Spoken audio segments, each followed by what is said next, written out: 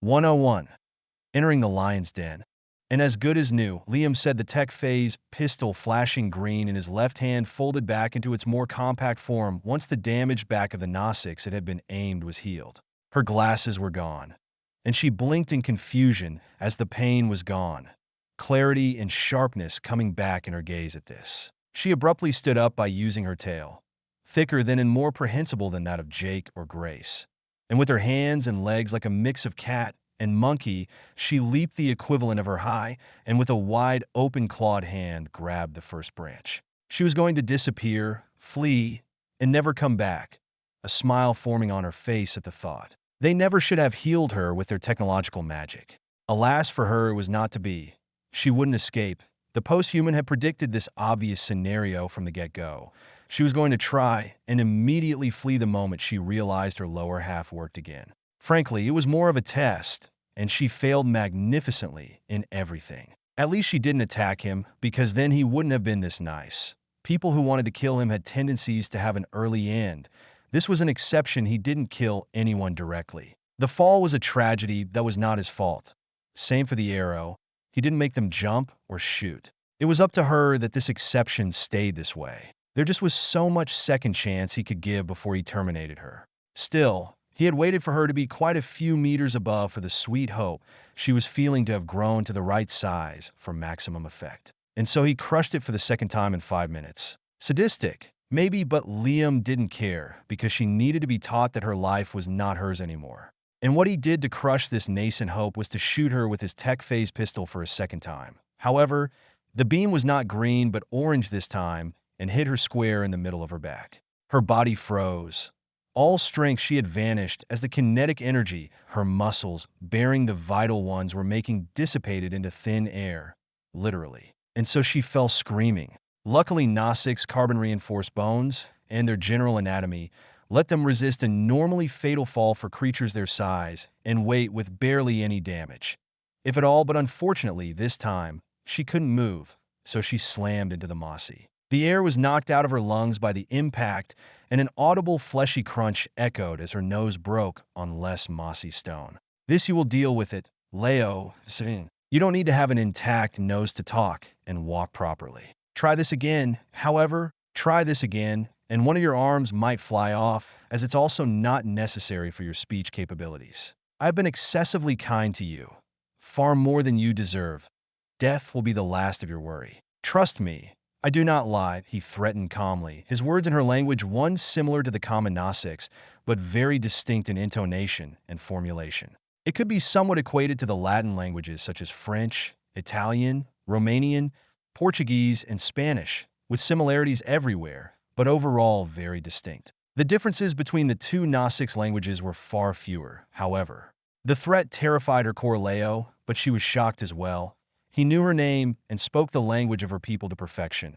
It was a similar reaction to Grace and Jake, who couldn't wrap their heads around this information, the two only understanding 2 words in 3. Admittedly good, but easy for misunderstanding to happen, and making them learn a variant of Gnostics to his proficiency would take time he didn't possess. They still understood that their hostage had her life held by a thread. It was hard sometimes to put it back into perspective after all these years of seeing Liam with Miles, for example, and his actions in general, that he was the farthest from a saint or an angel, and someone not afraid to be painted in blood and guts if he deemed it necessary. You know their tongue, huh? I wonder why I am even surprised at this point. And her name too, if I heard correctly. Thanks the All-Mother for her blessing. Jake interjected with curiosity, his gaze equal to Liam in emotion, as it passed briefly to the female Gnostics, whose ragged breathing was slowly coming back to normal. She had tried to kill them. If she was being gutted alive, he wouldn't have cared so much, but he wasn't the one doing it. He was still a Marine at heart, and killing threat was in his vein, and this Gnostics with her clan were into that category. He has done worse, and will do so again if he must. They didn't have reason to shoot on sight like the Obelisks with the RDA. It was pure hate and malice here.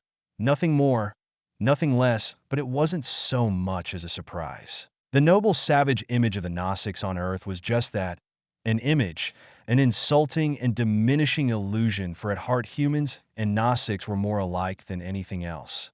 He had experienced it within not even the first years of his reign, as Olo Eichten with the almost successful assassination attempt. And even if he didn't tell it his mate for he didn't have anything truly against, but he wasn't so blinded by love to see her faults, just like she saw his. Neytiri's hate for humans, while understandable, was beyond rational and very hypocritical with its inconsistency. It was very human-like qualities of Na-6 to act this way. And that was here before the RDA. It was quite different for Grace, whose conflicting emotions had led her to approach Leo. Crouching down, the xenobotanist looked worriedly as the Na-6 took her bearing back. Wanting to help, she proposed a handkerchief and a helping hand. But what she got wasn't exactly what she had expected. What she got for trying to be the voice of goodness was an overly aggressive hiss. A spit mix of saliva, blood, and dirt far too harmless to be stopped by the shield, and so it hit her square on the face, then a proud, mocking sneer from the one she tried to be kind to. She slowly walked 2 steps away, blinking in a haze at what was done, her brain processing the information as she mindlessly cleaned the spit away with the same handkerchief she was going to give. Her reassuring smile had since long vanished. The xenobotanist had enough.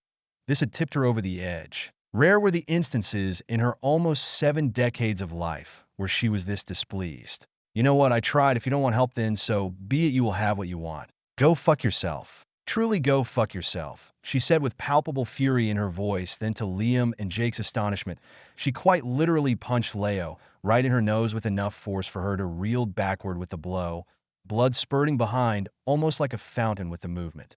It was an amateurish, slow, and telegraph punch, but the strength behind was still beyond what any human could do, and so the one who couldn't dodge cried out in pain as the fist connected to the already broken and very sensitive nose, leading to another meaty crunch echo. Anti-spit shield for later, duly noted, the posthuman said, earning an unamused glare from Grace that turned to an exasperated sigh, clearly showing the distress she believed was well hidden behind a mask of neutrality. I know it's unpleasant, but if I didn't make you come, you would have been fully against what I wanted to do. You would have tried to convince me to change the location. I don't like it either, trust me. I don't want to interact with what amounts to a tribe of cannibals, but I need to, Liam said with a frown. Then he forced Leo on her feet as they began walking back to where they were ambushed, for it was in that direction their destination was. Then Liam explained what Leo must do before a long moment of silence came to be only broken by the sounds of their footsteps as they advanced deeper and deeper in the caves. Na-6 skeletons of both sexes and all ages adorning stones, walls, and plants like morbid decorations born from twisted minds, all telling a story more disturbing than the last. Grace, having enough of the heavy atmosphere borne by the silence, decided to ask, are they really all like this? This is the result of exiled morals would not be their forte, but those, they must be an exception, right? This aggressive behavior must be out of the norm. She dearly hoped those actions weren't normal by any kind, but there was only so much hope one can have to deny reality after what she experienced and was seeing. They were insane or lacked any kind of morality or both, and that scared her. It reminded her of Quaritch, but in a way worse. At least the monster in human skin held value for his kind and had the tiniest amount of value. Nobody, no matter the species, as long as capable of complex thoughts and emotions, would use children of their kind as decoration and be called anything but monstrous, psychotic, and mad. Their culture be damned. If parading infant skeletons was what they did and found amusing, then they can burn in hell. For once she found herself growing hate, and as much as she despised the thought, she wished the RDA had exploited this area. If only the obsidian sand wasn't there to make the exploitation far more expensive. There is a nuance that much is true, but the ones that attacked us are sadly the norm. If, on the tamer side, the anomalies are the ones not void of empathy, but they are few and empathy doesn't equate kindness. Their community is built on individual power, be it influence, physical, and more. It's survival of the fittest, Liam answered with a bleak reality. Another minute passed, and within that time the cave surrounding them shifted immensely. The number of plants grew in number and variety, and the cave became exponentially larger in all dimensions from height to width. It was a gargantuan chamber, the heart of the dead volcano, the ash mountain of the heartbroken, and growing from the very was a home tree. One that was alive, even if it didn't look like it at first glance since it was dormant. Its massive trunk appearing small in the cave while its crown was void of any leaf, but full of glowing multicolored vines reaching almost to the ceiling. It would have been a magnificent sight if not for the same decoration seen earlier. Here it was even more pronounced. Adding to it were damaged stone buildings and what looked like the ruins of an ancient civilization. Intruders! Intruders! They have arrived! Leo is with them. A voice full of panic rang out from a lanky teenage Na-6 boy from one of the many entrances leading to the inside of the home tree. His body disappeared as soon as it appeared. Predictable, Jake said, slightly amused. They knew they were coming, but it also explained the fact no one was outside and that they hadn't met any other group. They must have gathered in the home tree. Go and do as I told you, Liam calm as ever ordered his Na-6 hostage, who with no hesitation did as he said, running as if her life depended on it to one of the entrances. Once this was done, the middle of his tech chest plate lit up, the forcefulness ready to pop back into existence with a thought. That done, he motioned his companions to follow to the largest entrance, where they stopped 15 meters and waited. And they didn't have to wait for long. After 10 minutes, Leo came back and said with a dangerous smile on her face, only Liam noticed, "Come in, Matriarch Varong. Mother of the Ash people has given you the right of entry." Failed again, huh? You don't ever fucking learn, do you? He thought. The visor of his helmet, while not appearing, didn't stop him from seeing the little ambush held behind, the hundreds of Na-6 hidden everywhere.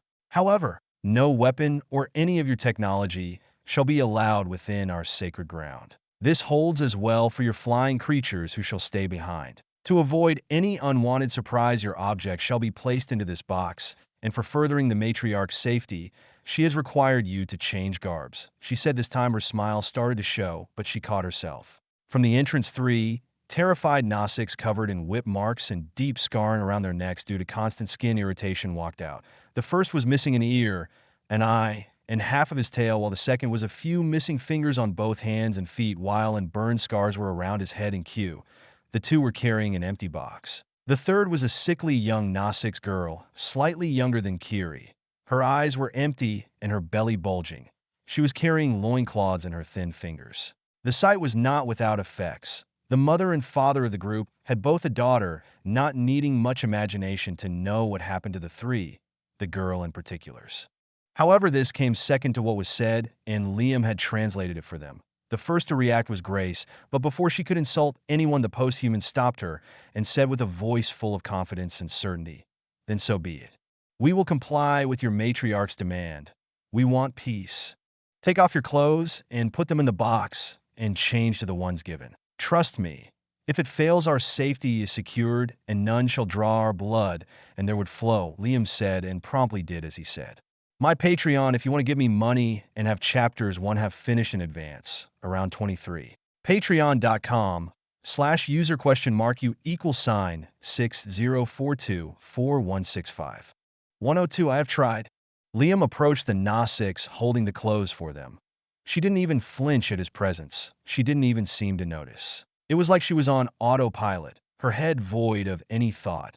Frowning at this, he took one of the loincloths given. He didn't need and didn't want to know what her memories were, and also it was beyond what he deemed acceptable, as hypocritical as that was. So Iwa didn't give him knowledge of what obviously happened to this girl. He was holding a lot of anger, and this would likely tip him over the edge, and he already knew he would kill. Still, it was a sad sight, but it wasn't the time nor the place to try and comfort her. He lacked context as well, but he was sure there was little this could give to excuse what happened to her, unless she had been an absolute maniac, that is a baby, but that was ridiculous. The poor thing seemed to be deeply broken, both physically and mentally. Aside from a complete mind wipe and full body recovery, he didn't know how to help. Mercy killing was an option too, but that was the lazy way out in this situation. Not that it would be his problem to begin with, and so not for him to decide. He wasn't a hero, and she wasn't entitled to his time. Only his mate was. What he could do, however, was give her the possibility to heal after he had done what must be done. The piece of tissues disappeared in his inventory, and before all, without any kind of shame, he placed his left hand around his waist. Light bent all around his form, and the tech armor vanished with, of course, all of the layers he was wearing below. And so, in front of many eyes, he became naked in all of his glory. But it was for a shorter time than the time for a neuron to fire a message to another. As such, for them, he just instantly switched clothing. It was a very useful trick with his inventory. This shocked the 2 other Na-6 that had placed the box, Another gaze, however, was far more intense for vastly different reasons. He was being scrutinized, every centimeter of his body, muscle by none other than the one he didn't put into a cryopod. But he ignored it. Being an object of lust while both insulting and complimenting wasn't new for him, even if it was from a Gnosix who tended to be more open. Though Leo wasn't the only one to stare, but for different reasons aside from his physique, the muscles, and the general shape of his body. To be exact, there was the fact that a third of his skin was not present. Instead, blue energy with violet and deeper blue veins replaced it. I kind of understand how this seemed to be such a pressing matter, Jake said with genuine worry, the joke that his friend was turning blue flashing briefly in his mind. It's the tip of the iceberg, trust me. Many of my organs cannot function properly, Liam said, picking up the remaining clothing of the Gnosix girl before throwing them at his two companions for them to change as well. Without looking back, he walked to the box in the middle of two other Gnosix.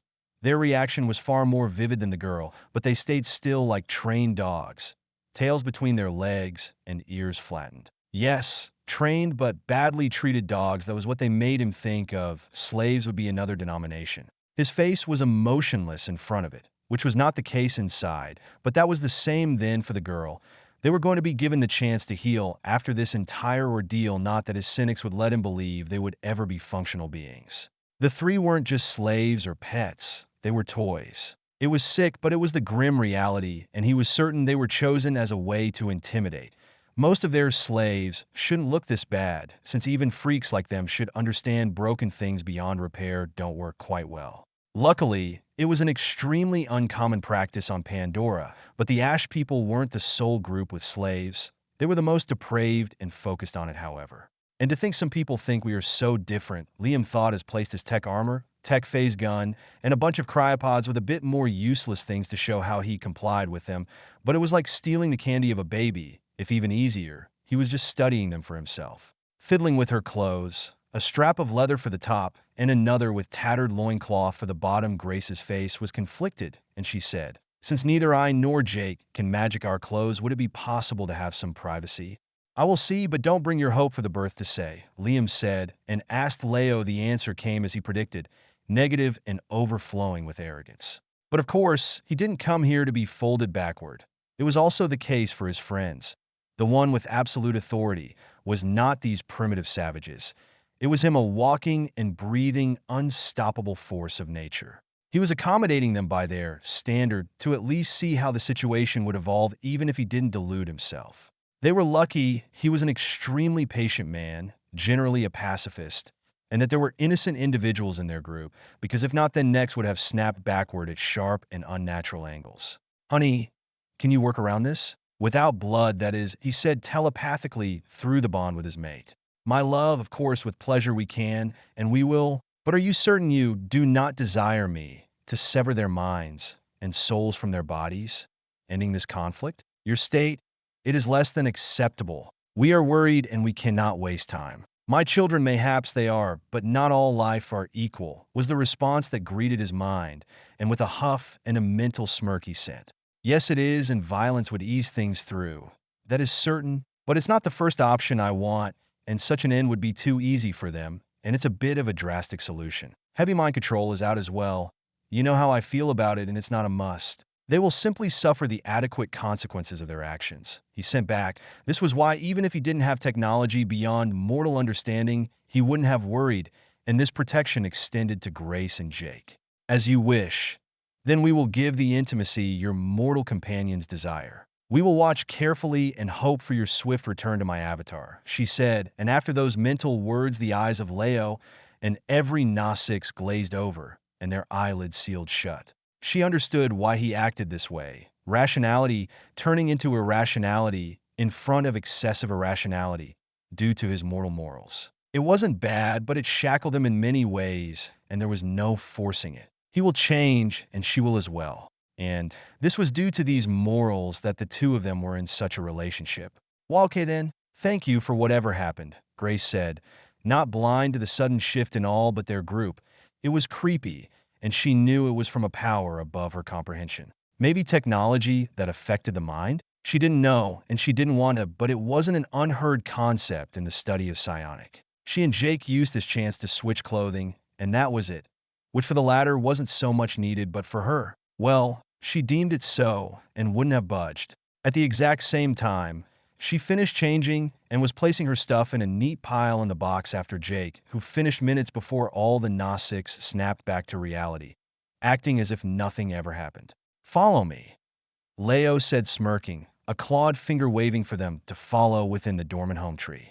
Adorable, she thinks she is in control, Grace thought with disdain, following begrudgingly behind Liam, but she found very amusing the sheer arrogance emerging out of the gray-blue Gnostics and her incessant change of mood. The inside was quite similar to that of the ancient home tree of the Obelisks, bringing both pleasant and unpleasant memories to her and Jake, but it was clear it was not the same. There wasn't this feeling of comfort, family, and equilibrium built into the very tree. Instead, a pungent smell reeked everywhere. Rotting flesh and moisture stayed in a confined space for far too long, and many more forbidden, such as notably one born out of coupling. The two might even say it was arguably worse than on Earth. Structures made of bones, stone, and mud replaced the full ones of branches and woven fibers Gnostics were masters in. This structure was built one atop the others with no particular chance or planning as they grew higher and higher like a hive. Another facet that reminded the two of those dreaded megalopolises where billions and billions of people lived on top of each other in a never-ending tower that went deep underground, each lower level worse than the last. Close to 500 pairs of eyes locked onto them from every corner. It would be almost intimidating if either Liam, Jake, or Grace weren't who they were or feared for their lives. He didn't go unnoticed. Not even after the main entrance was sealed off by a large circular wooden door that works through a pretty ingenious system of pulley and gears. The three of them were then escorted deeper, their gaze lingering on everything as they studied their environment. The most blatant aspect was the presence of a strict caste system. There were normals with varying nuance and slaves with also some nuance. It was evident from the number of scars, bodily damages, body types, clothes, demeanor, and eyes. A tidbit Liam found both infuriating and hilarious was that the clothes they were given were that the slaves wore, and if that wasn't an untold statement to how little they were considered as. In the end, being considered equal to slaves by them was better than an equal period, who would want to be compared nevertheless be held with esteem by such individuals. It was comedic for him to think they thought their approval seemed to matter if the specifically chosen clothes were any indication. Even with their calmness at the start, the fact the three of them still didn't show fear or even nervousness caused a growing confusion in the crowd parting before them. The most emotional of the group being Grace, and the only emotion she was showing under a somewhat good poker face was disgust and smoldering fury. For Liam and an extensively lower-level Jake, his mere gaze was enough to make some flee or at the very least break eye contact and flinch, showing the cowardice hidden by the power of being in a crowd. It was understandable. He wasn't the most friendly-looking guy, being taller than most of them and far more bulky than any others. Tyrant of Steel. Broken English in a feminine and authoritative voice, laced with venom, reached their ears as the one source of it advanced swiftly toward them. She was a tall and athletic Gnostics, her pale blue-gray skin scarred in many parts yet blemishless. The scar healed to almost perfection, and her soft features were hidden by a harsh predatory visage adorned by a crown of bones and wings. "I'm Varong, Matriarch of the Ash People and Killer of Kind. Why do a being such as you and your slaves dare to enter my domain? What might have sparked the interest of someone like you to put yourself in such a precaution situation?"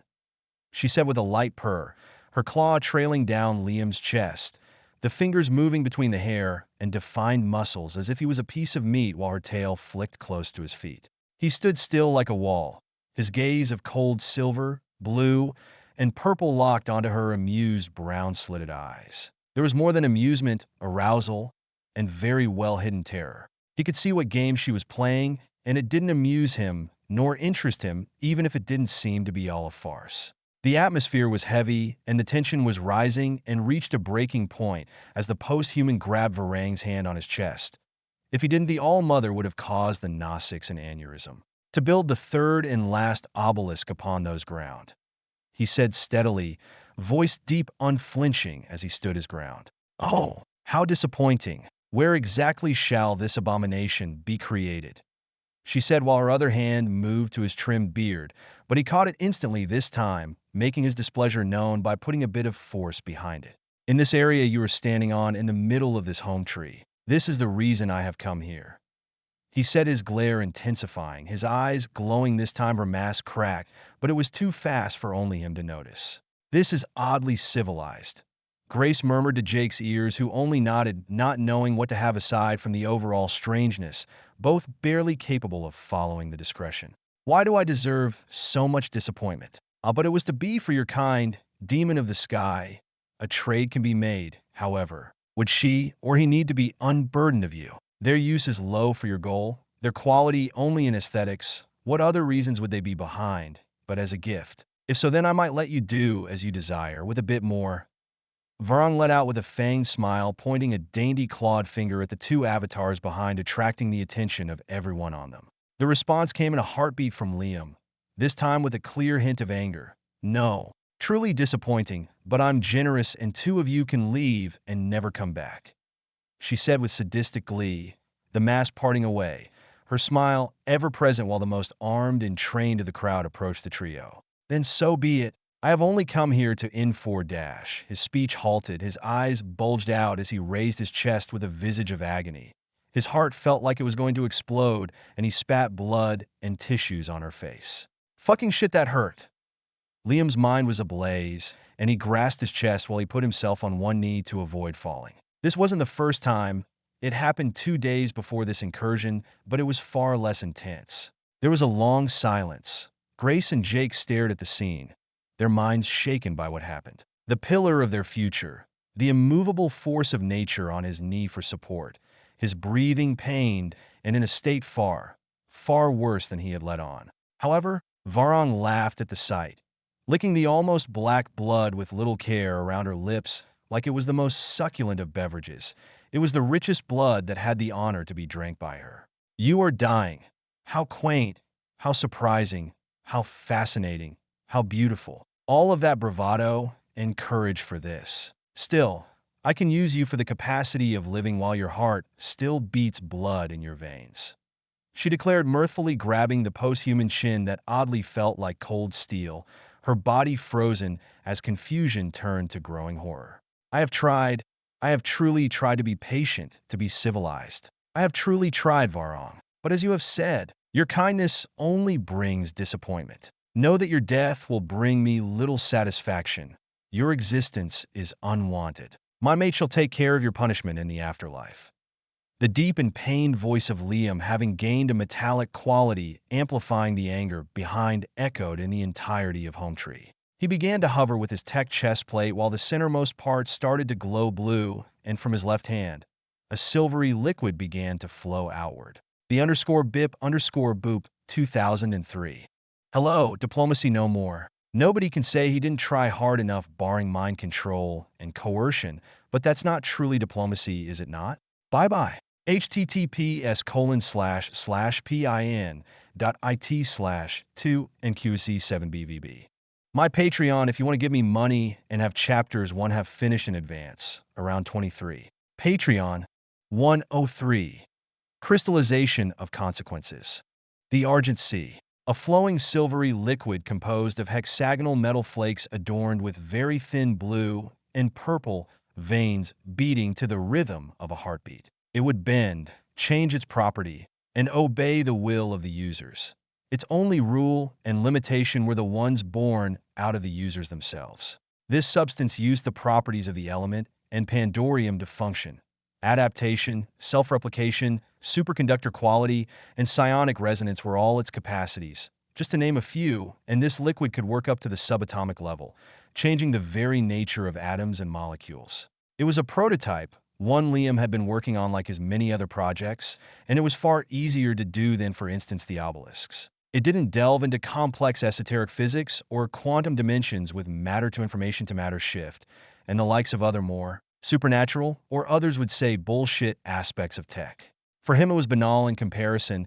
This also meant it lacked much of the more unnatural qualities of tech, but that was a prototype for a reason. To begin with, It was something Liam couldn't use to a tenth of its potential due to certain limits of his current biology, so complexifying it further will lead to error. He lacked the raw brain power to process all the information as simple as that. That is why there were inbuilt programs that helped immensely, but that wasn't what he considered good. He didn't want to rely on such things more than necessary. He wanted full autonomy, but for the moment he would do with one or two crutches. He was prideful and stubborn, not stupid. Frankly, it was a creation that didn't even require tech, but the latter presence made it all the better in every conceivable way imaginable to a very large degree, passing limits and giving untold potential to the seemingly harmless if pretty liquid metal. The Argent Sea was exactly that silvery liquid trickling down from Liam's specimen implant, and that began to orbit around him after his words rang out far and wide. He made the mercury-like substance float above his tech gauntlet. Droplets of it drifted between his fingers as he played with it, and as more of the liquid came out of his inventory, a watermelon-sized sphere of it came into being, which he shot straight into the ground where it was absorbed. At the same time, a pulse of blue energy exploded outward from his chest, forming a hard light shield in the shape of a bubble around him. Grace, Jake, and Varong, the ones unwanted, were pushed aside without any chance of resistance. Attack! Kill them all! Varang's mask broke, and she screamed her order, her voice reaching the outside of the shield, snapping all of her people and prompting them to do as ordered in the seconds for the instinctual fear and respect for her she had cultivated into them. And so arrows were shot, stones flung, spears thrown, and various melee weapons used as blunt or slashing objects against the blue hexagonal pattern of the hard light dome. But contrary to what had happened earlier this day, none bounced back. It was the opposite. All passed through by a few centimeters before stopping mid-movement. Projectiles stopped mid-air, and the ones with handheld weapons were unable to take their blades out without breaking the weapons as all got stuck into the shield. Leo noticed this immediately. The anticipated rain of death bouncing back, not coming, and she reached a very wrong conclusion out of despair that brought back a tiny bit of hope. Look, our weapon struck true. Continue. Persevere. Our might will pass through those cowardly invaders' flimsy defenses. Let's free our Matriarch. Let's slash, eat, and taste their flesh. She yelled at the top of her lungs to the crowd, continuing with her false conclusion the shield was getting damaged. Arrows and all that the Gnostics could be used as makeshift projectiles continued to rain for a few more seconds until a tailless adult male of the lower caste standing on the side, not doing much, noticed the same silvery liquid that had been thrown at the ground by the Tyrant of Steel appear at his feet. Hh. His eyes widened as the liquid shot out in the form of tendrils and grasped his entire body, encapsulating him in his entirety aside from his head. Then his feet left the ground, and his scream grew in intensity at this. His already weakened body could not fight against the bizarrely solid liquid, and all he could do was feel horror and trepidation for what was to come as he was lifted higher and higher to point the fall would prove fatal to healthy Gnostics. But the awaited pain or death did not come, and neither did it for his fellow cast members who were living through the same fate, hundreds of them lifted far from the ground by the Argent Sea all at once, cradling everyone in a comfortable cocoon of one of the most dangerous substances in the universe. The attack on the shield of hard light at this point had stopped. Flowing silvery pillars and a bit more than a third of the population suddenly disappeared, something hard to not notice and the reason behind the sudden stop of the assault. Confusion spread before fear exploded. Leo screamed as this same silvery sprung from the ground and everywhere in abandon. It moved at speeds their eyes could barely keep up. It moved with extreme precision and intelligence, blocking all exits of the home tree and forming a massive wall, encapsulating all the Ash people present. Then the box where Liam's first set of tech armor and all of his and companion stuff was moved by this liquid. On its way, it slammed into more than a few Gnostics, not quickly enough as it was brought by the silvery liquid in the bubble. You never wanted any agreement. It was all a trap. I should have killed you the moment you took out this armor. Varong exclaimed defiantly while her body, betraying, had stepped backward enough for her back to slam against the shield. Her regality and pretense might have disappeared, but she was the matriarch of the Ash people, a title gained only through blood and death. She didn't beg for mercy or grovel. She glared at his inhuman silver eyes. There was fear, no, terror in her almond-shaped brown eyes, but she kept her gaze straight, never once diverting her eyes from his. And that even with who she was, what she had done and tried to do was worthy of a modicum of praise. If the circumstances were different, they could have become trusted allies or even friends. But it wasn't the case, and so it wasn't to be. Amusing words coming from the disgusting mouth of a lowly whore like you. But it's true. Your agreement mattered none. You are weak, and I'm strong, as simple as that. I was being polite and civil, but you weren't. It is how the world works, and actions have consequences. As for the trap, no. It's more to filter the poisonous and rotten fruits from the damaged ones. Hypocritical as it is, your culture and way of life displease me to the highest degree, and so with my current need, I will act upon what my own biases judge as adequate. The cold mechanical voice of the post-human rang true and powerful, chilling Varon to her core, at the same time as two tetrapterons landed on his shoulder, glaring at her with malice and sadistic glee. Goodbye. May you become a better individual in your next life, for your body and people I deem unworthy of life shall become crystal. He added coolly, no satisfaction or joy in his voice as he simply closed his left hand. There was no reason to feel pleasure at what he was doing, but neither sadness nor her people, for none were deserving of it. The only ones aside from the slaves spared were very young children, and the ones that by his criteria Iwa had judged as free to live. Abominadash, the matriarch of the Ash people, couldn't finish because the ground at her feet cracked and shook. The silvery liquid burst out in the shape of four segmented jaws and like a carnivorous plant swallowed her whole. Then thousands of nanometer-thick needles shot out from the inside, perforating her body from everywhere all at once. Was only a fractal of the true agony that was to come. Cell per cell, the molecules composing them broke apart and were remodeled into pure, if not already carbon, that were then reorganized into trillions of tetrahedral structures, leading to a shift from organic to inorganic. And this she could feel, every part of it. And the pain was only a byproduct. Liam could do so much worse, but he didn't do so, as he saw no point in making suffer more than someone who would learn from pain. Varang's desperate, dying struggle, twisting her body, and muffled scream of true agony echoed, strangely projecting in particular to Gnostics like Leo, whose scream amplified. Grace, having hastily put back a bit more clothing and the tech belt on, cringing hard at this as she could hear her. Jake, however, was more focused on what was happening outside. It's chaos. What a terrific weapon. The horror would be if Liam wasn't on our side, the ex-Marine thought as he observed with morbidity the pandemonium outside of the hard light bubble. It was a massacre, one of surgical precision, targeting only a portion of the population. That much was obvious. The ones that were brought in the sky were not the targets of this bizarre liquid, but the ones left on the ground. It wasn't bloody, or at least the Argent Sea didn't cause the apparition of blood or regular injury. This was the fault of the Gnostics in their crazed state. However, what caused the metallic liquid was far more terrifying. It shot thin tendrils that transformed the living tissue into a solid crystalline substance of varying color, effectively killing the tissues of the area hit. The Gnostics were being transformed by force into inorganic objects, forever immortal, using their face filled with primal terror at their inevitable end. Jake found it oddly ironic with the earlier bone sculptures he saw. This didn't change that he acknowledged that it was a horrifying fate deserving of the most disturbing horror movie, but the fact he had absolute faith sure his friend's judgment on who needed mercy and who wasn't made it bearable. This is unnecessary. Can we knock them all down and put them into cryopods? Or execute them all in an instant? Grace said with a frown, barely able to keep her gaze on the scene unfolding of people currently experiencing their bodies slowly dying and shifting into beautiful crystals that will keep their expression and body for millions of years to come. And it wasn't only them. The grounds and their weapons were sharing the same fate. At least their cries of desperation and pain were muffled in more of background noise.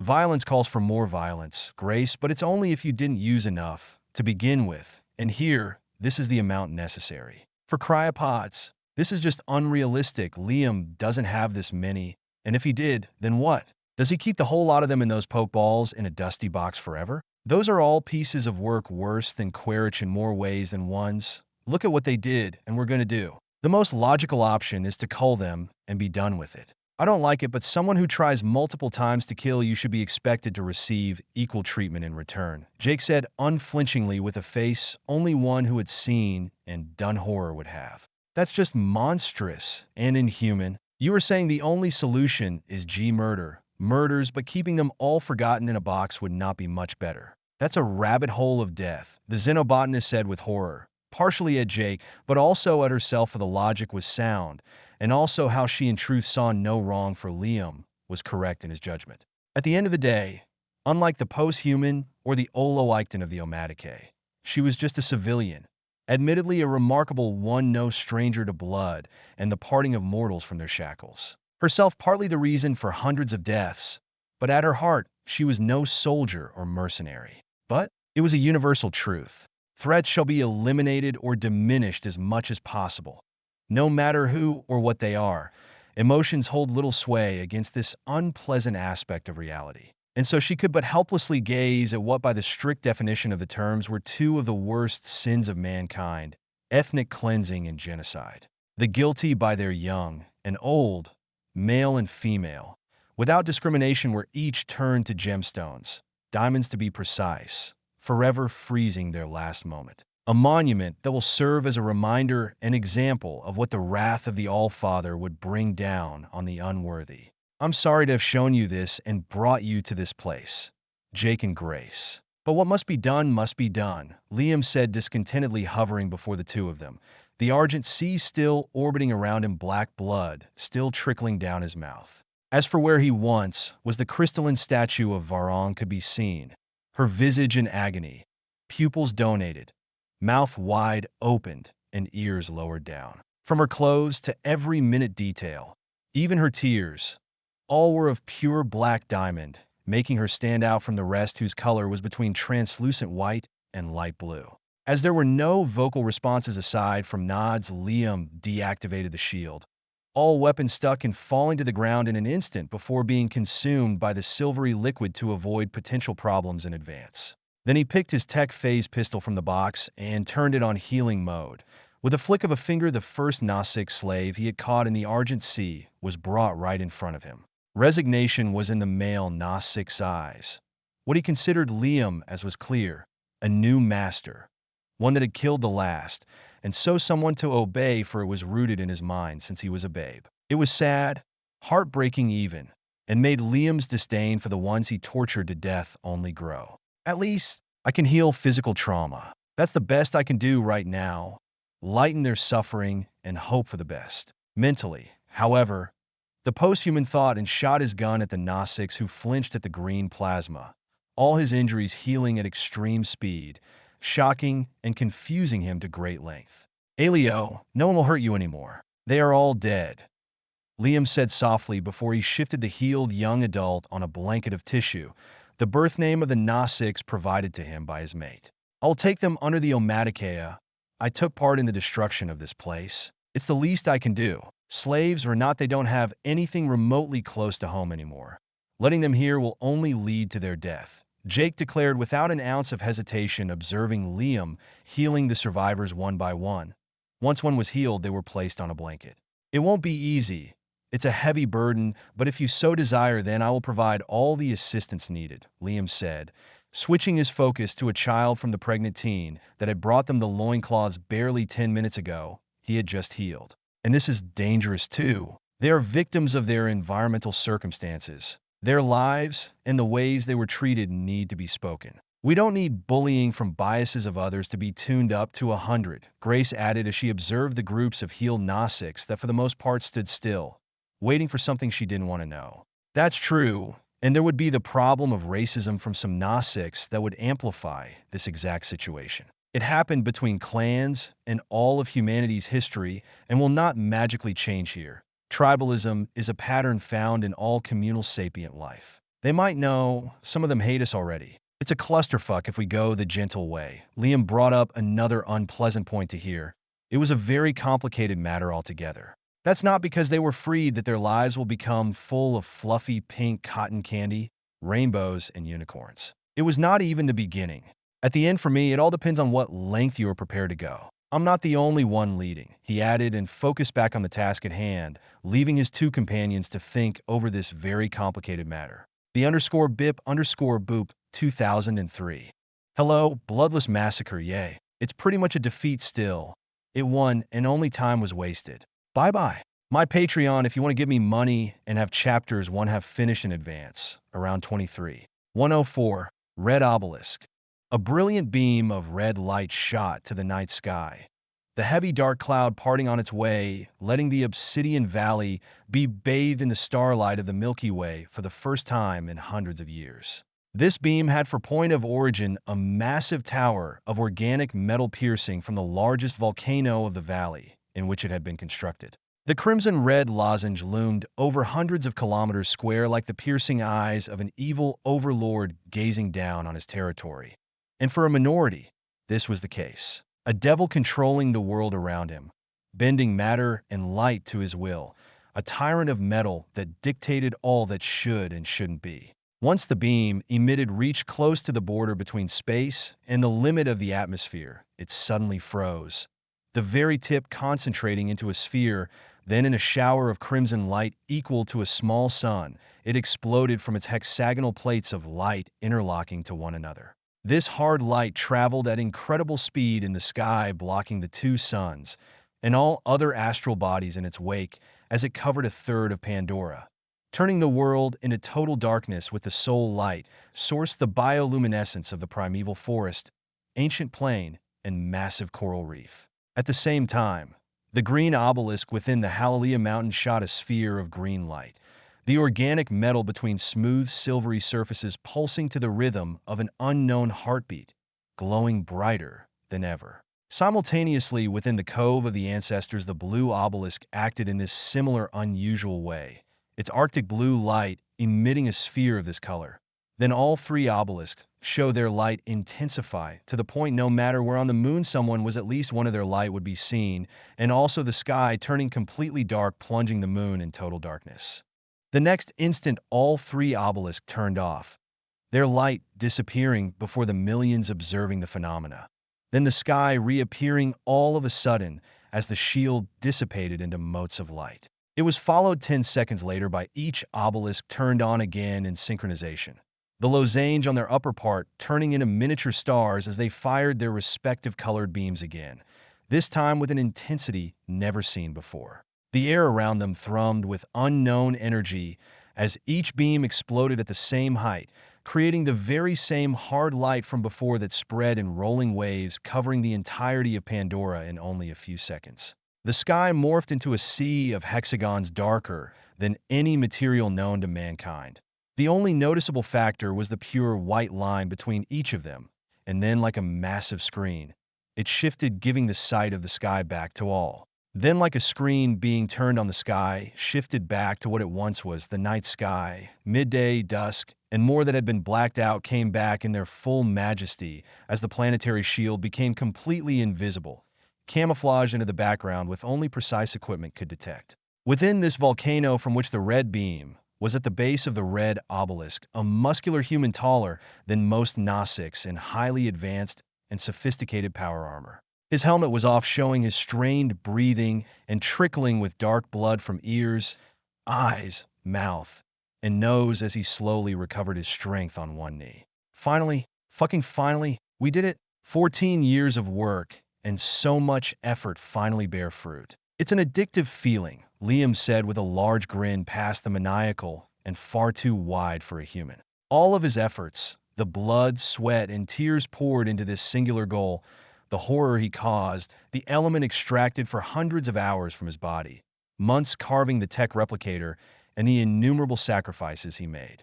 It felt great beyond words, the constant agony in his body a footnote in comparison. Relief flooded his being, all the fear that had been brewing in his mind evaporating at the sight of the red obelisk. The magnificent tower that he could feel like any of his body parts, the vein-like structures growing within, beating to his pulse. The obelisks had been built, and now the reasons for their creation had come into being. Each of the three was connected, creating a sort of perpetual motion machine with a positive feedback of energy thanks to intricate uses of the element. the ambient psionic and magnetism vortex products of the high concentration of Pandorium. This virtually infinite source of energy was used to power the planetary shield, a construct weaved of hard light, monitored magnetic field, and controlled gravity in the shape of a bubble close to Earth in size.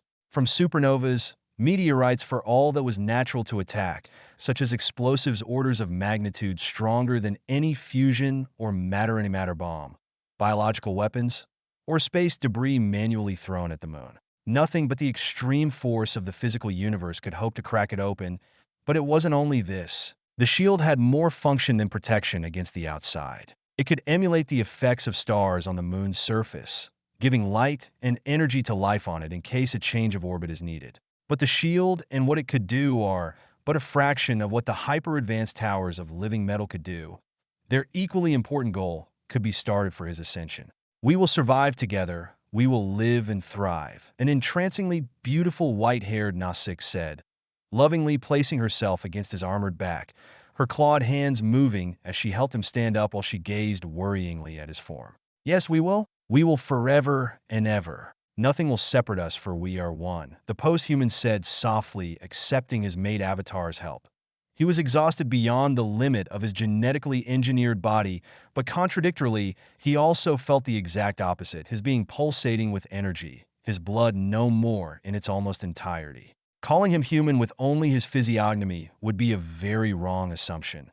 This was due to one of the many sacrifices he had made and by his very biology. The element had accelerated the process of his body transformation by hundreds of times, forever altering him, but it was better than many dark futures. His alienation from what he once was evidently expended far more than his mortal shell. Still, he had kept as much as he could, his adoption of Miles, his friendship with Grace and Jake, the irreplaceable of what made him have consciousness and connection to mortals. These relations were true. He didn't fake them or lie in his sentiments to them, but they were not irrational. They held purposes born out of a need for self-preservation, out of the fear of walking too deep into the rabbit hole. This was more applicable to Miles than all others. What made him human might be gone, but he kept what was necessary to not turn into a monster. One by his standard, that is, and that would make already one by others with far less meaningful opinion, for they were far less intelligent. Iwa could not stop this phenomenon. Neither did he want her to, and neither did she. And neither could she even do so if both desired it. It was inevitable, immutable. You can't be what you aren't on such a fundamental level, and so is something beyond inhuman. He couldn't play the human because he simply wasn't one anymore and didn't delude himself in thinking so. "Liam, thank you, oh my Iwa, what the fuck is happening to your eye? Are you alright? How are you alive?" The panicked voice of Grace reached his ear, and he stood up to his full height, looking down at her state of disarray. There was little to no crowd this time, and Grace was of course part of it. It wasn't the place for such an event, adding to it the local Nausicaa population's current state or lack thereof. The cemetery of Crystal Status, 700 meters away, was not considerable in the equation. It's not organic anymore. How peculiar. I barely feel any difference. The qualitative change has not yet taken effect. Liam mumbled his little analysis, looking at his face from the perspective of a drone. The cracks on his skin had grown beyond what it once was. A third of his face was gone, and half of his hair had turned into 1,000 flowing blue tendrils, and his left eye was now a burning constellation of silver with the ghost feature of an iris. Yes and no, but you can consider it as yes. I won't permanently die due to this bodily situation. You don't have to worry, he said, trying rather badly to reassure the xenobotanist. The heck you mean by dying permanently? This isn't a video game where you fucking respawn. And why are you so happy? Grace cried out, her worry clear. Merely the hand of Tsute on her shoulder hushed her down. I do not understand what this Vidu came is, but I agree with Dr. Augustine, if not as engaged, my friend. For us, a great portion of your head is missing. Now, ever shifting motes of light. You are dying. That is clear to us, this ailment. Why does it seem to harm you, yet it doesn't bother you? Akwi, the aged Oloikton of the Olangi, explained with calm. Unlike Liam or Iwa, their mind couldn't comprehend this form of his, and as such their minds simplified it or completely ignored it, leading to a strange and probably horrifying sight, adding the blood pouring from his orifices and his very sickly tone with baggy eyes and everything else. He didn't look healthy, and that would be a correct assumption. Though ultimately they were calm thanks to Iowa. Hysteria was unwanted and a waste of time, so she created an effect of global serenity for all that were sensible to Psionic, Gnostics, and Avatar. It wasn't to stop all emotions, however, and outbursts to a lesser degree were very possible, but it helped immensely for what was before them was so far out of any norm though possible. You do not have to worry, trust me. With the green, blue, and red obelisks, no one has to worry, even less so for me. The sentiment is appreciated and acknowledged but unneeded. The post-human added with a wide smile, his left gauntlet disappearing to show his hand and specimen implant. Roots and sinews of blue and purple energy mixed with his vein while flesh, skin, and bone were in majority of this same light that was his hair. His hand was half gone diagonally from pinky to the index. The tech gauntlet, the only way for him to interact physically, he was a ghost possessing plate armor. And it was the same case for his left foot and most of this half of his body. The tech armor was the only reason he wasn't bedridden or in a wheelchair. Dying would be correct to what I'm living through, but only partially. Passing, a transition, a rebirth. All these words and their synonyms would be more apartment. He pressed further on the tech gauntlet, getting back on. And you're not the only ones that will worry. Better now than later. Liam thought microseconds before the sound of air folding echoed. The sound of the tech teleporter being activated echoed. Miles and Kiri had arrived from Hell's Gate after having pestered Culpa for hours. Of course, Liam knew this from the start. Their arrival wasn't a surprise. It was he who gave the go-to for the cybernetic alien otter to teleport them here. And so Liam's eyes shifted to an athletic-tanned, 13-year-old teenage boy taller than most adult human males running in his direction with all his trained body, all the while screaming in horror, shock, fear, and despair with one single word as he had his eyes locked on him. Dad! At such a sight, Liam crouched down, for otherwise he would be far too tall. Then with his arms spread wide open, he formed a soft, hard light shield above the tech armor to avoid injury and grabbed the cannonball of a boy in an all-encompassing hug. Dad, what is happening to you? Are you dying? Please don't leave me. Don't leave me. I don't want to be alone. The boy began to mumble incoherently between tears, hiccuping, and shaking voice, his panic rising without visible limit. I'm not going to Miles. I will not disappear, and neither will I die. I'm beyond this physical limit, Liam said reassuringly, ruffling the boy's hair softly and staring right into his eyes. Miles not even flinching or looking away from those inhuman eyes that looked at him with care and storage. But, you are bleeding. Posterior epistaxis, pulmonary hemorrhage, damaged lung, ruptured vein, and you are disappearing. You are dying.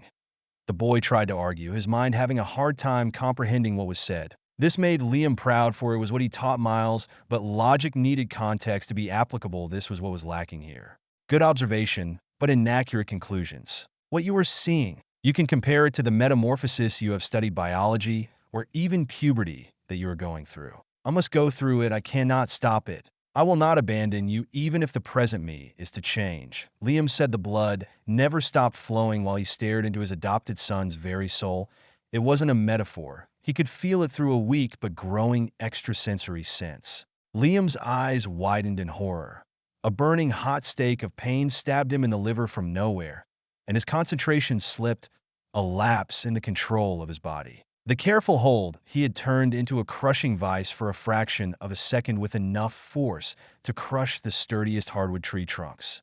At the exact same time, the hexagonal shield of Miles' tech belt flared to full power, fissuring and cracking in many places, but before it shattered, the lapse in control ended. It happened so fast that only Liam and Iowa comprehended what just happened. For the others, it was just a flash of blue light with seemingly no meaning. Almost killed him. If I didn't make the belt, or it was in a building where he took it off, or I had put more force behind it, or had my full strength, the post-human thought, mortified, ending the hug, and standing up as naturally as possible. One wrong move and someone would die by his hand. But there was something both more horrific and an incredible miracle by all standards. If he had killed Miles, crushed the boy's cranium, ribcage, and spine like a ripe grape with no hope of healing him back together, it wouldn't have been the end. Liam wouldn't have accepted it. Grace held little understanding of how erroneous her words about respawning were, and how death was nothing but a parameter for Liam to fiddle with. The underscore bip underscore boop 2003. Hello, Miles nearly got crushed. And the last obelisk, the Ascension, is soon. Bye-bye. My Patreon if you want to give me money and have chapters 1 have finished in advance, around 23. Patreon.com/user U =sign 60424165. 105. Return of the RDA. 20 ISV Venture Star could be seen in the process of decelerating. The antimatter engines making this change in speed from 70% of the speed of light were working at full power, leading to a spectacle a fraction of humanity had seen in person. A spectacle that was of beauty beyond words as the engines shined for light years away, forming a trail of kaleidoscopic light of organized color in the form of a trailing, shining nebula. Within the confine of the ISV Venture Star at the head of this fleet, the interstellar vehicle Manifest Destiny, a dozen doctors and technicians specialized in cryohibernation could be seen accompanied by small white drones as they effortlessly moved in the cryogenic compartment of the spaceship. Johnny, look at her face. This would go wild on the net with her prestige, one of the technicians said, pointing a finger at the small, middle-aged woman at the head of the Joint Expeditionary Task Force still in hibernation. Shut the fuck up, Melee. You know we are constantly monitored by the main AI. General Ardmore won't punish you, but don't hope for pleasant missions in the future when we land on this moon, because she won't forget and tell it to our superior. Little twat like you need to be educated, Bob said with exasperation to his younger colleague of the fairer sex. You're freaking boring. It's just a selfie. I don't see the harm in that. At worst, it's viewed by billions. It's not like someone of her status would be affected by a funny picture, she mumbled in disappointment with faux anger, her focus half on him and half on the task at hand as she fiddled with the command. Many graphs passed before her eyes, from glycemia to average neuronal activity after an anti-freezing solution injection that stopped ice crystals from forming in cells. They didn't want frozen meat after all. Being freaking boring is better than being sent to work as an engineer on a mine or a field medic. Trust me, I very much prefer staying warm in a building than anywhere else in the wild of this hellhole of the moon, Johnny said, emphasizing his words by clicking the metallic finger of his left arm prosthesis and showing various scars from his past as a young adventurous man who thought being a mercenary was a good idea. I don't see any problem here. That's just cool as hell, man. I would gladly lose an arm for this kind of high-end augment. Don't lie to me. This arm isn't just to replace your lost limb, she said, her blue eyes feasting on the metal arm. Then be a good girl and don't try to fuck with your superior, specifically not a 4-star general. If you heed my words, then maybe back on Earth you can have the connection to get one or anything of the like, he grumbled out with an exhausted sight at the youngest overexcitement and stupidity, smart enough to get here, but not much else it seemed. Aye, Captain, she responded in a cheerful tone that made him want to punch her in the nose. At least she was good company, if a rather annoying one, but that was better than most. They continued their banter back and forth as more of their colleagues joined, and together they continued the tedious awakening protocol for a good 2 hours until the 176 members that were in hibernation had been awakened and checked up for any injuries that might have been caused by the machine. One of the last that had awakened from hibernation was Parker Selfridge. The 7 years that had passed from Earth to here, but the blink of an eye, like a dream less sleep, and so all that had been said before embarking was clear in his mind. Do not fail the company again. The implications were clear and promised a very unpleasant future, if a future at all. His connection and resources were less than a speck of dust compared to a company worth more than $1 quadrillion, and powerful enough to destroy countries by the sheer scale of their ranges in all types of productions. Though he didn't have the time to idle on this, he was showered, cleaned, and put in good clothes before being accompanied to the control room by the duo of ever-chatting doctor and technician, closing the door behind as the duo walked away. The sleeping beauty is awake. We can begin this impromptu meeting. A blunder will not be acceptable this time, a man taller than him in a navy blue 3-piece suit said with jest. This was Charles Stringer, the new head administrator of the Resource Development Administrator for Pandora, and Selfridge's new boss for as of now. He could be considered his secretary. A large downgrade from what he once was, but a second chance was a second chance. He wasn't going to spit on it. He was pissed off on the inside nonetheless, which showed ever so slightly his expression, something that amused Charles. Boys, this isn't the time for this. If you want to fight, do it later, Francis Armour said to them both in a measured but strict tone. The fact one was technically her superior mattered little. She had her fair share of these people her entire life, and that never stopped her. My apology for this unpleasant sight. Charles was the first to respond as he fixed his tie and began speaking about the subject at hand. I don't think explaining the goals why we are here in detail is a necessity. Take back Hell's Gate, colonize the moon, and restart exploitation. What must be mentioned, however, an image would better illustrate than my word. At this, a holographic 3D image of Pandora manifested in front of them. On it, several points of interest were marked, notably Hell's Gate, the supposed location of the native clans, an exploitable area. The atmosphere turned incredibly heavy as there was more. And it wasn't the good kind. Marked above 3 of the largest, purest, and most concentrated deposit of unobtainium that they had previously located was 3.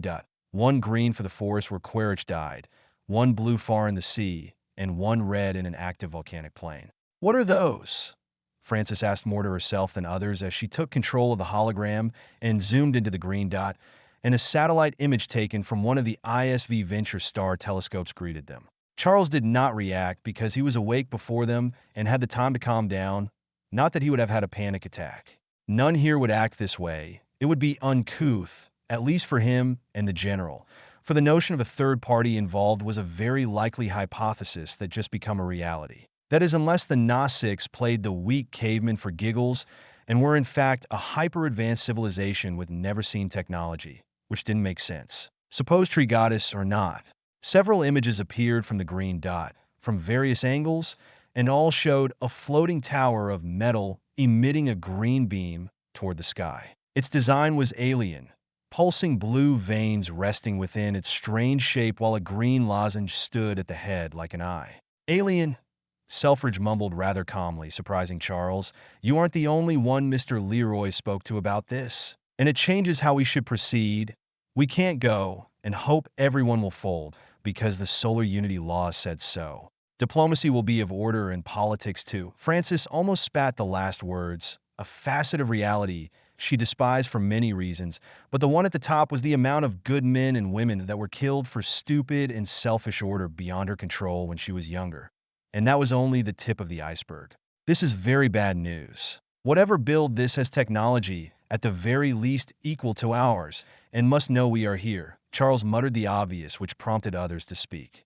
It's the silver-eyed thing Grace had entered in contact with, and why I lost control of everything. Selfridge with certainty and obvious anger all over his features.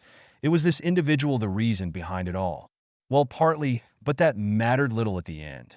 Or one of its kind. We don't know anything about its species, their number, range, culture, way of thinking, or technology level. It might be a lone one, or it might be 1 in a billion. But first, those 3 towers. What is their purpose, motherboard? Any inklinging with the data available? The general analyzed all points and asked a question to the ship AI, something she wasn't new to. AIs were omnipresent in the military and everyday life, some even more advanced than this one. Level clearance high enough. Query accepted General Francis Ardmore.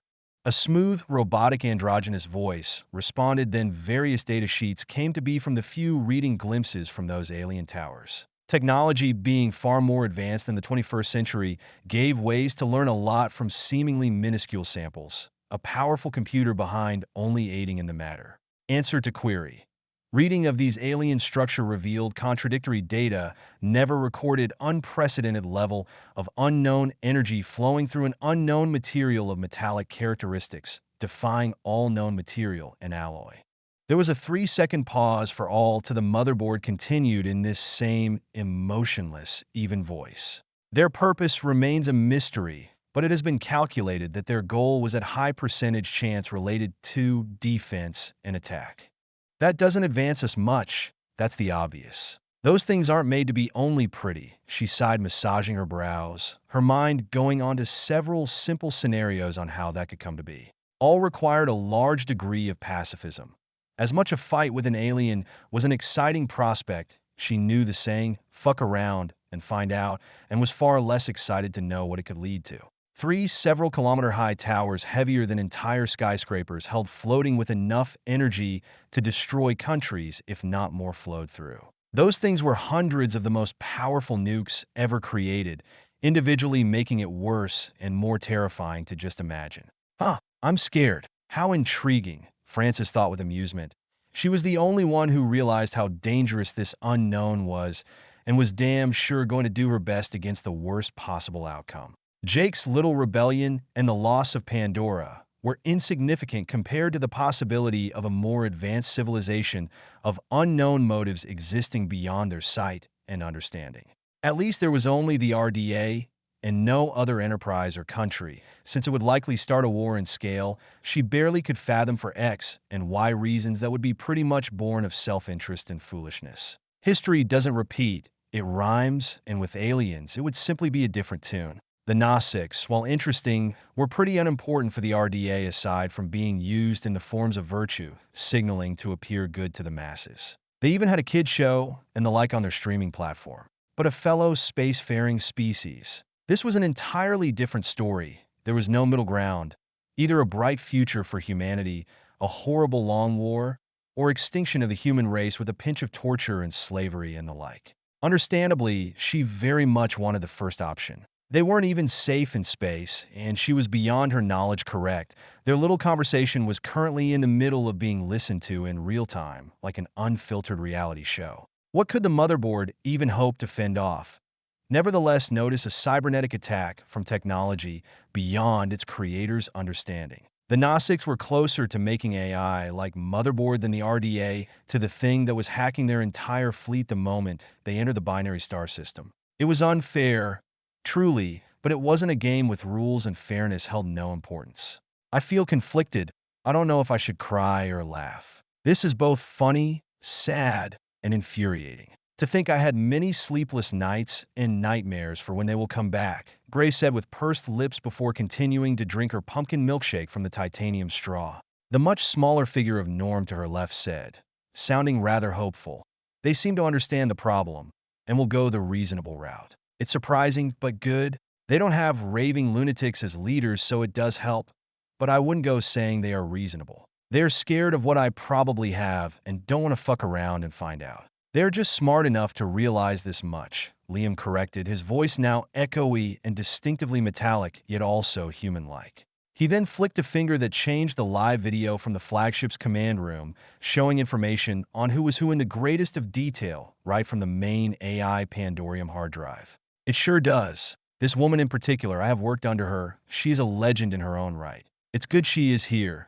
She is a woman of logic and iron will, and here it's in our favor. However, if technology were equal or lower, Jake decided to chime in. He was quite relaxed overall. The fact none of his loved ones were in danger thanks to Liam was the main factor, and that monstrous acts were made for this was well worth it. It was them, and them first, cold, but that was life. Something that put his family in danger needed to be terminated. That's why there is nothing equal. I don't like being on an even playing field. They lost the moment they passed the outer asteroid belt. Right now, it's like stealing the candy of a tetraplegic, blind, and deaf, mentally retarded child with cancer. Their life support system can be turned off at my will, for example, Liam said coolly, a smile from little remains of his organic feature formed behind his tech helmet. But I don't want to do that, and I won't. An understanding should be able to be made. Is this correct, my love? He added, killing innocents was something he preferred not to do, particularly when 60% of the passengers were those innocent. Yes, but if it pleases them or not, that is a different story. We are the superior force in this scenario, and we will act as such, Iowa with her head on his armored shoulders said dreamily, fully trusting her mate's decision. The _bip_boop 2003.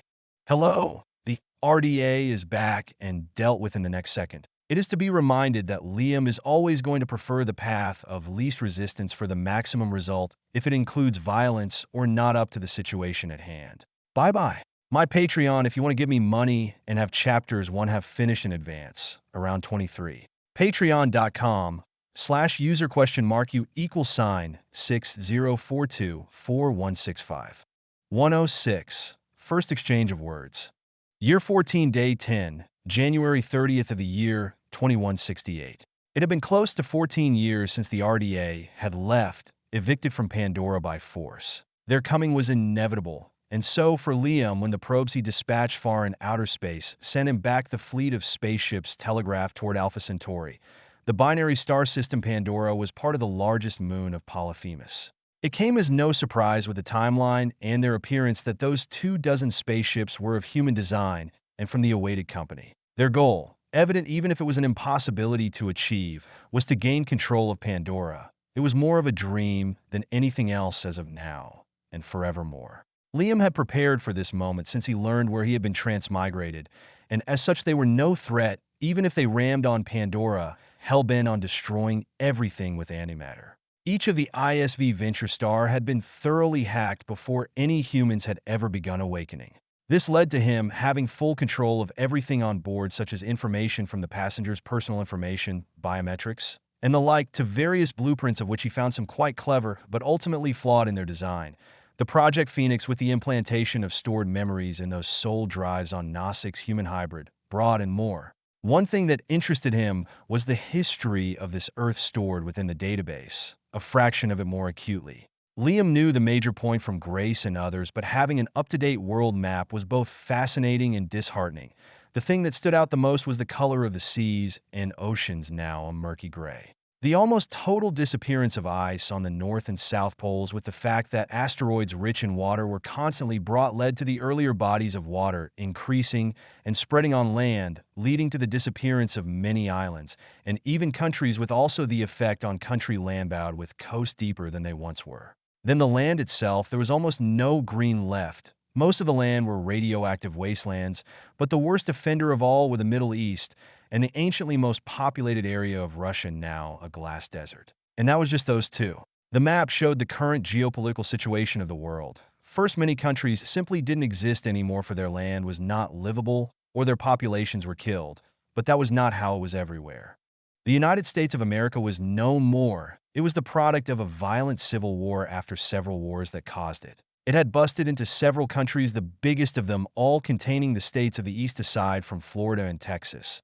This nascent country having added a new to its anterior name. They still all were allied together and functioned pretty much as one entity, if a rather disorganized one. It remained the top power of North America behind Mexico. Canada still existed, but from what Liam saw was rather weak and unsuitable for life in its almost entirety, which wasn't much different than most countries. For the south, it was Brazil, with Venezuela fighting for dominance, but not once did they get close to French Guiana and the surrounding territory, as it was part of another organization, far more powerful militarily and economically speaking. There was no reason as well. If they wanted a primeval forest turned into a trash heap, they had plenty enough already. This led to the European Union, renamed the European Economic Community after World War III. It was still standing, with France and Germany being the two principal pillars, but with now the added one of Poland. There were new members and ones that were refused, such as Great Britain and Ireland, which was a full nation, who were accepted and rejected as evidence. The African continent, for what remained of it, was a death zone, with little to no country or political structure of power any worth mentioning remaining standing. This continent was where most wars happened, but that wasn't all. The coup de grace was from one man, Deli Balagan, a businessman who by himself and a few friends led to the stripped mining of the continent, killing what little remained and stood in his path from his goal.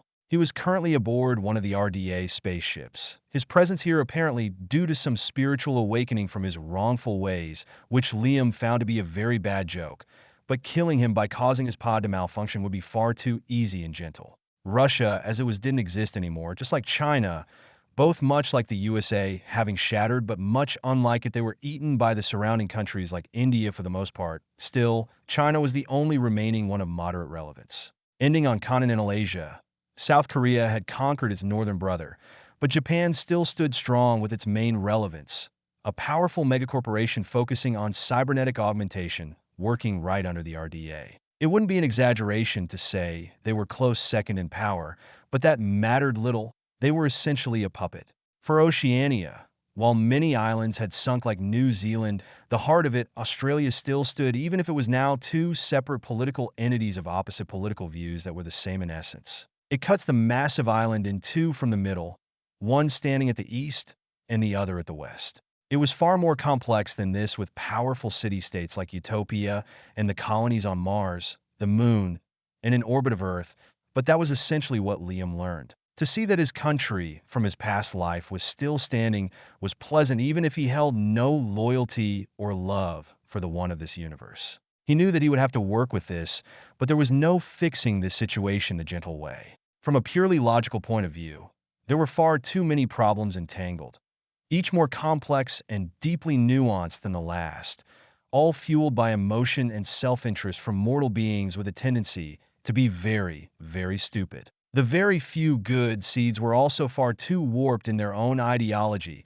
for a better society to exist, themselves filled with grudges. Nobody could fix this, and it was only on the views, beliefs, experiences, and the like of each group and individual within. The bigger problem as a whole was how civilization was built from its very first day, and how it had evolved to the present, and it was neither good for the species nor the individuals, or anything else for that matter. It was flawed because it had developed naturally. The strong eat the weak, but that couldn't work this way and be stable for a healthy society of sapient beings of a technologically advanced species. Only individual talent, skill, and competence should matter, which currently wasn't the case, at least not as close as some desperately believed. Another big problem was that humans couldn't rule themselves that much. Liam had seen again and again. It was dangerous, though far too cliché for his taste. But it was the truth. Pattern recognition could be bad in many cases, but in others it wasn't. Very, very, very few individuals could lead and act for the good of all. They were as rare as pink bipedal unicorns. Gnostics were the same here, but they had Iowa, and he would have to be a version of her here. He would have to set rules and guide them like the children they were while giving them the right environment to do so. Like pets, work animals, or even livestock, some would say, and that would be correct. But does it really change what they are? To begin with, trained from their youngest day to live and work in society till their death, giving them the best time possible while maximizing their potential is but the most correct and logical things to do. Liam, though completely self-aware of his arrogant, self-centered read, this added with the monstrous implication behind it all and a pinch of a god complex. Or he could simply let them rot and live as is, but his budding instincts from his changing self were vehemently against this. And to begin with, he was against it himself that would truly make him a monster and no better than the ones he despised. To add to this, manpower would be needed for the future war against the Harvesters. He and Iowa would be far stronger, but not omnipotent, quite far from it in fact, and a minimum multi-star system Type 2 civilization with the power to make wormholes likely it would always be an extinction-level threat. Liam, Iowa to you. Are you here? The voice of Grace snapped him back to reality from his thoughts. He simply grunted in acknowledgement, and she began speaking her mind. What should we do with the reincarnated soldier? Quaritch in particular. Yeah, I've been thinking the same. It's just fucked up no matter the point of view, Jake added, quite unsure of how to feel about this. Can I? Edmund asked, and Liam simply noted for him to explain, which he did in the next instant. Technically speaking, these individuals are not those that died 14 years ago. The soul drive copied their memory and stored it into data. It didn't store their soul as the name implies. They are just vat-grown hybrids with memories of other people put in them. They didn't even have the memory of participating in the battle. Correct, but in the end, they are unimportant variables. They are more of a living experience anyway from the RDA point of view. But if they act upon their implanted memory, then so be it. Their innocence goes only so far until elimination is required, Liam said, evenly applying an unbiased view on this situation. The recombinant, or recomb for short, as they were called, were more victims of choice from the people to whom their memories are from than anything else. It's up to them to not be morons, which for their given knowledge would prove very hard. I don't like it, but I understand. It's just, it's both aggravating and frustrating.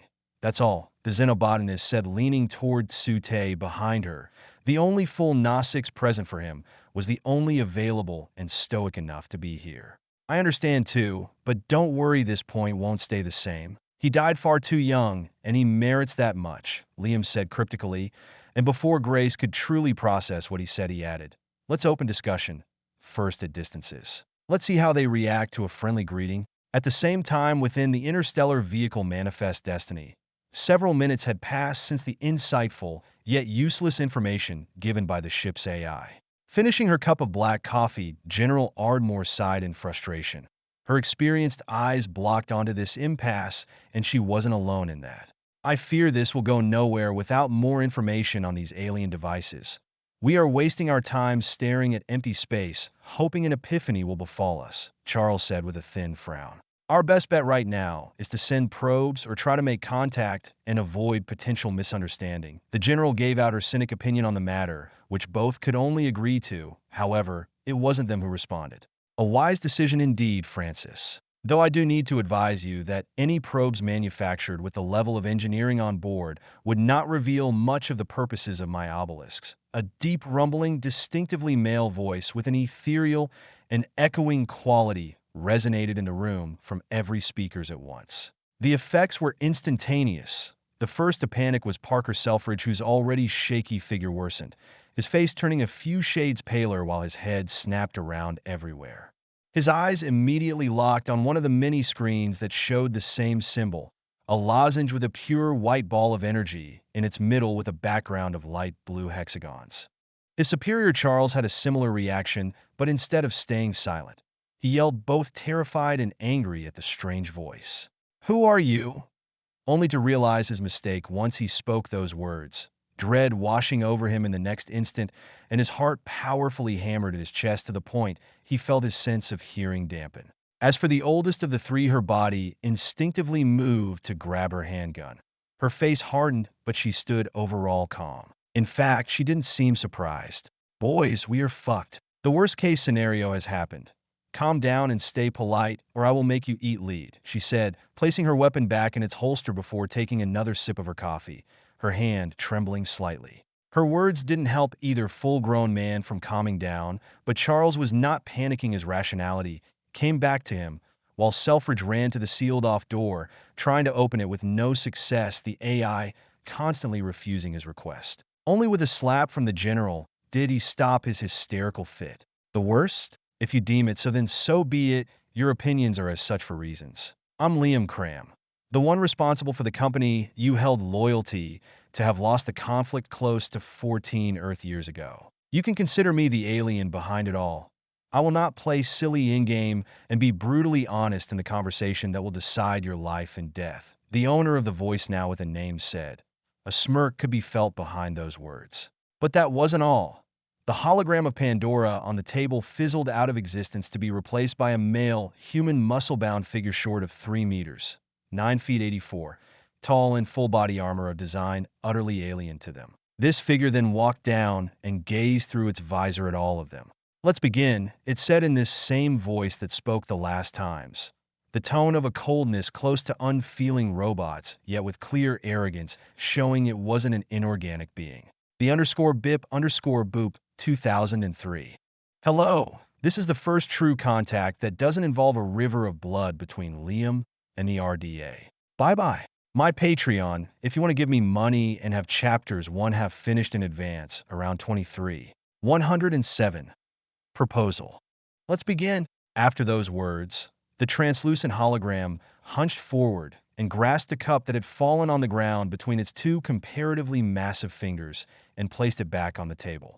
It took a full second for the words to register in Charles, Parker, and Francis's minds, and another to comprehend what they had seen. An immaterial light structure composed of photons had touched, affected, and lifted a solid object. This meant the hologram had the bare minimum that could affect its surroundings, and by extrapolation, they weren't safe from direct physical harm either, and that the one behind could make their technology do things that shouldn't be possible. Both were chilling realities. If the atmosphere was heavy before, then it was suffocating beyond equal now. All three were trained to various degrees, and death was not a foreign concept, one having faced it all her life, but these things can only take you so far. But facing an alien with technology so powerful it made them the caveman of the equation was something no preparation would have helped. They were the Gnostics here, and that was a terrifyingly ironic situation. My points will be direct. The primary goals of the RDA, and by extension yours, are unacceptable to me and my mate, and as such will never come to fruition in the way you desire. But the hologram drawing out the "but" as another hologram of the symbol that had appeared on various hollow screens manifested in 3D above the table. A lozenge of metal with a white energy sphere that crackled with power and repulsed all light. But there is no reason for a fight to happen between our respective parties. First, you do not possess the might to make these objectives a reality, but I do not need to remind you why. Do I? Second, I'm no bloodthirsty maniac or a cartoon villain. There is no reason to cause unwarranted and unneeded death or escalate this into an armed conflict. The hologram stated matter-of-factly, but in a more amiable tone, both saying and playing down the threat he represented. "No, it is unnecessary, Sir Cram," General Ardmore said as calmly as her body let her do.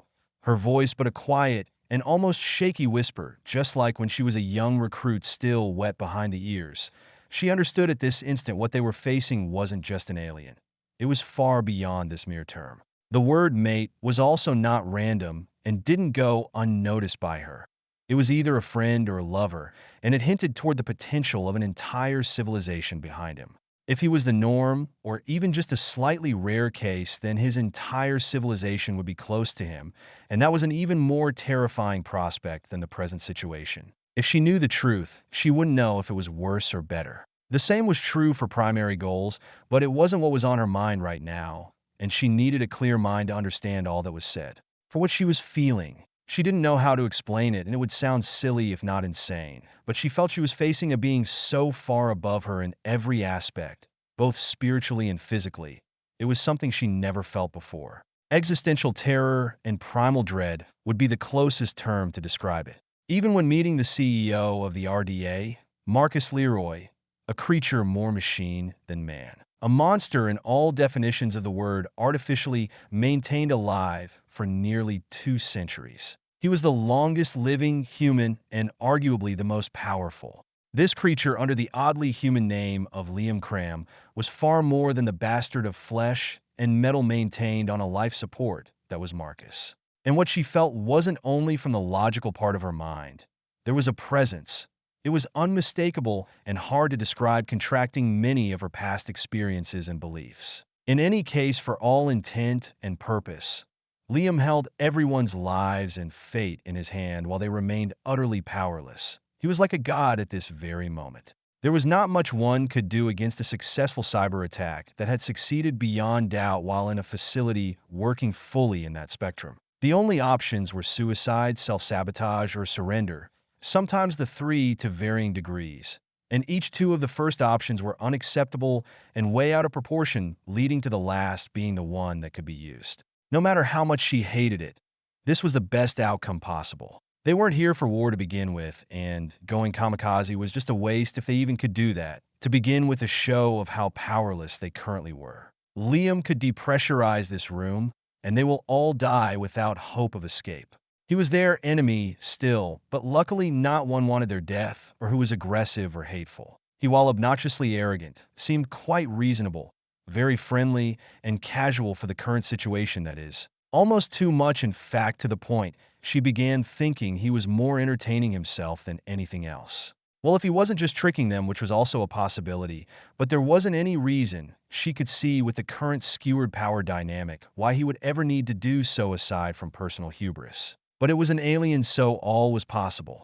This is infuriating, but good, I suppose. It's good we are amusing to him. We don't have any alternatives, but hope he doesn't decide to switch his opinion on this, the general thought grimly, but she didn't regret coming here, not one bit. This was beyond exciting and made her feel young again. Indeed it isn't. You are smart and self-aware enough to understand your situation and the consequences of trying to play smart against a much greater force. At least this is what I hope from you. But as I said, I will not kill without reason. You are far more useful alive than dead. I do not want a slaughter to happen, even less so one composed of innocent people. I have come directly to propose the creation of an agreement between our parties, for these very same individuals have no play to have in this potential scuffle, the hologram said as a holographic chair of pure liquid silver manifested behind the humanoid hologram. What type of agreement? Its rules and the price for us to pay. Charles, back on track to his businessman persona, asked straight to the point and clear in his words as the two others were used to. Simple. Your complete and utter compliance to my words for your right to not be filtered out and sent back from where you are from. Might make right, as one would say. No hard feeling, but our interests do not align. And for you to have any option, you must adapt them to mine, which I mentioned. The hologram said, casually tapping his finger upon the chair of silver light, the sound of metal clicking against metal echoing heavily in the room. None could truly process what was told before the hologram spoke again. his tone colder than before, but still mildly entertained, as if the topic at hand was more of an interesting fun fact worth a few seconds of attention than their lives, ambitions, and futures. And in a way for the creature behind this construct of light. It was the case. The worst was that there was no enmity or hate behind the voice, but simple superiority, an infuriating but very true one. Of course, this is not an immediate decision for you to take. Only 1,069 of the fleet's 4,205 total passengers have awakened as of yet. This concerns them and the one still in hibernation as well. More than you, in fact, but I do not want an insurrection of hysteria, and neither do you. It would be counterproductive. I will give you the time necessary to ponder upon my offer for us to proceed further in our diplomacy. With that said, I bid you adieu until next time. May your choice be the correct one. The hologram said ominously and disappeared into flakes of light while all screens were back on, as if nothing had happened. Motherboard back online. The AI said, but its flat voice raised the interest of none present. Fuck, fuck, fuck, fuck, Charles suddenly screamed, punching the table repeatedly to the point blood began to flow, but he didn't care. He wasn't scared for his life, but furious at the situation itself. Charles, calm down, Frances said with a slight rise of her voice, grabbing the man-child's hand harshly with no difficulty despite her age, smaller figure, sex, natural biological disadvantages, and the lack of exercise for years with the cryogenic hibernation. Not all was organic inside, or even natural, simple as that soldiers of her caliber in those days and age have certain advantages, adding that she had been a volunteer for less than ethical or finished experiments. Nothing that made her superhuman, but enough to make her far stronger than her appearance would suggest. But in the end, it wasn't a lot. It was just that Charles wasn't exactly the fittest person on board. She could have done more like the 500 augments, but it came at a cost she wasn't willing to pay. This is not an unplanned possibility. We knew of an alien presence, and that they were likely apt at cyber warfare. We have a window of work here. It's not much, but it's either that or we leave. And whatever has entered the vessel will be given back on Earth. She continued walking toward a first aid kit and using the device to fix the damage done. You are right. My excuse for my outburst. And then there are the civilians. Your soldiers will obey. They are built for that. But the others, they won't simply comply and be calm with our current less than desirable standing, Charles said, massaging his hands while wincing in pain slightly. That's going to be the hard part, but we have time on our hands. The message would have to be spread in the correct ways, and we must make sure it's us, Selfridge said, having calmed down from his earlier panic attack and on the same page as them. Million of kilometers away, within the conmod of Hell's Gate on Pandora, Liam turned off the holoscreen and before looking at the small crowd spoke about just what unfolded. That was highly entertaining to watch, Gray said with a hearty chuckle, something she never thought she would have for such an important situation. It sure was. The fact nobody is at risk of dying without a massive fuck-up is why we can be amused thoughts. The privilege is to be on the powerful side, Catherine said while her mind, as the leader of the various mining operations, was more focused on what this influx of people would change for her and her teams, since it would massively increase her workforce. Then the mood turned for the worst as in front of them all Liam began to cough loudly and grasp his chest. They stood still, frozen. Only the white-haired Gnostics at his side moved. She grasped his helmet in both of her clawed hands and placed her forehead against his visor while chanting a soft and entrancing tune only she and him could hear. My love, I was spoke through their shared psionic link, his pain beyond agony, so vibrant she could feel it as well. It was potent for most of the time, but this one was particularly violent. I'm fine. I just need AHFUCK. I need to sit down. It will happen soon. I can't hold for long, he answered back, barely able to walk straight as she helped him toward the exit, none needing to be informed as to what was happening. You are dismissed, he said with a small stutter as a sharp spike of pain stabbed him in the heart, his voice having gained an ever more echoey nature, making it reach the entire room from all directions at once. And that is what everyone did once the All-Father had walked out, his state miserable and for anyone not in the known dying. Still, his explanation didn't quench the fear brought by his current state. His ailment is getting worse and worse as days and weeks go by, Sute said in Gnostics with genuine worry for his friend as he looked at where his creeping burns once were, all healed by this man wasting away. He isn't dying, That's what he told me, but he is dying as well. That's what he told me too. I don't understand either, honey. He is a mysterious creature with unknown ways far beyond our understanding. His current state, as he called it, is but a transition. What transition even? The one into non-existence or a coffin. Couldn't be more freaking cryptic for Iowa's sake. Pretty ironic now that I think about it. Both are astronomically opposite, yet similar in the worst of ways. Gray said, clutching his hand in equal worry. This was a very disconcerting sight, to see such a being that held everything on his shoulder, their shield and protector almost on the verge of death. In the corridor, an enforcer warped in front of Liam and Iowa. Placing a gauntlet hand on its back, they were warped again, hundreds of meters away on the tech teleporter. Then the enforced warped away again, its task finished. Those living biomachines could warp far at rapid intervals, but not hundreds of kilometers far, at least not this model. Using the tech teleporter, the couple teleported themselves to the other side of the moon on their private island. They were immediately greeted by a massive fidgeting great ostropede for squirming and chirping tetrapterons, and a silent slinger behind trees. All of these creatures were observing Liam worriedly. They all could feel his pain, and if not for the fact they weren't authorized or trained, they would have left the island tunneled right to him. I'm fine, it's just a little bit of pain. All will end soon, and I will never feel it again. My ascension is close, oh so close. Everything will become better for all of us once I ascend, Liam said reassuringly as he scratched Gladius' chin affectionately, a clear sense of weakness within the motion that was felt by the massive frugivore. The _bip_boop 2003.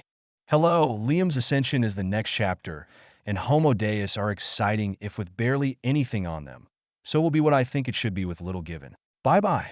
My Patreon, if you want to give me money and have chapters 1 finished in advance, around 23. 108. Ascension. Below the house that was built on the island of the Heart Song was a strange cavern isolated from all by many shields and mechanisms blocking all possible connection toward Pandora and its biosphere. If even the tiniest of contact were to happen, the entire structure would be warped on the icy moon, Neratsksepe. This cavern was spacious, yet relatively small, barely having a dimension equal to a cube with all faces equal to a hectare worth of forest.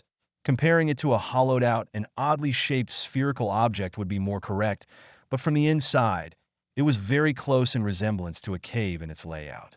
A very alien cave at that. At first looked alive, fleshy in a way, and it gave a sense of utter wrongness that would befall the psyche of all who would gaze upon it. It could be compared to a living organism by the loose definition of the term. Growing from an organic-looking ground and ceiling of smooth metallic black stone were numerous stalagmites and stalactites of varying size and shape, made of wickedly sharp, entwined thorny roots of the same material growing. Glowing blue and purple membranes held by this black metal could be seen adorning the arches the roots formed, but also the walls like living pulsating canvas. And from the ground, yellowish mushroom-like structure grew, emitting a faint light. But the most peculiar aspect was a pond of light purple liquid at the center of it all. Pure liquid element. From it, the entire cavern grew and rhythmically pulsed bluish-violet light, like the blood within a creature's veins, and this to the cadence of a heartbeat. The owner of this heartbeat, Liam, suddenly appeared on an organic metallic platform in a flash of light. He walked past the smaller tech teleporter fused to the cave like a tumorous organ that brought him here from the outside. His massive frame in both size and bulk could not be hidden behind his tech armor as he advanced slowly within the element cave. His breathing pained beginning his helmet and labored. His steps were slow, shaky, and painful, accompanied by the metallic echoes from each, while he held a clenched hand over his chest where his heart was. He stopped walking once he reached the pond of liquid living metal, its eerie purple glow creating a light source far more important than any other within the cave. Placing a hand on one of the roots, he felt the dulled touch of his tech gauntlet from the surface and the inverse, both part of himself. It was akin to clasping hands together, but here none were truly part of his organic body. It was alien at first, but he rapidly acclimated to it. Fuck, does it hurt like a bitch?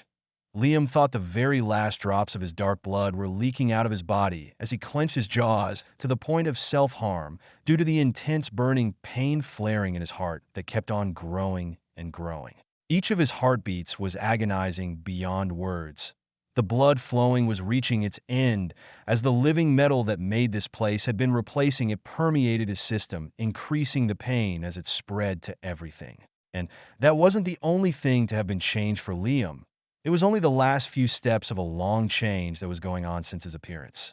His body had always been unstable. He was made to exist in a designed and constantly monitored environment. His never-ending growth spurt first, and second his ongoing change that started at his engramic matrix and has progressed outward and was finally going to reach its term. Breathing out, he tried to ignore the pain as much as possible. His implant glowed a bright orange, blue, and purple. Then his armor twisted and warped away into the expanse of his inventory, revealing his naked form to the freezing, highly radioactive air. The sudden disappearance of what was essentially his life support made him fall to one knee.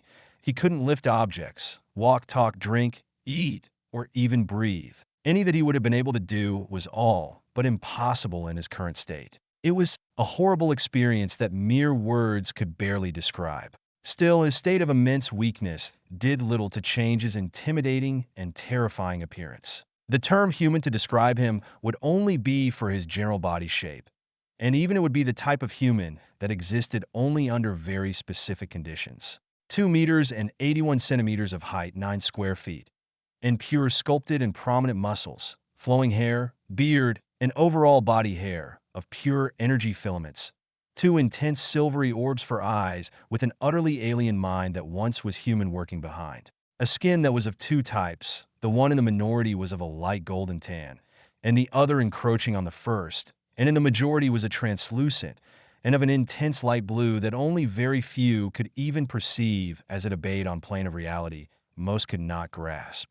Everything behind it could be seen, from veins pulsing blue and violet to slowly disappearing muscles, bones, and organs, as all turned into this exotic energy that slowly dispersed in the ambient air, just like the normal skin was slowly freezing and burning on contact with the high radiation. By all accounts and modern understanding, Liam should be dead, and it wouldn't be such an incorrect observation by the current scientific definition and criteria that is. And it would have been if not for the Obelisks. It was just that his current state couldn't exist for an extended period in this plane of reality without support. Without it, he would have fizzled out of existence or lost everything and become the new tattered and twisted mind of the element. His body of energy dissipating in the air, even with those 3 towers, was due to the fact the transition had not ended. It was a leak more than anything. Gazing down at his heart through his close to non-existent ribcage, Liam observed for a few brief seconds the rapidly disappearing organ, his heart, and how it finally stopped beating as it became an obsolete piece of flesh like many of his other organs. The rhythmic heartbeat of the cavern stopped in its entirety. The feeling was beyond painful. It would be akin to a hypersensitive area being poured in hydrofluoric acid, while serrated needles were stabbed in it, and salt mixed with jagged pieces of glass were added. Then the entire area was deeply and slowly massaged to mix the whole. This was what was happening simultaneously on the entire side of his fleshy body, while the part of energy felt right, great beyond measure, and how it should be, like he had been shackled forever and never realized until now. His only positive thought was that it would be over soon. After this, there would be no more pain. His eyes switched to his specimen implant, whose roots could be seen in their totality as they connected to what appeared to be both his equivalents to a vascular and nervous system. It was pulsing the same color as the cavern, the orange from the hologram deeming more and more to be replaced by a mix of those same 2 color signatures of the element. I can't stop the process any longer. Not like there ever was a going back to begin with, he thought with resignation mixed with fear and excitement. It was a day he had prepared himself for more than a decade. He had built this entire area for this very day. It could be compared to a cocoon, or more precisely a chrysalis, since it was part of his body. He had started its construction on almost primal instinct. It just felt right and logical, and so that's what he did. It was far more complex than a cave grown out of element. Far more, in fact, and it was connected to the 3 obelisks. The potential that everything would be a trick of the living metal was ever present in his paranoid mind. But if he didn't ascend, he would die, and if he was tricked, he would die as well. He had plans if that were to happen, but ultimately Pandora would be at the mercy of the RDA, but also the Harvester without him, or any other threat, and that was simply unacceptable. This entire thing was beyond extreme, But Liam was fond of such methods. They tended to be very, very, very effective with a pinch of softness to mellow it all out. It was such a philosophy. He got where he was, and even before having been transmigrated, he was always described as rather intense, be it by friends, strangers, or family members. Family, I want to see how they're doing, Mom, Dad, and everyone else, even if the Liam they knew is no more. Maybe I could potentially meet my own self here if his soul and mind can be grasped to see one of the paths my life would have gone. The post-human thought, wishfully bathing in the memories of his past, a far simpler time, but he wouldn't trade his present for the world to go back to it. As prepared on the technical aspect, he found it wasn't so much the case on the mental aspect of things. If the shaking of his ethereal blue hands were any indication, or it was the pain or both, he couldn't truly tell with his current state of mind. He was both terrified and euphoric about what he was going through, but also far more emotions that had no meaning, a strange mix that was for sure. There was no going back. There wasn't one the moment his engramic matrix was shifting toward this state of being, one of pure energy. At least on paper, he wasn't in the world of that video game. Things here were improvised and on their test run. Sadly for the post-human, he did not have the gift of time to test them. He could but trust his own capacity to not have messed up. In any case, he was slightly delirious due to the fact his heart was gone, and his brain was not all there anymore. In the literal sense of the terms, his brain was an organ like any other, just flesh. It was not spared by the ongoing change in the slightest. It was melting away, so to say. But such a loss for the current time was not even a problem. It was simply a biological processing unit in need of replacement. His real self was within the implant. Still, it had great impacts on his current mental faculty, but the soothing presence of his mate in his mind via their empathetic bond helped him keep him focused even if his brain processing power was now rapidly dwindling to that of a human toddler. It also cut short most of his emotions since they came for the most from the chemistry in his central nervous system, though it also reduced his pain greatly for the same reason. His diminished mental faculty and crippled body were not inconvenient either. Liam was aware it was going to be this way, and so he had planned for everything in advance. From the ceiling, a turret burst out, its barrel firing a rectangular beam of blue light that hit him straight in the chest. Then he began to defy gravity and moved toward the middle of the liquid element, all while he wriggled without any control over his body, in both remnant of pain and the nerves firing up confused messages in his remaining human parts. From the purplish depth, tendril of tech grew and grasped him delicately by the ankle, wrist, and neck, stopping any movement as his body was held in a position similar to the Vitruvian man. Then the tendrils dragged inside the liquid element, his flesh melting and twisting at the contact. One tendril pierced his left wrist, and his fiery silvery balls that were his eyes became two small suns, and a silent scream of agony that outstripped another pain he had ever felt escape his mouth. Everything that was tech in nature reacted by their light, turning the most intense of silver all at once everywhere, no matter their distance to the point of origin. It was Liam's scream that spread through them. It didn't spread through sound waves, not any other that were to humanity. It spread at superluminal speed, affecting technology, not of tech in nature, even up to Earth and far beyond, causing many disruptions. But the scream was also psionic, affecting the one he was connected to the most. Iwa, the most affected of all, shared his pain and shielded his tames and all her children while she endured and soothed him. But it touched more than this. It spread outward, causing every human, from his son Miles in Hell's Gate to Parker Selfridge aboard one of the ISV Venture stars, to even people in the Sol system, causing them all to gaze at once to look to the epicenter, Liam. The hybrids of humans and Gnostics were not spared either. Iwa protection protecting them only partially. Yet it didn't do much more than touch their psyches, attracting their attention and causing widespread confusion about the species itself. Some left far more affected than others to vastly varying degrees, some gaining very brief glimpses of what was happening.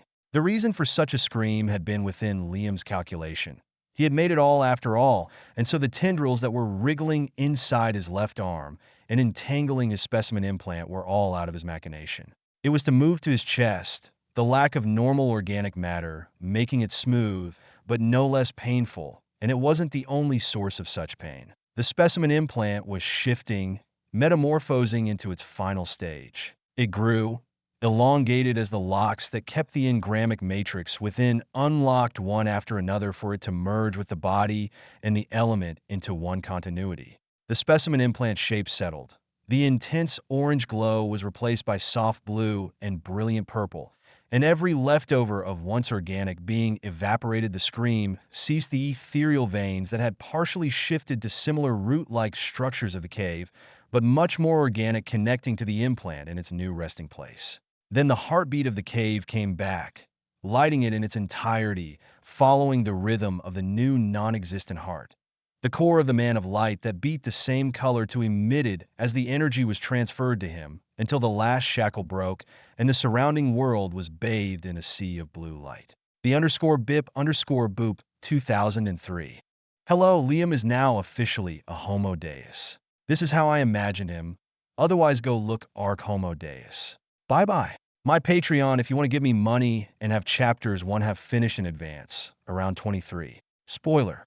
Thank High Simp of Mephala, Atlas Desk Lux, Aelhis, Andre Saavedra, Jeffrey Iverson, Dragon Cross, K.O. Dragon, Tyler, Mikhail Bersak, The Suck Dragon, The Savage Kid, Blaze Savage, Eins Mensch, Noah Perez, Victor Gonzalez, Sci-Fighter Kron, DKJ224, Nicholas Ramirez, Surdep, Max Brown, Jin Wolfthrone, Chase, Carl Sorensen, Pilot Perks, Laplace, Natia Burlock, Death Knight 134, Young Dexter, Dever, Greenbowie 676, Jackiatron 201, Vassal Kopic, Victoria, Jen Jensen, Ein Mensch, What a Great Namalal, Brian, Ryan Roberts, Naga, Moon Sin, Darian Fields, Darren's Francois, Nathan, Darth Bane, Zenith, Enzo 0K, Keck 047, David Scarla Menace, Big Shot Swag, Carlos, Ketson XD, Enriv 125, Saxon Bartlett, Alexander Henke, Timothy Scholes, Xbox On, Sam Strike, Ica, Player 1 Jannik,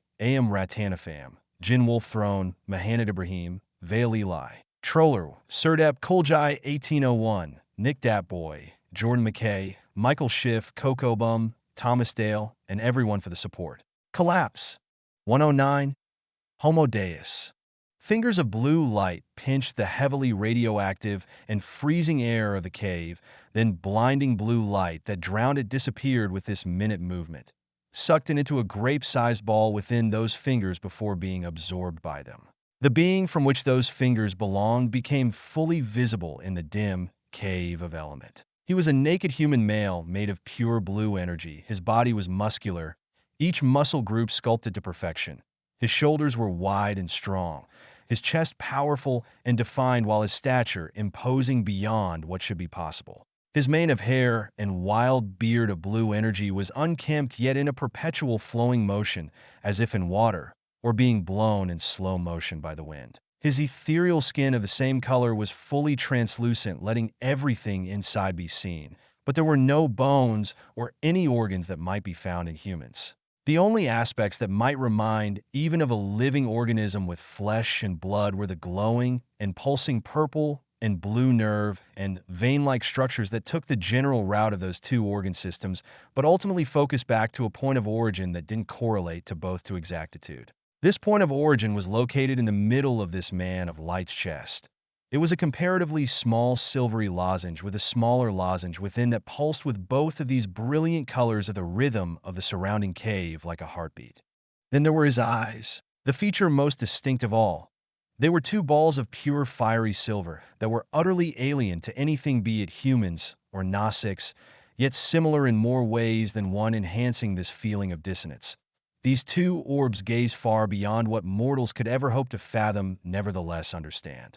So, this is how it feels to be a Homo Deus, or what I can call a being of similar status. To be free of all shackles brought by my mortal shell.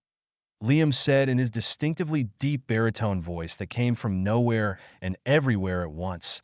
It was deep and multilayered, and had a light echo to it, making it both delayed and yet not. He was experiencing many things at once, more than he ever did, and it was continuously increasing as he rapidly got accustomed to his new higher state of being, one that felt right and earned. All these pains paying off in the sweetest, most satisfying manner. He was feeling something akin to euphoria, but far more intense, the emotions being deeper than what they would be from basic brain chemistry. There were no more limitations brought by the existence of his admittedly good organic processing power that was once his brain. It couldn't be put into words easily, but it was akin to having hundreds of him before pre-ascension working in tandems at full capacity and far above in proficiency. It was continuously increasing too, not at an accelerated pace, but it was at the moment he was weak compared to what other mature members of his kind could be. But that was normal. He was just a baby and, as such, was fated to grow. Then there was his perception of reality. Everything within the Alpha Centauri binary star system, where Pandora was located, to its last-minute detail could be glimpsed, studied, and comprehended on an existential level by him without needing a glance. And like the last point, it was extending slowly but surely. And that was only passively promoting the presence of element of himself would increase its spread. That was what he instinctively understood, but that wasn't all. He could focus on certain points of the universe, no matter how distant, and gaze at it like looking through the most advanced of screens. His sight, or more accurately perception of the world, was not limited by the 3 dimensions of space humans could barely perceive with their weak sense and quantify with their primitive machines for what they truly were. Liam was gazing at space-time itself, and even more letting him see what was and what wasn't without any direct physical limitation. However, like a human could stare at the sun, he couldn't do so indigently and without strain. Perhaps the comparison to a baby having difficulty gazing at a bright light would be better since that was closer to what he presently was. But in the end, it was the same. It was only a phase, and like humans, he could have his own method of protection for this sight. The word Homo and Homo Deus was there for a reason. Homo sapiens may not be anymore, but he was still part of the hominidae and wasn't going to change how they became the dominant species. Being a Homo Deus didn't make him omniscient. It wasn't a word to be used lightly, and Liam understood it fully. After all, words had meaning for reasons even to a being like him. Using them lightly was the greatest, and like the boy who cried wolf, it will damage them until their worth became null, inevitably leading him, or the ones he held important, great harm. In any case, partial omniscience or not, his perception was not simply observing reality as is, but what shaped it, such as the fundamental forces. His gaze was close to all-seeing in that aspect, quite ironic considering what the Gnostics called him. He could see what made reality, strands of impossibility weaving it into being from subatomic particles to celestial bodies. It was a poetic language, a melody, or a painting, the very codes that made the universe what it was, its rules and history. It was beautiful, complex, and endearing, and Liam barely understood it, a problem that he was going to fix. The language used for tech was created from it. It wasn't a mere copy, though far from it. It was an adapted version of it, more of a still incomplete cheat code, using elements shaped in certain ways within tech to interact with the original code. The goal, evident, was to change its tunes or what shade or whatever is desired to result in direct change in reality. It might sound powerful and almost divine because it was in more ways than one, but in its true essence, it wasn't so much different than a caveman who had learned to make fire with sparks from hitting rock together hard above dry plant matter. It was the same, yet it wasn't. It was just that the medium was different, giving an infinity of possibilities. It was one of the reasons why sapiens, meaning wise for Homo sapiens, had become Deus, meaning God, for his new level of existence. Even if Liam didn't agree, and that it was an incorrect term to use, but he knew others won't see it this way, without the alteration of the mind being used in some forms. Just like his mate, Iwa wasn't a goddess, but an eons-old, genderless, psionic hive mind, yet for the Gnostics, even if they would understand, it didn't matter. It was a process that had already begun for Liam anyway. Humans and sapiens being in general to things like him was in a lot of cases very binary. All this new knowledge and understanding made Liam comprehend how deep his arrogance had been. He knew nothing before and still didn't. There was so much to learn. With this also came many insights that would drive the vast majority to true despair if they could comprehend it like he was, and not just barely imagine it. The true reality that nothing mattered had never hit him this hard. It was an obvious truth, but none could truly grasp it like him and Iwa, as he came to learn. But this mattered none either. So what of it if everything didn't matter? There was no point in wasting the smallest amount of time upon it. And why need a reason to exist? Such pointless thoughts were born out of insecurities and a desperate wish to look for satisfactory answers that did not exist. Sometimes questions simply didn't have answers. Then there were his memories, everything in the highest of detail, from his time in the womb of his past mother to his childhood at the farm, his graduation from culinary school, the years he had lived here, and even fragmented memories that this body came from. With this came how he was here, and there was no definite answer. It was beyond his grasp and current understanding. It was the same two possibilities, either a random cosmic event or a random transdimensional eldritch abomination having fun. Either way, it didn't matter. It wasn't like his opinion on the matter would change things. Thought gonna look for his point of entry light years away. With the movement of the Milky Way might prove insightful to find how to potentially know where his original universe was, and at the very least give data on universal travel. This is incredible, he mumbled, flexing his fingers one by one, then his limbs and body in general. There were no muscles, he shouldn't be able to move them, but he did. His body thrummed with a virtually infinite well of energy obeying his will. Though it was more of a blob of elements, he was instinctively shaping than a body in and of itself. He wasn't a material being anymore after all, and had none of their limitations, which also means he lacked many of the pros that went with it.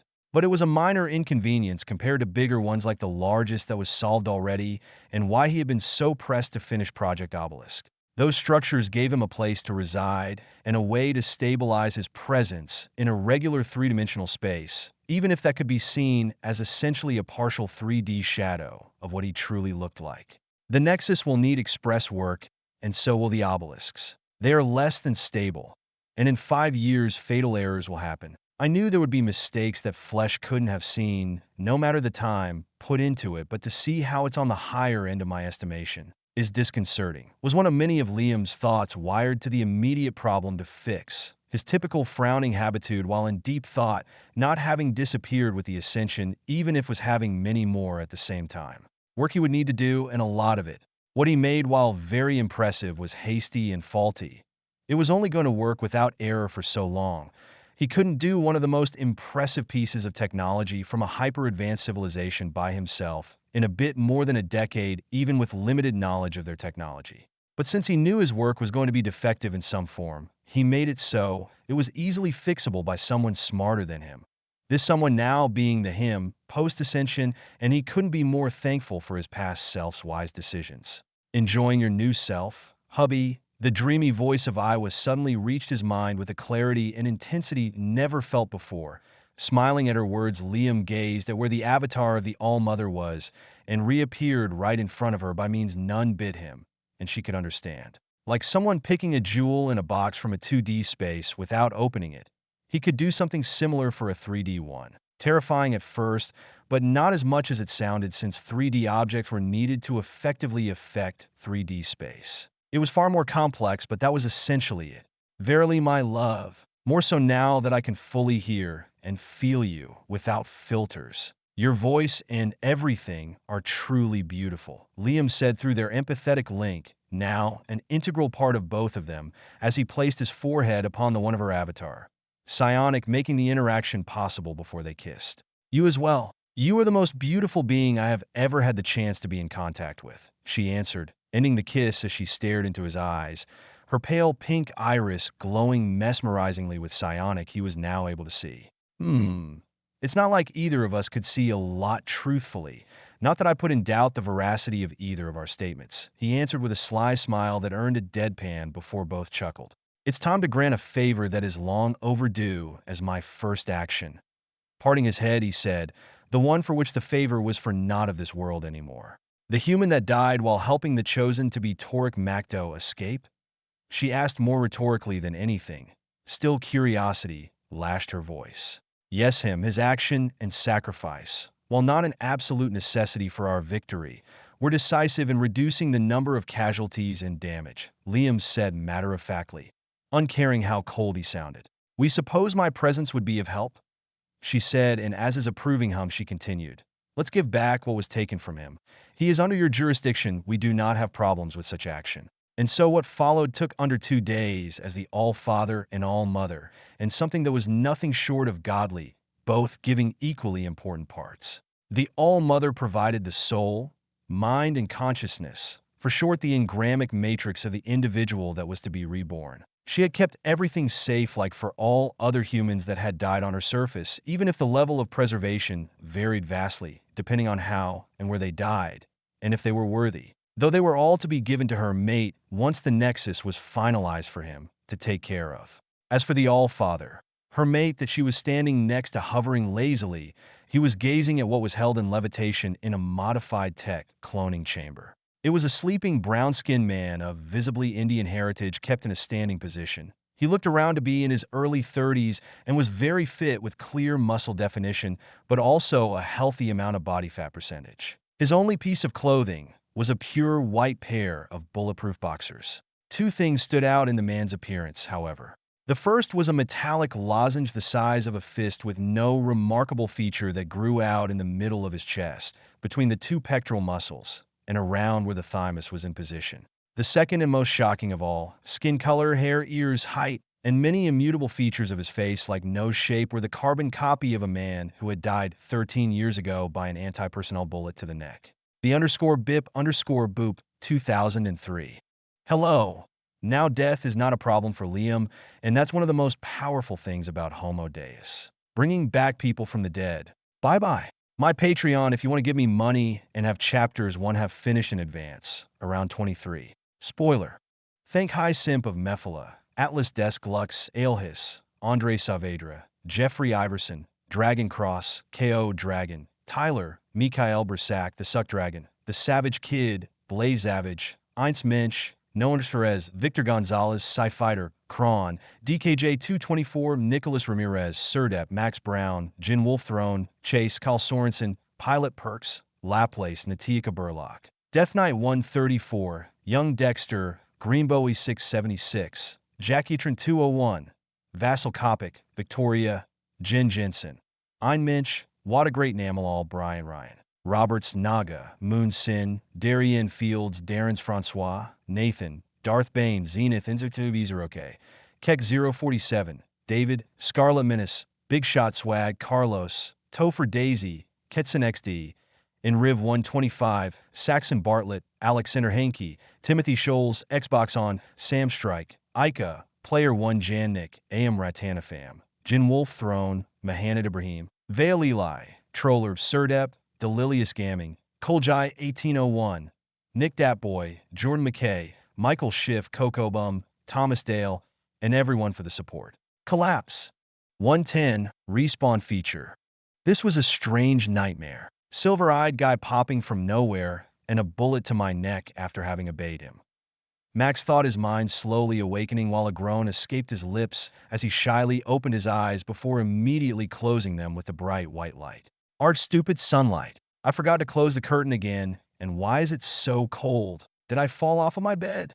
And where did my pajamas go? He internally rambled, insulting random, naturally occurring phenomena, and what he presumed but didn't assume was his fault.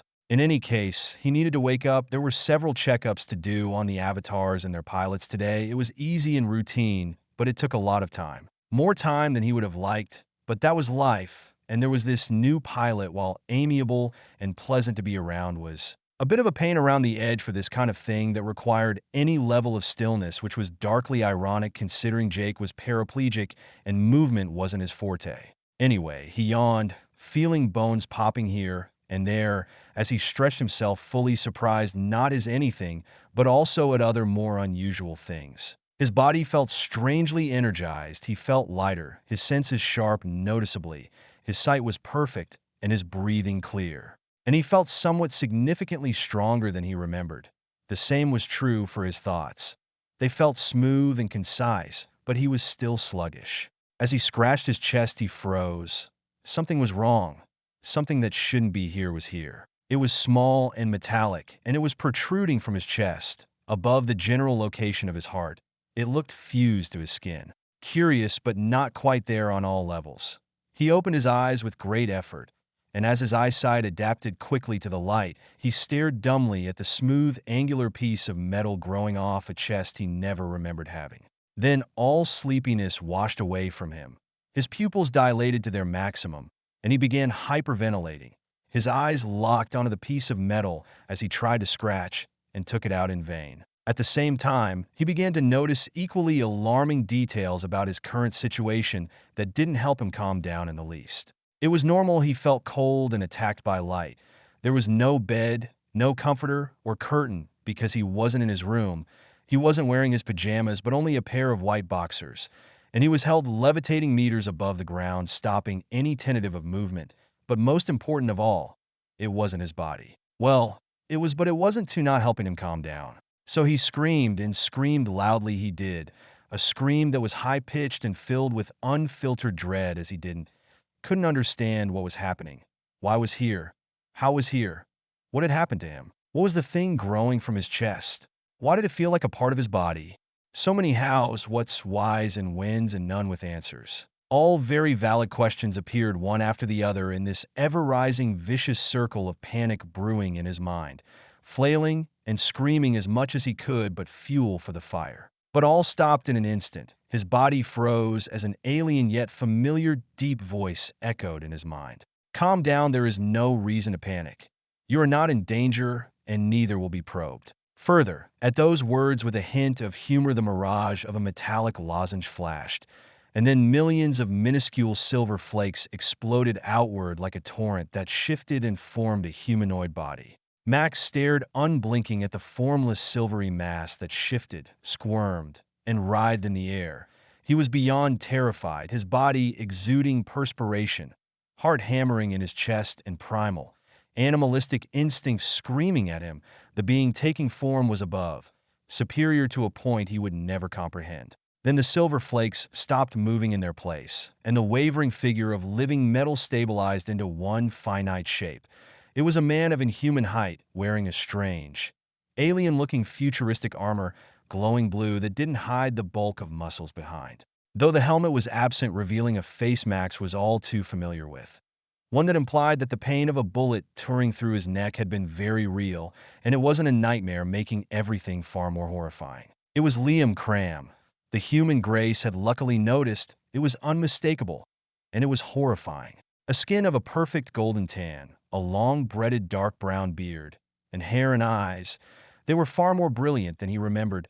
Two silver iris glowing with power that didn't hide the uncanny valley effect burrow by the end of the alien intelligence residing behind a vaguely human facade that seemed to be done this way on purpose, as if to constantly remind this being was in no point human. Welcome back to the world of the living Max. How does it feel? Any pain or discomfort? Liam asked, his lips moving while his voice seemed to come from all directions, creating a very off-putting feeling in the already unwell, freshly reborn man. Max screamed again, and Liam frowned slightly, leading to the scream gaining in intensity. It was expected that the respawn subject was going to not be in his best shape mentally speaking, and that was normal, but it still wasn't particularly pleasant. Snapping his fake fingers made of the Argent Sea, the Homo Deus let gravity take its course on Max. And so the man fell toward the ground, giving a true reason to scream this time around, but at a microsecond before the impact, he halted the fall. A bit of a rough treatment, but it worked like a charm in snapping him back without meddling with his mind or waiting for a quarter of an hour before he tore his throat by screaming. Liam thought, descending toward Max. In addition to him, 15 minutes was far longer than for a human. His perception of time in the flesh for 14 years has been far slower than everyone else, but the gap had never been this large as it was presently. Everyone but Iwa was just so very and extensively slow in everything. Quite ironic, considering the laziest being here was very likely her. This was all real. Oh shit, I died. This can't be. It doesn't make sense. How? Why? Am I even Max? Max mumbled most of his brain, not dragged down by many of its parts that in normal humans would support what gave them personality and the like, but for him were refurbished into literally more brain power, since these parts that make him a distinct individual were located elsewhere. He slowly shifted his body until he was standing back against one of the pillars of the tech cloning chamber, staring at the lozenge poking from his chest, and then at his hands, their skin blemishless, the many scars he remembered having due to various reasons now all but gone. This added another layer to the intense mental distress he was going through. All of it, not something surprising or uncalculated for by Liam. The type of things he wouldn't see coming would be orders of magnitude in the level of ridiculous that would equal Max suddenly turning into a yellow rubber ducky, and he had stats for that. And why not? After all, it was only a few equations done for fun, and it was silly. He wasn't a dumb machine, and he amused himself when he could always be first on his to-do list. It was just Liam had never had any true opportunities to do so until now, and when he did it was with several layers of failsafe. Still, the Homo Deus crouched down while hovering, and moved it into Max was forced to look into his silver eyes. Eyes that were as real and living as they looked were all but fake sculptures and pretty light, just like the rest of his current body, for the human wouldn't be able to understand what he would be seeing otherwise. And a translucent man of light was a far too intimidating of sight for an already catatonic individual. Though what was real and fake was just a matter of perception. Strictly speaking, there was no real Liam as a single entity anymore. He had the gift of ubiquity and could exist in more than one place at once and work each with a different and complex line of thought, and all would be considered him. He didn't work linearly anymore. In addition, everything with element was his body. This puppet of Argent Sea shaped like his pre-ascension self was more like a finger or a hand for him to use and interact with the world. It was a fraction of what he truly was. However, making something similar to Iwa's avatar was an ongoing project. Max, you are neither someone else nor a copy. It is the same you who spoke to me with grace through one of the drones I had snatched.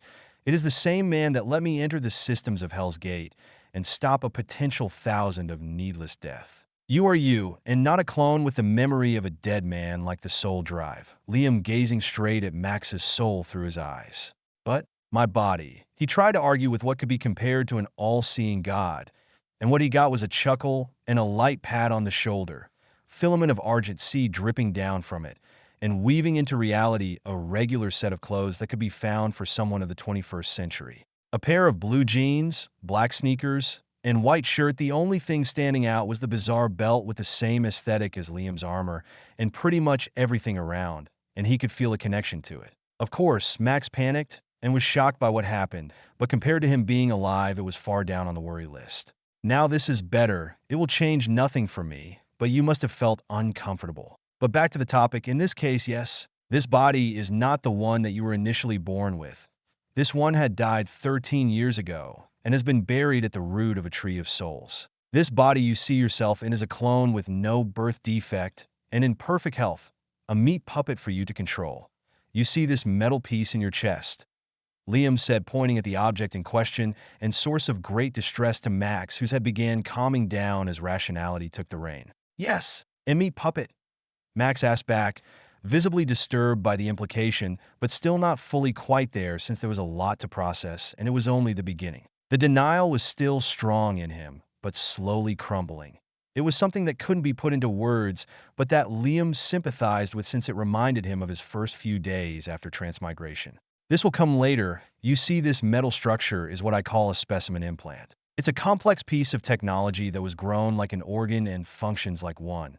Its purpose can be multiple, but this variant is only the basic version that has for function the storage and protection of your engramic matrix, a term that encompasses what might be called the soul, consciousness, or any other synonym for what you are beyond your body, Liam said, letting his words be digested by Max as he wasn't finished. Your body is just an extension of the specimen implant to control. This is why I use the term meat puppet. You could die, fatally damage this body again, and transferring your engramic matrix to a new one would result in you. Forgive me, the term would lead you to respawn. As long as I will it and you deserve it, Liam let out rather casually, and for him it was, but that didn't mean the process was perfect or particularly simple. Quite the contrary, he lacked experience, and the human engramic matrix needed heavy editing to be put in an implant for it to work for a lot of reasons that could be comparable to organ transplants and prosthetics. And as inhuman as it was, Max was just an unknowing test subject and source of much data, but not the main one. Many SEC ops had come before him during those few days Liam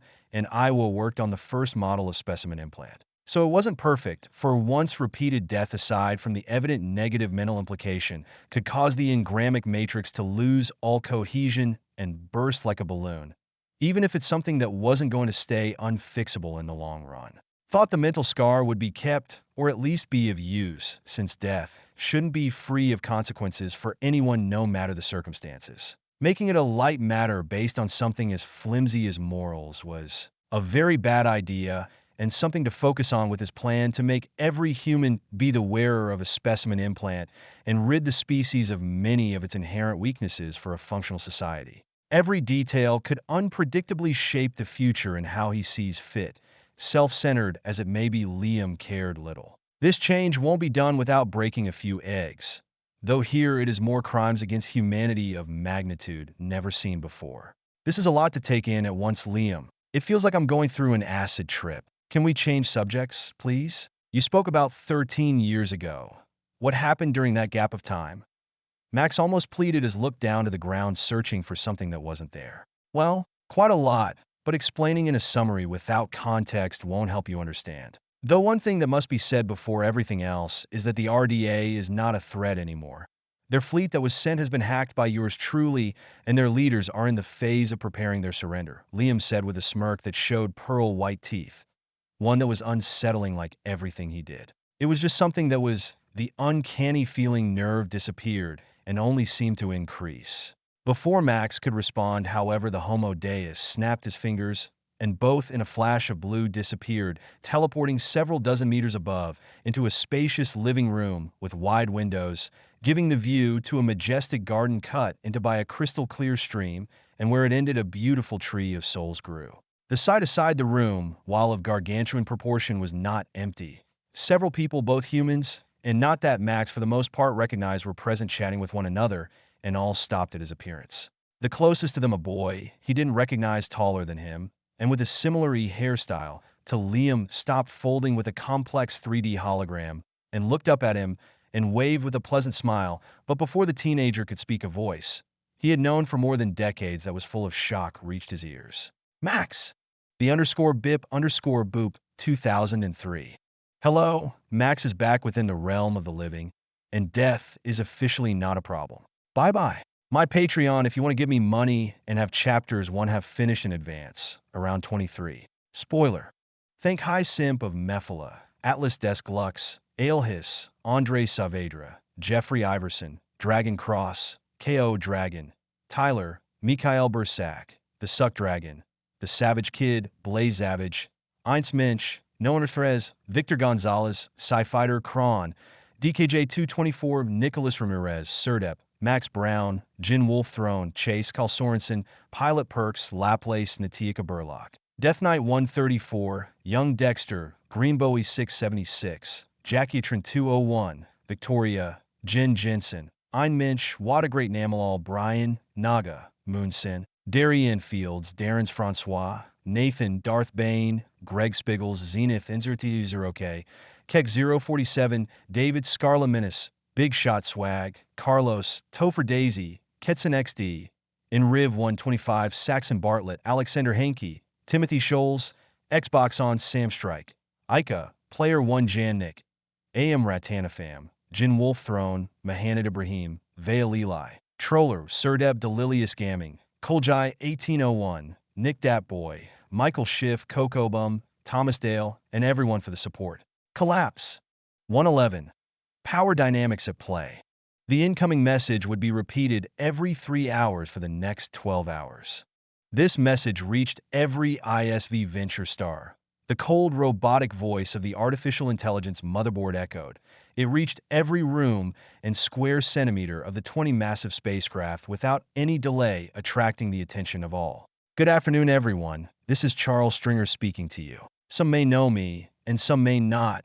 And for the majority who do not, I'm the head administrator of the colony. I'm in charge of taking care of the mission's success, but first of all, your well-being. I am reaching out to you for the first time to inform you of our current status and how we will proceed. However, before I begin, I must give my felicitations to everyone for our safe travel and arrival in good health. The gentle, smooth, and calm voice of Charles followed with the appearance of his face on most holoscreens, this time grasping the attention of everyone.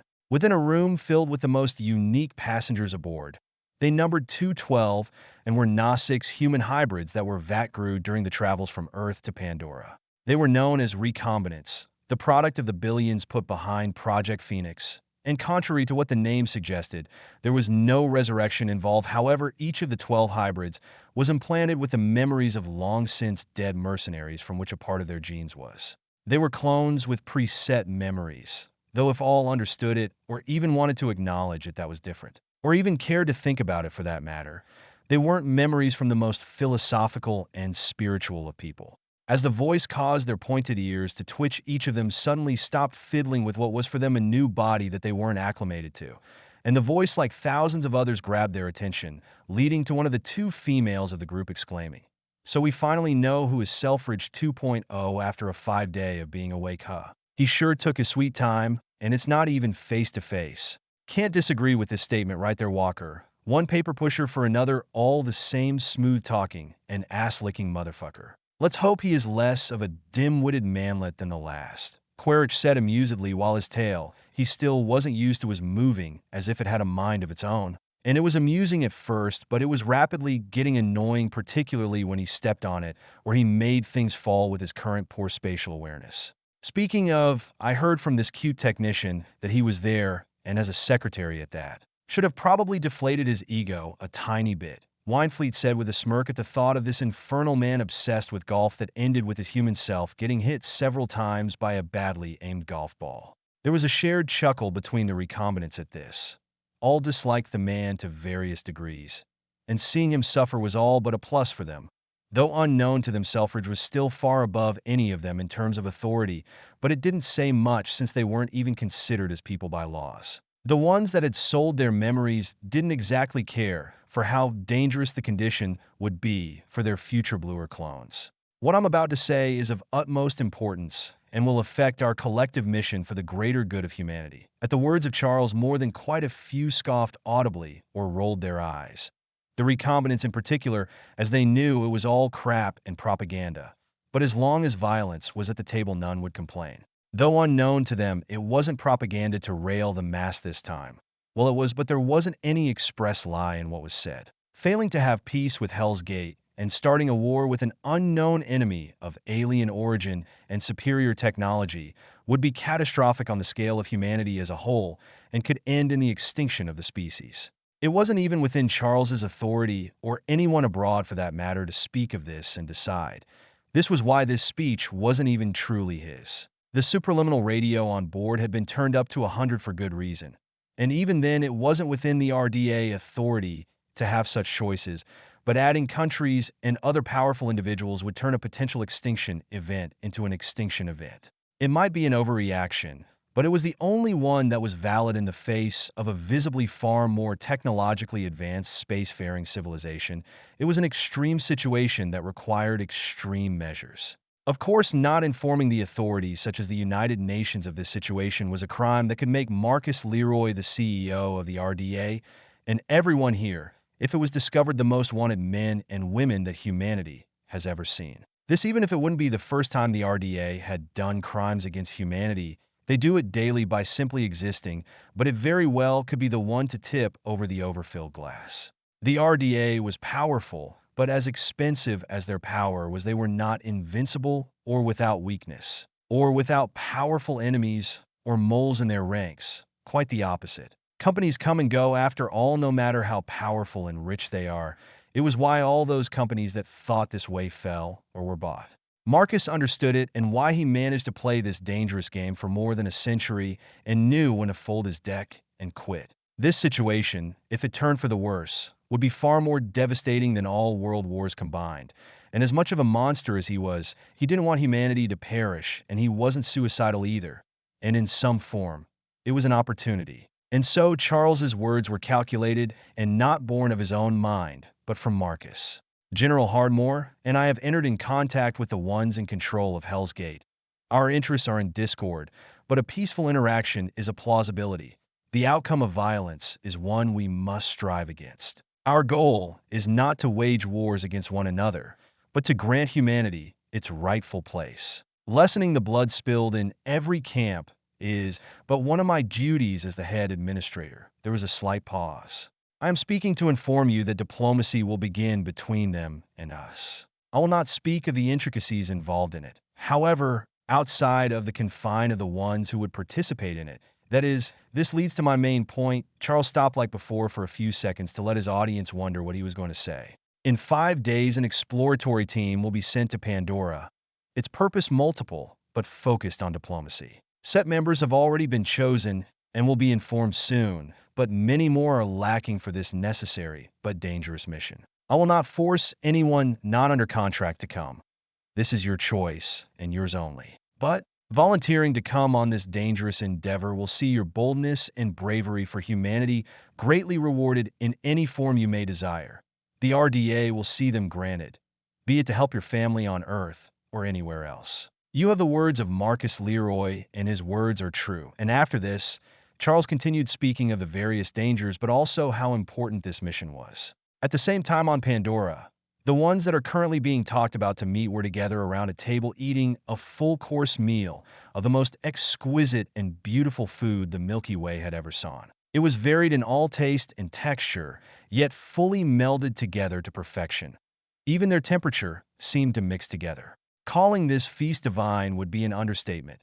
Each piece of meat and other ingredients calculated to be here at the perfect seasoning, place, and orientation to their very last subatomic particle. It was made from the building block of reality to be perfect, the mathematics behind far more complex and advanced than any theorem humanity ever made. And Liam, the one who had cooked it, was both hating and loving it. His status as a Homo Deus made him unable to appreciate it, be it during its preparation or for consumption, yet it also let him create such fine pieces of art never seen with a flick of the wrist. It was bittersweet. He knew of its success from many sources, his inhuman senses letting him see the neurons of his guest interacting together and the various hormones produced with the more obvious evident aspects such as body language. He could read it all like an open book and even predict what they could do with a high percentage of success. They appeared all so simple, series of mathematical equations for him to decipher. Nothing was truly random, and every cause and effect was calculable by him. They were just at the end automata with barely an understanding of what was and wasn't, and here he was playing with this lower life form, entertaining them like they were his pet, and in some way the relationship was comparable. Gaps in power, status, state of being, and intelligence. It was a strange change of view, strange but anticipated if ultimately rather depressing. He had forsaken most of his humanity a long time ago, but seeing how alien he was yet how he could fully understand them deeper than he ever did from his adopted son to Max, but also not at all since he was essentially reading data on a white page was a unique feeling of relief and discontinuity. It is unpleasant, is it not? To understand them more than they ever will themselves, yet not, and to be aware of the gap between oneself and others that can never be crossed, forever separating them from you. The soothing voice of Iowa reached his mind, stopping his internal brooding. It is, I suppose, but maintaining contact to comprehend their importance, even if they are specks of dust in the grand scheme of things, is a necessity for my goal, and to keep the little of what I was for as little as it will last. Logic is not all there is, and only functioning by it is a pitfall to destruction. At the end, you and I are just larger organisms with different views than them. And I owe them this much, he responded with equal measure.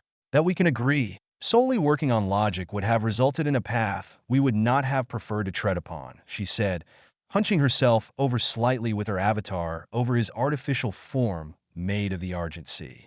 Holy shit, this is good, Jake almost screamed, gorging himself on a drumstick only to get a slight elbow hit from Grace to snap back to reality, even if her focus was on Max. There was a lot on her mind presently, like everyone else truly.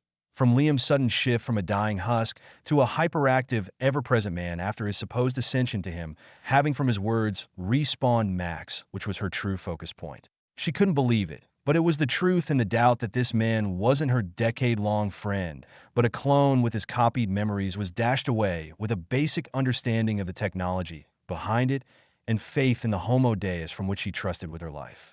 Soul Drive didn't grant the memory after a point B in time if they were copied at point A in time, adding that they needed a living individual with a healthy brain to copy the memory, and if it weren't needed and Liam wanted to trick for whatever reason, it would have been done before. Cloning was not hard, and with the post-human intelligence, even less, so figuring out how to paste the memory was not an impossible fit either. and she had her consciousness switch from one body to the other, believing something could do something similar, but in a way to reincarnate long-since dead individuals, while ludicrous was very much in the realm of possibility. Then there was the RDA. "They are coming in 5 days," Liam said as if answering her thoughts, the inhuman qualities of his voice stopping everyone dead in their tracks. The CEO of the RDA had opted for diplomacy. Not that it would change his fate, but I can at least say he is reasonably wise. "They will fold under us either way, that I assure you." 5 days passed, and today was day 22 of the year 14, since Liam had been transmigrated by the Gregorian calendar on the 11th of February of the year 2168. Liam in his form, without any subterfuge, was floating within the upper layer of Pandora's atmosphere. The extreme conditions of such a place have no effect on him, as his silvery fiery eyes observed something beyond. It was a space shuttle, one more advanced than the Valkyrie in many ways, but that didn't change. He had full control of the entire system. A faint smirk appeared on his ghostly blue face of energy at the thought of not shifting the shield away from where this vessel was going, but he still did. After all, he had accepted their demand to land on the moon, and he kept to his words. If they didn't go up for the diplomacy route, then he would have let it happen, and it would have ended with the forces of the RDA exploding against a night undetectable veil of hardened light without him having to lift one ethereal finger. A baby would have more sense winning against a bear in a fist fight than the RDA penetrating his defense. "You're pitiful," he said. He wasn't mocking them, however, only stating the truth, even if he found it rather amusing in this instance. More than he should for it to be considered healthy truthfully, but he had his ups and downs as well. In a megacorp that was driving humankind to an inevitable death, or his humankind as it would soon become, but also, and mainly to his mate Iwa acting this way. Seeing it fold backward, and scamper to find a solution to avoid destruction before him out of sheer existential terror, was as close to the epitome of entertainment as it could get. Particularly when it was useless in the end. Humankind to flourish will need cleaning at every level. Like his mate, artificial and controlled were the only ways for something to reach balance. Everything on Pandora was in harmony by nothing but her will. This situation, as amusing as it may be, didn't alter the fact that this submissive decision was the right one and in the best interest of all. Also, the RDA wasn't only composed of evil, corrupt people. This wasn't a cartoon, and things weren't black and white, but of various shades of gray. Some were still fine pieces of work in need of a personalized hell, which was also a project for the Nexus. On the side of potential casualty, it didn't matter if he was able to reincarnate anyone by his fancy. He wouldn't cause unnecessary death and trauma. He had standards as flimsy, hypocritical, and contradictory as they may be. Closing his eyes, his body of light turned to flakes and disappeared in the wind to reappear right in front of Grace in Hell's Gate airfield, who was glaring at a dot in the sky that was none other than the space shuttle of his intrusive thought. Had one would have done like many birds have done against a pane of clear glass, but far more fiery. "Fucking shit, Liam," were her words as she felt her heart almost jump out of her throat, but she ultimately smiled at her own expense. She was mentally far too old to be angry about such things. The _bip_boop 2003. Hello, the RDA was powerless before, and this didn't change with Liam's ascension. Bye-bye. My Patreon if you want to give me money and have chapters 1 finished in advance, around 23. Spoiler. Thank High Simp of Mephala, Atlas Desk Lux, Aelhis, Andre Saavedra, Jeffrey Iverson, KO Dragon, Tyler, Mikhail Bersak, The Suck Dragon, The Savage Kid, Blaze Savage, Eins Mensch, No _ as Victor Gonzalez, Sci-Fighter Kron, DKJ224, Nicholas Ramirez, Surdep, Max Brown, Jin Wolf Throne Chase, Carl Sorensen, Pilot Perks, Laplace, Natiaka Burlock, Death Knight 134, Young Dexter, Greenbowie 676, Jackiatron 201, Victoria, Jen Jensen, Ein Mensch, Watergreat Namalol, Brian, Naga, Moon Sin, Darian Fields, Darren's Francois, Nathan, Darth Bane, Greg Spiggles, Zenith 0K, Fiducium, Keck 047, David, Scarla Menace, Big Shot Swag, Carlos, Topher Daisy, Ketson XD, Riv 125, Saxon Bartlett, Alexander Hankey, Timothy Scholes, Xbox On, Sam Strike, Ica, Player 1 Jannik, AM Ratanafam, Jin Wolf Throne, Mahanad Ibrahim, Vale Eli, Troller, Surdep, Delilious Gamming, Koljai 1801, Nick Dat Boy, Michael Schiff, Coco Bum, Thomas Dale, and everyone for the support. Collapse. 112. Back on Pandora. Parker Selfridge was having a very bad week, or more precisely, a very bad time in general that had kept on spiraling downward since the moment he had been evicted from Pandora more than a decade ago. A time that for him was only a few months at best with the cryo-hibernation. As such, he didn't have the time to cool off and process it all. How his life had crumbled before his eyes while he stood powerlessly to the side and could smile and nod dumbly at everything while seething inside. For Selfridge's more personal aspect aside from touching his pride, this entire ordeal was a nightmare that kept on getting worse and worse. There were several causes for the present time. The first was barely an hour after his awakening.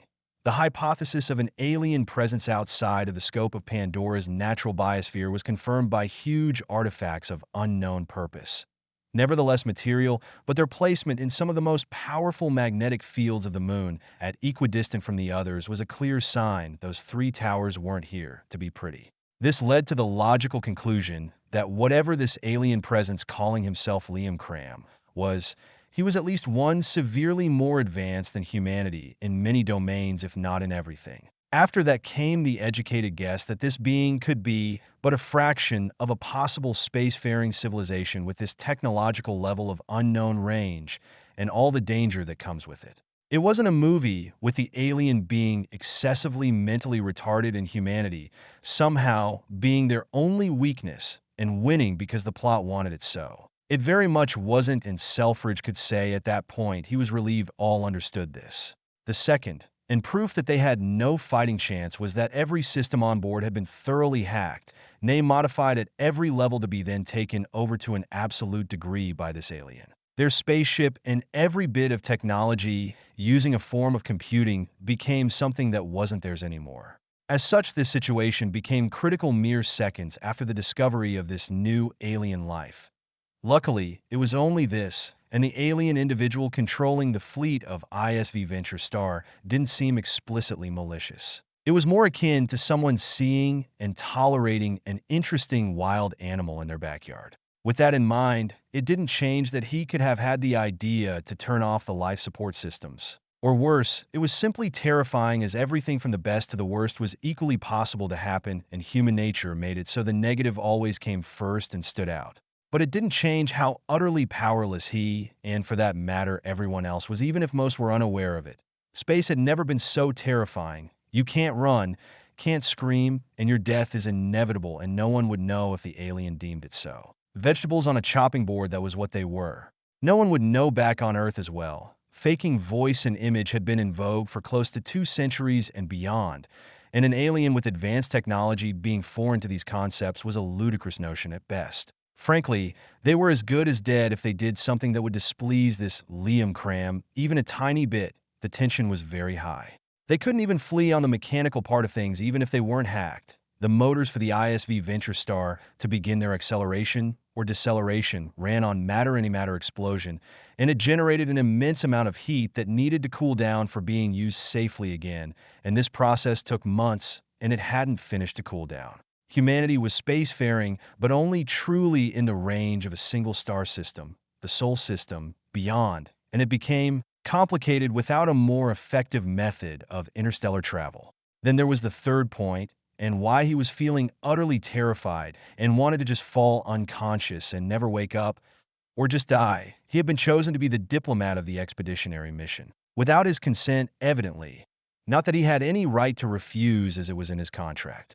But by all means, it was a logical choice, one he would have encouraged if that wasn't him being thrown at the wolves, and hypocritical as it was human nature. He had been chosen for good reason. He was the most familiar with Pandora and the ones that remained at Hell's Gate, and also disposable, yet still loyal. It was a strange situation he made himself fall into. One good thing, if that could be considered as such, is that he was the de facto leader of the expedition on terrain. It didn't change he was unwell and wanted to go anywhere else, though. And he wasn't a lone case of being deeply affected by being in this mission. The civilians who volunteered and then were chosen for their background, competence, and mind after severe testing were for the most part calmer, but not less stressed. But also far, far more determined. It wasn't about them, it wasn't truly to begin with, as the test got rid of the most selfish kinds, but this was far greater than they ever imagined in both scales and importance. Climate crisis, pollution, overpopulation, and war are all background noise barely worth a second of their attention in comparison. Then there are the augmented SEC ops. Automaton of flesh and augment, he thought, gazing briefly at one of the 6 tall black armored figures standing around him like statues, their helmets turning the task to identify them impossible. Francis gave him the authority over this little squad to a large degree. They were his personal guards in a way, but truthfully more here to be pretty and reassure him than anything, since he doubted they were exempt from having been hacked. One of the greatest defects of cybernetic implants: what possesses codes and is connected can be hacked no matter what. And finally, the third type of passenger present: the squad of recombinant, like the SEC ops had control over them, but it was quite different. It wasn't through loyalty, but by the fact he could kill them with a press of a button that would detonate a charge of oxygen in their central nexus. Though none knew that to this extent and would follow his words more out of willingness. The off button wasn't the only thing to stop them. They were pure GMOs, and there was a lot of method to control such creatures by manipulating their genes, and also memories pasted from the soul drives. I hope Quaritch 2.0 and his squad of psychic shitheads don't fuck it all up, he thought, feeling the shaking of the space shuttle re-entry in the atmosphere. Why did Charles, nevertheless Marcus, even want these barbaric animals here? Or it wasn't either of them. Who cares? It's past the point of second-guessing. It won't be like I would have the time to regret it if it turns to shit. Minutes flew by as the shuttle descended, and at some point, the pilots lost control of the vehicle, but their panic was short-lived since it was within the protocol, and so the vehicle controlled by an unknown force landed in the airfield of a very bizarre place that was marked as Hell's Gate on the map. We have landed. Follow your given instruction. I repeat, follow your given instruction no matter what. This is a mission of utmost importance, and our success will affect the fate of everything we hold dear, Selfridge said through his microphone before walking toward the exit, an exopack already over his face for him to breathe the air toxic to humans of the moon. Stopping meters before a gray, featureless metal wall, he sighed deeply. His tense expression softened to an amiable smile, and his taut body relaxed into a posture of control and calm, but neither of arrogance nor laziness. A stark contrast to him a second ago that had the one's close blink in confusion. Open, he asked motherboard, and half a second later the click of metal locks opening was heard with the air pressurizing, and the slipped metal wall he was in front of revealed to be but a rampant that slowly opened downward for him to walk on. And that is exactly what he did, walking out first and before all without any guard, body armor, or weapon, only a nice sky blue 3-piece suit, and his immense distress hidden by a carefully crafted mask of lies. A mask that broke in but a second as he walked down the ramp, and a humanoid creature that manifested in front of him in a flash of silvery light, a being that was equal in size to Gnosix and of exact appearance to the hologram from the day of his awakening. One he could never forget. Dark brown hair and beard neatly braided with multiple points that looked like pearls, a golden tan on a masculine face, and 2 silvery iris that seemed to see far beyond the realm of mortal. This was the eyes of the man captured in video 13 years ago. The relation had been drawn already that the two were, but now he was convinced this was the same creature. Welcome back to Pandora Parker Selfridge. I hope your stay will be pleasant. I'm Liam Cram, the one that had contacted your little crew and led your company away from my mate. The human-like alien said, amused, in a deep baritone voice, coming from everywhere, at once like the echoes of the winds in a cave, his iris for the briefest of moment turning to 2 fiery balls of silver. Holy shit, holy shit, holy shit, holy shit, holy shit, holy shit, were the current thoughts repeating in Selfridge's mind like a broken record. As his face paled, eyes dilated, heartbeat increased, his body was screaming at him with instinct he never knew he had that this thing was a higher existence as little as it made sense to him. This didn't go unnoticed, and the Aesopes flinched, the hands on their weapons tightening as if a fight was imminent. The creature, calling himself Liam, only smiled. It was inhumanly wide and very amused, as if he had been told the funniest of jokes. Adorable, all of you truly. Though weapons, firearms in particular, without the merit and necessary credence, are forbidden under my authority. What I'm about to do next might tickle for a few seconds, Liam said, silvery eyes bright like two miniature suns as he snapped his finger, and from both of his palms string of tiny silvery hexagonal flakes flew and commented to each of the stunned Ishop's chests before any could react. The tendril of argency exploded outward like cocoons, swallowing them whole. Then the second after, 6 smaller figures of varying sex and ages stood in confusion and horror as their armor and weapons were recycled and turned into regular clothes and exopack for them to breathe. Wadash, Quaritch behind, couldn't finish that he and his squad became the next target of the silvery tide. The thread of metal particles flew through the space shuttle and hit all of them simultaneously. The recombinants didn't accept it. Some screamed, some fought back, some did both and more, but it was useless for everything from firearms to blades, and even blunt weapons were turned to air in the most literal senses of the words. Many of the civilians were not spared either. As it had a mind of its own, the tendril split and targeted everything even remotely considerable to be a weapon. For them, however, the weapons were simply taken, and in exchange, colored and animal-shaped candies were given. But for some odd reason that was deeply disturbing and unsettling was that the candies of each person were their respective favorite color, flavor, and animal. Panic exploded everywhere, and it only grew as the tendrils shifted and moved, grasping everyone and everything from hurting each other in a complex net of flowing metal.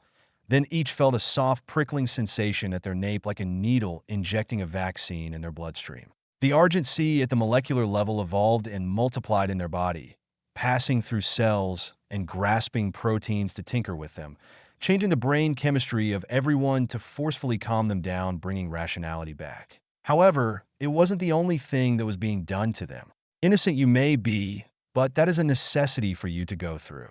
Humans cannot live the way they did for the past millennia.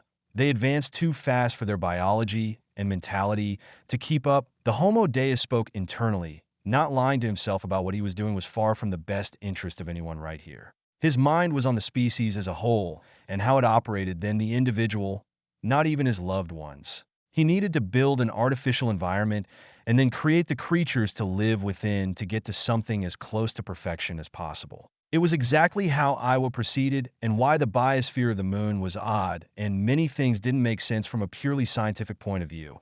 It was his mate's garden, and she took care of the way she saw fit. Evolution was present, but only the way it needed to be. Balance, prosperity, and stability at such scales for such a long period of time can only be attained artificially and with strict restrictions on what is and isn't forbidden. But that's something no mortals could ever hope to do. Good things neither Liam nor Iowa were in this case for their current position.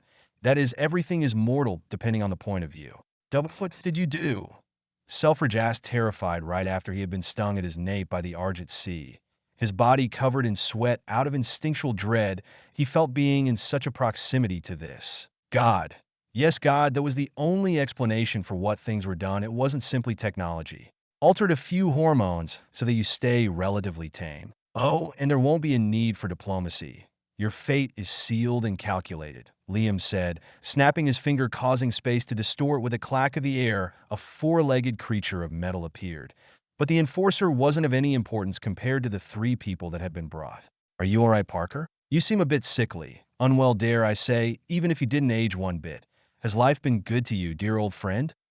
A tall avatar woman said with a sneer, bunching forward to be able to stare in his eyes with her amber almond-shaped one. Her voice and face ones that Selfridge recognized instantly. Grace Augustine.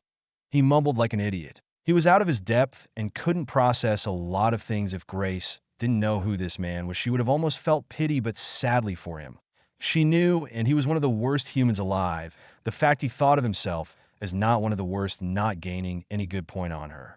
Ding, ding, ding. We have a winner, Grace said with fake joy and surprise. But her focus instantly snapped to one of the recombinants slowly walking out, and she hissed with her ears shifting down in for her a rare show of aggression. Quaritch. Grace, it's not him. Your emotions are wasted on a dead man. And is he even worth your energy? If this clone messes up, then he is all yours, but right now, it's not ideal, Max said softly to his friend, which worked somewhat as the avatar's body language shifted to something less aggressive but still alert. What? Oh, how are you? Selfridge mumbled, gazing at the man he showed, having his neck blasted off. There were major differences such as athleticism, lack of glasses, and the glow on his chest, but other than that, this man was the same as Max Patel. It's him. Here magic and technology are but one and the same. Catherine, he recognized, said, now a woman in her early 50s with graying red hair, her face lacking, however, any kind of visible aging, and her voice sharp and energetic. There was also a realization that none of the two humans were wearing any kind of life support device to breathe and live, but with everything else, that was a minor concern, if one at all. Now that the reunion is over, let's dig into the main course, Liam said, interrupting his thoughts with a soft but loud clap of his hand. The _bip_boop 2003. Hello, a bit of interaction. Bye-bye. My Patreon if you want to give me money and have chapters 1 have finished in advance, around 23. Spoiler. Thank High Simp of Mephala, Atlas Desk Lux, Aelhis, Andre Saavedra, Jeffrey Iverson, K.O. Dragon, Mikhail Bursak, The Suck Dragon, Blaze Savage, Eins Minch, known as Victor Gonzalez, Sci-Fighter Kron, DKJ224, Nicholas Ramirez, Max Brown, Jin Wolf Throne, Chase Carl Sorensen, Pilot Perks, Laplace, Natika Burlock, Death Knight 134, Young Dexter, Greenbowie 676, Jackietron 201, Victoria, Jin Jensen, Ein Minch, Wada Great Namalal, Brian, Naga, Moonsin, Darian Fields, Darren's Francois, Nathan Darth, Bane, Zenith, N030K, Fiducium, Keck 047, David, Scarla Menace, Big Shot Swag, Carlos, Topher Daisy, Ketson XD, Inriv 125, Saxon Bartlett, Alexander Hankey, Timothy Scholes, Xbox on Sam Strike, Ica, Player 1 Jannik, AM Ratanafam, Jin Wolf Throne, Mahanad Ibrahim, Vale Eli Troller, Serdep Delilius Gamming, Koljai 1801, Michael Schiff, Coco Bum, Thomas Dale, and everyone for the support. Collapse. 113. Day of Surprises. Nearly 4 months had passed since the expeditionary team composed of 6 SEC ops, 13 recombinants, and 26 civilians, then Parker Selfridge, had landed on Pandora and had arrived at Hell's Gate. There had been no true diplomacy. It was pointless. It was used when two parties were roughly equal or under specific reasons that made the situation turn for the worse for both parties, which was neither the case. Liam wasn't going to try and be reasonable at any true length and consider the other party's interest. And why would he even do so? His goals were not going to become reality without the blood of billions. As such, he had forcefully absorbed the weaker party by various means, all violating human rights. Not that they weren't violated daily, but there had been no violence in any true sense of the words here. And what frivolous concepts those rights were, even freedom, those concepts could not exist to their fullest in any civilized society, so it was better to get rid of them like most of everything else with humanity. Leading to why Liam will have to cause the death of billions, even if death was not the end here, making human life cheaper for him than it ever was. However, the problem wasn't the concept of human rights, but their maker and the way they were put into motion, if at all, with their inconsistencies. And how vague they were as well. A problem also born of how human society was built from country, religions, and cultures as a whole. It was made badly because it came naturally from several thousand years of conflicting interest for the betterment of the species and not a quantum of the world population, leading to the latter downfall. It will need without exception to be washed away and marked as faulty and to never repeat. You can't fix the unfixable after all. This aside, acclamation for the civilians was the one that was the most important and went the smoothest with the least amount of intervention from Liam. But for the others, it went well too. Getting them jobs for their respective competence, but also composition, and making them part of the leaderboard was done quickly and efficiently. Adding more of them from the ISV Venture Star in a slow trickle had not caused any problem either. The urgency in their system calming them down here and there, or making them focus on other aspects of life, was of great help too. They were like scared cavemen, and if they turned into a blubbering mess of nonsense at basic teleportation, then that was no good, considering teleportation was not the most magical thing that tech could do. Manipulating space was one of its more common functions behind hard light and energy manipulation in general. The meritocracy with more or less friendly competition and a common goal aided as well, but also how violent, unbiased, and extreme the punishments were if anyone thought themselves smarter than the Homo Deus by trying to find non-existent loopholes. Did you voluntarily sabotage your colleague by various but discreet means that only you would know since they aren't directly harmful? Then you have failed and can kiss goodbye to your privilege as a member of society. And depending on how grievous the crime was with a myriad of factors, the punishment could go very far, death being far better than potentially heavier sentences. Personhood could be lost on a fundamental level, and emotions were not exempt from it either. Nothing was safe once the rules were broken. Absolutely nothing. What appeared to be reality was just an illusion for the All-Father to shatter and manipulate.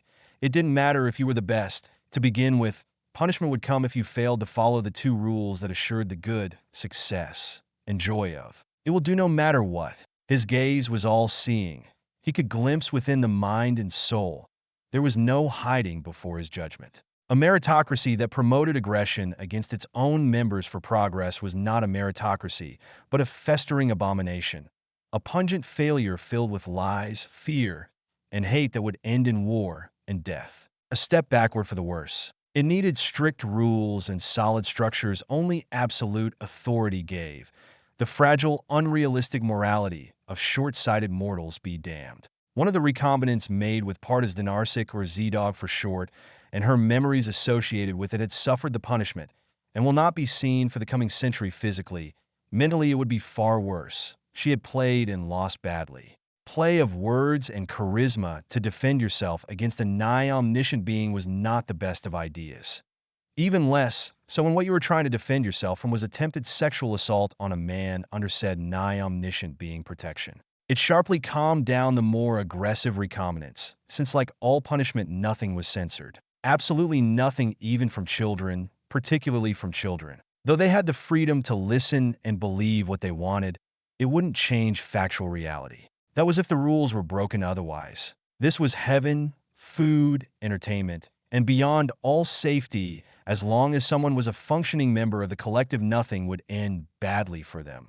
Unnatural death with diseases or accidents was not even a concern. Though there were levels of advantage on how much inherent merit someone brought on the balance. Advantage encompassing things like lifespan increments. But even then, in no case did it spare them from punishment if action taken with malicious intention against a member or the collective itself was taken. In fact, the higher the power, the bigger the consequences for such action for the most part. In this case, the saying about great power and great responsibilities tied themselves together. On the 5th floor of the Habit of Hell's Gate was walking within corridor a tall and athletic teenager in a highly advanced bodysuit. Hovering behind him was an otter-like creature of flesh and metal.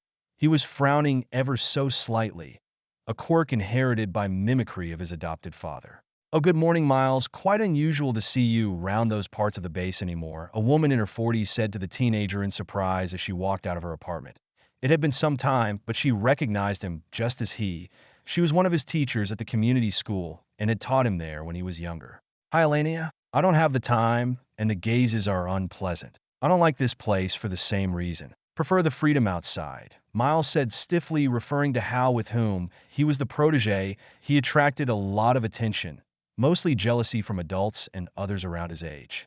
"Suppose it makes sense, but that's life. On another note, I suppose you're looking for someone.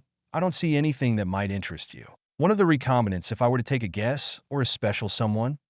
Elena asked, closing the door behind her as she looked up slightly to meet the gaze of the tall teenager.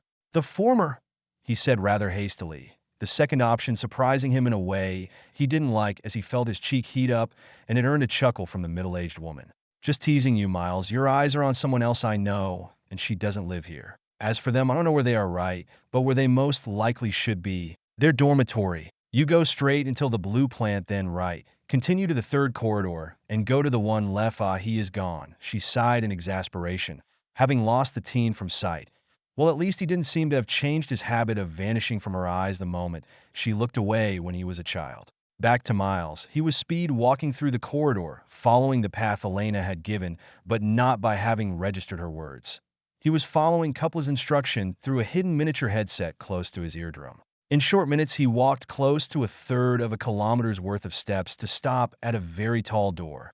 Inhumanly, so in fact with a name tag that wrote Quaritch with nothing before or after. Simply Quaritch the recombinant, and the one he was going to meet for the first time. "Let's see how the copied memories of my sperm donor are in another."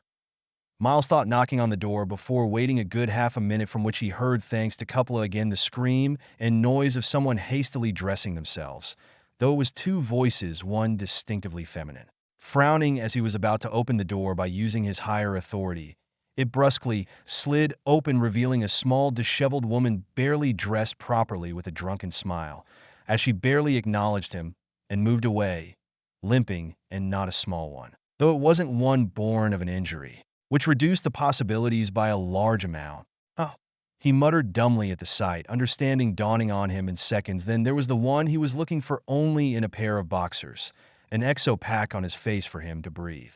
"What do you want, boy?" the recombinant said, a mix of annoyance and amusement at the bemused kid who awakened him in a less than respectable position. "How?" Miles asked incredulously, but the only answer he got was from the human Gnostics hybrid, rapidly putting on a pair of pants and a t-shirt. A bath will be needed to, it seemed. Talent, patience, control, and preparation. "Now who are you, and what do you want, so this conversation goes somewhere, where you can, scram off?" Quaritch said, this time paying more attention to the teenager in front of him, and couldn't but note several glaring details. The bodysuit of tech, the body type showing heavy but controlled training, the cyborg creature behind glaring at his soul, which he found amusing, and the face of the boy himself, which made him pause. It was familiar in strange ways. This can't be, he thought, recalling the very last few months he had available from before the soul drive was used. The face, the eyes, the hair, it reminded him of her, and the mistake that couldn't be fixed as detected far too late, and that he know the other he had been too hesitant to.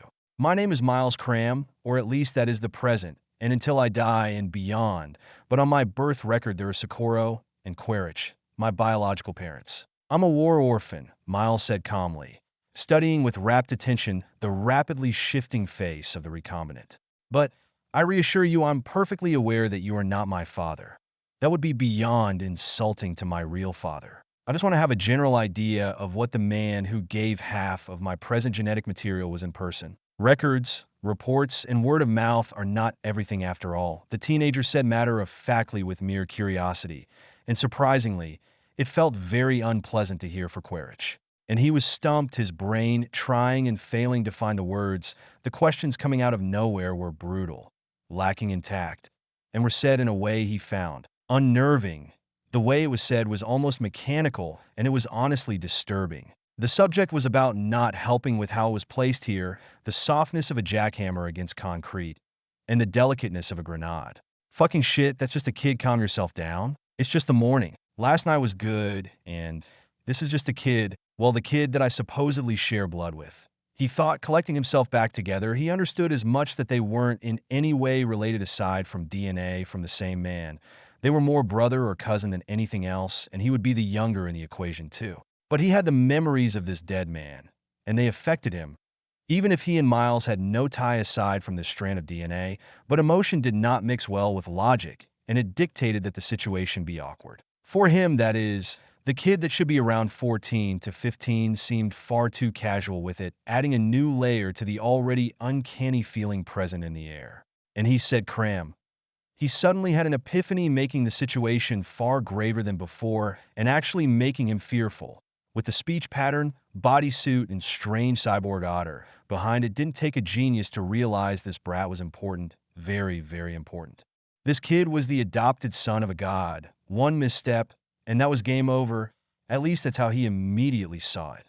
"That's a lot to take in at once." 5 minutes after waking up, Quaritch said, not finding any other more appropriate words to say at this moment. He didn't know how to react, and he wanted to be sure there was even a right way to do so. Though one thing could be said: why? Why now, after months I've been here? Why not? It seems to be the correct time to do so. You have settled and have adapted to this new lift dash. However, before he could finish, the world shook, and the sound of thunder echoed from deep below the bowel of Pandora, the tectonic plates below violently shifting, causing him and Quaritch to stumble, trinkets to fells and furniture to moves. And it was but one of many. But that was only the part of a greater whole. The world outside the windows had turned dark, as if night had fallen or a solar eclipse had happened. However, this wasn't the one caused by Polyphemus. No, this was something else. As the two advanced to gain a better view, their eyes widened at the sight, one of confusion and terror, while the other of recognition. circular with sharp points, forming a disk of dark gray, organic-like alien structure, glowing a toxic green of impossible size, encompassed the sky as it was slamming against the blue-white hexagonal pattern of the world barrier. The calm, deep voice of Liam echoed through every device, harmoniously snapping both of them to reality. However, a hint of anger could be detected, and it was bone-chilling to all. Asterisk code read, "This is not an exercise. I repeat, this is not an exercise. Do not panic. Follow the rules and move calmly and toward your closest designated vault to wait. Any and all actions infringing on my rules shall be punished accordingly after this event has passed. An explanation shall be given once all individuals present in Hell's Gate have been secured ***. And the message, seemingly overpowering the deafening thunders of the sudden powerful seismic activities, continued. The one speaking of further instruction on how to proceed against this crisis, of which many at this instant in Hell's Gate only thought of a nasty natural disaster, even with the code red that had for purpose indicating an attack to annihilate them. They were greatly confused. The _BIP_boop 2003. Hello, gravity is a powerful force, isn't? My Patreon, if you want to give me money and have chapters 1 have finished in advance, around 23. Spoiler. Thank High Simp of Mephala, Atlas Desk Lux, Aelhis, Andre Saavedra, Jeffrey Iverson, KO Dragon, Mikhail Bersak, The Suck Dragon, Blaze Savage, Eins Mensch, No_is Victor Gonzalez, MP Gaming, Sci-Fighter Kron, DKJ, 224, Nicholas Ramirez, Max Brown, Jin Wolf Throne, Chase, Kyle Sorensen, Pilot Perks, Laplace, Natiaka Burlock, Death Knight 134, Young Dexter, Greenbowie 676, Jackie Trin 201, Victoria, Jen Jensen, Ein Mensch, What a Great Namalal, Brian, Naga, Moonsin, Darien Fields, Darren's Francois, Nathan, Darth Bane, Zenith, Enzo Bizaroke, Fiducium, Keck 047, David, Scarlet Menace, Big Shot Swag, Carlos, Topher Daisy, Ketson XD, Riv 125, Saxon Bartlett, Vinny Alexander Hankey, Timothy Scholes, Xbox On, Sam Strike, Ica, Player 1 Janik, AM Ratanafam, Jin Wolf Throne, Mahanad Ibrahim, Vale Eli, Troller, Surdep, Delilious Gamming, Koljai 1801, Michael Schiff, Coco Bum, Thomas Dale, and everyone for the support. Collapse. 114, one of millions. Today was a day like any other for the past few months. At least that was the thought going through Charles's mind as he drank his morning coffee while gazing at the dark void of space. It was a beautiful and daunting sight, the light of faraway stars reaching his eyes and giving a magnificent tapestry to observe. He didn't know where the Sol system was, but that mattered little. He knew he was far from his birthplace, and that was something indescribable. Everything is going smoothly, he muttered with a smile. Flicking a hand, he brought up various graphs in holographic forms. The way the data shifted, leading to his smile widening, showing artificially white teeth. This was going far better than he or anyone else had anticipated, and for one reason, a reason he was still very conflicted on. The RDA had made the rational and logical choice of surrendering. There was no nefarious plan behind it. After all, this would be beyond foolish and useless aside from the fact it was obvious and would have been seen through in seconds. And why even do so? This alien, the Homo Deus, Liam Cram, was not malicious as far as Charles had seen. Quite the contrary, even if how he worked was confusing to the highest degree, but that was to be expected from an unknown intelligent life form with far greater intelligence. Even if what Liam was doing seemed beyond naive and foolish at first glance. Accepting all and everyone, but also giving complete freedom of choice. It never worked and never will, but that was without taking into consideration the inhuman treatment of the ones that broke his rules, but also on how the artificial society worked from what Charles got. A society that was not meant for humans, but it somehow worked with the extreme retaliation to the delinquents. It was beautiful in more ways than one, but it couldn't exist outside of a bubble or on a large scale. It went against many of humanity's current principles and way of life as well, if it would be the life of a caged animal. Humans would remain humans no matter what, and a benevolent tyrannical meritocracy, to run at its full capacity, required something that wasn't humans, or at least by the regular definition of the term. It required the population in its entirety to work for the best of themselves and everyone. Lovely on paper, but not much else. and impossible in practice aside from the fact it went against how society worked. Truthfully, he didn't know how to feel about it, like many other things in those days and ages, but he preferred to not make any hasty judgment or actions. Waiting and reacting or generally being passive was the way to go, and it had worked until now. The exchange had gone smoothly. Civilians with clearance could move freely from Hell's Gate to the ISV Venture Stars, which also led the way to an influx of food and water that they needed. The spaceships had plenty of food and water, was easily recycled, but it wasn't enough to sustain a population of thousands for years. Though if the metal we have come here doesn't flow, this will lead to questions that will lead to investigations and unpleasant discoveries. Yet mining, it is an impossibility. But we have time, and our unsold reserve of unobtainium is vast. I wonder if they can synthesize it. It would not be a far-fetched idea with what was shown. Charles mumbled. There wasn't any greed in his mind, however. Only the method to make authority on Earth stay ignorant about the ongoing situation here. He was a businessman, and not just a greedy man without any thought in his mind aside from money, even if greed played an important role here, but more out of the fact there won't be money without Earth. It was in moderation. And unobtainium was more of a sign of power. It was far from being the RDA's main source of income. Far from it, the main sources were alimentation and pharmaceutics, but the superconductor at room temperature oiled things together quite nicely. His thoughts reached a sudden stop as a bright white spot lit up in the space he was looking at. Confusion spread over his mind, and then curiosity replaced it. That looked like the teleportation of those bizarre quadruped living metal creatures he had seen. Motherboard, what is T-? He was interrupted by the room turned crimson red, the ISV Venture Star he was in shaking, and the cold voice of the AI he was reaching to blasting in his ears at maximum volume. Asterisk powerful gravitational anomaly detected. Danger level lethal for all personals. Immediate override of all commands and beginning of escape maneuver. Asterisk. What? Charles screamed in disbelief, and he was soon joined by Francis, whose cold expression revealed an equal amount of confusion to him as they stared at the supposed gravitational anomaly. The bright spot was growing, the light emitted following suit in brightness, and then it began to spin both clockwise and counterclockwise as space visibly folded. The mere image was enough to cause the rise of migraine in both of them. Asterisk failure. Motor 1H for you have sustained critical damage. Recalculating escape maneuver. File a dash asterisk. As the robotic voice of the AI echoed within the spaceship, the white gravitational singularity stopped spinning and growing. The next second it became, but at the size of a pinhead, yet as bright as ever. In the background, the motherboard's calm voice repeated the same few words like a broken record as the bright light suddenly disappeared. Then, in a dazzling show of light, reappeared and detonated, creating a shockwave of repulsive force. The repulsive force washed over the fleets at the speed of light. The force bent, folded, and destroyed anything and everything. Charles observed it didn't and couldn't process what had happened, and luckily he didn't have to. He didn't feel his right arm be torn off, or his lower half spared by a block of metal, and neither did he feel his head be crushed.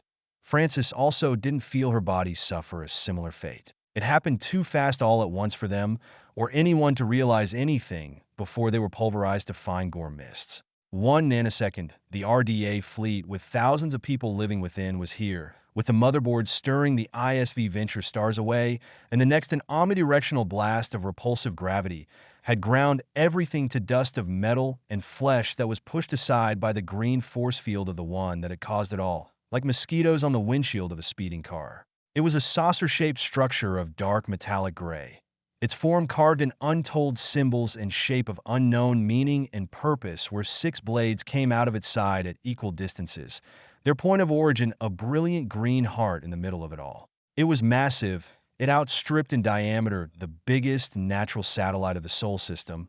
It was larger than Ganymede, and as such it was larger than the Moon itself by a significant margin.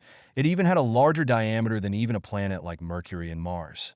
It was truly gargantuan, for 1,830 kilometers, 3,000 miles, from one claw's tip to its opposite, and its mass, even if its internal structure was mostly hollow, didn't change, that it was dense enough to generate its own powerful gravitational field, one stronger than most moons and even smaller planetoid body. On Pandora, hovering in the air, was an imposing man of blue light, the All-Father.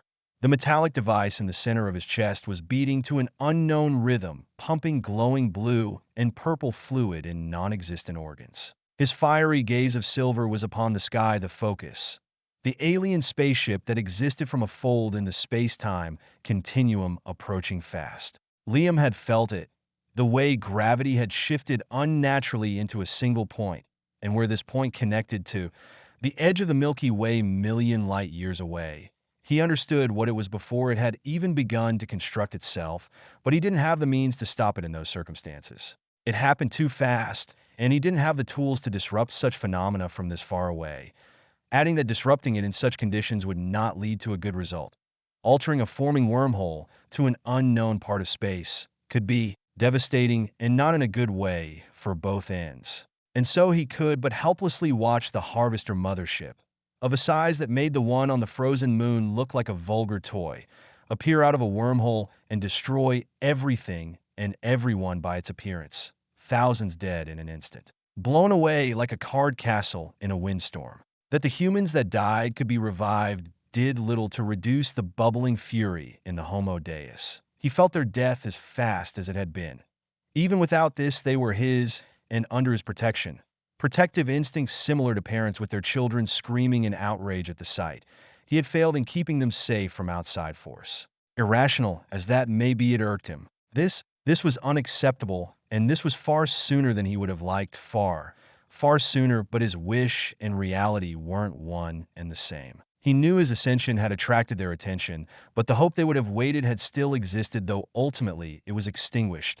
The only positive thing was that it was happening after he had done so, and also after the Obelisks. Feeling his emotion, a dainty hand with lavender skin touched his shoulder of ethereal blue light, causing him to relax slightly as he grabbed it softly with one of his hands. The hand belonged to a white-haired Na-6, the avatar of the All-Mother, her soft pink eyes looking in the same direction as he did. Her face was calmer than his, but she was not less displeased. She could feel the entire hive mind. But it was quite interesting. There were many differences since the last time she sensed it, but what truly fascinated her was the terror and determination flowing like a broken faucet from the queen in the heart of the mothership. We can sense that the queen is weaker than we remember.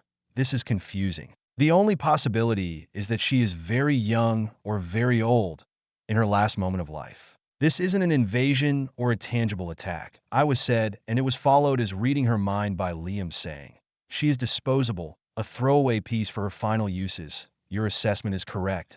The both of them could tell several things were out of place from what they gathered. This was decidedly suicidal, there was no denying it, but it wasn't desperate or without purpose. It was for all intent and purpose a lone suicide scouting party. A smart strategy and an annoying one. As such, they were aware they were being observed and studied. Scanners of many types were flashing against the world barrier, some the right frequency to pass through before being filtered out by Liam, who constantly adapted the barrier. Others still passed thanks to their psionic nature, but suffered the same fate as Iowa. Still, the sheer quantity and diversity of them made some manage to get through, and that was unacceptable.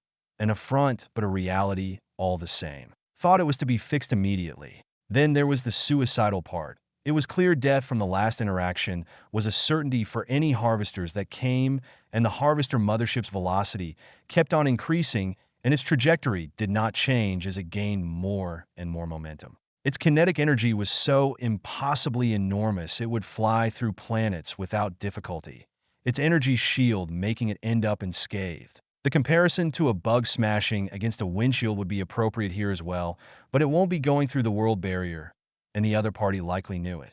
The bitch is going to ram into us with her vessel and then likely explode, my love. This would be very unpleasant for you, with the sudden gravity shift that it would bring on the tectonic plate. The world barrier can't block unfocused gravitational fields in any meaningful way, Liam said with a hint of fury, energy crackling from his form as after images of himself manifested and disappeared by the hundreds. All appeared at a precise point in Pandora where Na-6 lived to intercept the Argent Sea disasters such as volcanic eruptions, unnatural rising tides, and tsunamis that the major shift in gravity would lead to, and they were beginning already. Waves in height equal to multiple stories buildings were going to slam into the village of the Metkayina, where hysteria could be smelled in the air due to both the raging sea going to kill them all and the new rapidly approaching structure in the sky that in their mind was going to do the same. Liam's sudden appearance above the village served as a beacon of hope, and his action brought a sense of safety as from his hand flowed, in abandon, a silvery liquid of incredible beauty that commanded the chaotic sea to calm down and the storm to part away. And that was but one of several thousands of villages, adding that gravity also affected the atmosphere, and that storms of cataclysmic magnitude were going to befall many. Millions would die without the All-Father and All-Mother immediate intervention, and those were unacceptable deaths, for they were of scope far beyond normality.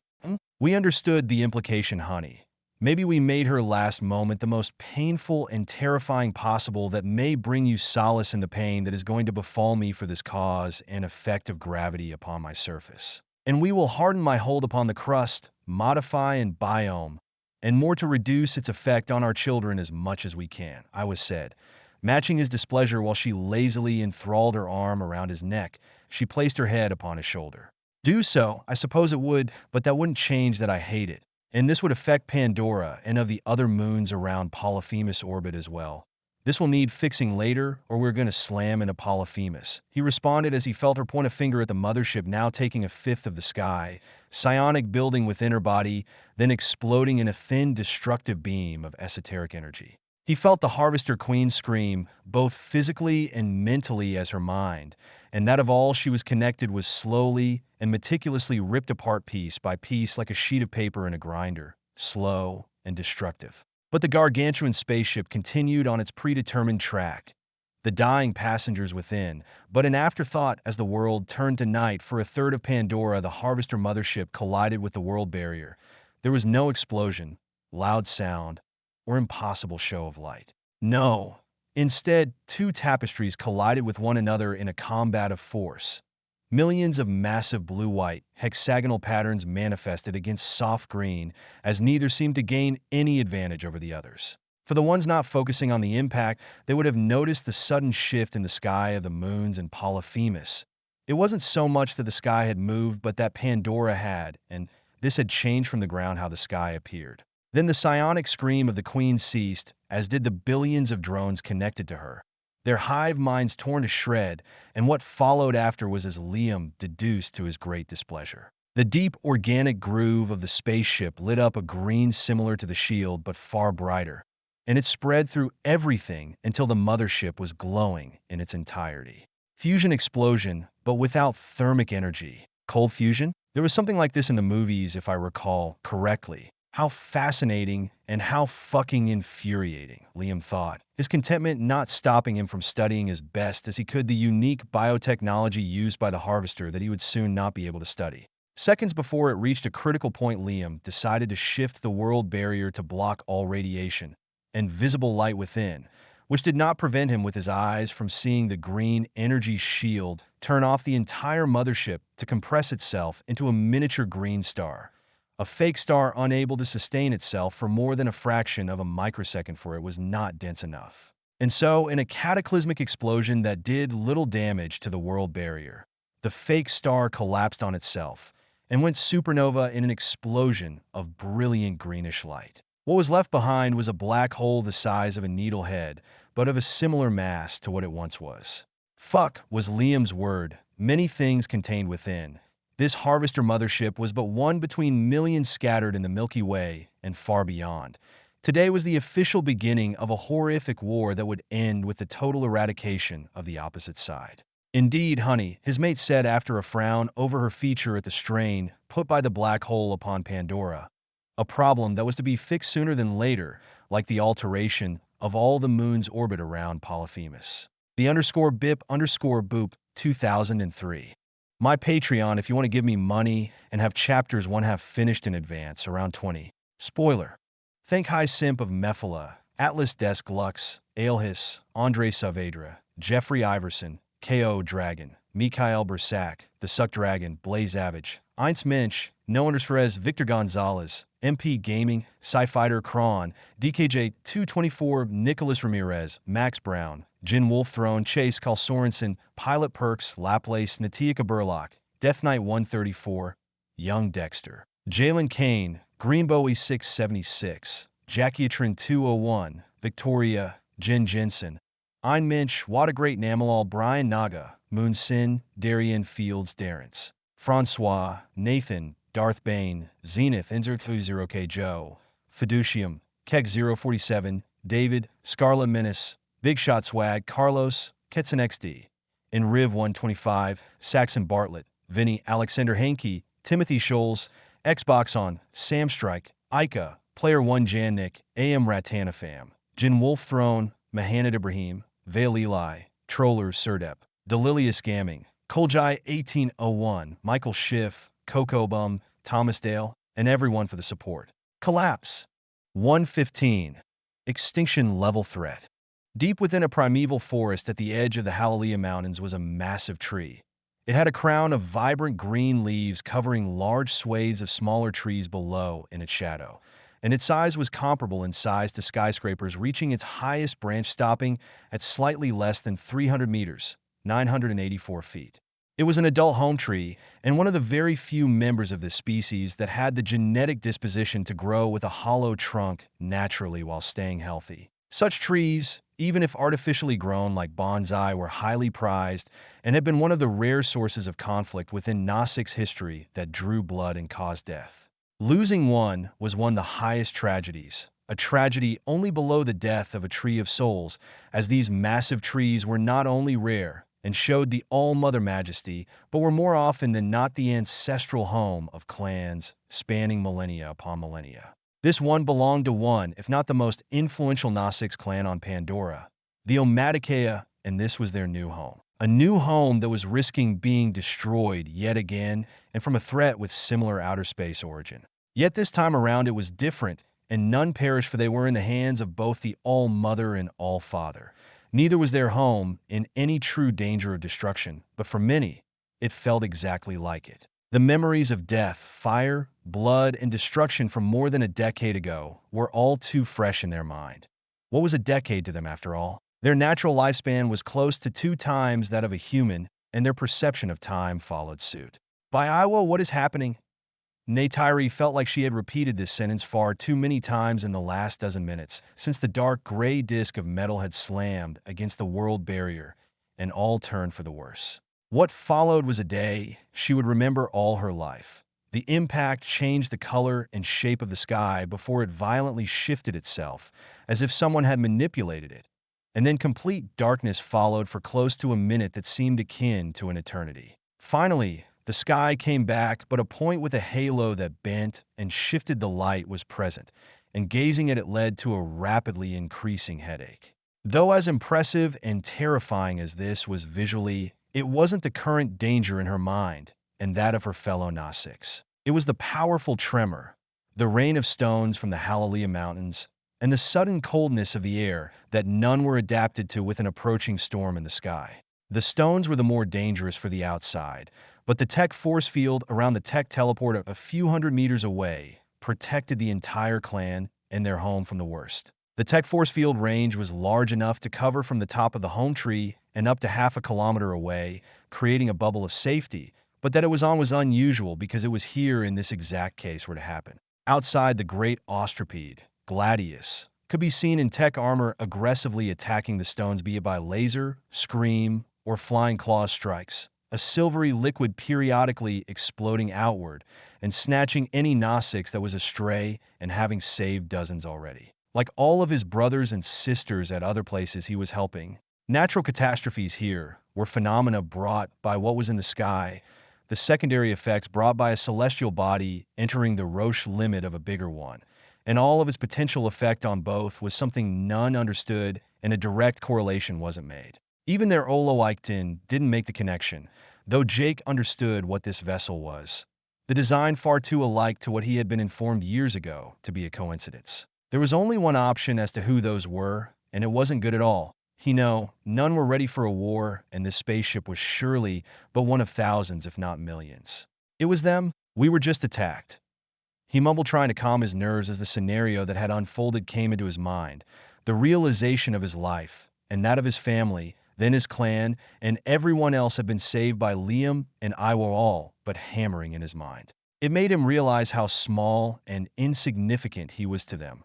Particularly Liam, even if he knew already, but knowing and seeing were two entirely different things. And he was immensely glad it was the case. Without this, today would have been his last, and that of his family. "Jake, who is them?" Moat asked with no anger at the missing information.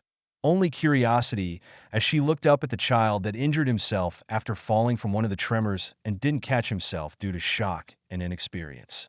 "I suppose it doesn't matter if I told you. They are a threat much like what was once the RDA, but from another species that had been discovered by the All-Mother and All-Father below the frozen ground of Naratsipay. This in the sky was one of their vessels, but it is far larger than what they had discovered," Jake said hesitantly, trying to find the adequate wording. But before he could continue, a man of light manifested out of thin air. Flakes of silver orbited around his muscled body. With a graceful movement of his translucent hand, they flew outward in the direction of the falling stones, stopping them dead in their tracks. While from his other hand, thinner stream shot out and shifted to all injured, healing their wounds in a green glow of light. This act led to gasps of shock. It attracted the attention of all, and cries of joy and relief echoed far and wide within the encampment. The Nasics rapidly arrived as the word spread fast, and soon the entire clan was present, and in its entirety prostrating in reverence to the Homo Deus. The only ones standing were the Tsahik, the Oloikton, and his family, and even then there were varying degrees of positions of great reverence after they were far closer to him than anyone here, and the Ascension had not been that long ago, but still, their relation did not make them equal. "You can all stand up. I have important matters to speak of, and you must already have an inkling of what my word shall be about," the All-Father said, placing a hand over Jake's shoulder and healing the many scratches the Avatar had gotten with what happened. As for his words, well, they did do so, but only a little, their bodies showing no sign of stopping. "If that's what they want, then so be it," Liam thought. It was only the beginning after all, and this was relatively tame. It was just that acting this way was quite literally useless. But if it pleased them, he wasn't going to police what they did, and this worship was partially his fault. He did do a lot of godly things from their point of view. The world barrier stopped an object close to a fourth of Pandora's size, and a tenth of its mass was something that hardly helped in the worship matter, and fundamentally, there was no negative to them being subservient to him. He just didn't like it, well, more precisely, the little part of humanity still in, and the one he knew he needed to keep alive. In the end, he would have to suck it up. It was how life would be, and his ancient way of life would not be possible. Today is a day to remember. What you have witnessed belongs to a species called the Harvester. Little is known about them, but what my mate and I gathered is enough to have a verdict on what they represent, a threat to us all. He began, his voice coming from everywhere at once as he made argent sea sculptures of the Harvester from drone to queen and their ship with Pandora and Nasics for scales, leading to gasp of horror from his audience. They target world-bearing life and harvest them. It is not for the mineral resource, but for psionic, the energy unique to life, the energy of mind and soul. It imbues itself deeply into the ground, accumulating through death and time until its shelf life ends and it disperses in the cosmos again. It's a resource precious to them, stemming from their unique biology, requiring it to thrive just like you for food and water. He continued as further images began to show off. Massive spaceships like the one that had been in the sky appeared with massive beams of energy drilled into planets, and then flew off, leaving a broken and dead world. It was sudden to reveal it, and more so this way, but the cat was out of the bag. Liam had just hoped it wouldn't have been this early, but since it was, things would need to be sped up by a lot. It was unpleasant, but that was life, and he had to proceed on. At the moment, even if his technology was more advanced, he would lose by sheer virtue of the astronomical number difference in resources and manpower. As shown by how one spaceship shifted Pandora's orbit, it didn't matter if the Harvester couldn't damage the world barrier. They were an existential threat all the same. And depending on how their wormhole drive worked, their threat level could be far higher. That is why Liam wasn't going to take any risk and considered they could directly open a gate on Pandora, but didn't do so for X or Y reasons. They are not new to this corner of the Milky Way. In the distant past, they had targeted Iowa. She had been treated as a vulgar target to be harvested by these creatures, but they underestimated her. She fought back, her mind and will far stronger than theirs, and so, by her fury, they were exterminated, and today history rhymed, their fates similar to their predecessor. She attacked, granting death to them all, and I protected against the impact, saving the life of us all. This shall not be the first, and will not be a unique case. He continued, invoking a perfect representation of what had unfolded once the sky turned dark, leading to further gasp as the understanding of the threat they represented from just the size entered their minds. Today is special in the history for both Gnostics and humanity. A common enemy to tie us by blood and fire forevermore had come. The Harvester will seek to kill the All-Mother, to kill me, to kill you, your mates, children, mothers, fathers, friends, to lay waste to all that you held dear. They do not care, do not think like us. They do not see us as individuals. We are simply a source of nutrition, a game to hunt, one that fights back and will never stop doing so as they come back again and again and again until they are satiated with our entrails, to then continue for eternity, repeating this cycle until nothing but themselves remain. Yet that shall not happen by my will, by the will of my mate. By your will to live, we will persist. We will not flee. We will not accept this fate. We will fight back, and we will win. This is a war forced upon us, but one that shall end with their death. And for this to become reality, efforts of all shall be required. His baritone voice reached a crescendo as the light emanating from his body gained in intensity, and like the last piece of a puzzle, a war cry exploded from the lungs of all present.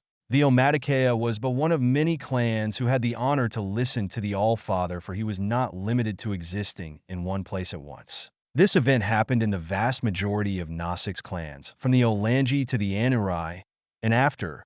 Each time the speech changed minutely to fit the public and garner the strongest desired reaction. Manipulative, but it was the truth. No matter how it was worded, it was a war for survival that had begun, and Liam wasn't going to make it appear lesser than it actually is. Maybe if the Harvester didn't have a suicidal scout be thrown at them, then diplomacy would have been possible, but this destroyed all possibility of such a case happening. That fact, the Harvester were likely not working as one mattering little. They were all a threat.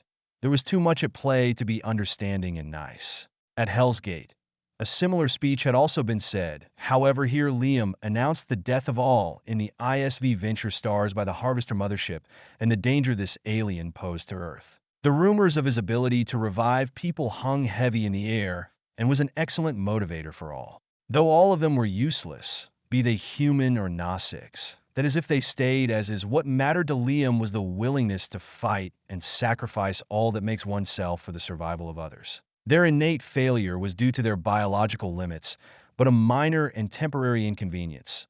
Same for their knowledge and talents or lack thereof. All were but parameters for him to fiddle with. However, if things truly go south, then consent would have to be ignored for everyone, but more generally the less important member, and he would have to drive into the depths of moral decadence and mechanical logic. A future that horrified Liam and that he didn't want but also actively worked to avoid at all costs. This war wasn't going to be like any other war fought by both species in everything from the level of violence, scale, shape, and importance. It was a war for the survival of their combined kind, a war against the threat of extinction on all levels. Special methods will be needed to fight the Harvester given how they proceeded. They didn't invade, nor did they go on the soil of the planet they wished to eat. Instead, they did so from the safe confines of their spaceships. There was no fighting their force outside of their energy shield. At least that's what Liam gathered from his observation after his ascension. His sight was not perfect, but it let him deduce with very little incertitude what was and what wasn't. It's also how he knew why they targeted heavenly bodies with life, of which the vast majority had been previously seeded with life by them. It wasn't to spread life like some gardeners, but like farmers, and the type that did not care about anything, but to generate the maximum amount of profit in the shortest amount of time. The Harvester as a species could be compared to vampires, psionic vampires to be exact, and in a way what Iowa did minutes ago to the Queen was make her equivalent of a stomach and digestive system explode. Why would they go to destroy planets with life, if not only for this, with everything else around pointing to that? They weren't evil megalomaniac after all. just a type of super predator that was hyper-specialized on feeding on one very unique type of energy for their biology to function. Resources in space were virtually unlimited, so it wasn't to collect minerals and the like, nor water, since it was a common occurrence. And synthesizing required atoms and molecules for such a civilization was safely within their capabilities. It was psionic and always had been what they wanted. Hundreds of thousands of worlds and beyond had been birthed and destroyed for it by those aliens. And Pandora, or any planets and moons that will be under his control, will never suffer such a fate. The _BIP_boop 2003. Hello, it's how I see the Harvester. The excuse used for them to take core in the movies was very dumb. My Patreon, if you want to give me money and have chapters 1/2 finished in advance, around 20. Spoiler. Thank High Simp of Mephala, Atlas Desk Lux, Aelhis, Andre Saavedra, Jeffrey Iverson, K.O. Dragon, Mikhail Bersak, The Suck Dragon, Blaze Savage, Eins Mensch, No_S, Victor Gonzalez, MP Gaming, Sci-Fighter Kron, DKJ224, Nicholas Ramirez, Max Brown, Jin Wolf Throne Chase, Carl Sorensen, Pilot Perks, Laplace, Natiaka Burlock, Death Knight 134, Young Dexter, Jalen Kane, Jackietron 201, Victoria, Jen Jensen, Ein Mensch, What a Great Namalal, Brian Naga, Moon Sin, Darian Fields, Darren's Francois, Nathan, Darth Bane, Zenith, N0B0K, Joe, Fiducium, Keck 047, David, Scarla Menace, Big Shot Swag, Carlos, Ketson XD, Riv 125, Saxon Bartlett, Vinny, Alexander Hankey, Timothy Scholes, Xbox On, Sam Strike, Ika, Player 1 Jannik, AM Ratanafam, Jin Wolf Throne, Mahanad Ibrahim, Vailili, Troller, Surdep, Delilious Gamming, Koljai 1801, Michael Schiff, Coco Bum, Thomas Dale, and everyone for the support. Collapse. 116. Changing mentality. Fucking insects. Dozen of kilometers above the exosphere of Pandora, a man of blue light thought with fury as he glared with his brilliant silvery eyes at a gravitational flux that deformed all light entering in contact with it, creating a halo of dangerous exotic particles. It was a black hole, a terrifying force of nature in the ears of many, and it was the case here as well, but not to the extent many would believe. It would rip Pandora apart if left unchecked, but it wouldn't do so in seconds or minutes. The order of time was more in decades, if not centuries. Black holes worked by mass, not all were equal. Only a tiny minority were capable of eating entire star systems and beyond, but in reality, the vast majority were just the remains of collapsed stars and such equal in mass to them, if slightly less. Getting close to them still meant a certain death, but that would be the same for a star. The in question here was the size of a needlehead, but heavier than the Eurasian continental plate, and that would be its gravitational force upon a moon with 72% of Earth's mass. It kept the same mass as the Harvester mothership it once was, and had the same effect on Pandora, which were beyond risking destroying the moon, also deeply affecting tidal and force, and overall a cataclysm generator moon-wide proportion.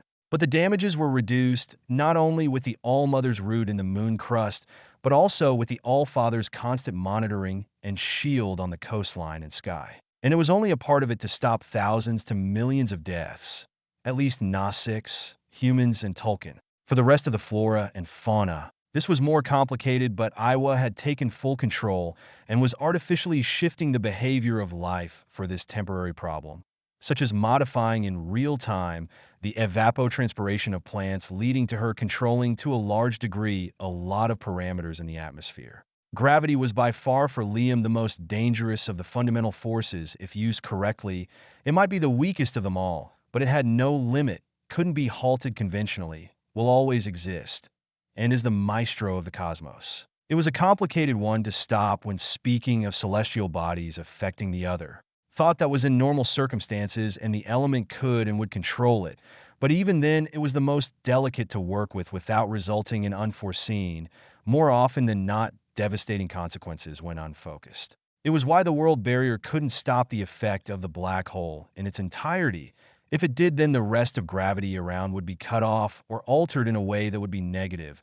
To avoid this, Liam needed total control of gravity within the binary star systems, and it would also stop the Harvester from warping within and also better Obelisks. He would have to spread, but that was easier said than done, and the reason why this black hole was still a massive problem, one in need of immediate solving. and why he was here barely an hour after the attack. He couldn't waste time and had been working on an immediate but radical solution: its total deletion from this plane of reality. Literally speaking, evidently, he didn't do half measures. And so from his wide, open palms, tech components of ever-shifting size and bizarre shape carved with unknown symbols flowed into the void of space, acting upon his will.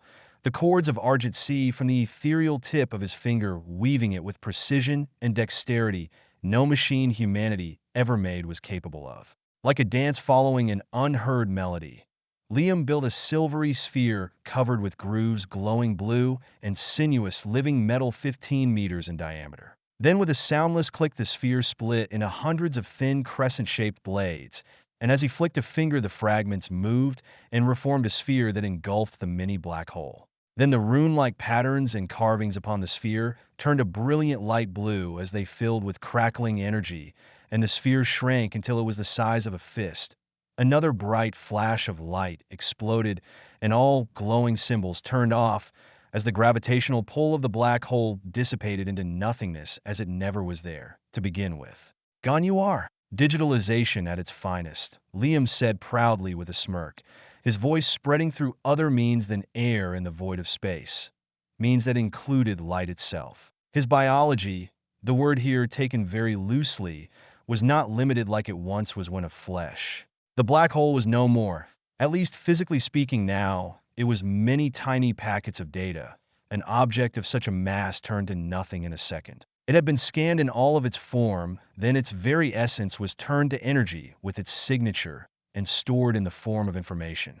Liam's smile only grew as information from his mate, and his powerful senses told him that all of the black hole's direct effects had been neutered all at once. From hundreds of meter-tall waves to earthquakes, all either ceased immediately or began falling until stopping. But the consequences didn't all disappear, and it will take time for things to get in order. Such a potent technology. We are grateful for relieving this burden of my roots. It was getting grating, and we did not grow to support such strain for eternity. The soft voice of Iowa reached his mind, and it was the truth, but most important of all, it was versatile. Scaling it up to planets and beyond, even to stars, wouldn't be impossible, but it would be harder in the sense that the more complex or fragile an object was in the delicate balance needed for it to exist, then the digitization process would be far lengthier. This was the reason the shift of organic living beings to data was one where one mistake would lead to little surprise, most horrific in appearance. The image of a teleporter in fiction that would fuse two creatures was a real possibility here, but with the body parts of one person, even if the chances of the poor abomination created to live were abysmal. You can't live very well with your head and liver fused after all. He knew since he did hundreds of tests on meat puppets, both human and Gnostics. You are welcome, my love. Would you need assistance in putting yourself back into the correct orbit? He asked back as his body disappeared with the sphere that transformed the gravitational singularity into a series of zeros and ones. What he was speaking of was her using her psionic power on the moon itself and affecting how the gravitational pull of Polyphemus and the other moon affected Pandora in a way that in due time the moon would be back in its exact orbit before the incident. A complex process that will take months and will affect the lives of millions during all that time, mostly affecting the tidal forces. It is appreciated, necessary for the swift recovery of what once was, but we must decline. It is foolish of me to refuse, but this is a unique opportunity for my children, and we to experience a tribulation that will be vital for the future, a learning experience, and a mark of the danger to face. The shift in my endless journey is secondary. Resources need to be used where they are truly needed. You have helped enough with the method to follow and how to proceed. We cannot push more resources into what is not needed, she answered, and he sent a feeling of understanding and comprehension. If that is what you wish, then I cannot enforce this on you. Know, however, that I will be of help if you desire. And as you have said, I must shift resources to stop what had happened from happening ever again. He said through their shared link, they might be connected on a level the beginning of which from another was blurred, but they were two distinct individuals with their personalities, memories, and experiences.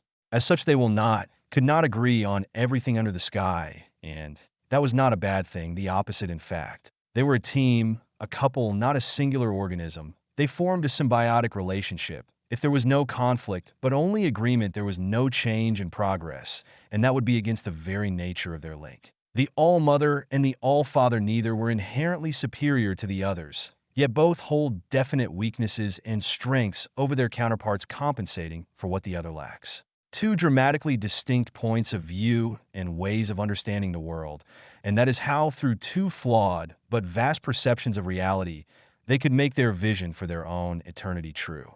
And so that is how the first day after the Harvester surprise attack ended. Everything changed. The illusion of peace shattered, just as the one of total safety did. A threat far bigger than any could have imagined knocking at their doorstep at the start of it all. Not even the ones, mortals precisely and closest to Liam, that were in the known were spared from this dreadful realization. It was a violent wake-up call, and that peace, while absolute on Pandora, didn't go further than that. But there was no panic in any true sense of the term.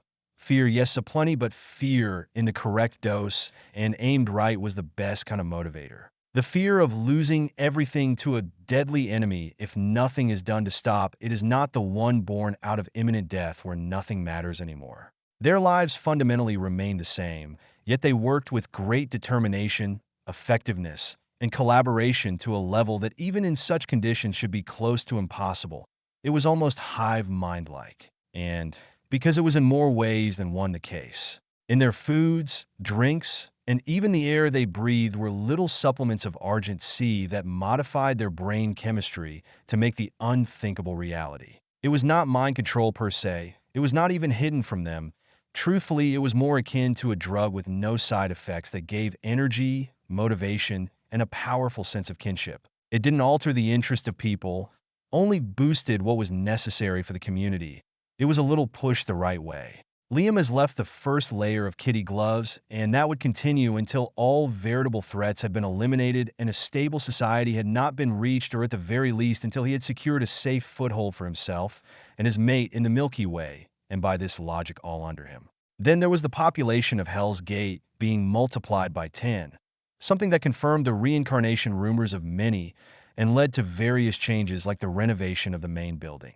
And renovations it needed to house the several thousands of men and women brought back from the dead in their primes, with beating hearts and cold metal lozenges fused to their chests. They were the ones that had died by the apparition of the Harvester mothership. Shock and disbelief were all that they felt at first, with its terror, uncertainty, and confusion that was then turned to joy, euphoria, relief, and infinite gratitude toward the one responsible for their new life, the Homo Deus.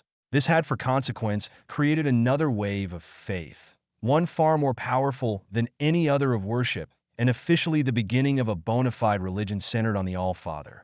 What he represented for them was many things, but technology and development were the ones of the most prominent. Interestingly enough, it was deeply tied to the ones of the Gnostics about the All-Mother, but both held vastly different views, yet mixed extremely well. Some conflict existed, but they only birthed philosophical debates upon the constraint and benefits of both lifestyles brought by either position. Symbiosis was a key point of the religion. The new Eravants, unlike the old habitants before, were not given this drug. Instead, they were naturally inclined to work like it was in their system.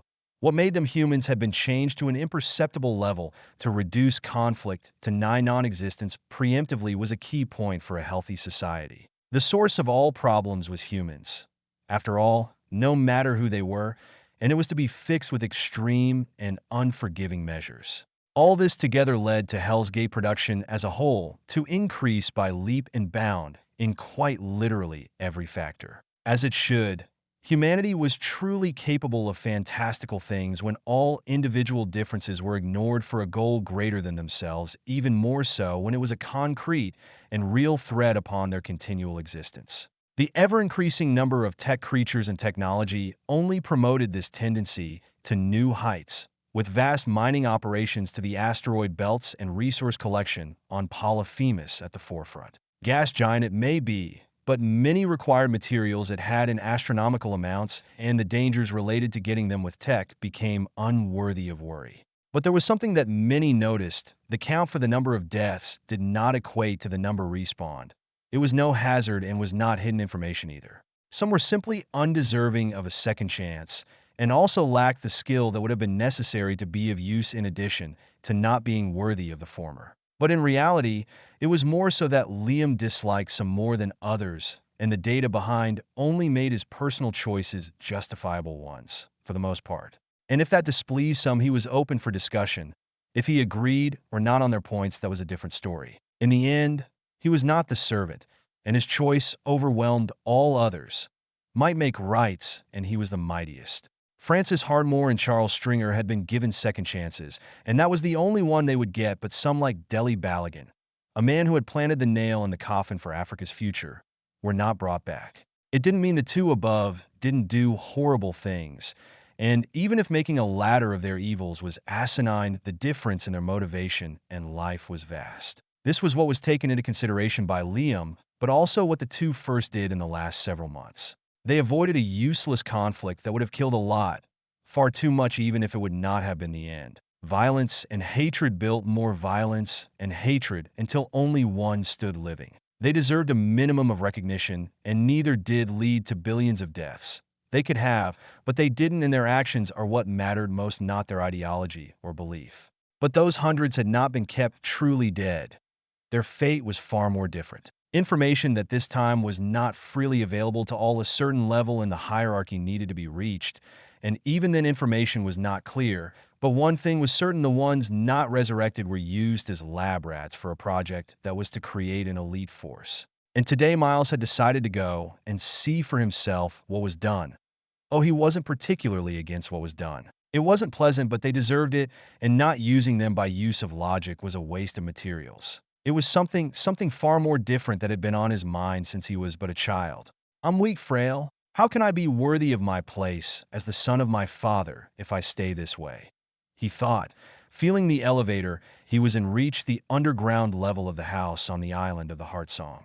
There was more than one reason he loved to pilot mecha, and the sentiment of not having to bear the weakness his body inherently was gifted with was one such reason. The war that had been started was only another reason to know things needed to change. He wanted to fight, but he knew that he couldn't with what he had. What would be the point of all that training, if not to use it for the good of all? To make his dad proud, but also others, to protect them, but with his current body it wasn't possible. But today he had garnered enough courage to ask his father for what he wanted, needed. Test B 178, November 13th, years 2168. Oh, hello, son. And speaking of the devil, he appeared in all his glory, with a smile slowly turning into a questioning frown. Ah, we have a curious little one. The soothing and melodious voice of a female with a subtle accent came right after as the door slid open and the floating form of Iwa's avatar came into Miles' view. The _bip_boop 2003. Hello, change is coming for Miles. Bye-bye. My Patreon if you want to give me money and have chapters 1/2 finished in advance, around 20. Spoiler. Thank High Simp of Mephala, Atlas Desk Lux, Aelhis, Andre Saavedra, Jeffrey Iverson, K.O. Dragon, Mikhail Bersak, The Suck Dragon, Blaze Savage, Eins Mensch, Noah Perez, Victor Gonzalez, MP Gaming, Sci-Fighter Kron, DKJ 224, Nicholas Ramirez, Max Brown, Jin Wolf Throne, Chase, Carl Sorensen, Pilot Perks, Laplace, Natika Burlock, Death Knight 134, Jalen Kane, Jackietron 201, Victoria, Jen Jensen, Ein Mensch, What a Great Namalal, Brian Surter, Naga, Moon Sin, Darian Fields, Darren's Francois, Nathan, Darth Bane, Zenith, Mateus de Oliveira, Connor Jackson, Izuroke, Joe Fiducium, Keck 047, David, Scarla Menace, Big Shot Swag, Carlos Ketson XD, Riv 125, Saxon Bartlett, Vinny, Alexander Hankey, Timothy Scholes, Xbox on Sam Strike, Graham Jones, Ica, Player 1 Jan Nick, AM Ratanafam, Jin Wolf Throne, Mahanad Ibrahim, Vale Eli, Troller, Surdep, Delilius Gaming, Koljai 1801, Michael Schiff, Coco Bum, Thomas Dale, and everyone for the support. Collapse. 117. Transhumanism. 1. Miles stared at the unblinking twin silver stars that were his father's eyes. All the courage he had been building up wavering as hesitation began to bubble inside him. The sudden disappearance of Iwa in a flash of teleportation gave space and helped in relieving the boy's tension, but alas, it wasn't in any meaningful manner. Dad, he mumbled, It was as if his carefully crafted speech escaped his mind or was getting distorted into gibberish.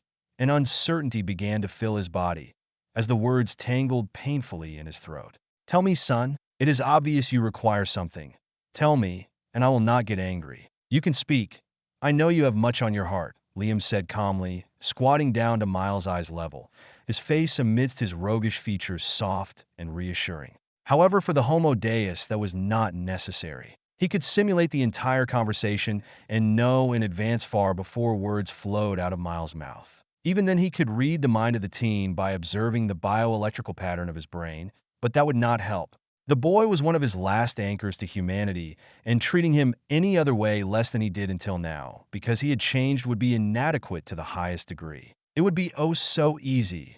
A flash of argent sea and all is fine and dandy, but he didn't. Wouldn't it be the same as killing a part of his son for his convenience? He didn't want to, and so he didn't. Even by all accounts, pure logic dictated it was the way, but logic isn't everything, and that was what made him different from a machine. My body, I hate it. I hate that I'm weak. My body is fragile, faulty, and limiting, Miles said meekly, being as blunt as theoretically possible. But it was only the beginning, and his voice gained in power and zeal as he continued. "I can't even walk outside without great assistance, or I will die. I can't even be with Kiri without assistance because of my body. In the future, what is my purpose if I won't even be of help in the coming conflict? Should I stay and observe other fights while I stay as a waste of your and everyone's time and resources? Without the mech, I'm utterly useless, a piece of meat and bone. And even then, this body is stopping me from reaching what I can with it. It's a curse from deep in my genes. I can't even be your true son. I want to change it. I don't want to be useless. I want to be great, to be able to stand by you, to be worthy of your respect and of everyone else. And not just for being your son. I want to be deserving of such a position, and I can't like this. I want to be able to stand with you. But I can't, both mentally and physically." He exploded, his voice both of anger, sadness, self-depreciation, and fear, words spilling out in abandon until his breathing became ragged, a fit considering how athletic he was. After this, Liam stayed silent for a good 5 seconds, creating a long silence. There was a lot said in an instant. Some of it was true, some were false or misguided, some rational, justified and grounded reality, while some weren't. Some were simply born out of this age range he was in, while some more out of expectation from his acquaintance and the way he was raised. One sentence saying all was good with encouraging words won't suffice, like years ago about Miles' biological parents. This was far more complex. The answer could only be found by the teen himself. There were hundreds of factors placed on top of one another to be taken into consideration. It might have been avoided, but the Homo Deus didn't want to control every micro aspect of his adopted son's life. Miles was not his property and had the right of choice, and also consequences that came with it to a certain extent. Evidently, he was still a child and rules needed to be set. This aside, he didn't coddle the boy, nor did he protect him from everything. It was harsh to say, but unpleasant experiences are necessary to grow. Well, as long as they weren't horrifyingly traumatic, but that wasn't the case here. Going into either extreme was only ever destructive unless that was what was wanted. Liam was always here, and he helped, but there was only so much one could do for a human male in the middle of puberty in this situation to stop those kinds of things without the use of extremely unethical measures. At some point, it needed to burst, and Liam wasn't going to be the one to do it. It was Miles' life, not his. He was only a guiding force at the end. He only wished Miles to think for himself and grow into his most optimal self. Nothing more, nothing less, and that was quite the same for every human and humanity itself. But his full attention could not be inclusive to all, sadly, and a lucky few held far more of his attention than others, such as this boy. "I hear you, son. This is a lot to unpack, and there is a lot to speak of, but first let's wind up as I will show you what Iowa and I have been working on. But what I can say with certainty is that the choice is ultimately yours, and that everything has a price for what you desire," Liam said, massaging his son's shoulder and calming the boy down, his breathing slowing down to a more reasonable pace. "Okay, Dad," Miles said with a conflicted expression as he followed his father into the laboratory, one of the rooms of the laboratory, to be exact. Truthfully, the response was one he had expected, but the fact the answer wasn't immediately clear meant it was far less simple. and childish even than he had thought. This was something he was confused about how he should feel. He was smart and could try to understand, but what was the problem with making him stronger? It would be very easy. At worst, his father could regrow parts of his body or revive him as he did with the others. What was there to worry about? And he knew the reason must be valid, but that didn't he wasn't going to abandon it. Entering only the footsteps of Miles could be heard as he passed in a room with 4 small tech teleporters. Then the sound of air getting sucked out before being replaced with helium reached his ear. His belt lets him breathe and ignore the change of pressure with no harm to his person. The wall of scintillant hexagon before Liam morphed away and a gateway to the true laboratory opened. It was a room far bigger than it had any right to be. It was as if space here did not obey any rules. It was the opposite of empty hundreds of hard light boxes of various shapes and sizes that were present using the fill potential a three-dimensional space could give in each of them was something unique being worked on. Many were connected and interacted together. There were the ones that worked within, designed drones and Liams, but they weren't clones. Each and every one of them was the true one. It was just akin to a computer doing many complex tasks at once.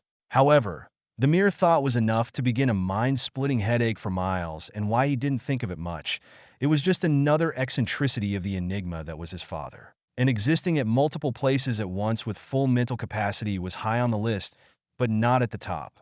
This is a component I widely used in my creation. It's similar to muscle tissue in how it can extend and contract, but also grow stronger with wear and use, but it can also serve as its own support and is vastly stronger than its organic counterpart. Liam said, stopping in front of a cylindrical container.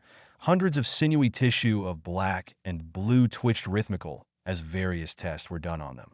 Wow, this is super cool, was all that Miles could say before he almost stumbled as the ground he was on was replaced by a platform of hard light and he was lifted into the sky. The utter lack of safety measures did not bother him in the slightest.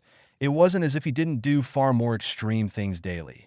What was a few hundred meters fall anyway? Like a personal guide in the most expansive museum, his father spoke of everything they stopped at, from finished projects to prototypes and even the forming result of hypotheses. Each time much information was given, the things that took Miles' interest were always related to why he gathered the courage to come here. The first was the tech vascular system heart, a complex set of organs and tissues of living metal capable of serving as both a filter and recycler, but also granting far more capabilities than a true vascular system, all the while being very resistant, and if damaged would regenerate stronger with little to no effect on its functions. The artificial heart in the middle was not even necessary for survival, as smaller ones in the form of nodules would be added all along the body. The second, third, and fourth were tied together. The third was the tech version of lungs, digestive system, and epithelial tissue, granting the ability to live in all types of air, resist a large variety of temperatures and bodily harm,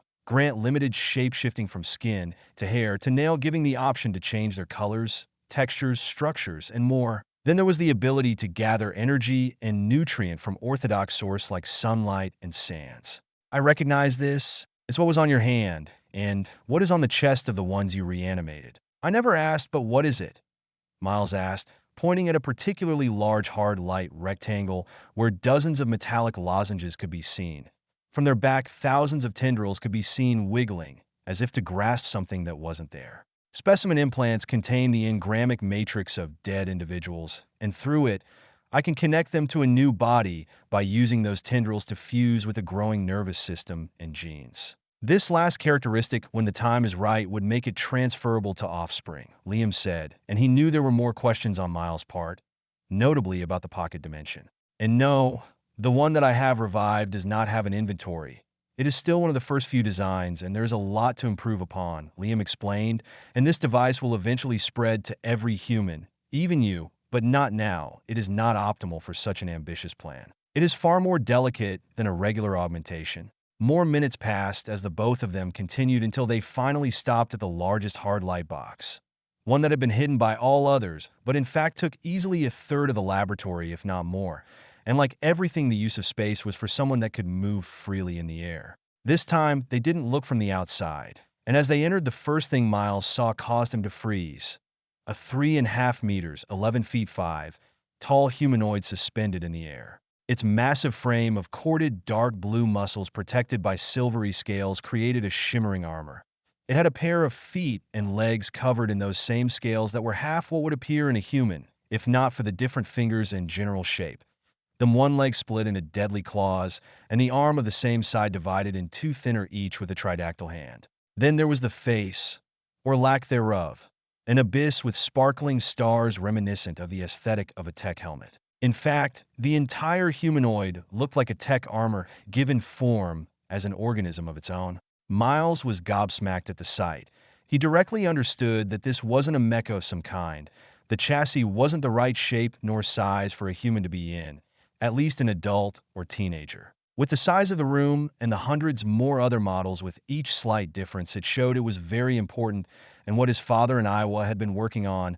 The latter was present, hovering and moving her hands covered in crystals in strange ways around a strange device similar to a specimen implant. It was grandiose. There was nothing that he could say. He was in awe, and he knew those humanoids of tech were going to play a key role in the incoming war. It was evident, and he wanted to know all about them, such as what the avatar of the All-Mother was doing. What you see Iowa doing is to put it in a few words, separating the mind and soul parts of the engrammic matrix while keeping the connection. This is where the ones not respawned find their uses, sacrifice for their crime to help the greater whole, Liam said, not needing to say much more to surprise Miles. His son had received lessons on the subject, and even if compared to Kiri, he was far worse. He knew the basics of what was said, but since he wasn't so much into it, the only thing he understood was that it should be impossible. However, this information caused him to shift his eyes back to the hulking robot. Is that to put one of those two in those bodies? He mumbled ideas of what was going on down onto him, what he previously learned during the visit, slamming back all at once. Homo Invictum. That's the name I have given them. And yes, Miles' correct deduction.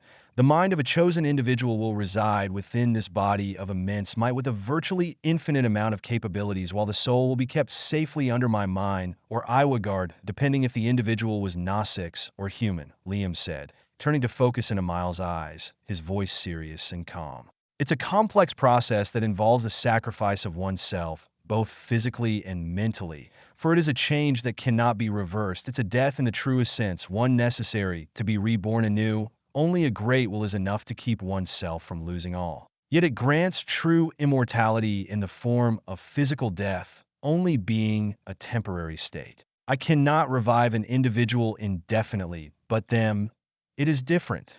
They are our eternal army as long as I and Iowa exist. Ever growing, ever learning, and ever improving. Yet a sacrifice, a price is required. No matter what, I'm no exception to this rule, Liam declared with a smile, his attention never having shifted from his son. I think I understand. Thank you, Dad, Miles said with a smile and a look of determination beyond his age on his young features. You are welcome, son, but some wishes can still be granted. I will not take your humanity and what you Miles cram, my son, but I can bring this statement more true than it ever will be and make you greater. If you desire, you may even become one of my pillars, Liam declared, his voice comforting yet of cold steel.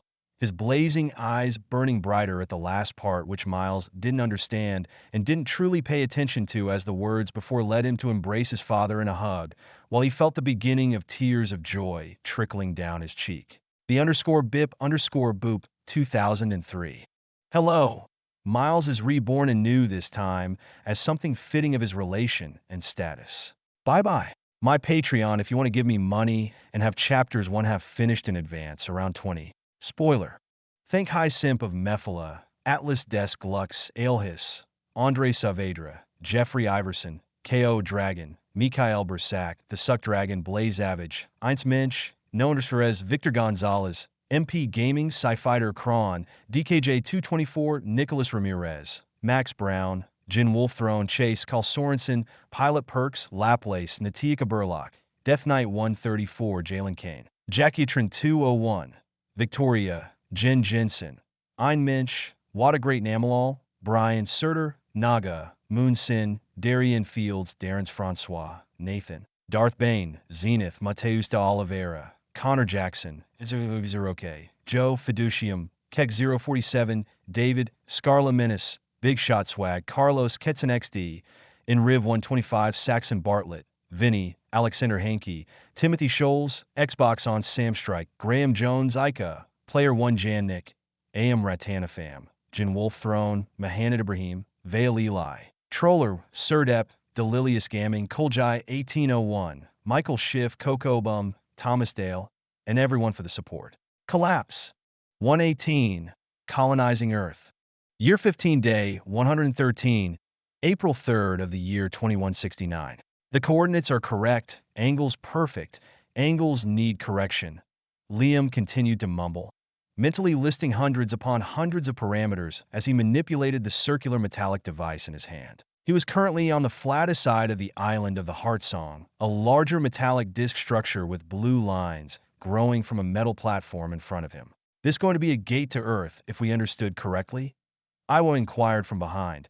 She was basking under the twin suns, her stomach on the back of a sleeping gladius as her long tail twirled around gemstones like gravity was a mere suggestion. Correct, my love, and it's going to use the principle of wormhole. It's exactly how the Harvester appeared in the sky from the outer edge of the galaxy at a speed far outpacing that of light. But it will be weaker, more, how to say it, controlled. I don't want billions to die with gravitational discharges, Liam answered, continuing to calculate the parameters. Making a mistake could have devastating results, potentially killing millions to billions if one of the wormholes appeared in a city, depending on its size. How? How does this principle work? She asked, unfazed by an arthropod the size of a dog and the shape of a hybrid between a butterfly, praying mantis, a scolopendra, and a hunt and spider landing on her arm. Her only reaction was to pet it, playful, leading to soft clicking chips, escaping its many jutting outward chelicerates. However, one of Gladius' four eyes snapped open, and the massive beast of claws and destruction both softly growled and glared with disgust at the insect. Murderous intent within both actions, but the great ostropede knew restraints, and this was mother on the back. Doing something stupid will not be tolerated. It creates a tunnel to 2 points in space-time by apt use of its curve, gravity. Though it's not an explanation you want, it's too basic and gives a false imagery since space is not a 2D plane or totally continuous for that matter, he said, followed by giving a short lesson on the subject while simultaneously feeding her, through their empathetic link, more information. This is fascinating. We wonder what one of such wormholes would do if it were to be formed in the core of a planet. The result would be very destructive, wouldn't it? After his dense but concise explanation, Iwa asked. She knew it was one of his worries, and she could already see what it did. Yes, but it varies depending on the parameters you want to use, but the destroyed spaceship we have visited warping into Pandora's core would kill everyone, and the moon would split and fragment. You can already see what the bigger one would do, he said with a frown, irritation in his voice at the mere idea of what he said happening. But from the information we got, this method of attack is going to be a possibility only when we are seen as too large of a threat to be worth harvesting and attacking for revenge, Liam added, twisting the device in a way it shouldn't be able to from an outside perspective. The avatar blinked and smirked, a fanged smile of pure bloodlust as she said with an edge to her voice that made her true nature as a primordial life form pop out. And that would be too late, far too late when they realize their grievous mistake, honey. A predator, when given the chance to eliminate a threat, should not wait. It should strike true and mercilessly, and that is what they have not done. They should keep on attacking us, but they do not. They are greedy and think of us as prey, dangerous ones that require weakening, but prey in status all the same. Logical reasoning for an apex predator that went unchangeable for eons, but one that would prove their downfall. I can only agree, but alas, that won't make the incoming war easy. And we must never believe we have one before having thoroughly cleaned the Milky Ways of their presence. I know enough of their technology to understand they could do something very dangerous to us all if they choose to, the Homo Deus noted, and Iwa hummed in agreement at the undesirable reality. After this, a pleasant silence took the clearing, with only sounds the waves breaking against the reef hundreds of meters below and the winds with Gladius snoring as background noises. But it was broken by the sound of metal groaning and massive amounts of air being displaced as Liam merged the device he had been fiddling with into the structure, precisely into the human average chest-high pedestal that had emerged from the silvery platform. The 10 meters, 33 feet, in diameter ring that had been filled with all but air until now had turned into a primordial whirlpool of translucent white, while the blues line adorning the inside of the ring had become bright enough to be almost blinding even under the harsh light of the two suns. The air getting sucked, leading to dust being absorbed and the wind picking up. "Here, grab love," Liam said. An apple appeared in the palm of his hand before he threw it in the gaping hole in the space-time continuum contained by the ring of tech. The wind picked up in another direction, and above Iowa the apple reappeared mostly intact. Gravity calling the fruit back to Pandora, she gingerly grasped it mid-fall and began eating it. The instant glare of jealousy from Gladius caused Liam to throw another fruit, one rich in iron. And like the apple, it caused the same phenomena and popped back into reality in front of the great ostropede with damage on its surface, but that didn't matter to Gladius. "Success! It's not perfect, but it would do," he exclaimed with a proud smirk, and the soft snort from Iowa behind him caused him to deadpan her with the two fiery silvery orbs that were his eyes, but it was all in good fun. "We can see." Luckily, those were fruits and not mortals, but a start is needed, the Avatar said with a giggle. Her pure white hair was completely unaffected by the powerful wind, as if she was out of reality. "Yes, indeed, but the tech portal wasn't built to be used for transporting people, at least this first design. It's still a pretty unstable wormhole, and walking through it without protection would turn someone inside out, if not worse. It's just a gateway to certain coordinates within 30 light years away, when there isn't a tech teleporters nearby," Liam said with a shrug, tossing a few other things to make sure all was in order. This was going to be his current method to go to other star systems and colonize them, well, not for the one with sapient life, that is. Diplomacy will be the way to go for them. Barring Earth, which was the target here, hypocritical as it is. It wasn't because Liam particularly wanted to do it, but that there wasn't any option to gain control of the Sol system without the use of extreme means in a timely manner. He was eternal, but he didn't have an eternity to work with. And he needed to have the entirety of humanity for what was to come. Not forgetting Earth and any other celestial bodies in the system was a target for the Harvester. Without further words, 3 to 5 meters long and 2 meter wide silvery lozenges appeared in a flash of light, the light adorning their angular body different than the one next to them. The first was green, the second was blue, and the third and last was red. Liam breathed in, and from his chest exploded an intertwinement of vicious black and blue roots alight and pulsing with veins of brilliant purple and pale blue. It was Element, and as it had its own will, it snaked through the air and filled the holes at the center of those 3 lozenges. Once this task was done, Liam breathed out and observed with fascination his seeds, a strange sentiment welling inside him at the sight, and what it meant for him as being beyond human. Iowa behind was just as fascinated, if even more. The element that was her mate was truly something out of this world, and she knew how literal the saying was in his case. "Let's begin the first sequence of the seeding protocol," he said with a smile forming, and with the movement of his arm, the 3 lozenges were flung into the tech portal. Trillion upon trillion kilometers away on Earth, 3 wormholes opened far above in the sky, and from those breaches in reality came 3 lights, one green, one blue, and one red. Their lights so bright it informed all of their location from even other side of a container, as long as the curvature permitted it. And so high in the sky of the Indian Ocean, precisely above the Ronion Island, the green one appeared. In short second, it became a fireball as its light grew in intensity.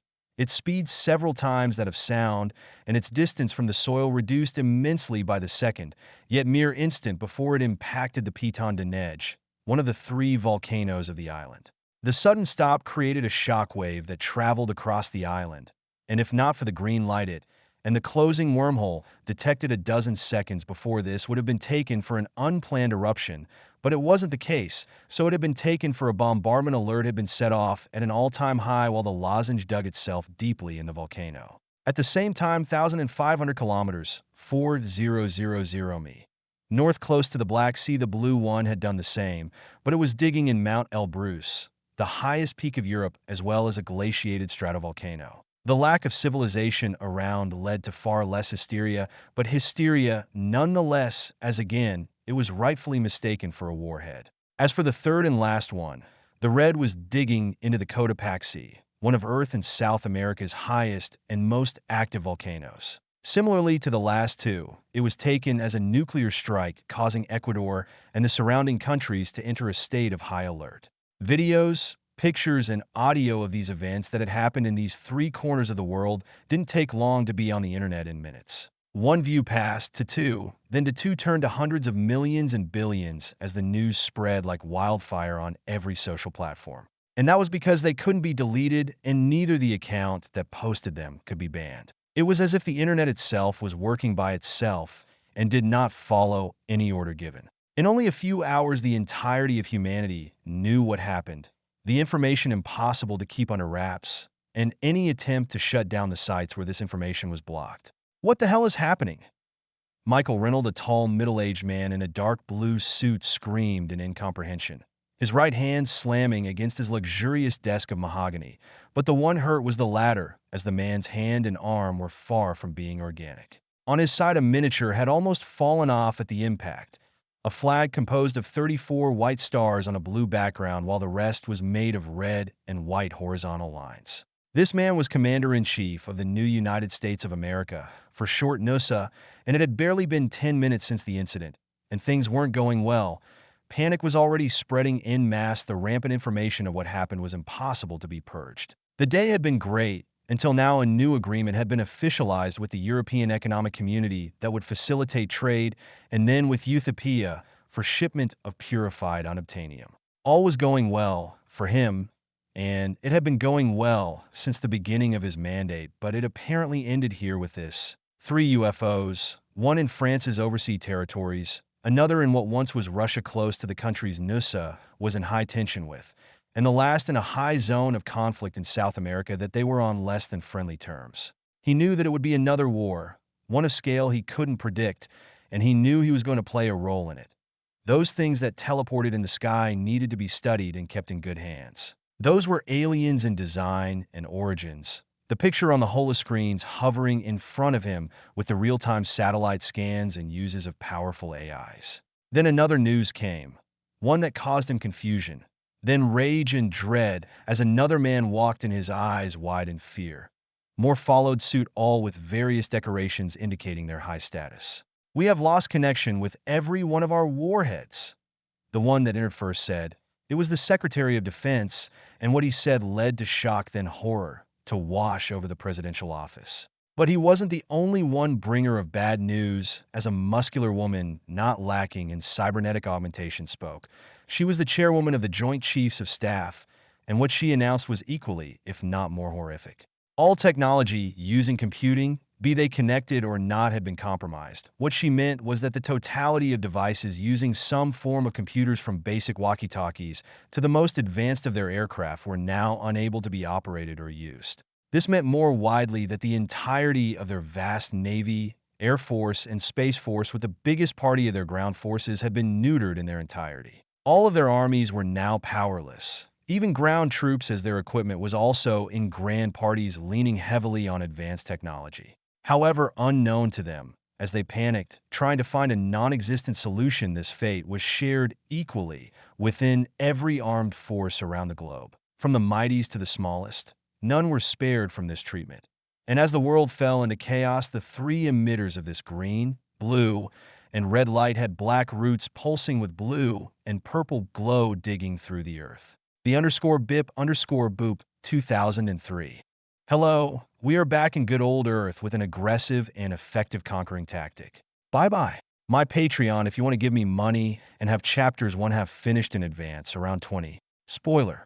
Thank High Simp of Mephala, Atlas Desk Lux, Aelhis, Andre Saavedra, Jeffrey Iverson, KO Dragon, Mikhail Bersak, The Suck Dragon, Blaze Savage, Heinz Mensch, Noah Perez, Victor Gonzalez, MP Gaming, Sci-Fighter Kron, DKJ 224, Nicholas Ramirez, Max Brown, Jin Wolf Throne, Chase, Carl Sorensen, Pilot Perks, Laplace, Natika Burlock, Death Knight 134, Jalen Kane, Monty Shaw, Jackietron 201, Victoria, Jen Jensen, Ein Mensch, What a Great Namalal, Brian, Surtur Naga, Moon Sin, Darien Fields, Darren's Francois, Nathan, Darth Bane, Zenith, Mateus de Oliveira, Connor Jackson, Enzo Vizeroke, Joe, Fiducium, Who Cares, Keck 047, David, Scarla Menace, Big Shot Swag, Carlos, Ketson XD, Enriv 125, Saxon Bartlett, Vinny Alexander Hankey, Timothy Scholes, Xbox on Samstrike, Graham Jones, Ica, Ben Hoskin, Player 1 Jannik,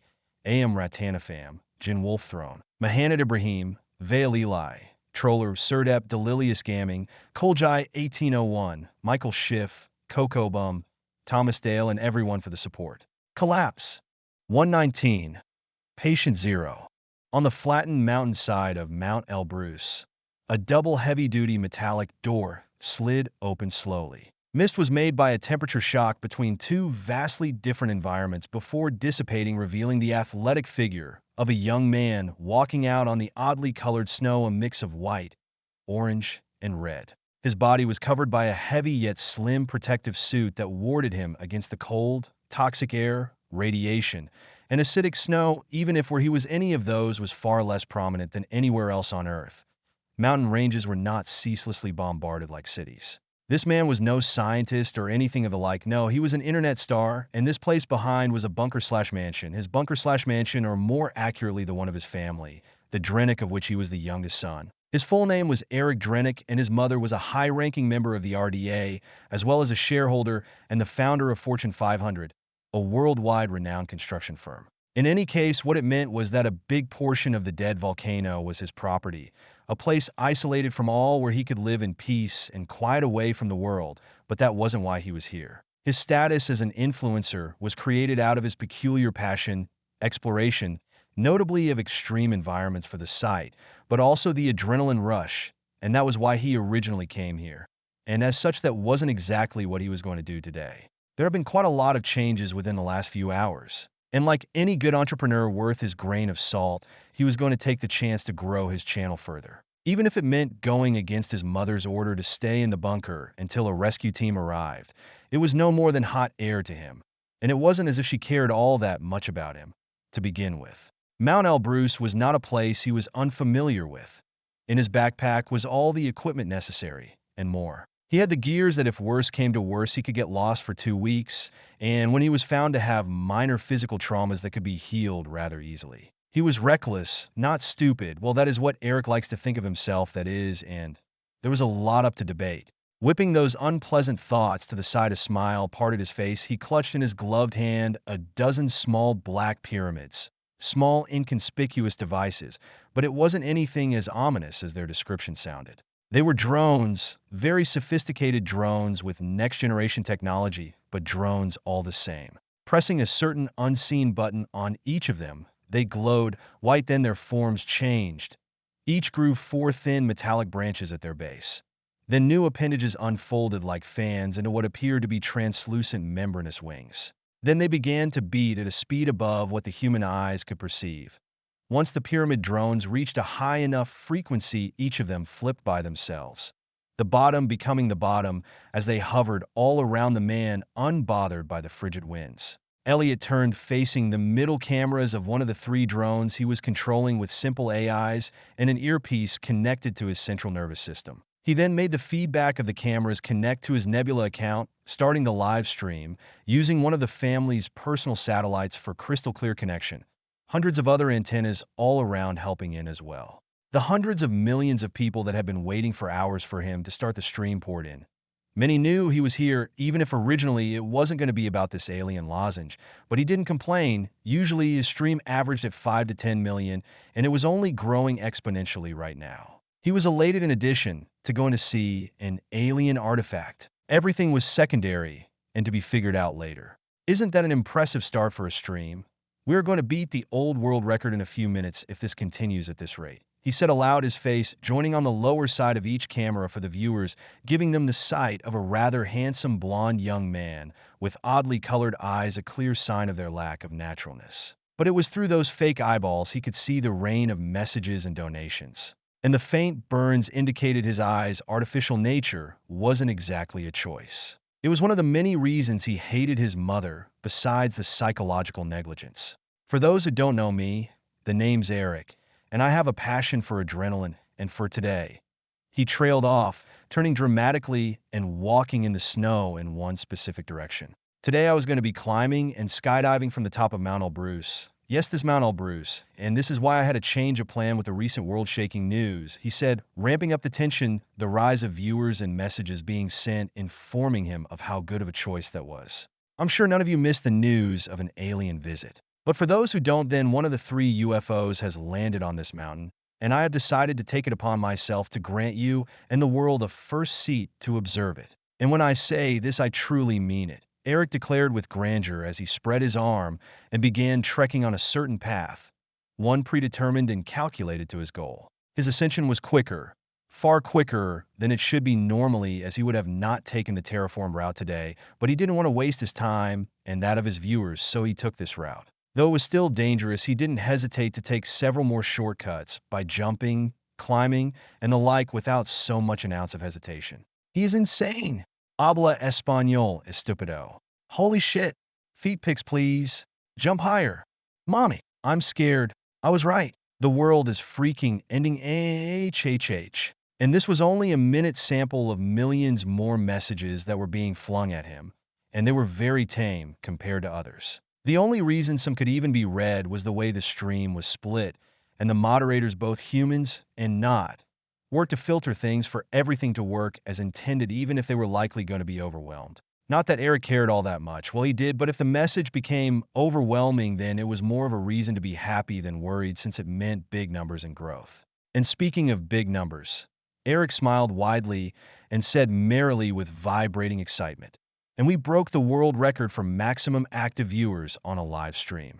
To recompense you all beautiful people, I will haste my steps, and nobody wants to wait half a day to reach our destination. Now, do we?"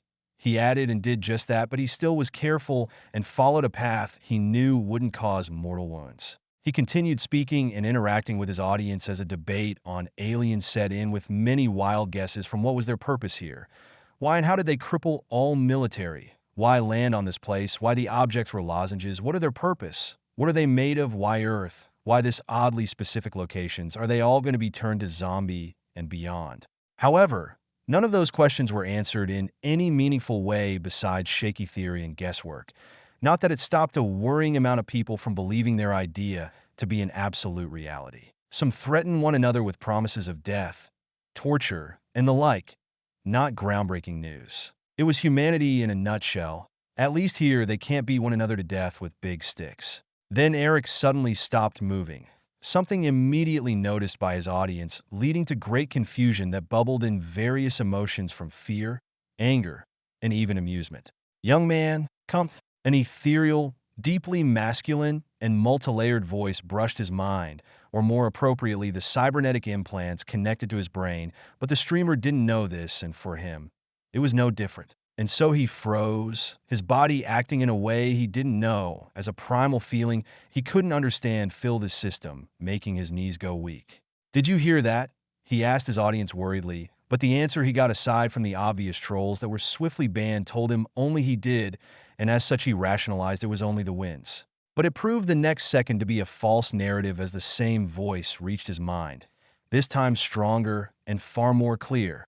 It was to such a point he could sense where it was coming from. The sense of outer-body awareness would have been headache-inducing if not for his experience using drones. "The heart of the mountain," he mumbled, a frown appearing over his face. Internally, he was terrified, but he couldn't run.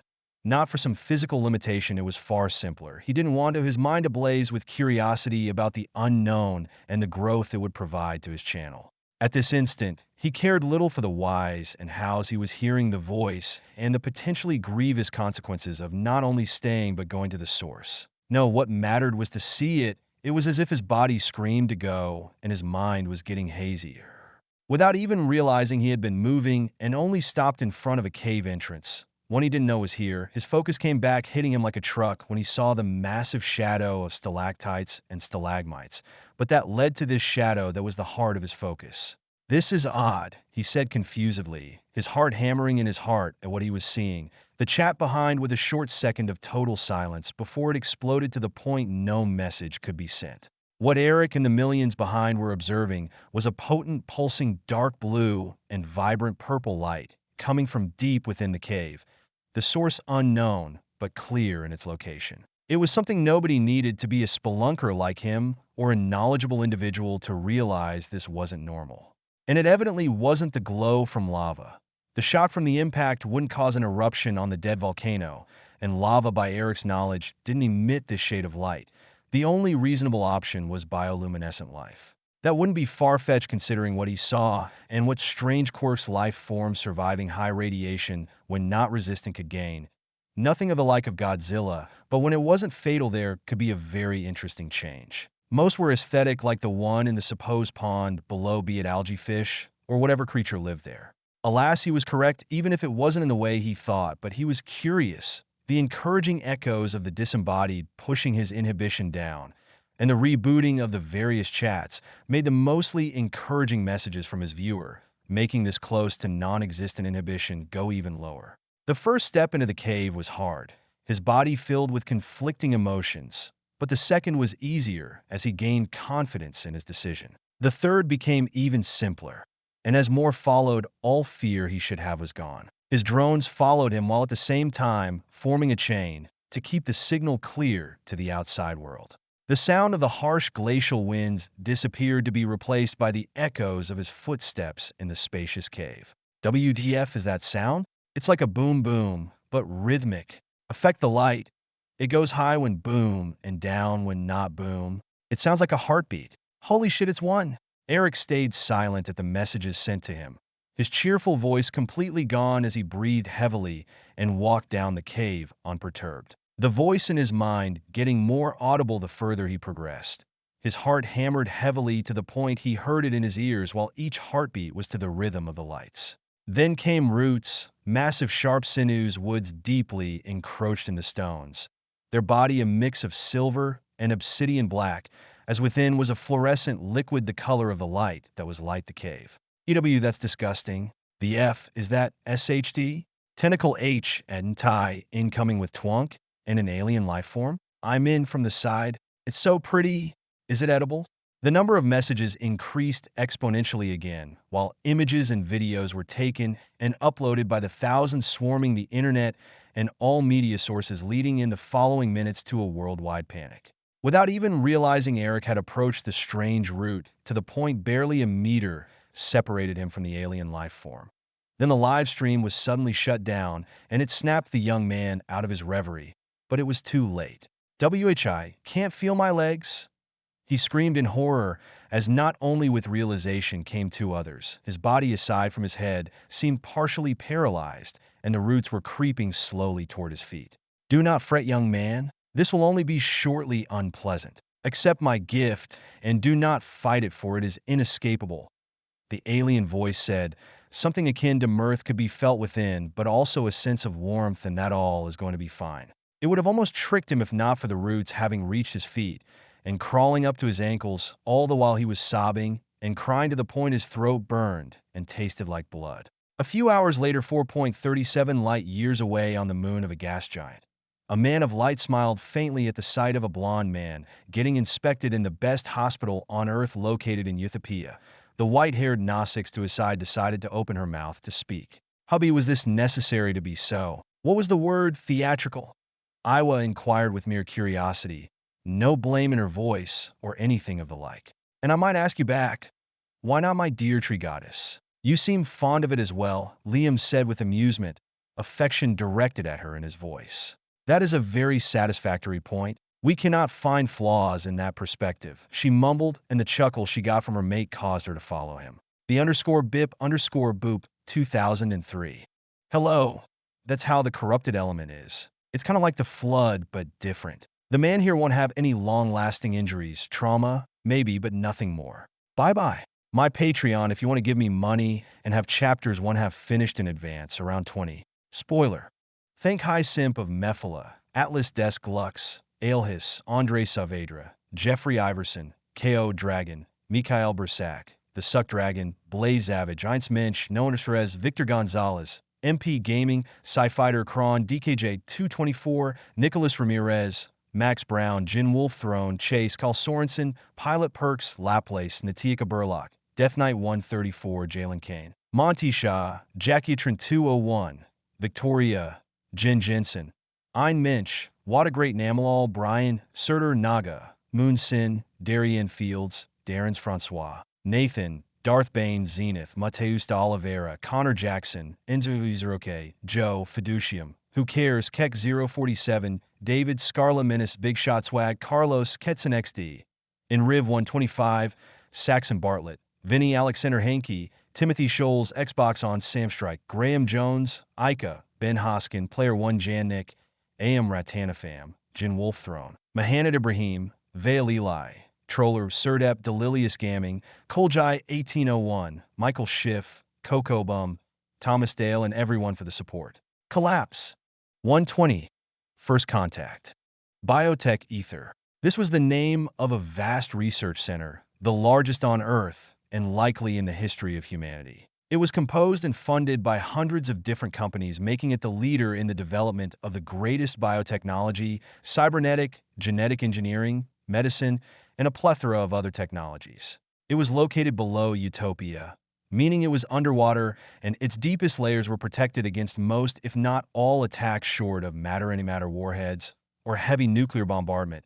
It was also where the avatars to be sent to Pandora were engineered. It was a vital part of the city-state and the source of most of its power and influence in the outside world. Within the confines of this massive facility center, spanning kilometers downward into the depth of the Pacific Ocean, was a heavily guarded room at its very depth. Behind hundreds of meters of wall, it was suspended off the ground in nothingness by an ingenious use of unobtainium and its magnetic properties. Radiation was warded off by a dozen meters of pure solid lead that were themselves kept in magnetic levitation by another layer of unobtainium. Its purpose was to be used as a ground for very specific experimentation, notably touching antimatter. Nonetheless, in reality, it was not truly used for this purpose and was more of a fit of engineering than anything else. Playing with antimatter was better done in space to avoid accidents that might end in devastating consequences if the blast the size of Greenland on the hidden gave of the moon was any indication. But today it was being put to an entirely new use. It was refurbished as a temporary containment unit for a living human, Eric Drennick. His little adventure on Mount Elbrus had been cut short after an incident that could change the fate of humanity. Now he was comatose on a hospital bed with the only item protecting his dignity, a pair of white briefs, letting all see that on his well-built chest was a strange growth looking like a black root, but pulsing blue and purple at the rhythm of his slow heartbeat. All around the spacious rooms were vast arrays of laboratory and medical equipment, such as mini monitors to study his vitals, and an intravenous for water and nutrients was in the largest vein of his right arm. Drones were hovering about doing various menial tasks. One of them was above the unconscious young man and had long mechanical tendrils ending in a vast array of tools that probed in various ways at said roots. The one controlling this drone in particular was sitting comfortably in a room 100 meters above, a cup of sugarless black coffee on his left. The individual was a thinly built, brown-haired, middle-aged man. If not for his face, he might have appeared normal. Half of his head was of metal, gold, and ivory. Complex cybernetic weaving together turned this part of his head robotic.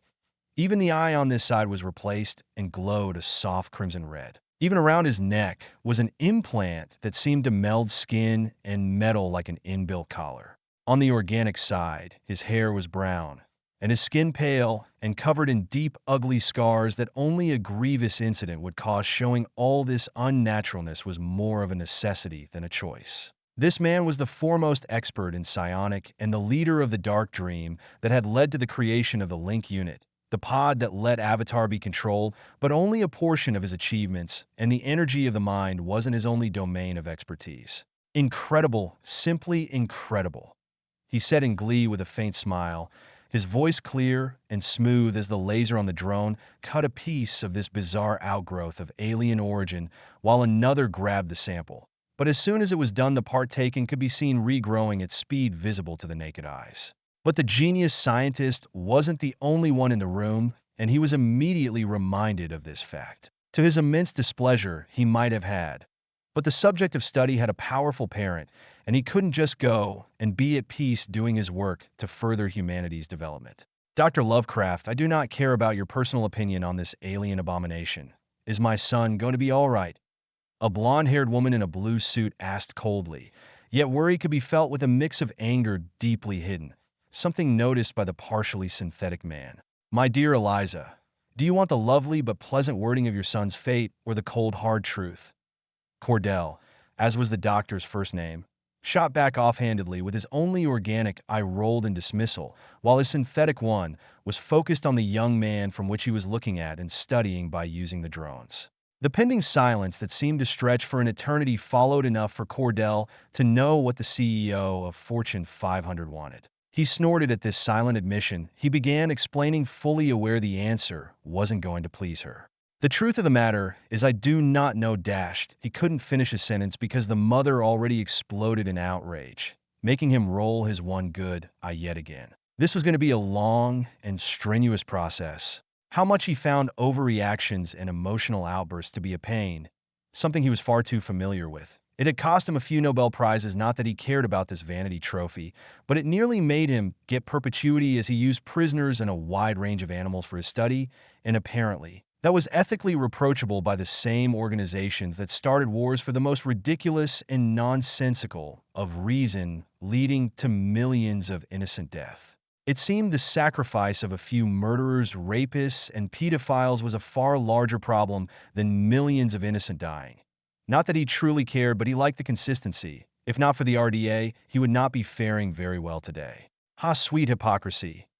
Cordell thought while waiting for the woman to quiet down. His mind was able to work several times at once with portions of his brain change that made him able to know when she stopped her yapping.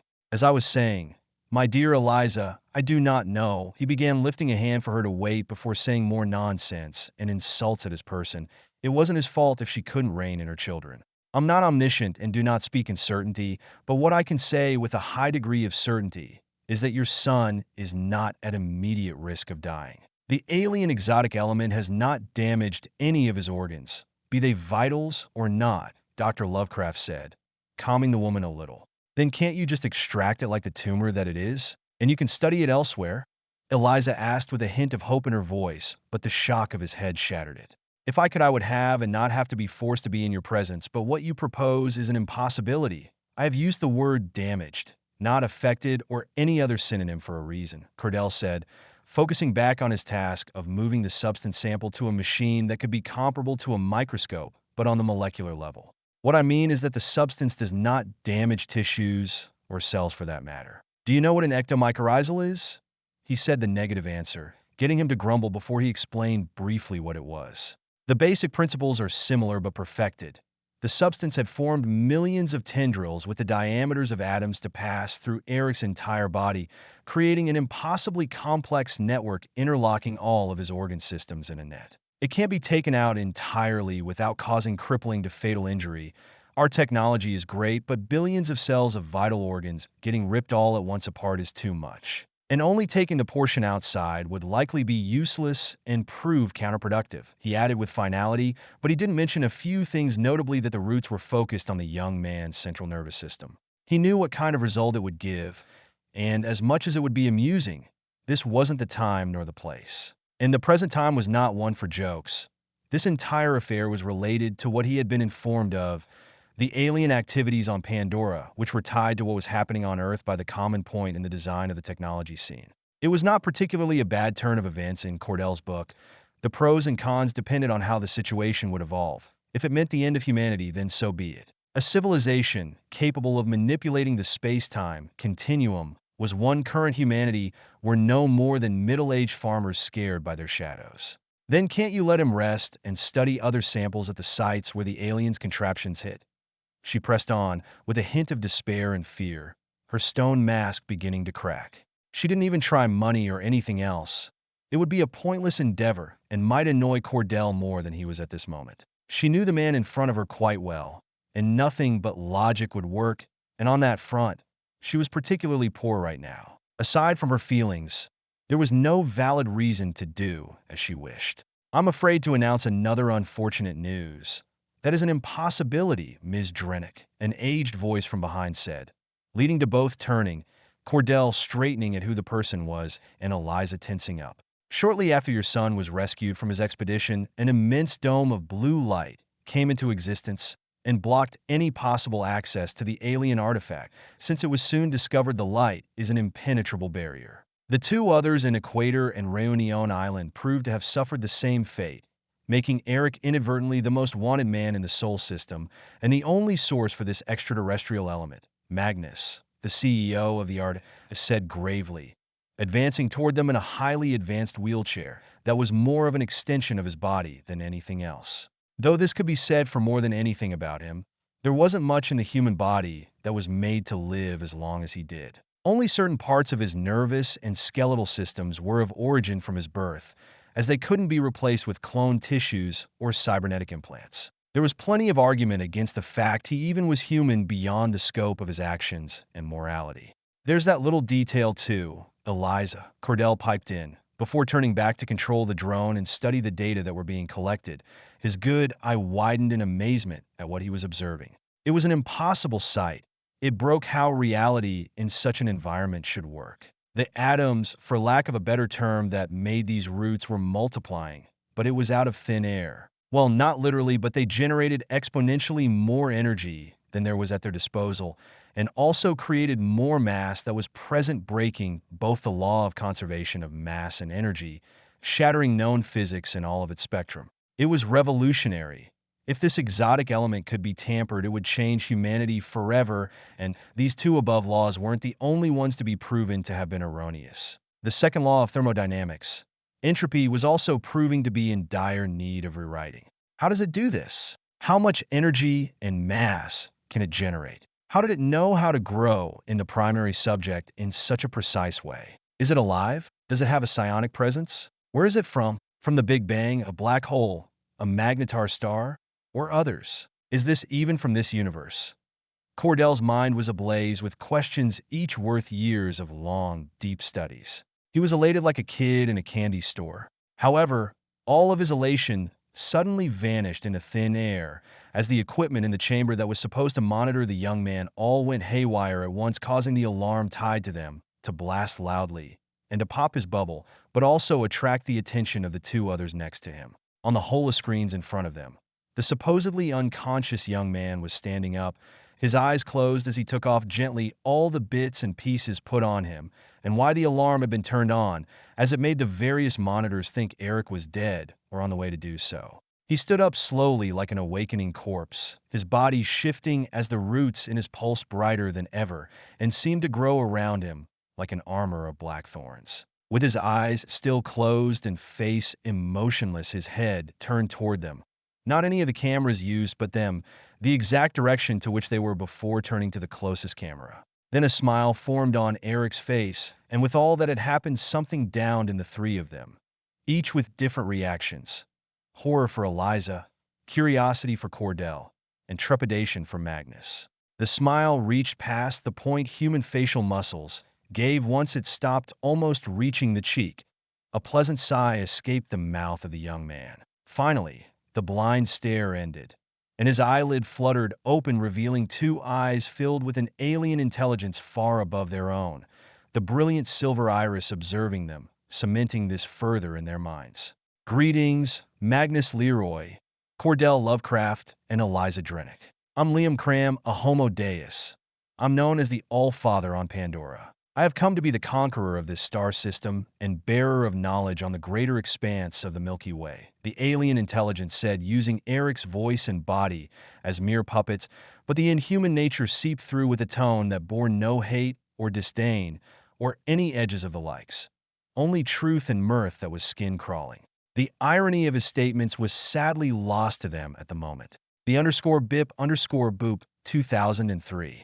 Hello, Earth colonization go. Bye-bye.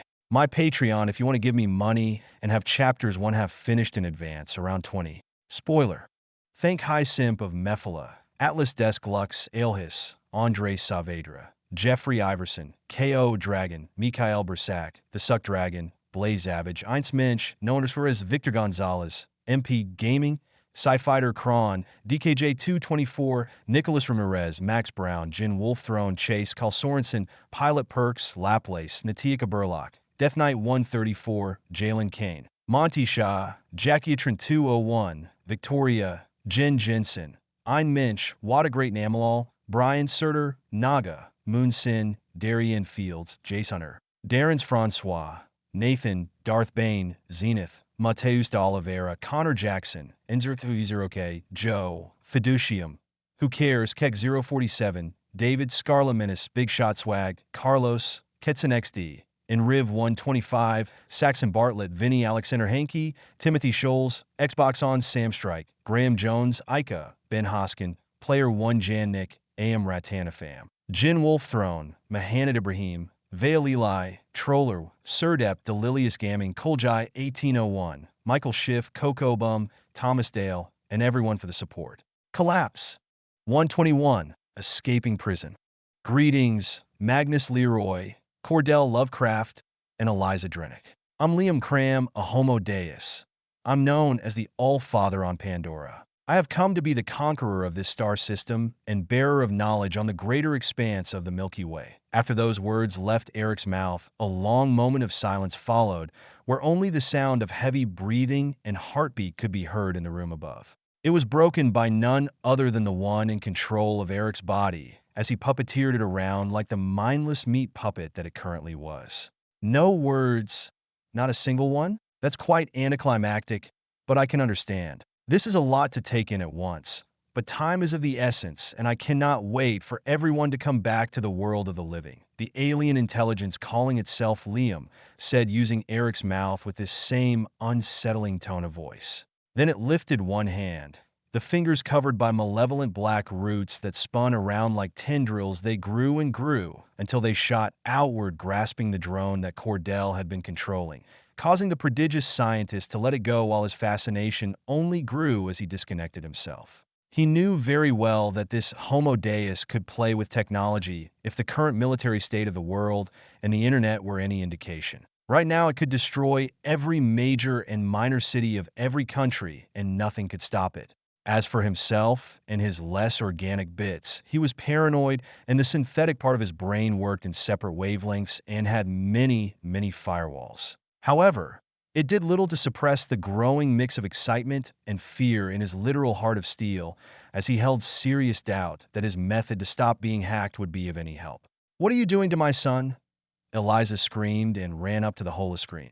Her face both red with fury and ashen with dread. Both cybernetically modified men had their eyes widened at that, but couldn't do much to stop her as she continued to hurl threats and insults at what might very well be the actor to humanity's demise. "Nothing irreversible, I promise, Eliza. I can regrow bodies from fingers and reincarnate people even without their body. Eric Drenick is currently in a dream-induced coma while I borrow his body. Do not fret, when I'm done he will be back to normal. Though I'm a patient and understanding man, I know it is hard, but please do act rational. It is for the best of everyone," it said, turning its entire focus on her, an ambivalent smile on the slowly disappearing face of her son.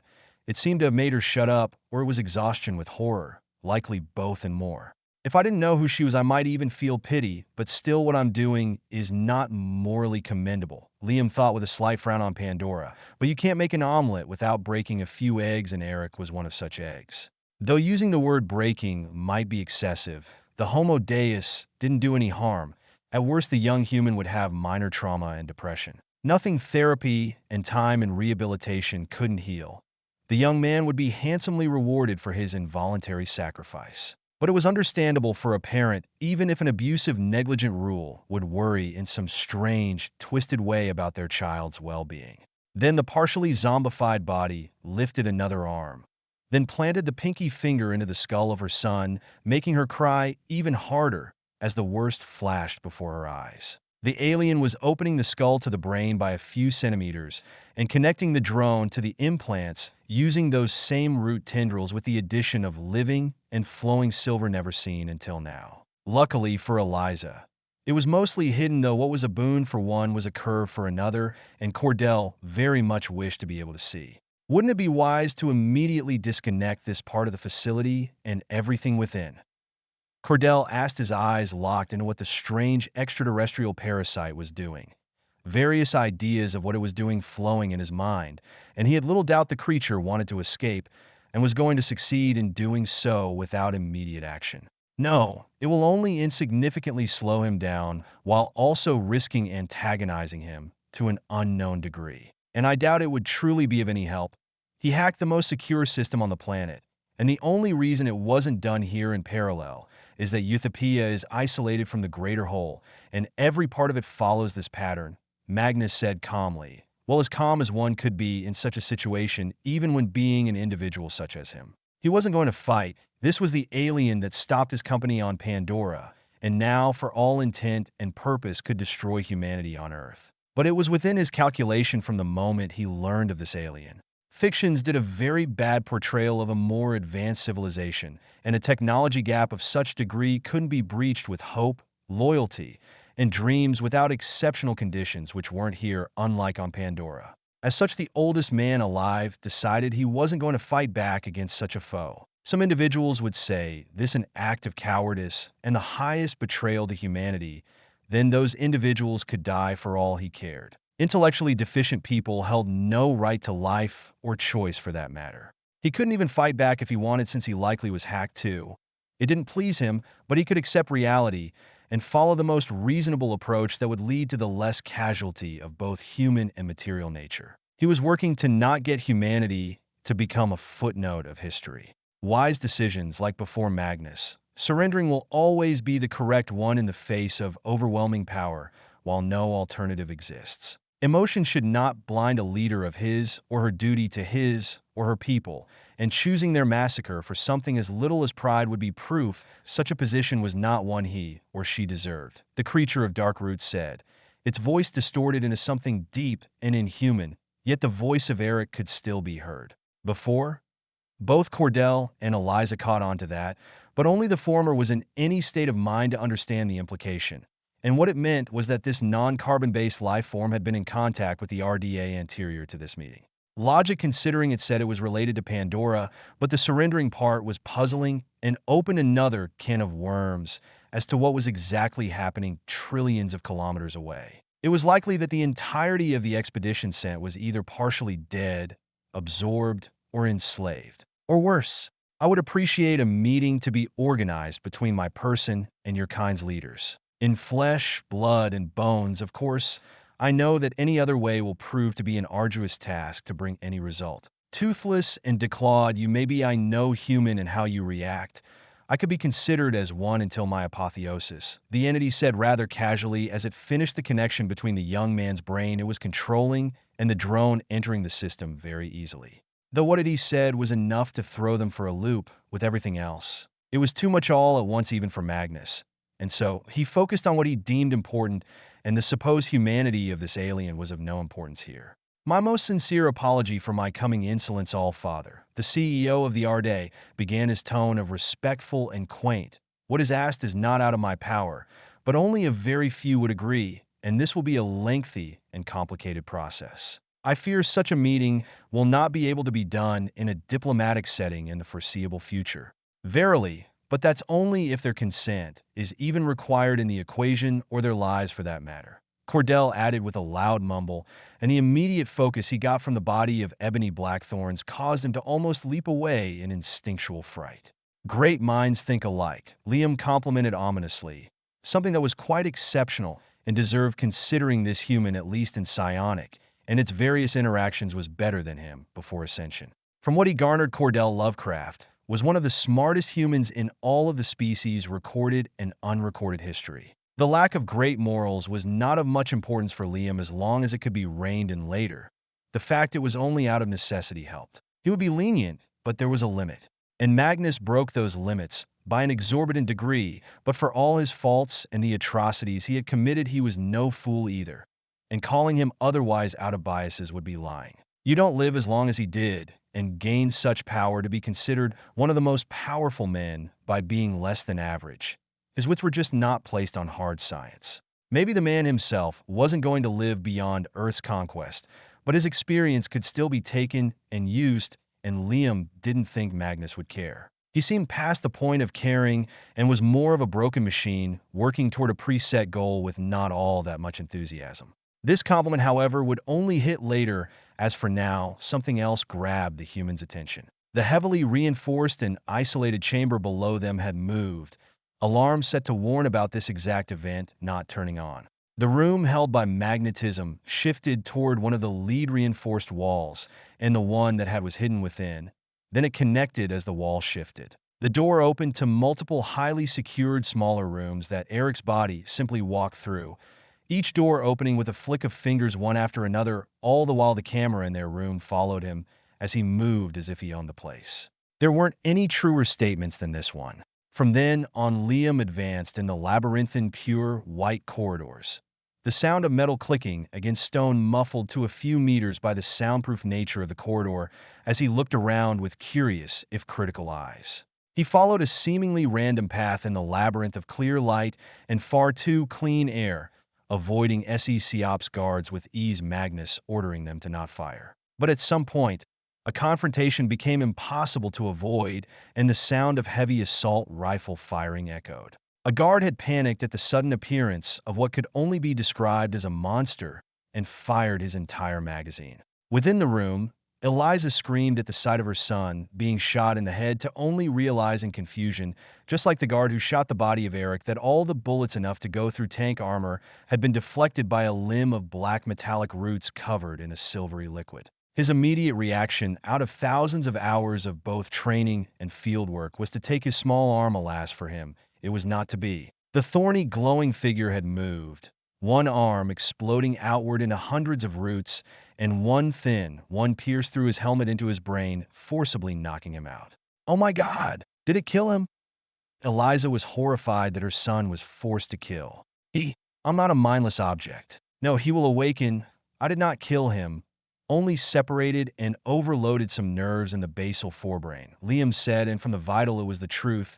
It was as if the guard brain had shut down without anything else or side effect. That was rather simple for him, if somewhat delicate.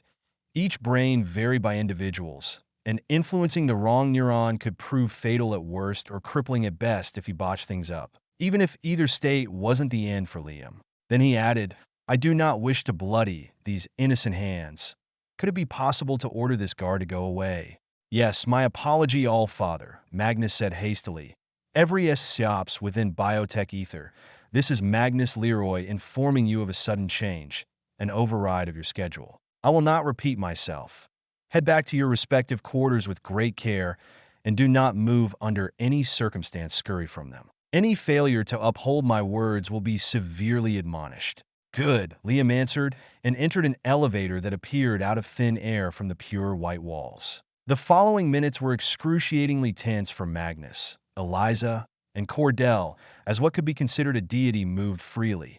And not only did he do so, but he advanced toward their location. Ultimately, the door opened and they made eye contact. Ethereal silver irises behind pulsating roots gazed at them for the longest second in their life. Then Liam seemingly lost interest. Greetings again, even if it remains far from being in person, Liam said with an invisible smile. As I have said, a meeting will be held between the most powerful figure of your time. He pressed on before leaving a hand, and in glad of bluish-white light, a four-legged creature appeared, its body slick and body-built for being extremely adapted. Is that teleportation? What is its use? Does it function based on this same alien substance? Very likely, Cordell thought at the sight, and only grew in interest as the four-legged creature was sucked inward, indicating the likely use of wormholes in the displacement process. It was truly fascinating, but every bit equally terrifying. The next instant, the four-legged horse-sized metal creature reappeared, but this time with someone, and someone quite important. This someone was no other than the President of the new United States, Implant Michael Reynolds, whose usually composed self broke down as he screamed quite eloquently. At first, it was outrage with confusion in the president's voice, but it soon turned to the highest level of terror. What the actual fuck? The _bip_boop 2003. Hello. So Liam is treating everyone like toddlers and overall amusing himself. Bye-bye. My Patreon if you want to give me money and have chapters 1/2 finished in advance, around 17. Spoiler. Thank Atlas Desk Lux, Aelhis, Andre Saavedra, Jeffrey Iverson, K.O. Dragon, Mikhail Bersak, The Suck Dragon, Blaze Savage, Eins Mensch, No Underthrez, Victor Gonzalez, MP Gaming, Sci-Fighter Kron, DKJ224, Nicholas Ramirez, Max Brown, Jin Wolf Throne, Chase Carl Sorensen, Pilot Perks, Laplace, Natia Burlock, Death Knight 134, Jalen Kane, Monty Shaw, Jackie Trin 201, Victoria, Jen Jensen, Ein Minch, Watergreat Namalal, Brian, Surtur, Naga, Moonsin, Darian Fields, Jasoner, Darren's Francois, Nathan, Darth Bane, Zenith, Mateus de Oliveira, Connor Jackson, Enzeroke, Joe Fiducium, Who Cares, Keck 047, David, Scarla Menace, Big Shot Swag, Carlos, Ketson XD, in Riv 125, Saxon Bartlett, Vinny, Alexander Hankey, Timothy Scholes, Xbox On, Sam Strike, Graham Jones, Ika, Ben Hoskin, Player 1 Jannik, AM Ratanafam, Jin Wolf Throne, Mahanad Ibrahim, Vale Eli, Troller, Surdep, Delilius Gamming, Koljai 1801, Michael Schiff, Coco Bum, Thomas Dale, and everyone for the support. Collapse. 122, Bloodless Victory. 1 done, 172 more to go, Liam said, looking down at the panicking humans scrambling away in terror on the ground. It was quite a pitiful, if understandable, sight. Being kidnapped by teleportation and transported thousands of kilometers away from the safety of what should be one of the most reinforced bunkers on Earth did that to unprepared people. Though the bunker part did leave Liam displeased but not surprised, the human in front of him was going to hunker down and try to gain control back of the situation, but alas, it was not to be. It was disappointing all the same that someone elected to be ruler of one of the most powerful nations was a coward. A leader had obligations to uphold and guide the people they swore to serve under difficult times. For that was what he was in times of crisis. Not even at the worst step, he abandoned his citizens and hid. It admittedly was the logical decision, and running away can be and is often the best solution to guarantee survival. Sadly, it was futile here again. The only thing it did was make Liam think of him as a past limit to be kept alive, not that many politicians were not way past it to begin with. There was going to be a lot of cleaning to do on Earth, both literally and figuratively. It was just that at the moment they were useful tools, useful but temporary tools.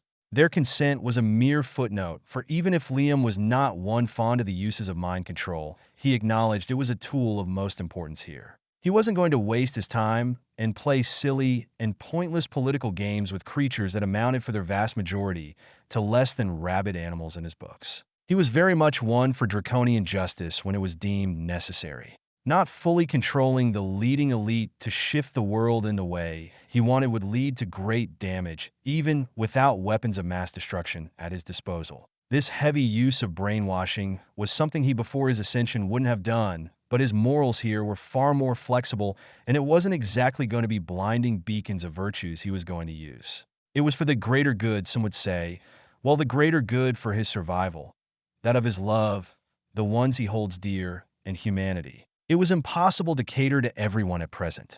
My excuse for the rough method of conveyance, but I did not see any more effective method to have a face-to-face discussion without more extreme means. If you understand what I mean, Liam said with a faint hint of amusement before using the tendrils of Argent Sea to make the frightened humans stand up. At this moment, the President of the new United States of America screamed.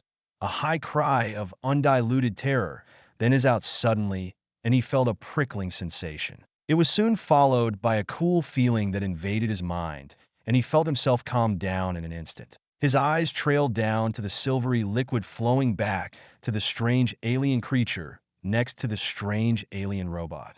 What is happening? Michael asked, his mind able to function normally, yet fear clear in his features and body language. However, there was only one answer, and that was in the form of a string of colorful curses in Japanese from a diminutive aged man he recognized as the emperor of said country's curse's origin as he face-planted on the ground, breaking his nose. The four-legged robot that had brought him here warped right away. What followed was a scene that none of the Paroxysm present would forget, and that would be regarded in the future as both comedic and a show of power. After the president of the NUSA and the Emperor of Japan came a string of world leaders and other powerful figure one after the others to the point the room was enraged by unknown mean to fit everyone. The third was the President of France catching herself unlike the last one. Her face calmer, if angry, and resigned to her fate, then was from the closest country, the Chancellor of Germany, falling against the enforcer and having a panic in addition to a concussion, which Liam healed, waking the 40-year-old man. After this, it became a blur for everyone except Liam, who organized the most powerful men and women on the planet like a class of bumbling 4-year-old children, making rows and specific seats for them, maximizing the space, visibility, and distribution of sound as the Argent Sea flowed through them simultaneously with his words on the situation at the end. The next several days, it became known that all of the world's conflict, be they minor or major, had ended. All feuds burned to the ground and abandoned, and all companies' policies drastically changed and beyond all realm of logic. A revolution on the scale of Earth that shook the population almost as equally as the alien invasion and the apparition of 3 massive towers of metal shooting a green, blue, and red beam to the horizon. The obvious correlation was made not that it was hidden from the world what was happening. Liam had presented himself as what he was in his goal. He was blunt as always. I'm Liam Cram, an Homo Deus, and have come to reshape humanity. Threats are on the horizon, and I will make it so it does not destroy this world, was what he essentially said, and the responses were mixed in both extreme and moderation. Some thought they were going to be enslaved and turned into cattle, while some believed that their salvation had arrived and that everything was going to change for the better. Thousands of cults had even popped in but a few hours. Unknown to both, they were equally correct to varying degrees. As for the one in the middle, they held various opinions, sharing points from the 2 others. But in the end, their point of view on the matter held no importance as long as they stayed calm and passive, which was a straightforward problem to fix for the Homo Deus. Food and water healthy to consume were heavily controlled by only a handful of companies. Even air was particularly air, there was a tax on that. With that in mind, spreading a mix of Argent Sea an element to everywhere, but the most remote and desolate location was done the same day. The purpose was self-evident. Humans couldn't be trusted during a phase of this importance. As such, they were forcefully tranquilized, turning them docile. A factoid that went unhidden and couldn't have been hidden either way. Stopping aggressive comportment was an easy matter, but true manipulation of the central nervous system on a planetary scale was on a level not even Liam currently could do if he put his entire focus if he didn't want to cause death and crippling damage. Unlike Iwa with the Gnostics, he didn't directly control the mind and had far less experience even on that kind of thing, or had any true innate connection to them at the moment. Few individuals escaped this fate either because they were away from civilization or extremely paranoid from the start, but soon joined in. It's hard to escape the gaze of a creature that was edging on the road to omniscience. Then there were the humans that weren't on Earth, from colonies on the Moon, Mars, and other natural satellites like Titan, even in space shuttles, or doing tasks like asteroid mining for primordial gases and rare minerals. To put it mildly, humanity was spread in the Sol system with Earth at the heart of it all, but that was barely an inconvenience. The subtle uses of the tech portal back on Pandora and humanities from unborn babies to ones dying of age were in his control. If he had put morals of the sanctity of the mind above practicality, it would have taken far longer and been a conflict humanity would have never forgotten. Instead, what was accomplished was the total domination of humanity in less than a month with not a single drop of blood spilled by Liam's direct influence. Suicide, murder, mutilation, and other actions of insanity at his apparition not counting, but that accounted for a fractal of 1% of the total population to start with. However, conquering done, there was a lot of reform to do, and it needed minutiae steps to follow, for it was the largest change humanity was going to live through. Earth and the Sol system are now under my control, Liam stated to the small crowd in front of him, composed of high-placed members of Hell's Gate and trusted individuals, their faces of shock and disbelief at his statement. What? Grace was the first to react, and it was the strongest of them all. Ears raised and tail flying, surprise present on her like a second skin. What did you do? Did you mean it? The words spoken by my mate are all truthful and accurate. Humanity had been set to its rightful place under my darling. I was said with a prideful smirk hovering behind said mate, her long tail ending in a tuft of white fur curled positively along his calf, something reciprocated by a tendril of silvery blue element. Both were interlocked, inseparable from the other as much as psychically than physically. The body he was using in that instance was of flesh and bone, making her able to touch and feel his warmth again. It was essentially a clone he was manipulating with the specimen implant embedded in its chest. The difference from a sculpture of the Argent Sea was clear. Even if it fundamentally was the same thing, a puppet, the medium was just organic. And there was that little not so little as well. Similarity, the Argent Sea was quite a versatile tool, but it was that a tool, and now there was both. Her presence was something that had been long one other had been accustomed to. It wasn't as if she interacted with anyone but Liam, Kiri, and sometimes Miles. She saw no reason to meddle with mortals more than strictly necessary. She didn't disdain them, but for her, there were seldom differences between them and an ant colony in her backyard. One that her hubby had an interest in, but ants all the same. Bacteria would be more fitting in both size and age. A million years was not even a week for her, less be said about millennia and centuries which most humans didn't live to their first. How? When? I know you, but couldn't you have at least told us? I understand why you did it this way, but still, the xenobotanist asked, calming down, and the ones around such as Jake, Norm, Max, and Cat Aaron agreed with what's said. They didn't know something was even up, and something so big at that, it was as if it wasn't worth mentioning, like it was evident. Later they would realize that hints had been dropped here and there, but were a bit too ambiguous for most to draw any solid conclusion close to what he just apparently did. Technology that controls space, and biology, mostly in addition to hacking to neutralize all technology usable as a weapon from firearms, warheads, and vehicles. In a single sentence, I kidnapped powerful people, brainwashed them, did this to a lesser degree to billions of others to avoid any violence and panic.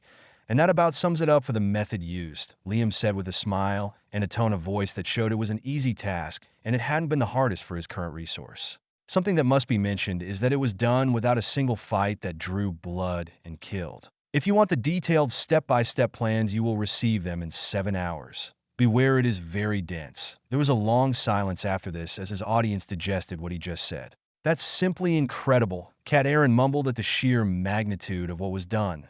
This changed everything. At every level. Their little city now turned at the head of a potentially multi-planetary empire under a singular immortal ruler whose view of humanity none could comprehend fully, yet was warped around humans' future and growth. It is then that means we can heal Earth and bring it back to the magnificence it once was. I can't believe it. This is a historical day, Norm said with a hopeful smile, giddiness surging in his mind at the mere thought, eyes sparkling with what appeared to be tears and excitement. Bringing the blessing of the All-Mother to a dying world, Jake thought aloud, earning stares from Grace. In Norm it was one close to anger. For Liam it was amused, and as for Iwa, it was more bemusement at the silly words. And she corrected him, like one would to a child, a motherly tone in her voice. We will not in the way we are on the twin moon of fire. Sparklings of my presence will be found, but no further. The All-Father is the one that shall bring your origin world to its past greatness and elevate it beyond by infusing himself into its very depth, just like we are, she said softly, her focus causing the Oloikton of the Omadikeia to look down on the ground in shame, but what was said didn't go unnoticed. Yes, observe, for I won't show it only once, Liam said, flipping his palm to the ceiling, and from his skin grew a sharp black tendril pulsing blue and purple. This is my body in its more primal form. I'm the will of element. The element is me, and I'm the element. As I have said, every piece of tech is of my body, an integral part of what makes me, for they are of element. I'm rooting myself within Earth's crust and anchoring myself onto the planet, partially merging with it and becoming an intricate part of it, he added grandly, his eyes burning with passion as he recalled the roots into the body, causing many to flinch at such a unique sight. It looked like a worm had crawled back into his skin. The only ones not bothered were Edmund and Grace, both too fascinated and acclimated to this kind of thing. Parasites and diseases were hardly things that would repulse them as long as they stayed outside of them, of course. Thought the immediate comparison to those two, or make them both feel a degree of shame, if only they knew what an accurate description it was. The only reason all wasn't indiscriminately consumed was Liam's self-control and emotions. As for becoming part of the planet, it was what Iowa was doing and had been for billions of years. By herself, she was worth close to 10% of Pandora's mass, and that was an enormous number. She was heavier than the crust itself. She made most of it even. The only reason she didn't go deeper was that she rightly feared that it would destabilize the moon, leading to its potential collapse or other problems that could kill her. Suddenly, a heavy frown fell on Liam's face as he looked in the sky through the ceiling and said with puzzlement, "We have uninvited visitors incoming."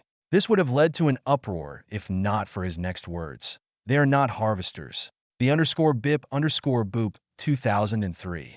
Hello and done. Humanity is under control and in for a revolution touching every aspect of its existence. Bye-bye. My Patreon if you want to give me money and have chapters 1/2 finished in advance, around 17. Spoiler.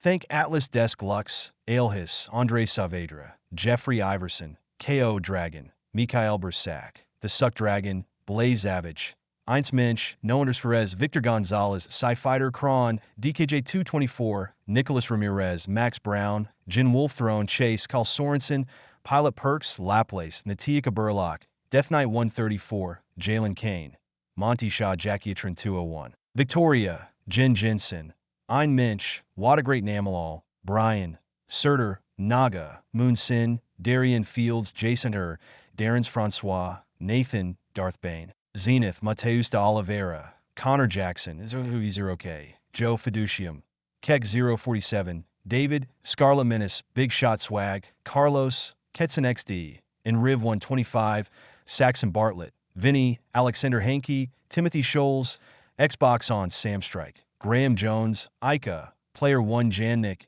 AM Ratanafam, Jin Wolf Throne, Mahanad Ibrahim, Vale Eli Troller, Surdep, Delilius Gamming, Koljai 1801, Michael Schiff, Thomas Dale, and everyone for the support. Collapse. Patreon.com/user. U equals 6042416. 123. The Spheres. They are not harvesters. After this statement, a heavy silence settled in the comm room, hundreds of thoughts flashing through the minds of everyone at once, each more wild and reach than the last. Do you mean? Jake was the first to ask, his ear folding slightly, great worry etched over his features at the thoughts of another war. The last experience, not one that led to a mind looking for a positive outcome. Quite the contrary, war was something he was sick of, disgusted even. Yet it was also something that made his heart pump. Yes, that is exactly what I mean, Jake. They are entirely new breeds of aliens, Liam said, and at this a hologram of the new visitor became visible. This was a real-time video of what was happening on the outer edge of Alpha Centauri. From a twirling, gaping hole in the fabric of reality of impossible color, the throat of a wormhole, a strange structure was slowly moving out with no apparent difficulty, as if the puncture in space-time was of no importance and effect. This structure was a spaceship, an alien spaceship, and this alien vessel was uniquely shaped, not that it mattered a lot in space as long as its integrity remained assured and other factors innate to the void of space were taken care of, such as radiation and heat distribution, but that was more the realm of the materials and technologies. To put it mildly, it wasn't the first shape one would think a spaceship to be, not a saucer or vaguely ship-submarine shaped. It was a ball, a sphere, and a big one. Its clean surface was bluish with various structures on top, but the more discernible features aside from the elegantly crafted thrusters was a blue line cutting into its middle, giving the appearance of a perpetually closed eye in deep meditation. It was massive compared to an ISV Venture Star, but insignificant in comparison to a regular mothership, nevertheless its planet-sized counterpart, but it still was close to 10 kilometers, 6.2 miles in diameter. A very large spacefaring structure with true capabilities unknown aside from a very advanced wormhole drive, making it a sizable threat if the pilots were even a little imaginative and motivated enough to cause harm. Yet again at the moment, nothing was stopping them from generating the exit of a wormhole on Pandora. What looked harmless in space very much wasn't the case on a moon lush with life. But this glaring weakness was soon to be fixed. Very different design, as you can see, and far more polite than our last visitors, as they did not find it appropriate to warp in Pandora's general vicinity. They are even stopping before entering our territory and not moving to ram into us, Liam said, and many nodded or rolled their eyes in Grace's case. He was joking about something massively important. It made her want to smash her head against a brick wall and let herself fall in relief on the soft mattress of her bed. Better him messing with us than being serious about how actually far down in the pile of shite we are, she rationalized, and it was quite true. His lack of displeasure was enough to make her relax immensely like the others. His state of mind affected them and their life directly after all. This might sound extreme, but if things go sour, pardon me, Liam, but do we have the means to shoot them down if necessary? Cat Aaron asked with a frown and pursed lips. It was logical, and it was better safe than sorry. She was quite on edge, and garnering the attention of another alien species that wanted to kill them for X or Y reasons was not something desirable in her book. No, I do not have a weapon with enough firepower to directly shoot their spacecraft down, but getting antimatter bombs in its general vicinity with a swarm of voidworms carrying enforcers will be an uncomplicated endeavor, he said, snapping his finger to show another hologram, this time a simulation of what would happen even if the sphere could defend itself with various hypothetical weapons. Weapons gathered from what he could see and deduce as a Homo Deus, but it remained fiction as only sight and guess did let him know a lot but far from everything. Accurate as it may be, it can't be the absolute truth, and all was to be taken with a grain of salt. Their technology, while seemingly sharing similarities to the one of humanity in some instances, was overall dramatically different and worked on an entirely different frame of reference using different solutions for similar problems. There was beauty in that, something Liam knew he would never feel dull to him. It was simply fascinating. In a way, it was how recipes and cooking were, and the technique used in it as well. Different problems can be solved with the same solutions, and the same problems can be solved with different solutions. It was to say that their technology was truly impressive, advanced, and sophisticated, but still inferior to tech from what he could garner, but ingenious all the same, and it was to be said most of tech's capabilities were uniquely due to the element. And it was to be remembered in equal measure that tech was focused on supportive technology, shields, artificial life, teleportation, healing, and the like. It didn't dabble heavily in weapons capable of whipping planets of the Milky Way in an instant, even if it had the potential, if necessary, to do so. But that was mostly due to the risk of element pollution and damage too great to fix, which here at least one was a non-problem. This meant right now he couldn't simply hack it. Humanity was easy because it was one he had mastered, but for those aliens, it would require a bit of study and adaptation before even trying. At least it seemed to be hackable, since it wasn't mostly organic and psychically inclined like harvester technologies, but that didn't mean it would be a simple matter either. Still, it was truly ironic that the weakness of flesh grants the ability to overcome the strength and security of metal in such ways. This is why it was good to never go either extreme. But I do not think I will have to. They are trying to make contact, but let's not get ahead of ourselves, all right? He announced the pleasant surprise. At the same time, he sensed hundreds upon hundreds of signals sent in his direction, some using light, radiation, and even dark energy. They were essentially throwing things and observing what stuck and which he could respond to, a crude if logical line of action since they wouldn't know what frequency, if frequency at all, humans used. As long as it could be detected and altered, it could become a means of transporting information. It didn't need to be a medium humanity or himself used. And that is what he did. A connection was made using regular radio waves.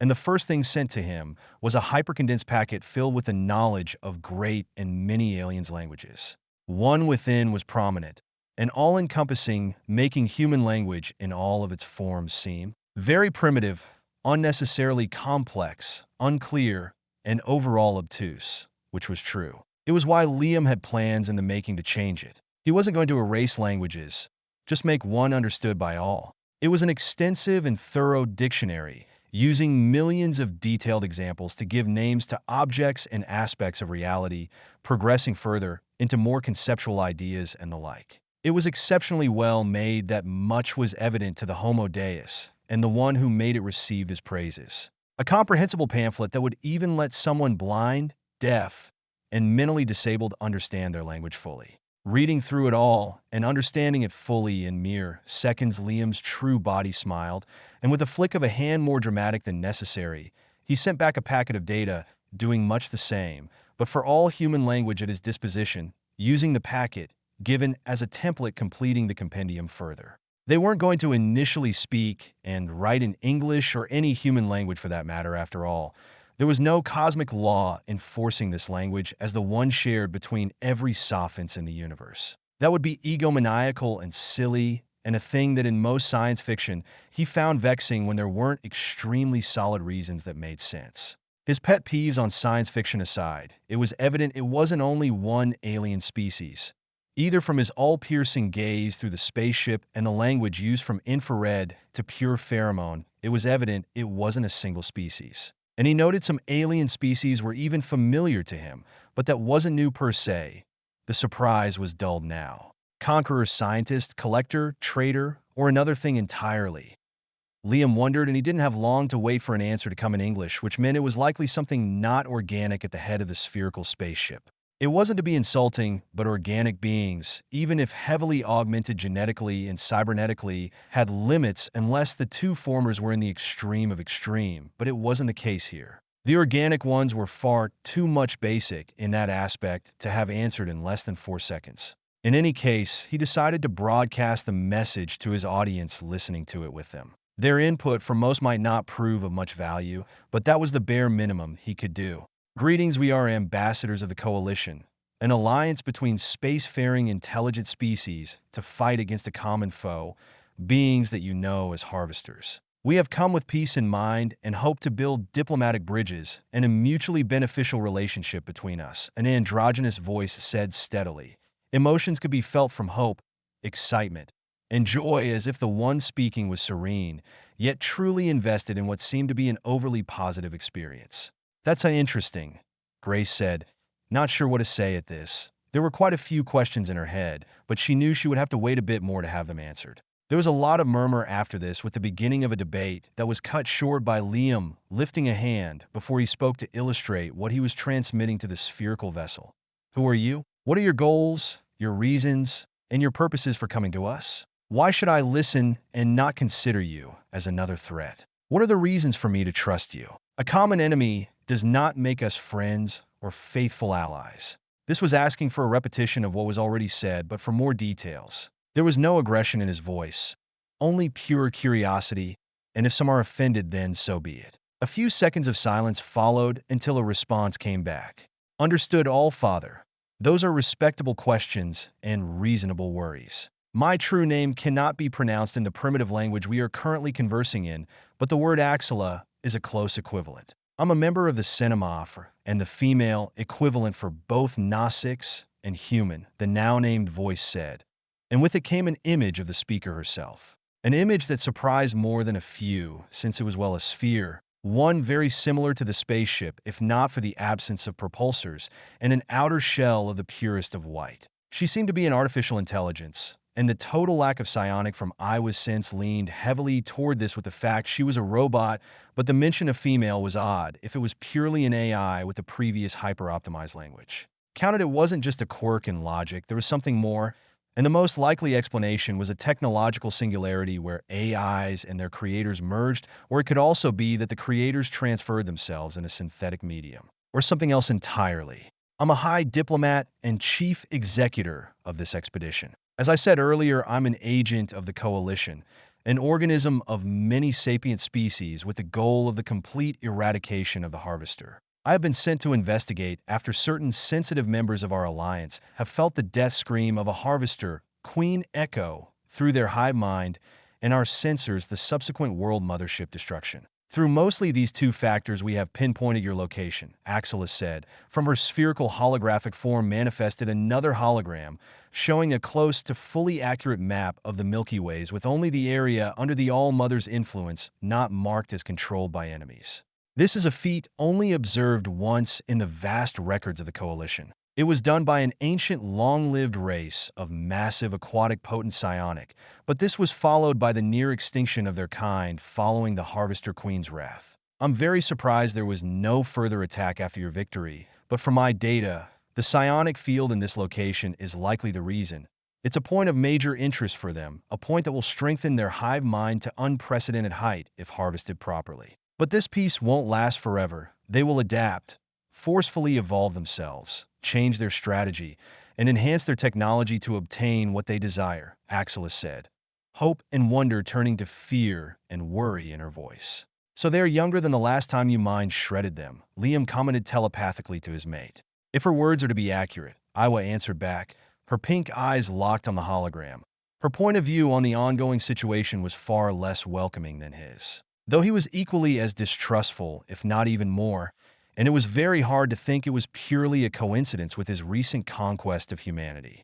As for my goals, purposes, and reasons for coming here, they are per the Coalition's truth. My words are theirs, and their words are mine. I have come to invite you to the Coalition, to grant you a permanent seat within it for us to fully integrate you, to share knowledge, and forge a military alliance. But that is in the best-case scenario, and what I said is not absolute. Change can and will be made to accommodate your demand in the realm of the reasonable. She continued with a burning passion, the blue light line on her body gaining in intensity. She wasn't finished yet, however, for the last of your questions. Yes, that is correct. We are not owed your cooperation, trust, and fellowship. I understand the suspiciousness of my actions, and how it can be seen, and no words and information could be said and sent to prove it otherwise.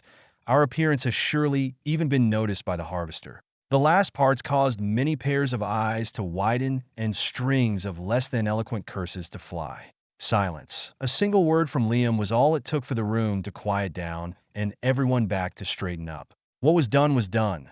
They were already a target of utmost importance. This seldom will change anything in the long run. In addition, their displeasure took into consideration that the harvesters weren't smart enough to deduce the Coalition, their supposed enemy for what was likely thousands of years, wouldn't contact a civilization that had killed one of their highest-ranked individuals in recent times. That is why I sincerely request your permission to enter your controlled space and put ourselves in the orbit of Pandora, but also to have an audience following your conditions. Axela finished, her voice back to the initial serenity. The _bip_boop 2003. Hello. Yes, those are from Independence Day, but there will be other less important aliens from mostly another franchise. Bye-bye. My Patreon if you want to give me money and have chapters 1 have finished in advance, around 15. Spoiler. Thank Atlas Desk Lux, Aelhis, Andre Saavedra, Jeffrey Iverson, K.O. Dragon, Mikhail Bersak, The Suck Dragon, Blaze Savage, Eins Mensch, Noah Perez, Victor Gonzalez, Sci-Fighter Kron, DKJ224, Nicholas Ramirez, Max Brown, Jin Wolf Throne, Chase, Carl Sorensen, Pilot Perks, Laplace, Natia Burlock, Death Knight 134, Jalen Kane, Monty Shaw, Jackiatron 201, Victoria, Jen Jensen, Ein Mensch, Wadagrate Namalal, Brian, Surtur, Naga, Moon Sin, Darian Fields, Jason Darren's Francois, Nathan, Darth Bane, Zenith, Mateus de Oliveira, Connor Jackson, 0K, Joe Fiducium, Keck 047, David, Scarlet Menace, Big Shot Swag, Carlos, Ketson XD, and Riv 125, Saxon Bartlett, Vinny, Alexander Hankey, Timothy Scholes, Xbox on Sam Strike, Graham Jones, Ika, Player 1 Jannik, AM Ratanafam, Jin Wolf Throne, Mahanad Ibrahim, Vale Eli Troller, Surdep, Delilius Gamming, Koljai 1801, Michael Schiff, Thomas Dale, and everyone for the support. Collapse. 124, Olive Branch. Axela's request hung in the air, the atmosphere turning heavy, and the room was silent as a telephonic discussion was ongoing between the two godly beings present, for this demand from the synthetic life form was only for them to accept or refuse. My love, do you agree to this proposition? It's your body and ultimately your choice. It's not me who has killed this queen and the one from before. It will be unwarranted of me to decide without your counsel, Liam sent through his empathetic link to his mate. We do not trust this coalition. Axela's honesty and willingness can be all but fictional. Her lack of psionic presence makes it impossible for me to know. And if her words are true from her perspective, then it assures none that it is the true reality of the matters for her masters. But with our current position, we must give a chance to prove what is true and what is lies. Yet I do not accept, Iwa responded softly, her long tail tightening its hold on his leg. Her past experiences stuck and made her choice steer to cautious paranoia. Or it was Liam's influence. To begin with, she never was pleased with strangers soiling her body. It wasn't xenophobia. She was above such things and didn't have a problem with alien creatures. Her mate the proof, but she was very cautious now, as she understood that her life could be threatened if she was naive. That is true, he agreed, waiting for her to continue as he felt metaphorical, but coming. However, a chance must be given, and for this, the route of minimal risk needs to be taken. Instead of Pandora, they shall steer to Narek Sep. If they are a threat, then the wounds resulting from this choice would be non-bothersome and the damage mended swiftly, she thought with finality, and her mate nodded in understanding. It was fair. It was an olive branch. She was even considering doing it on this moon, and not in the confine of a spaceship. Letting the diplomatic meeting happen on Pandora in and of itself posed little threat, but the chance that it could even be one made it caution was of utmost importance for the both of them. Liam could understand their technology, and was doing so, but he worked on hard data, educated guesses, and obscene processing power. He did not possess some magical and innate understanding of all technology in existence. He was godly only compared to humans. He didn't possess divinities and authority over aspects of the universe. Of course, as per your desire, love, the proposition of Pandora was likely just to see how we would react, and so the telepathic decision ended for the short few seconds it lasted. You can enter Alpha Centauri, but beware, my children shall watch and escort you. Attacking them will be taken as a refusal of diplomacy. As for the meeting, my mate and I agreed to see you in person, but that is not going to be on Pandora. It shall happen on Ner, except further details will be sent. Until then, farewell, High Diplomat Axela, Liam stated, his tone not harsh, yet one that told there was no room for arguing. Au revoir, All-Father. May our next meeting be on better terms, and equally for the ones after. The hologram of Axela responded with relief as she bobbed slightly in the air, and the call ended. I suppose the plans for humanity can be postponed for the time being. I will send the necessary documents and schedule another meeting. Keep what happened within the confines of those walls until further notice. Have a nice afternoon, the All-Father exclaimed a second before an enforcer warped in and vanished the next instant with the avatar of the All-Mother in a flash of blue light, teleported to only he knew where. So, this just happened, Max let out flippantly, one hand moving to massage his nose bridge, his mind having some problem believing what just happened. His coming back from the dead, now, felt almost banal in comparison. Yes, it just did, Norm and Jake said at the same time, not feeling much different on the matter than their friend. Today was very rich in world-shattering news, and that would be the understatement of the century. And they were extremely calm about it all. The conquest of humanity and an alien alliance. What next? Another universe, and no. Stop, Grace, you don't want to know. I need fresh air, one of those new healthy cigs, and a 3-hour nap. I'm too old for this shit. Grace audibly groaned before walking out, clearly done with everything. None were brave enough to stop her. Not that any but Jake could have, and he was quite here himself. The only ones in any functional state were Katerin and Edmund. The former was unfolding a holodoblet from her pocket and began scribbling on it at a speed far above what one would consider feasible with purely organic limbs. Her work in the future looks immense. She might even go and ask to be put some cybernetic in her head. It was too much for one person. As for the latter, the 90-year-old man, looking no older than 30 after having been one of the first to accept to be respawned, without dying precedent to that, was mumbling to himself, the specimen implant jutting from his chest, glowing free in excitement. They know psionic. Of course, why wouldn't they? How vast is their knowledge? What was that ancient creature the sphere spoke of? And so on. It was to say none were truly in any state to do anything more than calm down and digest the information bombs that were thrown at them in the last quarter of an hour. They were only humans, after all, well, barring Jake and Grace, but that changed little. Million of kilometers away, in command of the spherical spaceship of the Coalition, a pure white sphere with a blue light in its middle rose from a wall of equally pure white. The surface shifted back like a memory foam mattress to its original flat surface. Equal Sister Zanktila. How was the discussion with the future members? What is your verdict? Equals. A masculine voice of pure statics echoed from another sphere with only different features, the light being soft green instead of blue. The blue light on the first sphere shifted to face the second one, then said in this same speech, no human would understand without implants, but this time it was distinctly feminine. Equals, your confidence in my capabilities is flattering and appreciated, but nothing is certain, Brother Kgerfich. They are powerful and distrustful of our motives. We must tread carefully to not antagonize them. We cannot permit this to happen. They might be one of the only ones capable of fighting them. Equals still, they appear reasonable and open to potential diplomatic relationships. I have garnered their authorization to enter their space, and we shall hold a more official and in-person meeting on one of their moons. Equals. She twinkled her light, moving to the center of the large room, and from her body, an arc of blue particles flew. On the outside, the thruster lit up, pushing the spaceship into Alpha Centauri. She immediately noted the thousand of winged creatures that she recognized with the new word as wyverns, and also 1,000 more that were shaped like panthers, the former gliding in the void with wind's propulsor, while the later warped on top of those wyverns and teleported said wyverns to rearrange the pattern that was being drawn. This revealed to her the designated route she had been given to follow. Without much mental debate, she obliged, the scans giving her data on those creatures that were fascinating, to say the least. It vaguely reminded her in some way of the element composed of only one exotic neutron that makes it possible to harness dark energy. But she couldn't glimpse further than that.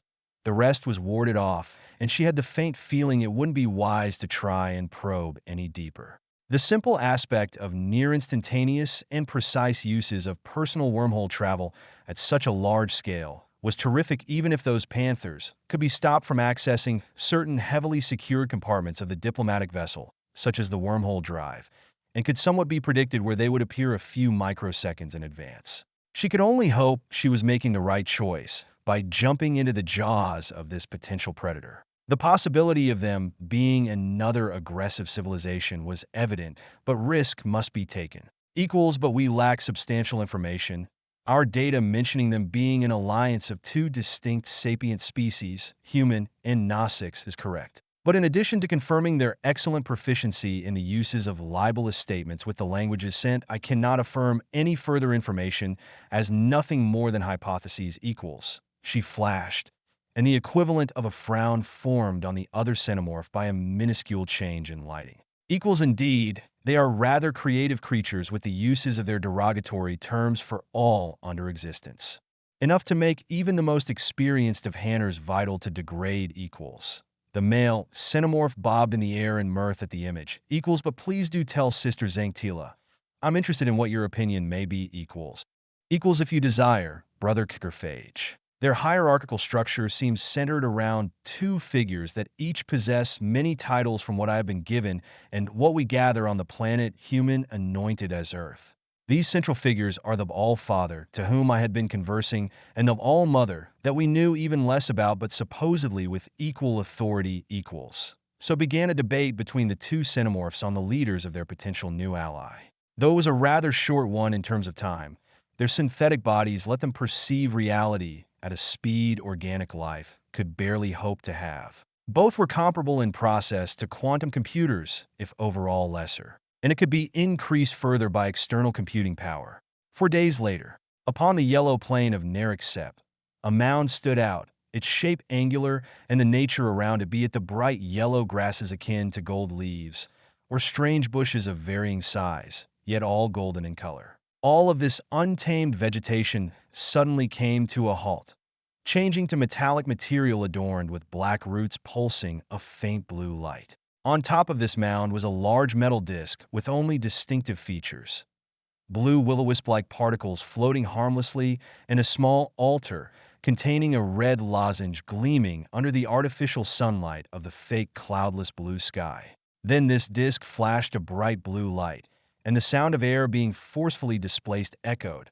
As soon the light came, it disappeared, revealing two figures, one of a muscular human male with translucent blue skin, and the other of an athletic female Gnostics with a far too long tail. No words were exchanged between them, as both began to violate the fundamental law of gravity by floating up in the air and moving at great speed to a lake of the purest water in the middle of the plain.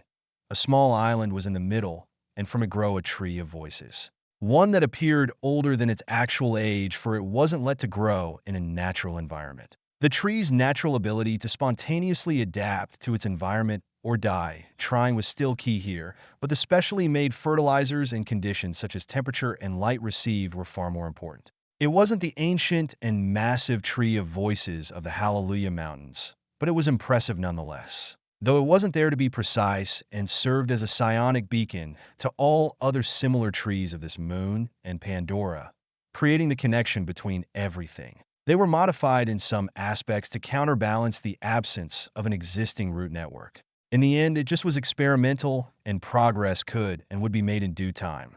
We will give them a chance, as you have said, and it shall be in person. This sapling is young and a fragment of a greater whole, but it shall do, I was said, touching with the utmost care the unblemished white bark of the tree. It will not represent the essence of my being, but it will suffice. They are not required to know further than the minimum until proven otherwise. Yes, and I found this too risky, but that is your choice, Liam said worriedly. This could get her hurt, one of the rare things that would make him genuinely furious. He would have preferred she selected an area without one of such trees.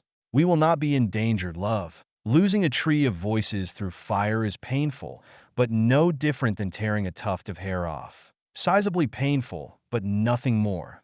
And this one is of little value as it lacks a clan assigned to it.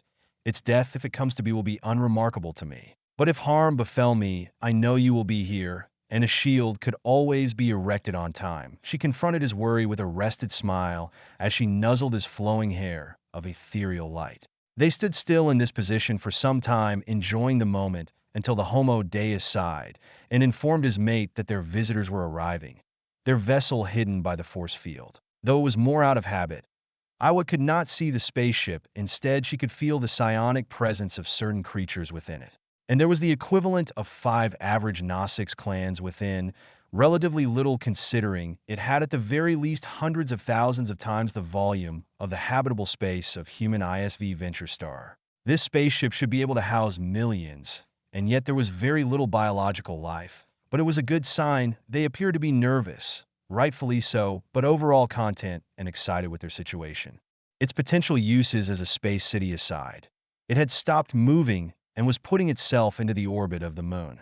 In under 5 minutes, it was accomplished. A door slid open on the underside of the spherical vessel, and another vessel of similar appearance moved outside. However, compared to the first, it was only 2,700 meters in diameter, for 17 feet. The smaller version flew toward the moon only to stop meters before impacting the world barrier.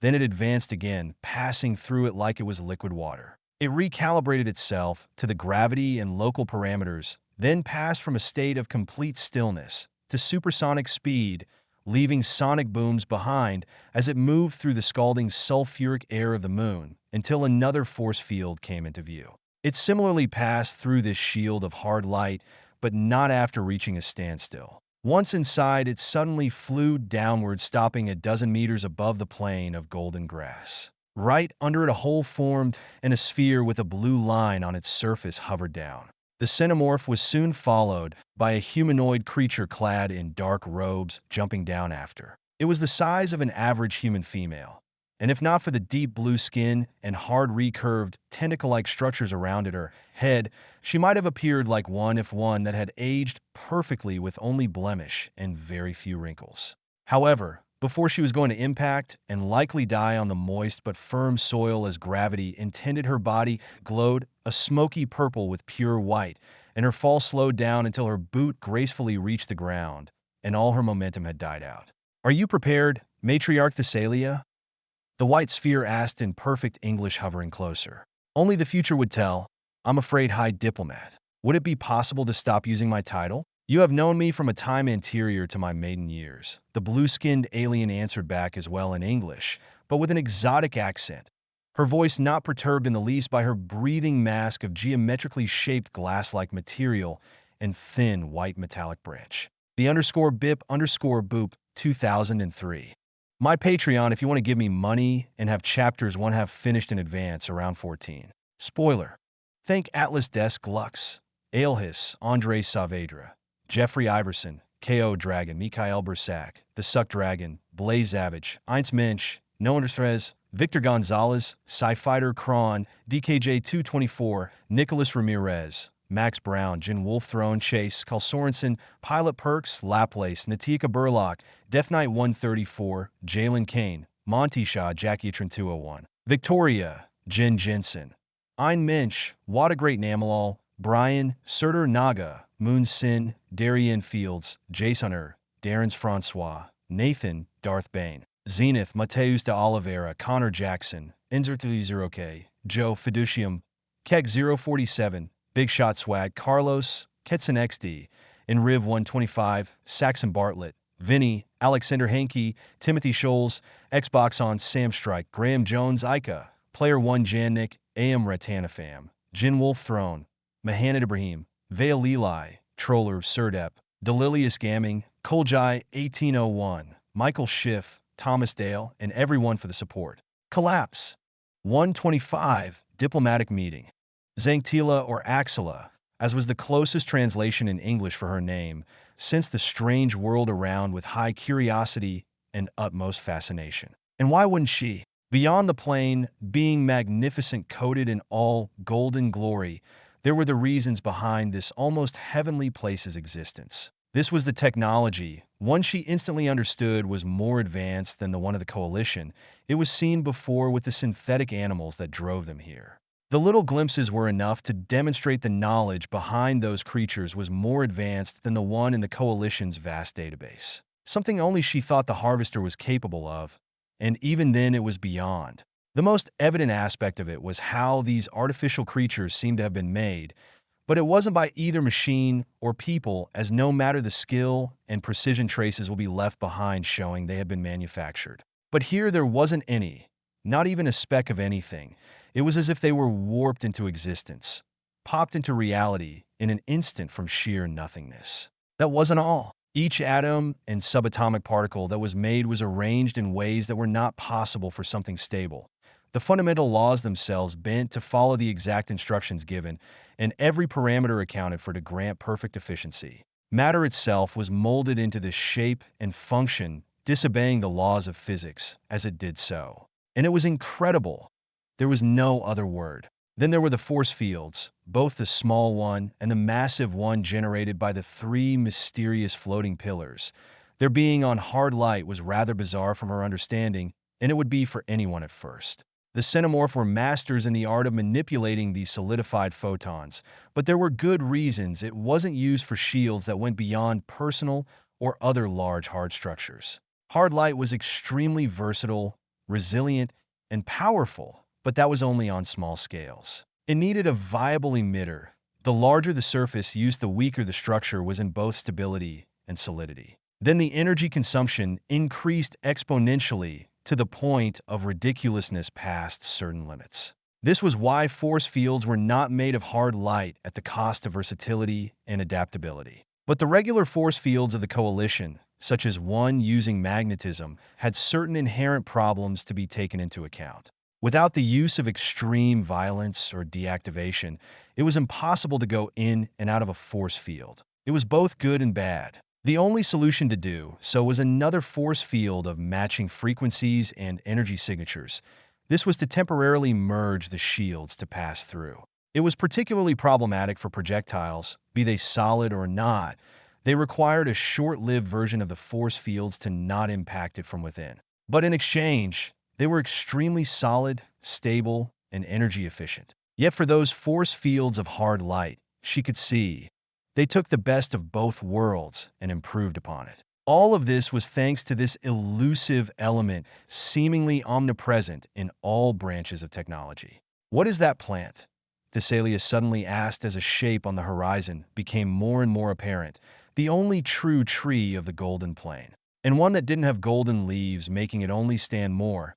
Its bark was of a pearly white, and long sinuous branches climbing up to the fake sky grew thousands of long light pink tendrils wafting slowly within the air current. Aboltrea mokri, in English it's a tree of voices. A supposedly sacred plant in the culture of sapiens hominids known as Gnostics that you have learned about and is native to Pandora. It's the closest connection to a being known as Iwa, the All-Mother or Great Mother. However, I do not know how or the veracity of it. Axela answered the next microsecond, even showing a hologram of both male and female versions of the species that were given to her the first day. The information given was generous.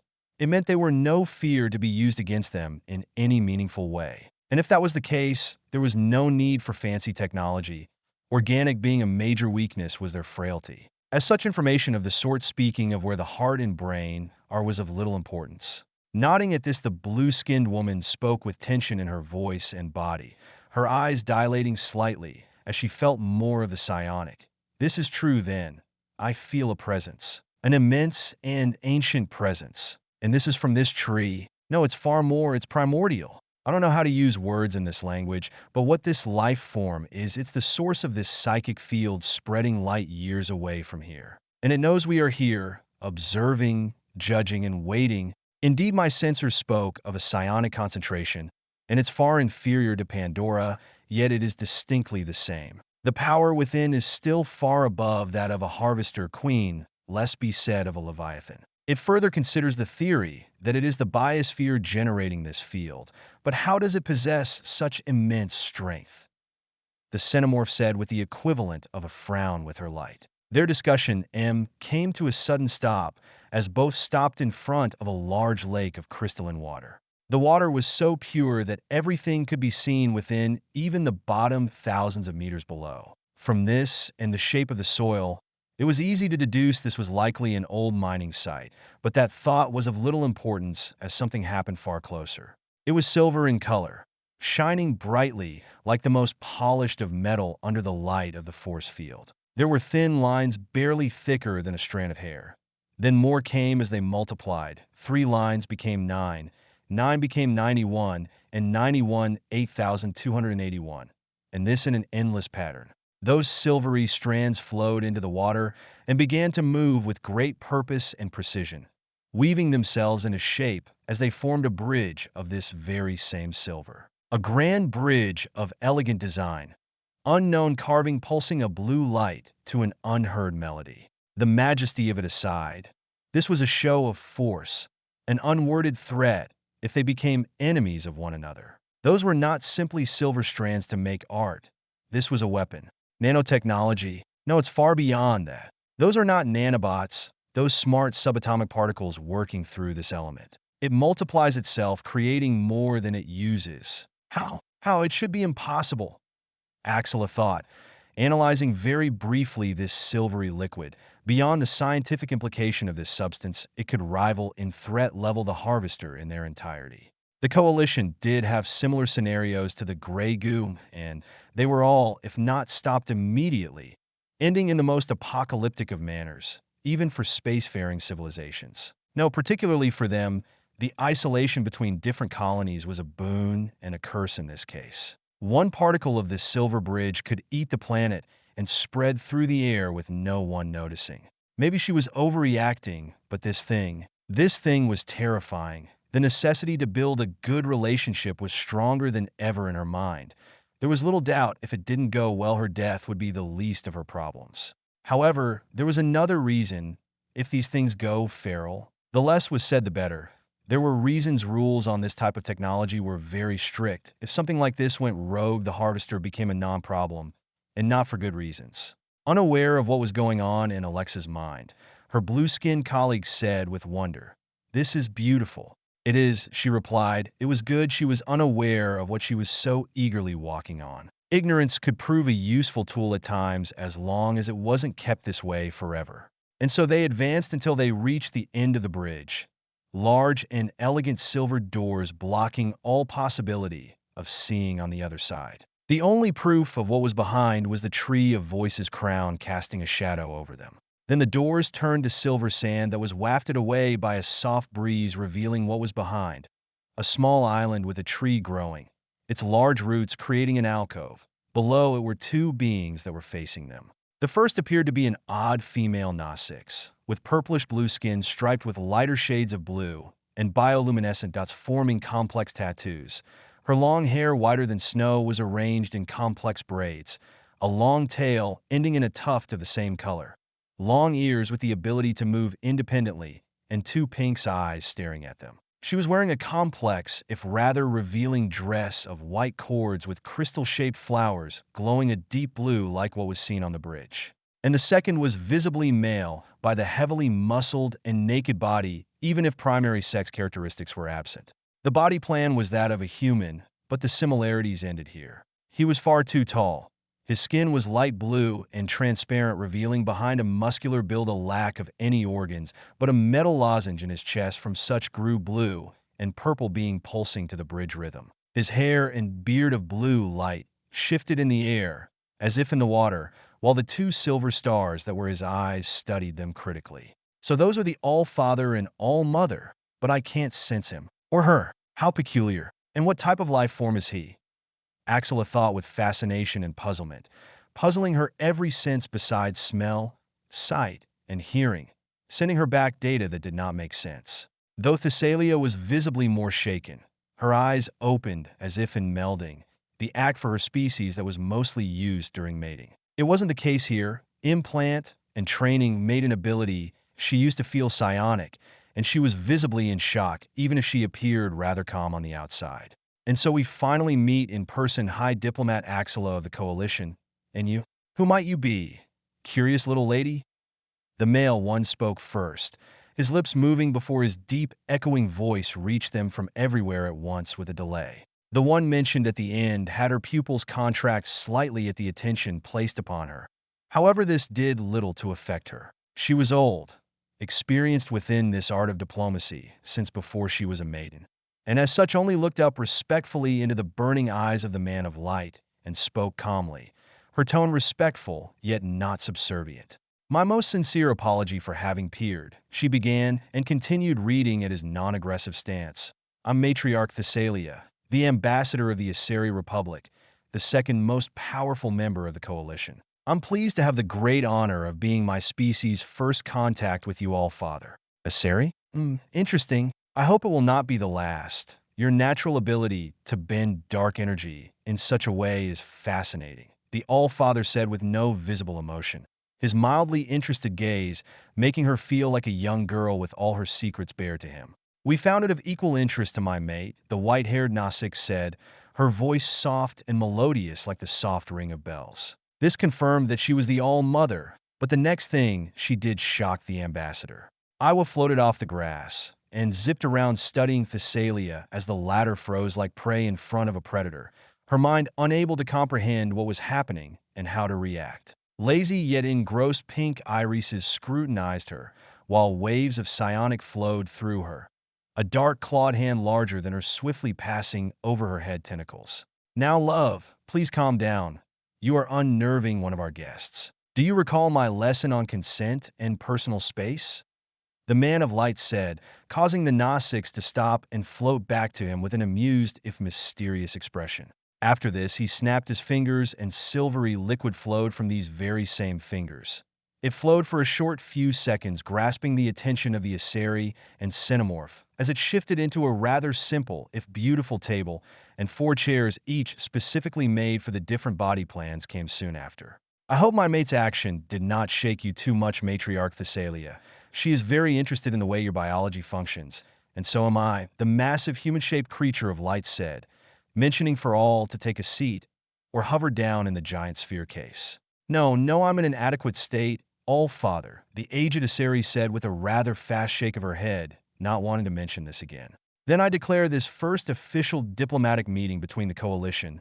I, Liam Cram the All-Father, and Iwa the All-Mother commenced, Liam declared with a faint smile and claps of his hands. I and the Coalition are immensely grateful for this chance given to us, All-Father, All-Mother. Words fail to express the joy I'm feeling at the potential positive outcome. Axela spoke for the first time, her voice equally serene as 4 days ago, but it was easy to discern she was far less calm. It was a mix of excitement and nervousness. Then her light brightness ever so slightly increased out of shock as 4 elegant cups of a metal pulsing blue manifested into reality, each filled with a steaming black liquid, but it wasn't finished. Silverware, regular plates, and multi-layered fruit plates filled with a wide collection of pastries, snacks, and the like. You can eat and drink to your heart's content from the database I have in my possession, and it shall be safe for consumption and to your taste. Even for you, High Diplomat Axela, you are guests, ones that I and my mate did not foresee, but you are polite and respectful, as such it is for me to treat you in accordance with your actions. This is but a little bit of an amenity I could at the very least give you, the Homo Deus explained, his smile growing ever so slightly. However, it wasn't one of pure friendliness. There was no hiding it. This was pure courtesy on his part, a reaction of equal measure to their actions, and it spoke a lot of what could happen if their first impression was not this good, though there was a true chance given a little bit of goodwill for them to prove was worth the risk. Now, let's not dwindle and start immediately. The _BIP_boop 2003. Hello. I've seen speak of a crossover with Mass Effect. It isn't. I just needed filler race, and plucking from existing ones was easier. Bye-bye. My Patreon if you want to give me money and have chapters 1/2 finished in advance around 14. Spoiler.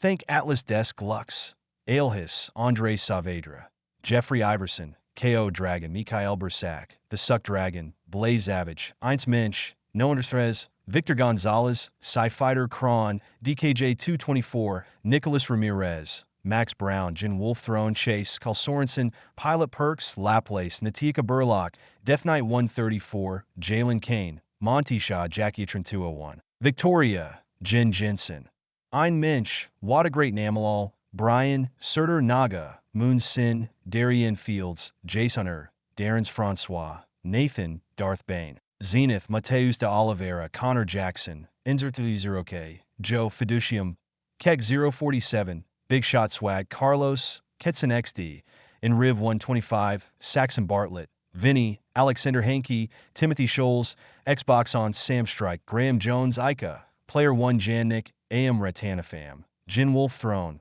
Mahanad Ibrahim, Vale Eli, Troller Surdep, Delilius Gamming, Koljai 1801, Michael Schiff, Thomas Dale, and everyone for the support. Collapse. 126 Neutronium. I will be explicit. Iowa and I look favorably to a positive, if not even a symbiotic relationship between our two powers. An ally of your caliber is invaluable, but that is in theory only and by ignoring two very important factors, Liam said, gazing at the Aseri and Cinemorph with his burning silvery eyes. I have said it before, but we do not know you, and we cannot blindly give you our trust. A common enemy does not make us friends. In addition, we are far younger and less influential. We do not want conflict, but we will not shy away from using force if necessary, he said, internally amused by the old blue-skinned alien's rising heartbeat. We understand, and that is a correct assumption. The Coalition was created to combat the Harvester threat, but it is an entity that does not lack internal discord to that of Mai, and every Cinemorph's great chagrin. Even under duress, personal gain for short-term pleasures is prioritized far more than it ever should be, Axela said, her attention split as a thread of hard light from her grabbed one of the snacks. She brought it back to her and scanned it to see if there was anything within before it was absorbed by her smooth exterior, as if it had become a liquid. She did not require organic matter to sustain her function, but she could eat for the pleasure of doing so, and so she switched the sense of taste to an omnivore carbon-based form capable of eating such things. And this mellowy star-shaped was exceptionally delicious. The texture, consistency, taste, and temperature, all was perfect. It was so excellent she was taking an entire plate for further testing. She didn't even know in her dozen millennia of existence that something could be this good, and it didn't seem to be from the molecular composition of the food. Unknown to her, this action will ease her future immediately after all. Why would this be only food? I'm of the same mind, but I'm a rare occurrence within the Matriarch caste of the Aseri. They value their interest and that of the Aseri Republic above all else.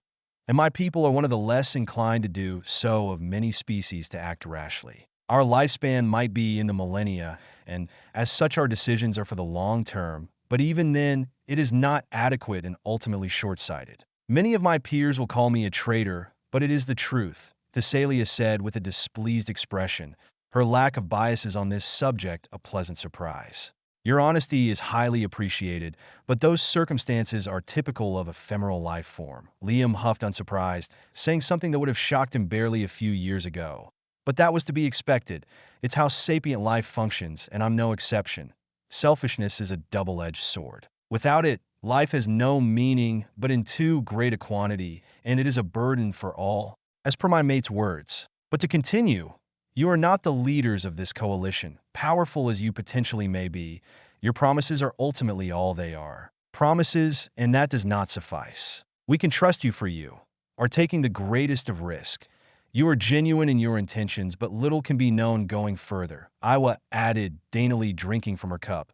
A smile forming as an explosion of savor tingled her tongue. The Argent Sea truly did miracles, firing at the correct receptors for an unforgettable experience. This is the unfortunate truth. We cannot for this be a part of the coalition as we currently are, the All-Father continued, as well taking a sip of his cup, but that does not destroy all bridges. Quite the contrary, your lack of zealotry of great help. However, I need to know more about who we are treating. Information crucial in how the result of this meeting will be. You two have been chosen to come, and I can understand why. Naturally, All-Father. Through what medium shall I transfer it to you? I reckon we do not possess the time for such a lengthy lesson, depending on the level of details you may desire. The xenomorph exclaimed jovially.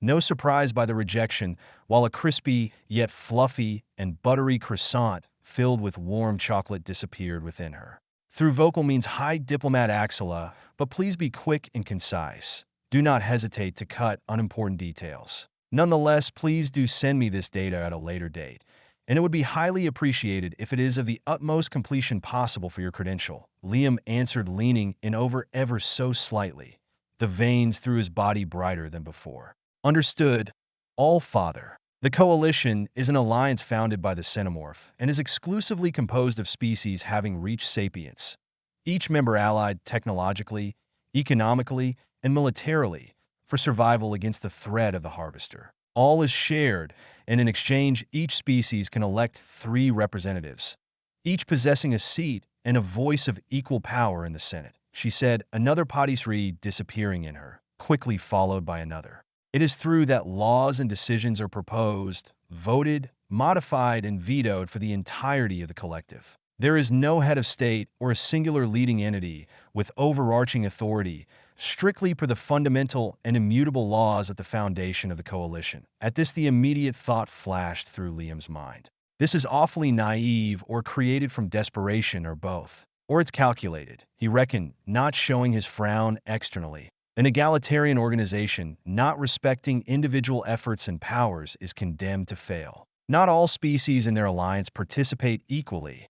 It's pure statistics and a repeat of any alliance since the dawn of time. So why give all representatives the same direct power? It is how to breed discontentment within the pillar of the alliance. Fucking politics. Might be overreacting, but I doubt it's not accurate to some degree. Indeed, and to join the prices are to share all, or with little differences to it, presumably. We do not comprehend this need for equality that ignores merit, advantage, and disadvantage in the name of moral hubris. Never my most emotional of children.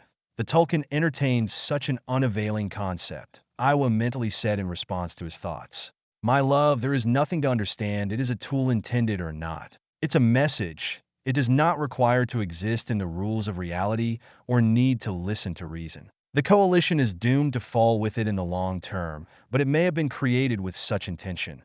The only glue holding all is the blade of existential thread above their necks, he said as he twirled the tech spoon in his cup. A spoon that for a human would be in size equal to a spatula, the cup following suit in the size department. And it might be the opposite of foolish. I'm of the mind that the Xenomorph are far from all being virtuous to being not of their kind.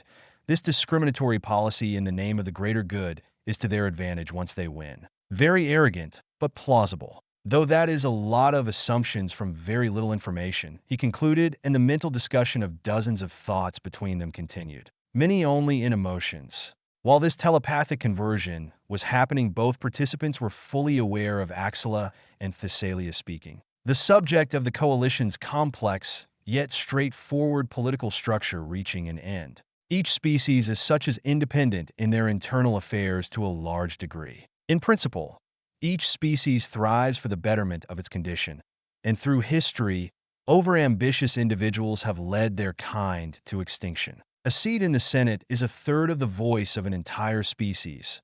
Words have power and consequence. Axela finished, the last words ominous. Betrayal of any kind, if it endangered the Coalition, was to be thoroughly terminated if the damage done were found irreparable. Extreme and ruthless, and in more than one way twisted, but an effective deterrent in Liam's opinion. They were at war after all, and any misstep could lead to the death of all. They couldn't let themselves be soft in that department. Fascinating, it's so close yet distinct from what I have learned until now. Liam nodded, and it was the case. He may despise politics as a whole, but that was more on the corrupted individuals and the insanity it brought down than the subject itself. Learning about politics through various lenses was always beneficial. Better to learn from the mistakes of others than from your own. What about the major species within? We notably are interested in learning more about those who managed to tear asunder the minds of the higher caste of those distasteful parasites. as well as the Aseri. Iwa said the second after her piercing feline gaze shifted to Matriarch Thessalia. What she was interested in was clear in the mind of all. Per your desire, All-Mother. The ones who had slain a Harvester Queen are Leviathan. The exact translation in English is lost, but this appellation is one I find much accurate. Axela obliged, and at this, a hologram came into existence in the middle of the silver table from her spherical body. It was the three-dimensional image of a six-eyed creature. Its exoskeleton and hides were of a grayish blue. Its body was elongated, sporting 3 sets of articulated legs under its middle section and 3-leg mandibles growing from under its head where the jaws would be. Curved and serrated spikes adorned its back and side. Overall, it could be compared to a hybrid between a water beetle and a cuttlefish. A chart with an average-size human and Gnostics gave the size of the beast, and it was gargantuan, truly representing its nomenclature standing from head to back at nearly 150 meters, for 92 feet, in length. They must be quite an annoyance to transport one of those into a spaceship, Liam noted. The short-lived, exasperated expression he got from the aged Aseri was enough to confirm his harmless suspicion. His rapid increase in the decoding of her brain waves, furthering it aside from the complications of transporting them due to their size and obligatory aquatic nature, they were very unpleasant to work with. At least from this point of view, they were extensively prudish, supremely arrogant, and cowardly. They are an intensely psionic species that exclusively communicate through telepathy and the use of deathly loyal third parties. Personalized humanoid puppets with artificial minds or devout follow to their kind, seeing them as higher life. These words from Axela filled with an unusual amount of aversion, and both Iwa and Liam reacted in very much the same way inside. Mind control, even without his admittedly limited knowledge of them, it wouldn't have been a far-fetched deduction to make. Creatures of such size and body shape, no matter their intelligence, would have never become spacefaring without a fully willing, more dexterous species under them. Though neither felt strongly about this, it would be the height of hypocrisy for them to do so. It was to be taken into consideration for the future. However, psionic was not an omnipotent force with no limit, but tools and techniques can be used to close such gaps, if by the tiniest of amounts, and a species like the Leviathan must have such things under their mandibles. The conversation went on the Leviathan from their general ways of life, relation with other species, and cultures to paint a roughly accurate picture of those aquatic behemoths. Ultimately, the subject changed to the xenomorph, and the same was done. Through this, it became known they had transferred themselves to fully synthetic bodies after their home planet was harvested, and their only solution was to flee, starve, and slowly die of multiple diseases brought by malfunctions of their ARK ship. After this event, they called the Great Transition a technological revolution, followed as the shackles of flesh were broken. But it also came with the end of their species' growth, the inability to procreate. Each xenomorph, due to how they were reborn, made it so it was impossible to regenerate their number. It continued switching to the third most influential species in the coalition by decreasing order. First the xenomorph, second the Leviathan, and third the Aseri. A long-lived, monogendered species composed of what humans and Gnostics might consider female, if only in appearance. The term hermaphrodite would be closer, if still inaccurate. They were interesting in more ways than one, such as how they could mate with other species without even using the same language to code their genes. Iwa rapidly deduced in the empathic link that the Aseri were not natural and with a very high sense of having been biologically engineered. However, if it was by themselves or a past species that remained a great unknown, evolution could lead to infinitely complex organisms with extraordinary capabilities, but there were limits to what it could lead without assistance. This was tied to something else, and what truly fascinated the All-Mother, and to an equal extent the All-Father.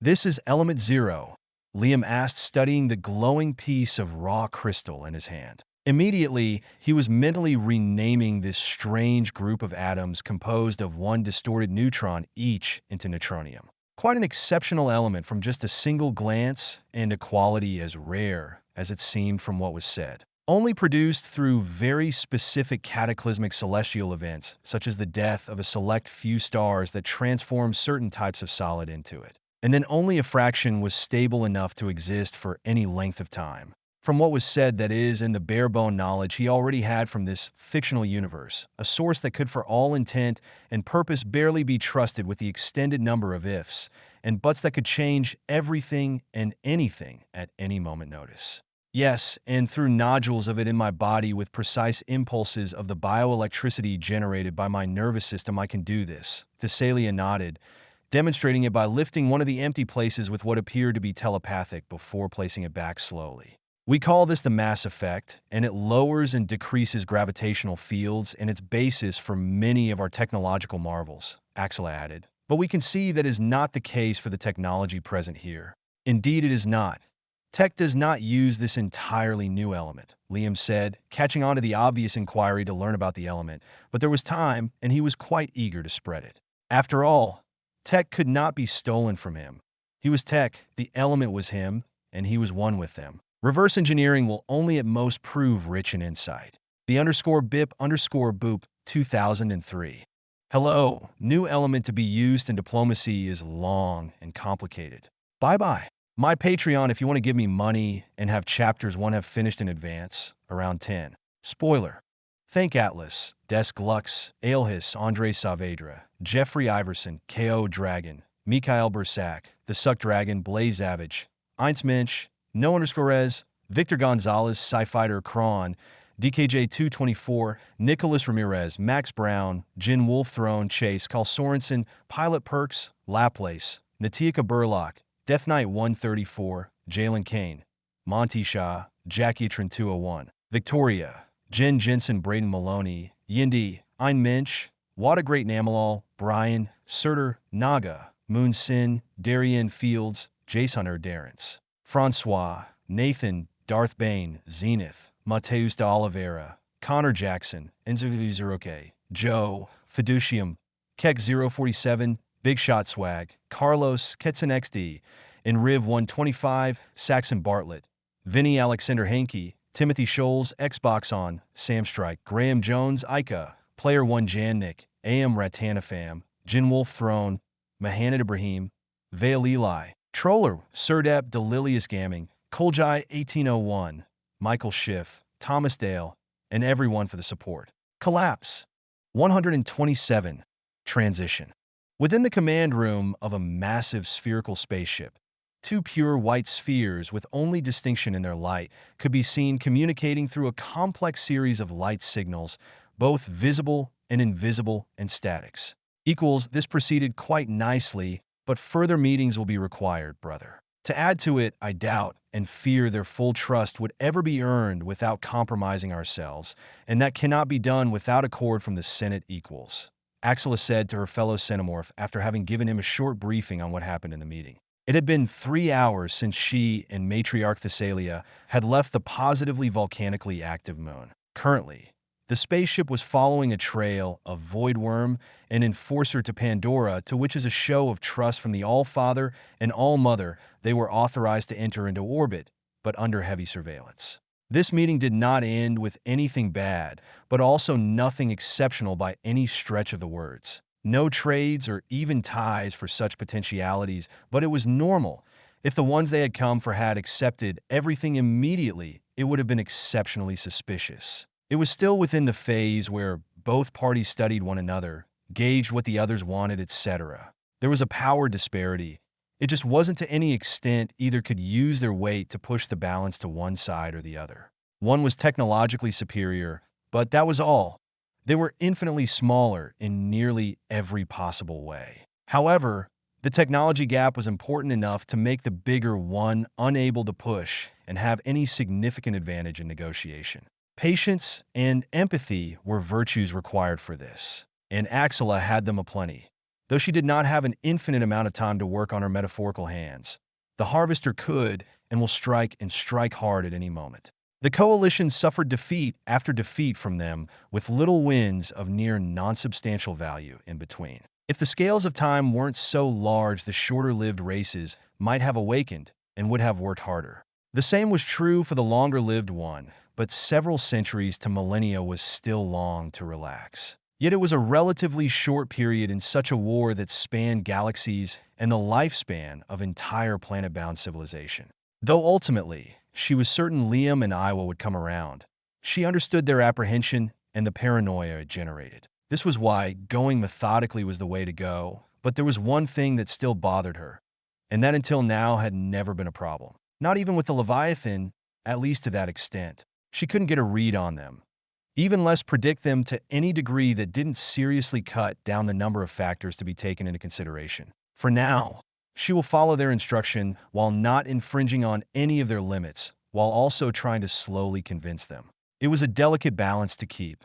Though Axela was genuine in her desire, there was no malice or overly complex nefarious plot, but at the end of the day, she was one if not the top diplomat of the coalition. It was her job, her lifeblood, and why as much as the meeting was friendly, it wasn't between friends. It could closely turn into such a thing, but it was not now. Equals their all-mother and all-father are truly fascinating equals.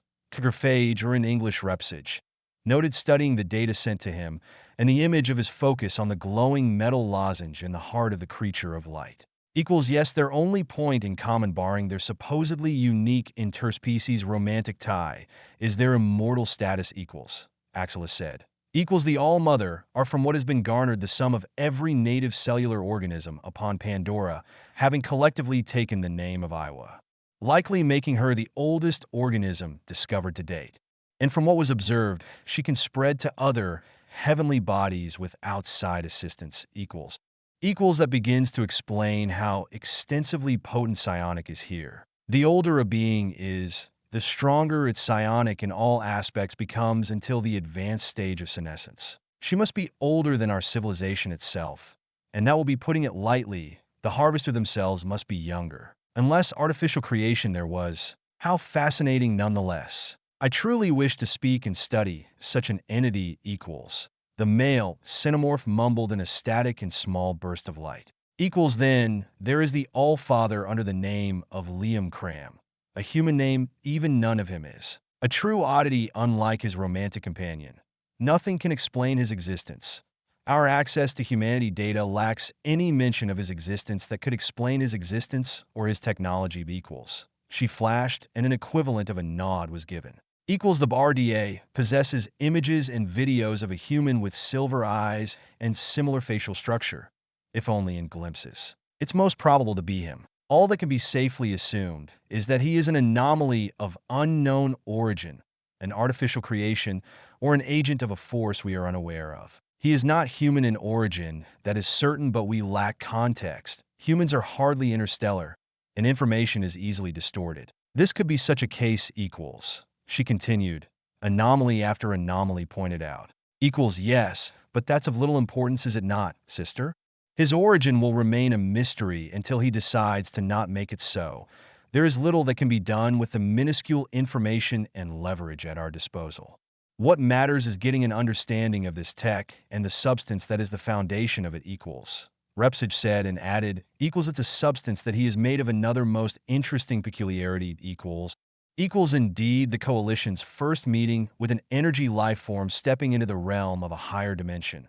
An energy that has shown tech will be a necessity to our victory, but that's only a fraction of it. Pandorium has the highest psionic and magnetic conduction ever seen, both of which will revolutionize our entire technology equals. She said back with dreams in her voice at all the possibility. Equals this will be more impactful than the discovery of Element Zero. But we mustn't press the matter or act foolish, alas. I can only hope our superior agrees, sister. This diplomatic mission has progressed far more than to obtain 2 new member species equals. Her brother declared with a heavy sigh and mild worry. Equals alas indeed.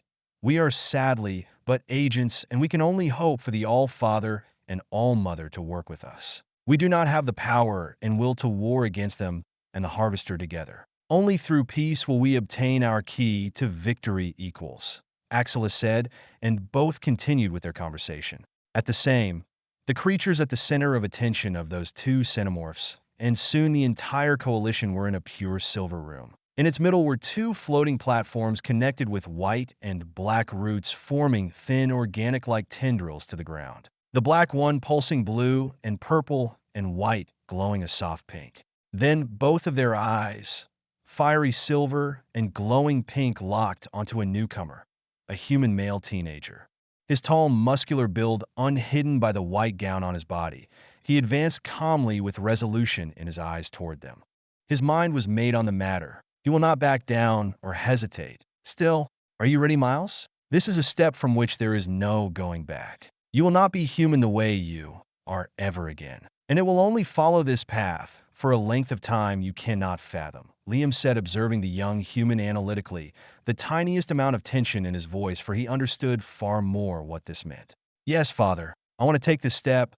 I know of the risks and consequences. I will be different. I will never be the same. That is why I want to walk this path. I will be perceived differently, and people will change to my presence, even Kiri. But I want to be your son, and this is the conclusion I have reached to become it. This is required to make it so.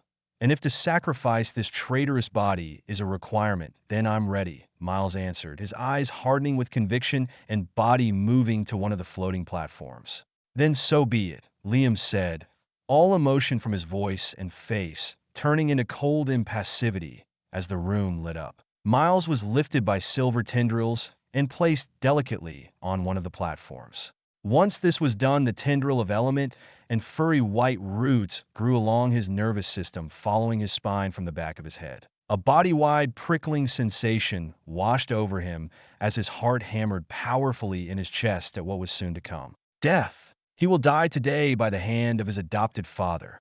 And as unnatural fatigue invaded his mind, he spoke. His last words, I want to experience it. I want to know. I don't want it to be easy, he announced, and the face of Liam above frowned ever so slightly, emotions unknown within those silver orbs for eyes. Foolish boy, Iwa said calmly with a slight disapproving shake of her head. Bravery is not to be confused with folly. This will but complicate the process, and this cannot be allowed. But he tried to argue, but it was in vain, and as his mind drifted away to a great bottomless void that felt akin to falling for eternity, he managed to hear the sinking words of his father that made a weak, conflicted smile appear on his face. Martyring oneself is no proof of love. It is of desperation and ill minds. I do not wish to see you do so for anyone, not even me or yourself. You are my son, and this is natural for me to treat you as such. The hurts of others are unfounded, and not for you to cater endlessly, for they will crave forevermore until not even bones remain. Now close your eyes, slow down your breathing, and die in peace by my hand, for you will be reborn anew of my flesh, blood, and steel, Liam intoned, and Miles' many fleeting thoughts turned to nothingness. In the following minute, each of the teenager's organs began to shut down, beginning with the non-vital ones. His slow breathing came to a complete stop as his chest stopped moving up and down. Soon his heart stopped beating, and in the next several seconds, all neuronal activity stopped. Miles had died, killed by his father, yet the latter was barely affected by what he had just done and proceeded on the transitional operation. Hands of blue light grabbed the engrammic matrix with utmost care, shifting through tendrils of element until stopping at a knot where white root intercepted. Here both the All-Father and All-Mother began working. There were reasons as to why a pilot to control his or her avatar needed to share both the near total of their genetic materials. Without it, no connection could be made. For transferring one living engrammic matrix from one body to another, it required this same factor. Even then, it was not without chance of failure for a vast variety of reasons, such as a weak or mentally unstable donor body. For the respawn protocol, it was no different by any amount that mattered outside of technicality. Switching a dead engrammic matrix to a different body was possible, but not without a high risk of degeneracy and true death. It was tested after all. And it wasn't only genetic, age, and body shape injuries, if any, and more were equally as important. Like any transplant from a donor truly, what was being done was of this exact same principle, for it was going to be a fundamentally different body. However, there was a solution to avoid the risk involved: the direct modification of the engrammic matrix to its deepest layer. It was a metaphysical surgical operation of complexity and difficulty unfathomable to any living soul, but both deities working upon it, each requiring to focus on it to a high degree. It was not the first time it was done. Long, conclusive experiences had happened, for only perfection was acceptable for it to be the case. What was being worked on was even more fragile than the regular souls and minds of adults. It was that of a growing teenager, yet this fragility came with immense plasticity and the ability to heal effortlessly under the right conditions. This was close to the most appropriate age to do so. Not too young for all to dissolve into nothingness, yet not too old for complications to appear. And the ability to adapt to the new vessel. Though it wasn't only that. There was preparation beforehand and years of optimized training and alimentación. On the platform opposite to the one with the still warm corpse on, purple, white, and blue solidified into root-like structures, each color corresponding to a forming system, the nervous system, vascular system, and lymphatic system. A metallic lozenge shifted into reality above. It hovered down on the forming heart before merging with the growing tissue, meeting and solidifying simultaneously as the skeletal system began to grow. Their dark steel color was a telltale of their abnormal nature for humans. Lifting his hand, Liam, with Iwa's assistance, guided the changed engrammic matrix into the specimen implant. Tendrils of his and her intertwined, connecting to it and beginning the transfer.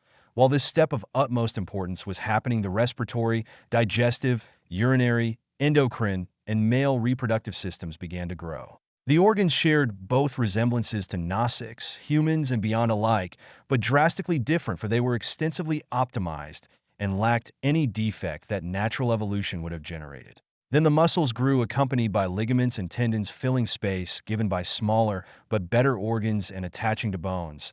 Their color like the latter unnatural, with black, red, and blue tissues that glowed faintly. Finally came the integumentary system. Skin, nails, and hair appeared, covering and protecting all but the upper portion of the silvery lozenge. A white pair of shorts materialized around the crotch area, giving a minimum of privacy for the new body. Long seconds passed, turning into minutes, and as the marker reached 10 minutes, the specimen implant lit up a crimson red. It was followed by a heartbeat, then another and another. Then came the first breath, chest rising and falling as lungs absorbed greedily the air. Then pupils snapped open, revealing ethereal silver iris, gazing at the ceiling in confusion before understanding befell them. He was alive. It succeeded. He could feel it, everything. The many internal changes, the depth of his breath, the strength behind his heartbeats, his thoughts void of any fogs. It felt right in a way he never felt before, his mind, soul, and body in perfect harmony. Welcome back to the world of the living. How do you feel, my son?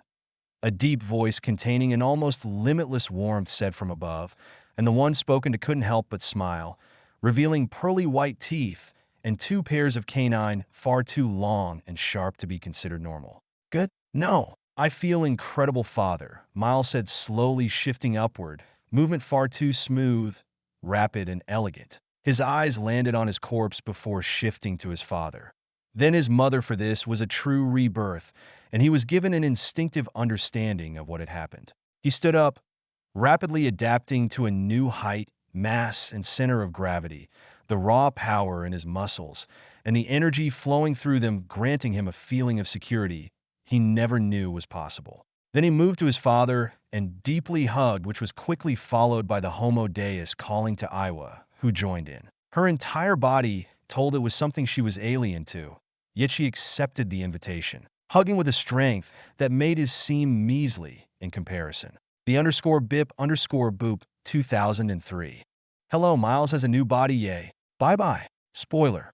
Thank Atlas Desk Lux, Aelhis, Andre Saavedra, Jeffrey Iverson, K.O. Dragon, Mikhail Bersak, The Suck Dragon, Blaze Savage, Eins Mensch, known for his Victor Gonzalez, Sci-Fighter, Kron, DKJ224, Nicholas Ramirez, Max Brown, Lucas Gossett, Jin Wolfthrone, Chase, Carl Sorensen, Pilot Perks, Laplace, Natika Burlock, Death Knight 134, Jalen Kane, Monty Shaw, Jackie Trin 201, Victoria, Jen Jensen, Braden Maloney, Yindi, Ein Mensch, What a Great Namalal, Brian, Starsmith, Surtur, Naga, Moon Sin, Darien Fields, Jace Hunter, Darren's Francois, Nathan, Darth Bane, Zenith, Mateusta Oliveira, Connor Jackson, Enzo Bizurke, Joe Fiducium, Keck 047, Big Shot Swag, Carlos, Ketson XD, Enriv 125, Saxon Bartlett, Vinny Alexander Hankey, Timothy Scholes, Xbox on, Sam Strike, Graham Jones, Ica, Player 1 Jannik Am Ratanafam, Jin Wolf Throne, Mahanad Ibrahim, Vale Eli, Troller, Surdep, Delilius Gaming, Koljai 1801, Michael Schiff, Thomas Dale, and everyone for the support. Collapse. 128. Surprise attack. The sound of air being sucked inward echoed above a small metallic plate, and on top of it an inhumanly tall man appeared in a flash of blue light. His face was handsome as if it was carved to be. His dark brown hair and beard were neatly trimmed in a way that appeared both professional and wild, mixing Gnostics and human. Then he opened his eyes, revealing piercing silver irises. Stretching his body, a soft sigh escaped Miles' lips, yet the sound was more akin to a deep rumble, one that snapped a smaller man on a desk on the other side. A man who had visibly been waiting for his arrival in the room and had begun to doze off. "My most sincere apology, Your Excellency," the man sputtered, not able to look up, the title making Miles cringe internally, but he did not comment on it for he knew it would only worsen it. Today was January 25th of the year 2179, 6 years since his transition to a post-human. Yet he still had not completely adjusted to how he was called by random people, mostly due to his indecision on what he should be referred to. As such, it was his subject that had decided in his stead, and it was not universal between them. The words Excellency, as such, were in the mouth of a not non-substantial number of people when seeing him, to his great dismay and the amusement of his father. "No, that is fine, Ethan, you can rest. I do not require any accommodation. I'm here for personal matters," he said, walking off the miniature tech teleporter into the exit, lifting a hand to calm the far smaller man down. Staying would be a hassle as more and more people would come, and he didn't want to deal with this at the moment. He never really did. The only exceptions were old people, since they tended to be calm, and toddlers, because they couldn't annoy him to any great degree, and his presence calmed them down. As for Hector, the mere fact such a figure knew his name sent him into a euphoric-like state that he would never forget. Alas, he might have thought he hid it well, and that would be correct, but against Miles' senses, it did little. His hearing, smell, and sight, all according to point details, gave obvious cues on his state of being. Luckily, his state of mind was not commented on, and Miles simply waved him goodbye and to have a pleasant day while he stood dumbstruck, only realizing when it was too late that the post-human had fled the scene. Vanished into thin air. A 2.78 centimeters, 9 feet. Tall man wearing silvery high-tech armor disappears without a sound. "Fuck me," he mumbled, slumping back on his chair, not even trying to chase, fully knowing it was a lost cause. At least he got a voice recording and a short video. Miles sighed again. It came as no one's surprise. He was awaited even without any meeting to be done. His every movement was monitored as soon as he was out of home on the island of the Heartsong, and he was hard to not notice. He was a celebrity. To say he was incredibly famous would be an understatement. It was to the point every single human knew of him, with no singular exception. And it wasn't unique to humankind. Quite the opposite. Gnostics and Tolkien considered him a demigod and respected him far too much for his liking. He didn't earn it. He was just lucky. In any case, it wouldn't be a particularly inaccurate statement either. His rebirth was the common denominator, considering who his parents were after.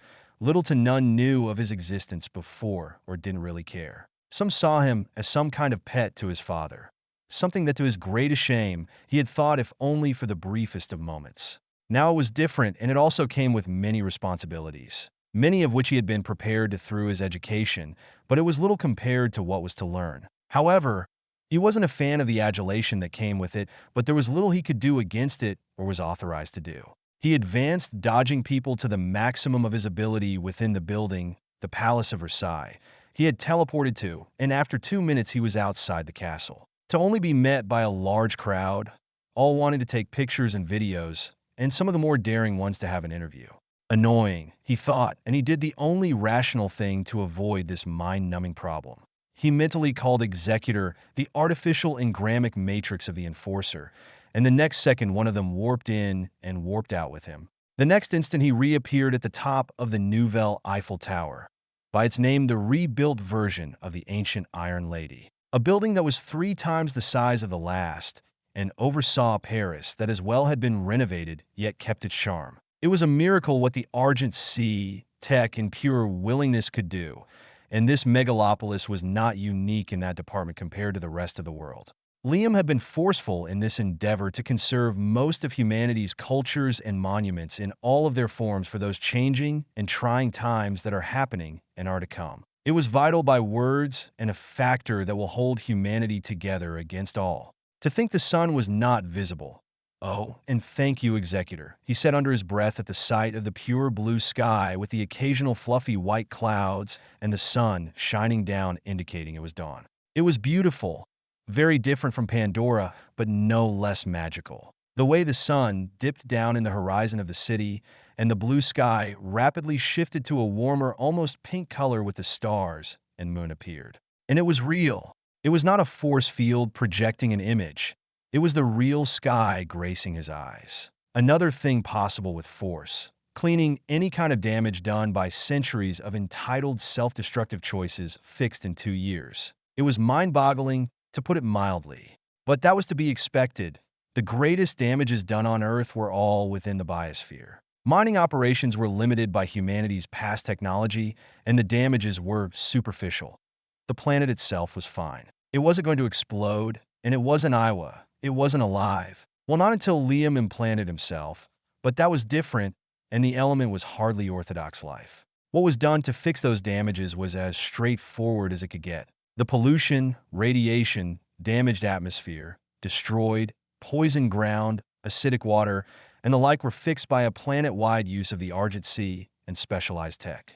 All was filtered and repaired to the last molecules. For the pollution in space, it was not a complicated matter either, and was solved similarly. It was easy. It seemed too easy even. With a simple swipe of a broom, a bit of polishing, and a new paint coat, the birthplace of humankind was back in pristine condition. Life was brought back as well, but it was more methodical and calculated, for not all life was desirable. It was biased and an oxymoron to impartiality, but that was the all-father body and his choice to do as he pleased. If mosquitoes and a plethora of parasites were to exist, then so be it. They wouldn't be missed, and in the end, it mattered little. Still, with this, entire ecosystems were reanimated, such as the great reef barriers and Amazon rainforest, to only name those, their growth speed breaking all reason. Though the life within was still settling and adapting, a little push helped, but only time and the correct condition will do wonders. And this was only a fraction of what his father had done.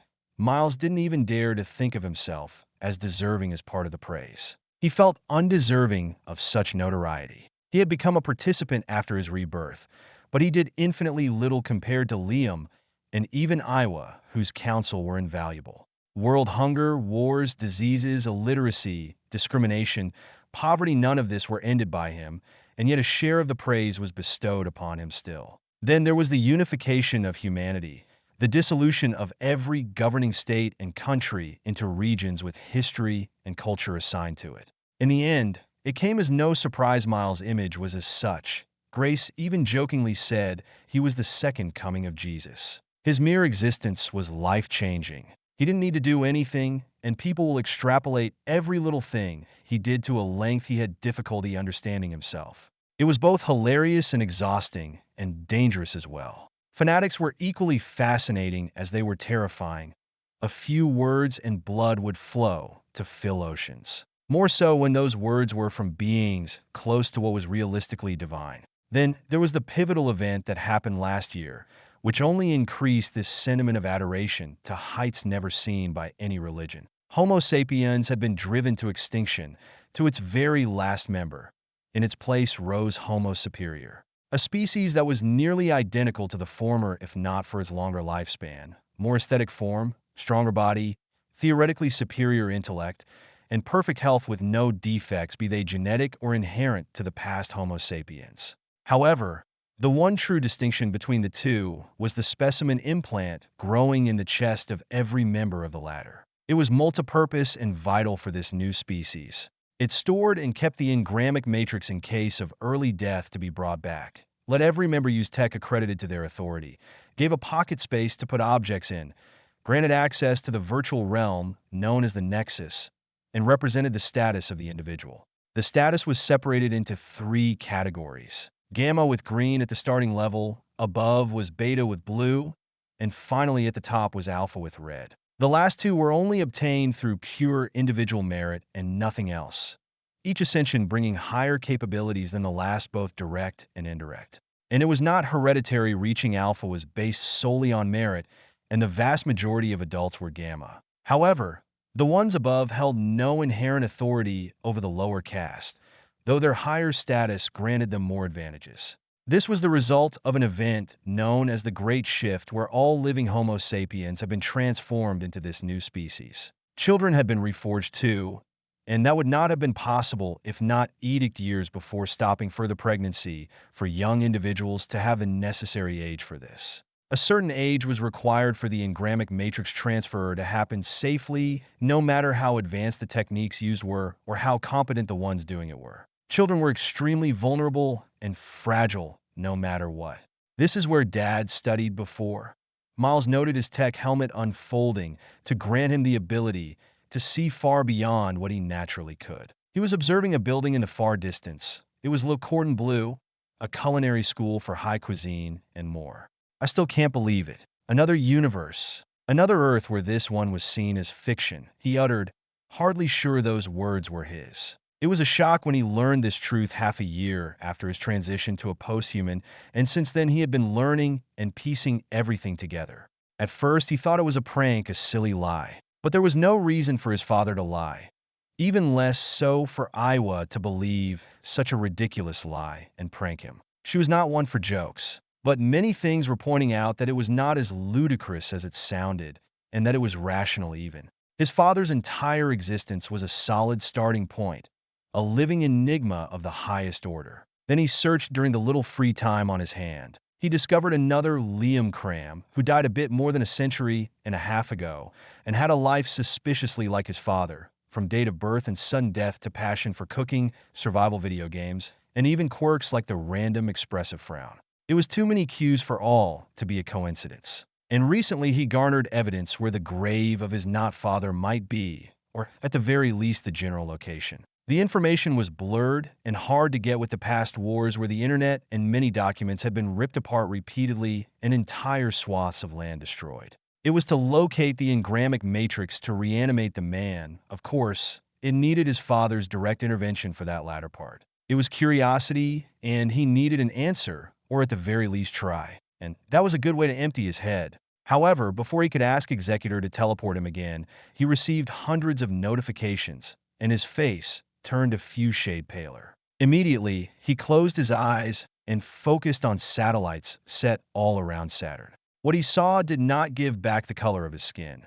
He saw 3 flashes of blinding light erupt, and the gas giant rippled outward. Those were wormholes, and from them, 3 planet-sized disks came into view, a greenish energy shield covering them. 2 shifting to Earth while the 3rd to Mars. No, this is bad, he said with widened eyes, and a chill ran down his back as he began to read more of the notification. 1 tried to warp into Earth, and another on Mars, only to be intercepted and reflected by their respective world barrier, but they reacted fast and warped to Saturn using the 3rd. His eyes widened further as another Harvester mothership warped in. This time in Jupiter, it was equally reflected. Then another warped, its size 2 times that of Earth, and another soon followed. And another. Calm down, Miles thought, feeling a cold section wash over his mind as he looked over everything. This is not an unforeseen scenario swarming. Indeed, it is not, the ghostly figure of his father said, appearing behind him, a frown on his see-through blue face. And this is but a fraction of their force, he added darkly yet with no fear or worry in his multilayered voice. Disposable troops sent to test the water, and that is all they shall be. Then the tower they were on lit up, crystalline formation in the shape of flowers and leaves shining brightly on Paris, as within the unseen city roots below did the same. This is going to be your first battle, son. Be sure to burn it in your mind and body. At those words, a beam of kaleidoscopic light was shot into the sky, the hum of the air deafeningly silent. The _BIP_boop 2003. Hello, attack on the solar system and how Liam worked to defend it. Bye-bye. Spoiler. Thank the MacGuffin Man, Atlas Desk Lux, Aelhis, Andre Saavedra, Jeffrey Iverson, K.O. Dragon, Mikhail Bersak, The Suck Dragon, Blaze Savage, Eins Mensch, Noah Suarez, Victor Gonzalez, Dylan Mayfield, Sci-Fighter Kron, DKJ224, Nicholas Ramirez, Max Brown, Lucas Gossett, Jin Wolfthrone, Chase Kalsorensen, Pilot Perks, Laplace, Natika Burlock, Death Knight 134, Jalen Kane, Clinton Jenkins, Monty Shah, Jackietron 201, Victoria, Jen Jensen, Yindi, Ein Minch, What a Great Namalal, Brian Starsmith Surter, Naga, Moon Sin, Darian Fields, Jasoner, Darren's Francois, Nathan, Darth Bane Zenith, Mateus de Oliveira, Connor Jackson, Inzergubizeroke, Joe Fiducium, Keck047, Big Shot Swag, Carlos Ketson XD, Inriv 125, Vinny, Alexander Hankey, Timothy Scholes, Xbox on Samstrike, Graham Jones, Ica, Player 1 Jan Nick, AM Ratanafam, Jin Wolf Throne, Mahanad Ibrahim, Vale Eli, Troller, Surdep, Delilius Gamming, Koljai 1801, Michael Schiff, Thomas Dale, and everyone for the support. Collapse. 129. Bonding time over battle. From all around Paris, people gasped in wonder as the Nouvelle Eiffel Tower lit up. Incredible crystal carving coming to life in an immaculate show of multicolored light before shooting a beam to the firmament. This sense of wonder was very short-lived, however. After all, none were truly ignorant of what the gargantuan monument's exact purposes were. Like many things, the All-Father was not ambiguous in the least. It was only a matter of understanding what was said. It was a weapon of mass destruction, a defense system against extraplanetary threats. It might have been lit up in the past for spectacle, but it wasn't in such a way, and there were words of it being used beforehand. Order was omnipresent and bureaucracy nigh perfect. Errors of the likes were impossible unless they weren't errors. This was sudden and at an intensity never seen before. The next instant, it was affirmed it wasn't for a surprise, pretty light spectacle for this tower. Creators spoke in their mind through their specimen implant. People of humanity, be you born from Earth, Mars, the Moon, and beyond. I, the All-Father, come in those times of booming prosperity for our kind to announce the most grave of news. Our sanctity is threatened by a force that I have spoken about in the past when reforging your flesh, blood, and soul dash. The voice of the Homo Deus reached the ear of every human, even the ones in Alpha Centauri. They are the harvester, and they are at this very moment invading the Sol system, our star system, the heart of humankind. They have come with only one purpose: threaten humankind's very right of existence, for they fear us. A warranted fear, but of their own making. However, you have the potential, yet you lack the knowledge and power to fight them. But do not fret. My mate, son, and I shall be fending all that desire to end you. But people of humanity know that we are no servants of yours. This is a symbiotic relation, and this task will be for all. My word said, follow the protocol given and observe what our enemy's fate shall be dash. The All-Father finished, a chill of excitement crashing in every mind as the one in the zones of danger began to orderly move to tech teleporter that brought them bunkers deep underground. The words forever rang in their mind as feelings of immense inadequacy settled in. Change would happen and conviction would blossom as all they held dear was in the face of extinction, and they would not remain to observe passively while their guardian, their shepherd, their lord fought in their stead. Good, Liam thought as he analyzed the reaction to his words. What was said was the truth. His goal, and every instant of his new state of existence, screamed to guide and protect what was considered humanity, but he was no guard dog, and was only setting the strict path for it to prosper forevermore. Ultimately, it was up to humanity to fight with him against all, and he would give them the chance, but it required time. Far more than a measly 6 years, as of presently. They were unhelpful and would be of great burden. The project Homo Invictum was still just that, a project, but the results were showing great signs. Alas, it still wasn't for now, and thus will increase the number of volunteers exponentially. Being fully awake, willing, and consenting was an unavoidable requirement for the separation of mind and soul within the M-grammic matric. One of many more, but the most important of all. Grab my hand, son, Liam said, and Miles heeded his words, then both disappeared in fine lines of particles teleporting above Earth on a large metallic structure that was half a kilometer above the first layer of the world barrier. The beam shot from Paris could be seen down below, but it was one of many more around the globe. There were 127 more to be exact. There was no particular pattern to their location. Only points in common were the cultural significance of the location, be it natural or artificial. The reasons for this were arbitrary but non-impactful for the overall performance related to their purpose. Each of these beams was hitting specific locations of the megastructure they were on, causing it to light up in a magnificent show of light akin to the brightest aurora borealis that from below formed constellations of non-existing stars. With a large movement of his translucent hand, Liam commanded the structure they were on to shift and morph to his will. Sharp angles and plane surface melting liquid before growing into an almost organic-like shape as dozens of edifices reassembling obelisks formed all around Earth. Will this be enough to destroy their spaceships? Miles sent telepathically via his implant to his father as he observed the spectacle with bated breath. No, but that is an amusing if naive thought, son. Liam began with a slight shake of his head. Even without any shields, this will not suffice. These are vessels that only weapons made to shatter planets would begin to prove useful. But this defense system was not made with that purpose in mind. Tech's greatest strength is not destructive power, but versatility and adaptability. The Harvester motherships were truly terrifying in every sense of the term, to put it lightly. As such, they were not defenseless. Their exceptionally strong shields most evident. But they also had weapons.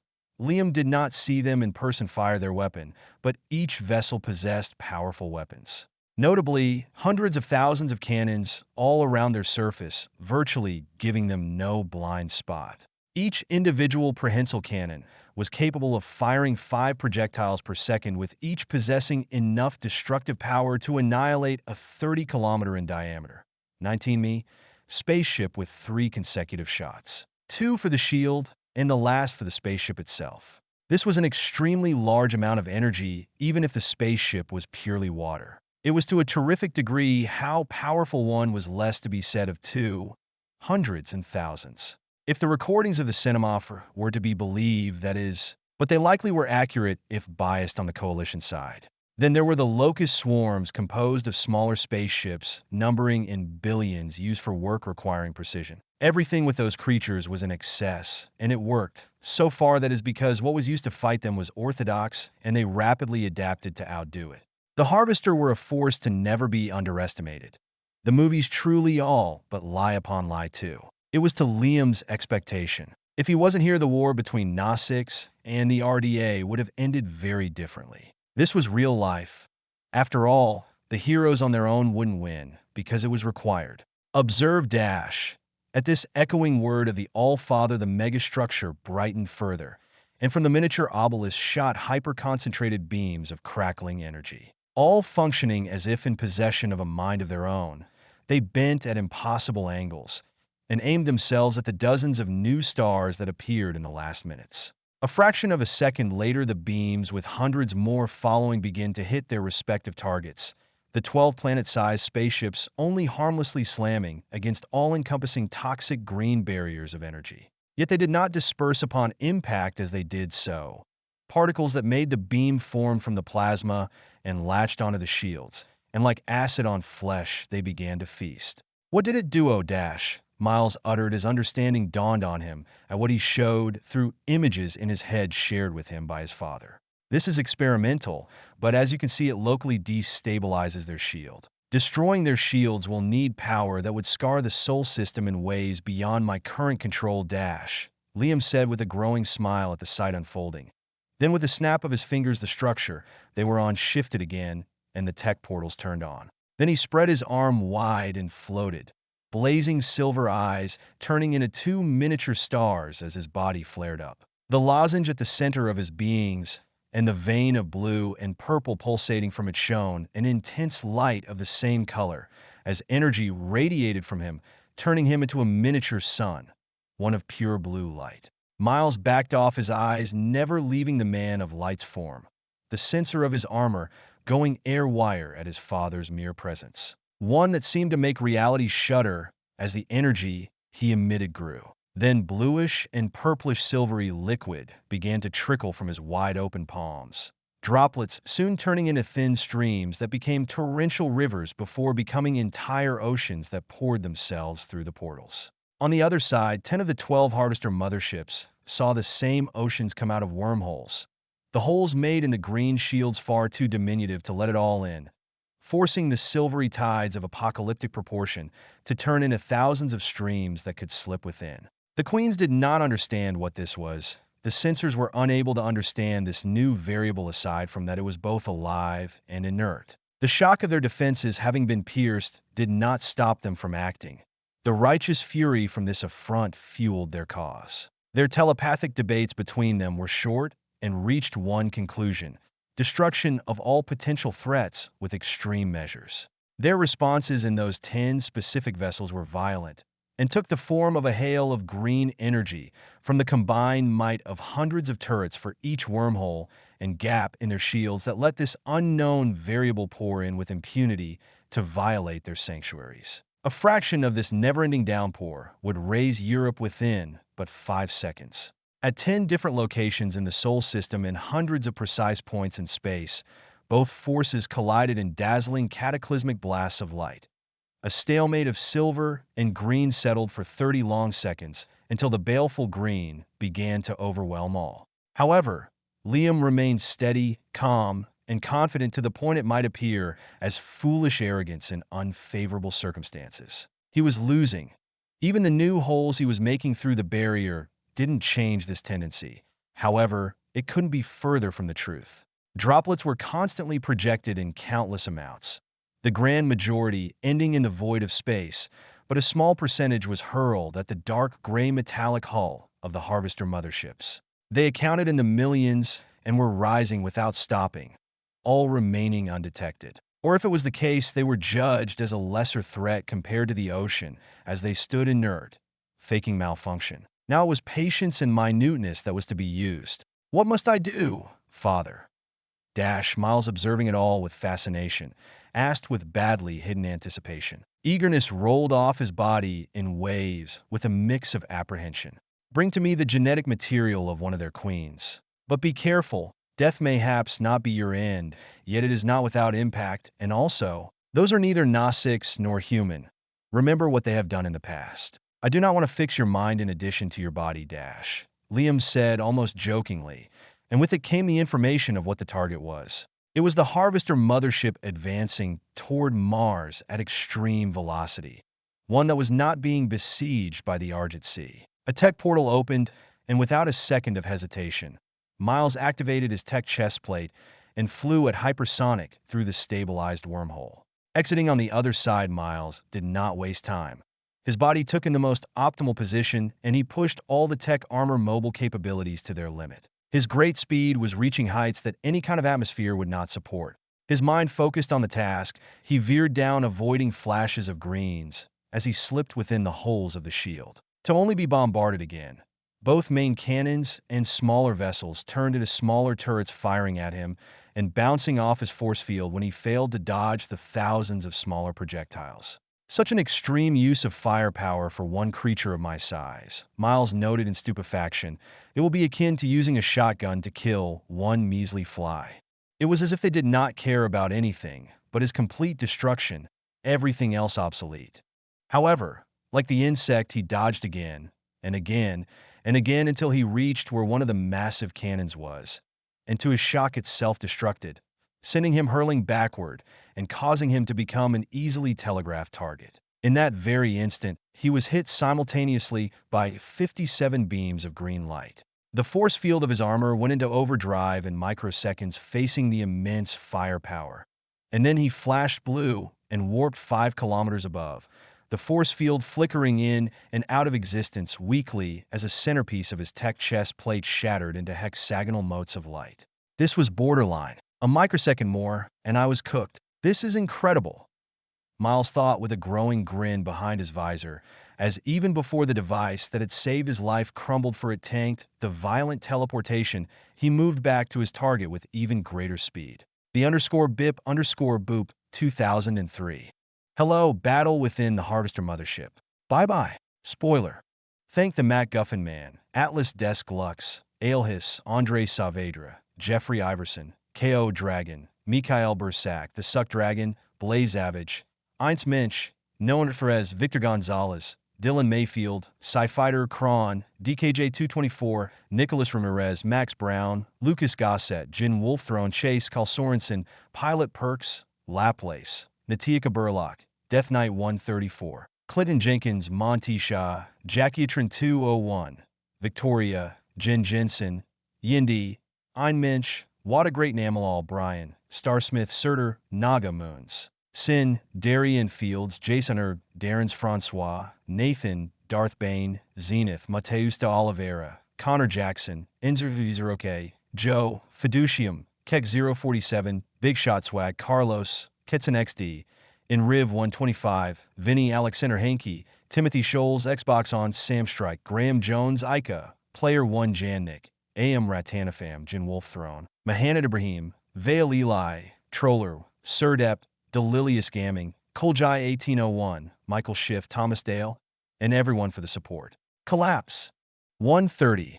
Beyond Human. Miles swiftly dodged 35 green plasma bolts.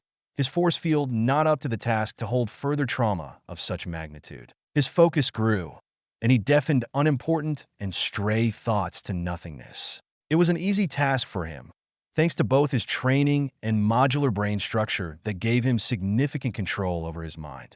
Only what mattered was to be accounted for. If he did any less, the scenario his father had spoken would inevitably unfold. But that wasn't so much the fear of death, but the fear of failing, of disappointing the most important person in his life. The man who had raised him made him greater and trusted him. He would not betray this trust by being inadequate in any way. However, these 2 points did little to reduce the excitement and the hammering of his heart inside his ribcage. Simulations in the Nexus, no matter how real they may feel, were only exceptionally crafted illusions that tricked both senses and mind into thinking otherwise. It was a marvel of technology and ingenuity, but in the end, it was all but a realm of virtuality. For the moment, that is, Miles had seen technology from his father that broke all senses of logic. One related to this very subject. It had for purposes to shift matter into data and data into matter. He had even seen it in action, but for the moment, it was on a small scale and a specific piece of technology requiring unorthodox methods to function. From what he heard and what he saw as an example of a mindless clone of him when it malfunctioned, it was not pretty, but one day, it will change that much, he knew. And when it does, it would make reality fictional and the fictional reality to a degree, of course, and it would be grandiose. He knew Liam's capabilities went beyond what was usual, but he was not an all-powerful being. Let's go, Miles thought, dodging salvo after salvo of those identical green energy spheres, the many systems in the armory granting him senses and perception of the world, making those acts beyond human capabilities appear trivial. His shield turned to its highest level, the force field hugging his body, turning visible to the naked eyes as he became a blur of blue light. His speed reached nearly 5%, that of light, as he used the lack of friction to his advantage. As he reached his target, the area where the turret had self-destructed, his speed became close to null in an instant. From his inventory, he brought a two-handed weapon the size of an average man, reminiscent of a launch grenade, because it was precisely this. A tech grenade launcher, a straightforward weapon that, as its name indicated, was made to shoot grenades, but it would be more accurate to call it a versatile portable rapid-firing mortar. This was a personalized weapon, retrofitted specifically for him, with various modifications to his tastes. With this in his hands, a thin smile formed. The rain of death had stopped due to where he was from the massive cannons to be now replaced by another one from attackers. Relatively small spaceships resembling Manta, and in size comparable to a great Leonopteryx, and they were in the thousands spinning around him like a cyclone while ceaselessly firing meter-long green energy beams from every angle. Many he dodged, but many more he could not or barely. The damage on the weakened force field piled up. Slowly but surely, it was getting chipped, damaged further and further soon to shatter, and his tech armor to be bare to any external threat. Miles retaliated in kind, body twisting and weapon muzzle moving erratically. He shot metallic grenades, glowing blue one after the other, his tech grenade launcher possessing seemingly endless ammo and magazine. It was, after all, the case. His inventory was connected to pocket spaces with tens of thousands of grenades of all kinds. In this case, tech gravitational grenade. And the magazine was self-replenishing. Why waste time reloading when you can teleport the ammo in the magazine? It was only possible since he was in the range of Mars trifecta of Obelisks. It made the weapon far more fragile. That was a fact, but it wasn't for durability in time and through use. But that was not a problem. Like his father always said, always borrow spare parts for the spare parts own spare parts. This was why if he were to die, it would be extremely shameful, and he did have more than one set of tech armor. He could change mid-fight with a single thought. Still, he liked challenges and detested not using his tools until they broke down to absolute obsolescence. But what he preferred was the absolute destructive beldom he was generously bringing upon the harvesters. Hundreds of gravitational singularities came into existence by the immediate detonation of those upon impact, and that spectacle that was unfolding before his eyes was glorious. Infinitely black spheres with marine blue crowns folding time and space in their presence, and all that was in close proximity. The attacker's shielding technology was ineffective against the sudden apparition of those powerful yet unstable black holes that crushed all before exploding into miniature supernovae, causing further destruction of untold magnitude. It was magnificent, a tapestry of panic and growing disorganization in the swarm, as all and any formation born out of centuries of experience and millions of years of warlike culture turned to incoherence, as none of those two would have prepared against a hail of black holes. But while Miles battered the drone cast of the Harvester, he had been continually shooting below, but with different grenades, and in a particular pattern for both rational and aesthetic reasons. They did not explode. They only dug within and poured samples of the Argent Sea, creating a complex series of smaller explosives. However, it was not the Argent Sea the Allfather was using. The whys and the hows this silver liquid was so strong in the Homo Deus hands was from his ability to give an infinite amount of energy until it passed a certain threshold, which remained unknown to Miles. It wasn't the case here, so the Argent Sea was greatly limited in its capabilities, but it didn't change that the substance had limitless versatility. Oh fuck, that was my favorite. Miles swore his force field had broken apart for good in a shower of light shards. His graceful movement violently halted as now each hit destabilized him in his flight path. His movement patterns changing for any damage to certain parts of the armor will send him flying out of control. Still, I was made for that, he hollered with a hearty laugh, seemingly taking the situation far too lightly as his aim remained steady, and he never stopped striking true. However, he had a mission, and he was not here to have fun exploding distasteful aliens into bits, all the while doing it guilt-free. Well, it was why he was here, but not to waste time doing what he was doing right now. Destroying a few hundred spaceships of a virtually endless swarm and messing with their formation was the height of pointlessness and counterproductiveness. And so he needed to go inside, and it was the time to do so as he finished shooting the last few dozen grenades below. As the projectiles reached their target and lodged themselves deeply where they belonged, he mentally commanded every element-fueled matter-antimatter to bring explosives inside the Harvester mothership hull by the silvery liquid to work their magic. And an explosion of a scale rarely seen in human history happened in power, scale, and surgical precision. Across 20 kilometers, 12 miles in diameter, and 576, 358 miles, deep in the shape of a cone, it disappeared in a firework of blue and purple light. The hull's internal and external structure the next thousands of kilometers shook violently with strength akin to the most powerful earthquake as the shockwaves traveled through, causing a general malfunction on all cannons near the epicenter. Yet it still appeared insignificant compared to the massive alien spaceship, to which only a 13th was affected to any meaningful degree. Nonetheless, it didn't reduce the beauty of the explosion in Miles's eyes and the joy of being able to destroy to his heart's content. How much do I love this? Miles thought the passion for the ephemeral art was passed down to him by his father at the site, but he couldn't waste time appreciating it. Goodbye, you've been pleasant if brief company, my friend, but I fear we must part ways.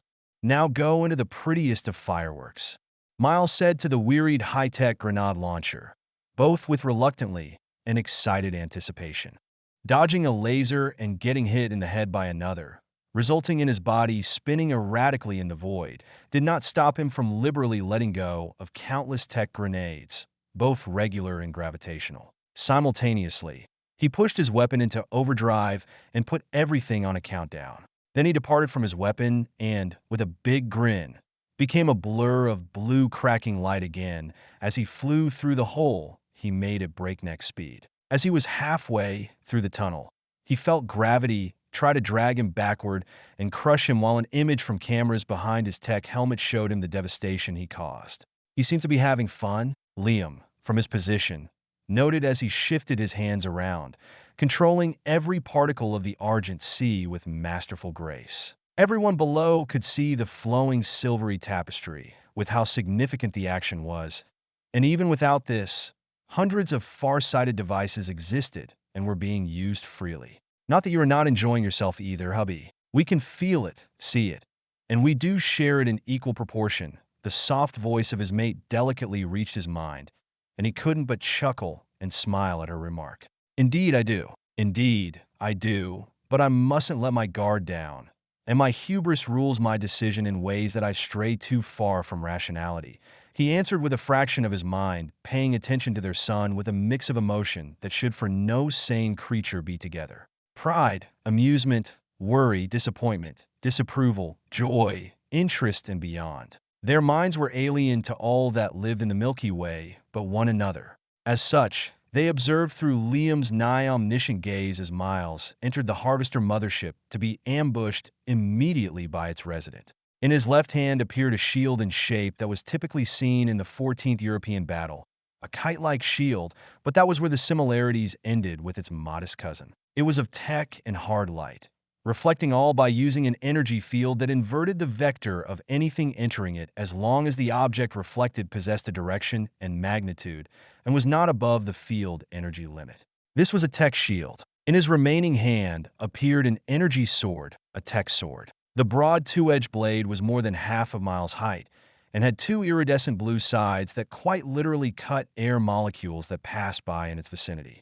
There was no esoteric technology aside that it paired with the tech armor's ability to use its own kinetic energy to increase its potential to level beyond such a word. The battle that ensued, if it could be called exceptionally violent. Miles forced himself with a shield, sending all projectile shots at him back to their allies and senders as he danced upon the alien's bizarre, organic-like structure with a careful balance of footwork, aerial maneuver, and swift precision. His blade cut through alien alloy, green energy shield, hard bioarmor, gray flesh, pale green blood, and orange bones as if they were all but air. This way, he advanced at speed above that of the sound of the expansive spaceship that could be more accurately said to be a planet by itself in size and life. Entire forests were raised by passage, and oceans held by immensely his high walls pouring without end as he moved toward the center, cutting and reflecting all on his way. However, there was simply too much. The distance was too vast, and the Harvester adapted too quickly. Miles could not keep up with it all, but stubbornly went deeper and deeper and began to pay the price. But he was too deep to back down. More and more shots began to hit him. And in places that were weak to such repeated trauma, he realized their precision was far superior than before. It was as if his every move had become predictable and easy to read. The expression began to build, and he made a mistake, or more accurately, was tricked into making two hyper-concentrated self-contained beams of green plasma explode against his left shoulder. "Fuck, my arm!" Miles screamed in both white-hot pain and surprise as all feeling on his left arm disappeared. Excellent performance on his part, but mistakes are evident, presence of hesitation, and underestimation of foes with a sense of security mixed with arrogance. "We hope this will be a learning experience for his growth," Iowa noted dutifully, dissecting Miles' every action, and her mate nodded impassively, his fiery gaze of silver cold as he observed the man he had cared for since toddlerhood lose one of his limbs. "Nothing less is acceptable, my love. He chose this path and will face the consequences of such choices, whether pleasant or not," Liam agreed, and what was said couldn't be more accurate at this very instant. If it was Miles from before, the human one, and he was this exact age and in this same situation, Liam would have reacted far differently. His love for his son did not disappear. It merely changed and took another shape, one appropriate to Miles' new state of existence. It was far more intense and authentic. As much as he had said before, there is a distinct difference between adoption and tie of blood. Relations are not directly built on it. That is true, but to say it does not play any roles would be a lie, and making Miles both his and Iwa's son changed everything. Miles was not treated as a human by either, for he was not one any longer, and what they desired from him was excellence for this very same reason. They have built him in body, mind, and soul. It was his choice for it to happen, and taking this step meant accepting to achieve greatness by their standard. But most importantly, and they were even higher. He just needed guidance and support. Guidance and support no matter its shape or form. 131. Expected victory. This hurt far more in real life. Miles frowned with gritted teeth, shocked by the burning agony on the non-existent stump of a left arm from the shoulder up. However, he didn't have the time to dilly-dally, and his training well accounted for this type of injury. He had far worse than that within it, such as bisection and even decapitation. Insanity for any human and pretty much everything, but why not have measures in such cases when death was not definitive? It went without saying that his training was rather intense, inhumanly so, and would drive insane all that went through it. And Miles was quite sure that, to a degree, it was on purpose. It was extreme even by Iwa's standard, but in the end, all that happened was in simulation. But virtual training was not real life, and this was real. His body could feel everything to its fullest extent. Miles was not immune to pain. It was by the All-Mother and All-Father will. It could not be debilitating or send him in a shock like humans, but he experienced it to its fullest, no matter how unpleasant it may be. However, the pain was vital to any complex organism requiring the ability to interact using intricate tasks within its environment. It was a protective mechanism informing the individual of what was a threat and what was not. Even life forms lacking such systems possessed more or less similar alternatives to organisms from harm. It came as no surprise that Miles' body possessed this sense. "Fuck," he swore, switching his tech sword for tech gravitational grenade as he backed off high up in one of the interspaces of a massive bridge that connected what appeared to be enormous aquaculture plants to an even larger one. Their sizes were comparable to entries in metropolises. The dimension of everything was incomprehensible. The smallest structure stretched over dozens of kilometers, and the largest could be measured in countries, if not continents. Miles' pain grew even more with the burst of speed, the increased pressure, the wind blast, and the slightly acidic atmosphere against the bare, still sizzling wound where a shoulder and the arm attached to it once were. His eyes through his tech helmet narrowed, and once he found a crevice, he didn't think any further and entered. A tech phase pistol materialized in his only hand, and he used to cut and meld pieces of the alien organic metal alloy, sealing the exit by welding the fallen piece together into a homogeneous mass. This simple task done, he didn't waste time. It won't hold for long, and from the little he glimpsed, it wasn't the only entry. But it was too small for any of their fighter jet-like spaceships to go in. However, he was not alone here to begin with. He didn't need to turn around to know the 50 or so drones in bioarmor that made them each as tall as him. But he also didn't need to turn his head to fire his pistol in their vicinity, cutting most of their number.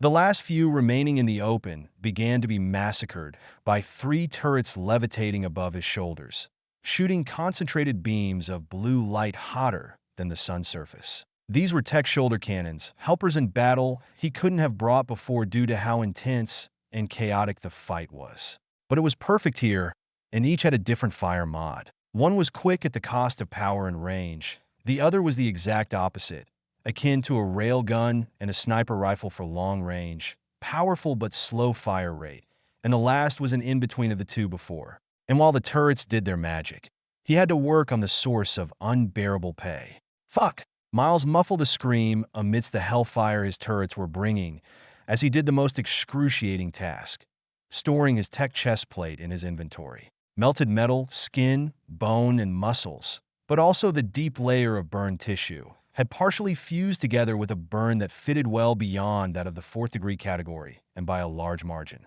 And all was ripped apart by his action, like a band-aid. The forcefully cauterized injury opened, revealing pulsating muscle and a part of his ribs with other bones. However, there was no bleeding. His veins had automatically closed, sealing any further blood from being drowned out in obscene amounts from his body.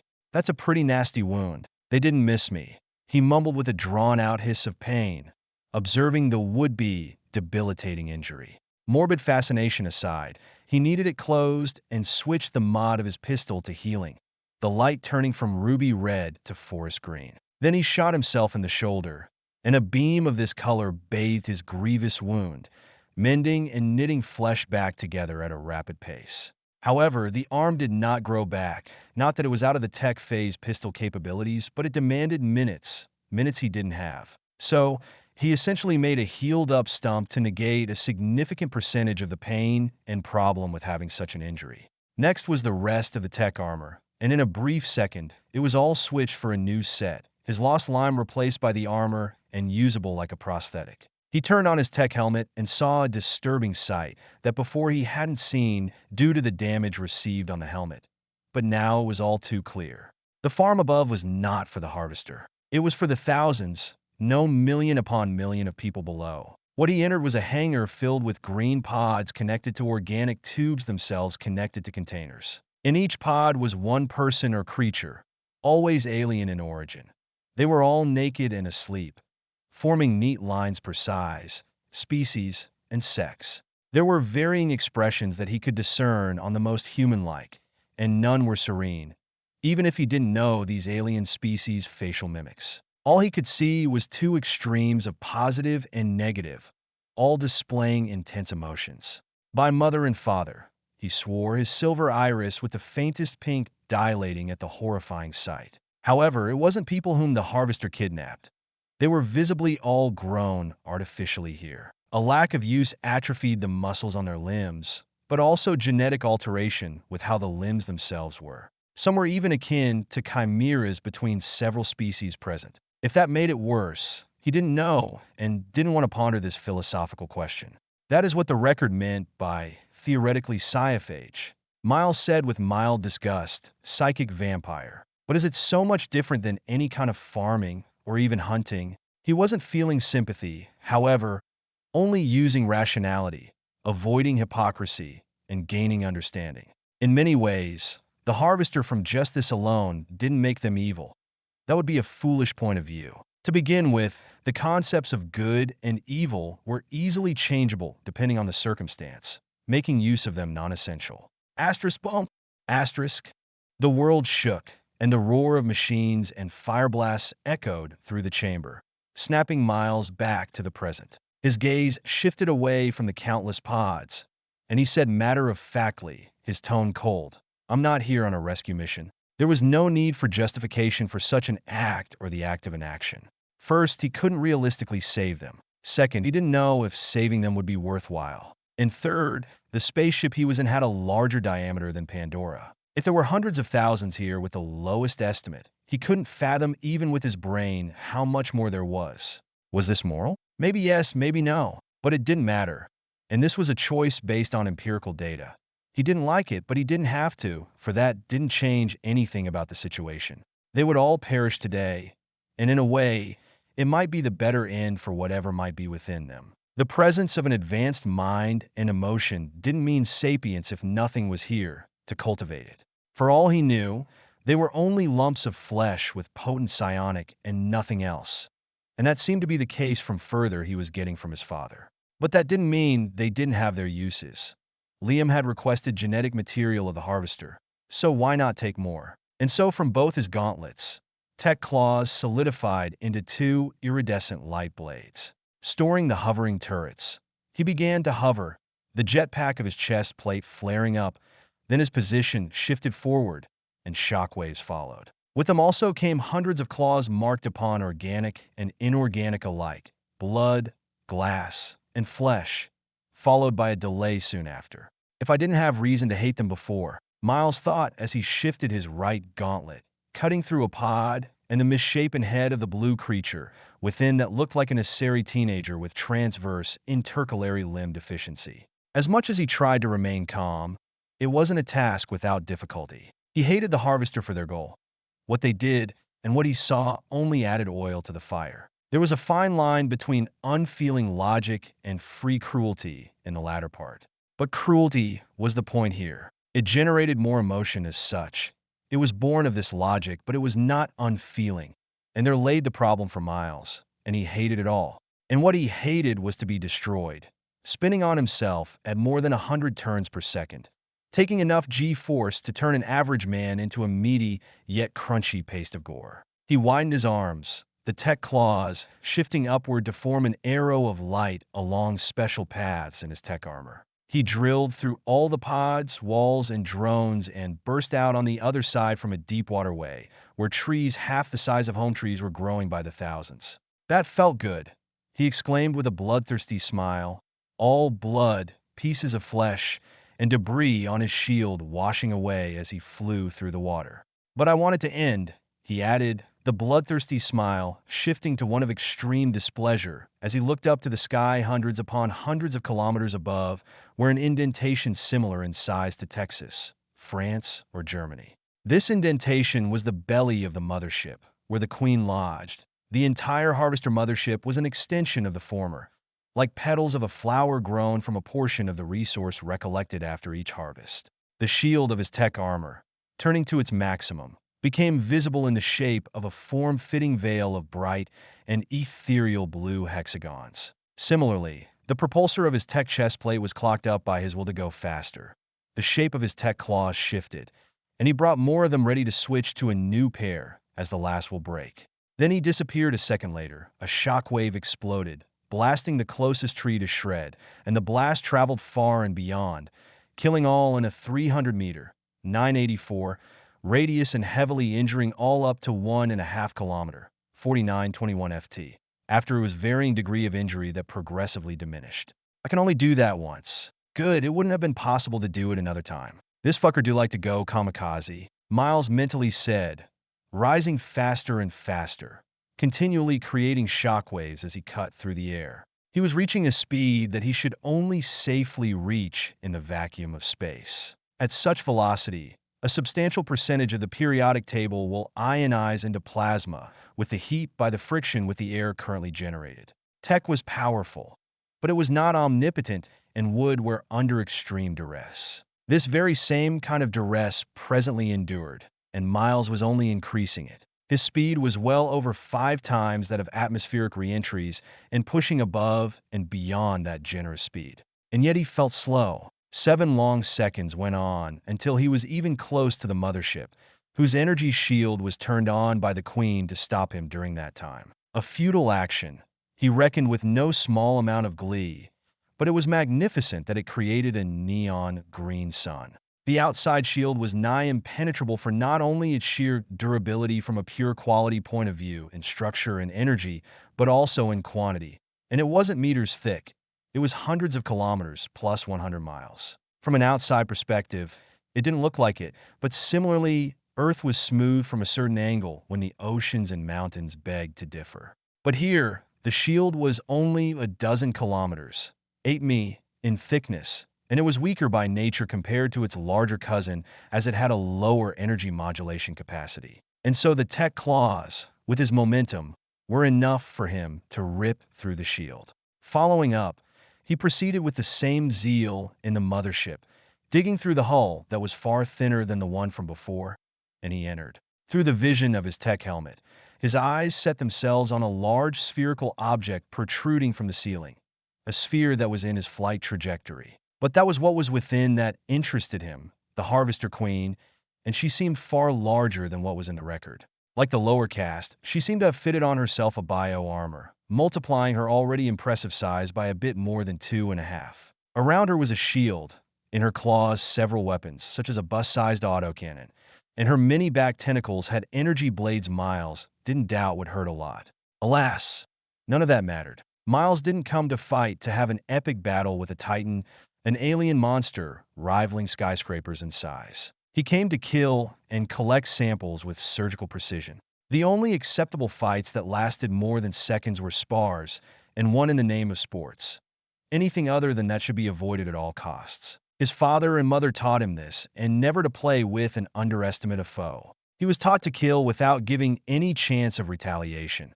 It was a mercy on both parties and fundamental logic. And that is what he did to the Harvester Queen. His body of light blade, an esoteric metal that was all but a blur cut through the resilient material of the sphere, then through the personal shield of the alien queen, after it was her.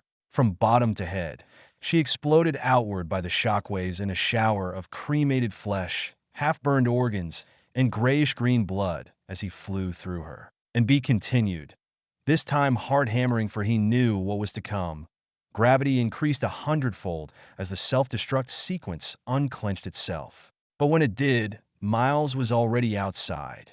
However, the Harvester mothership explosion followed the next instant, and the blast caught him the moment he reached the wormhole.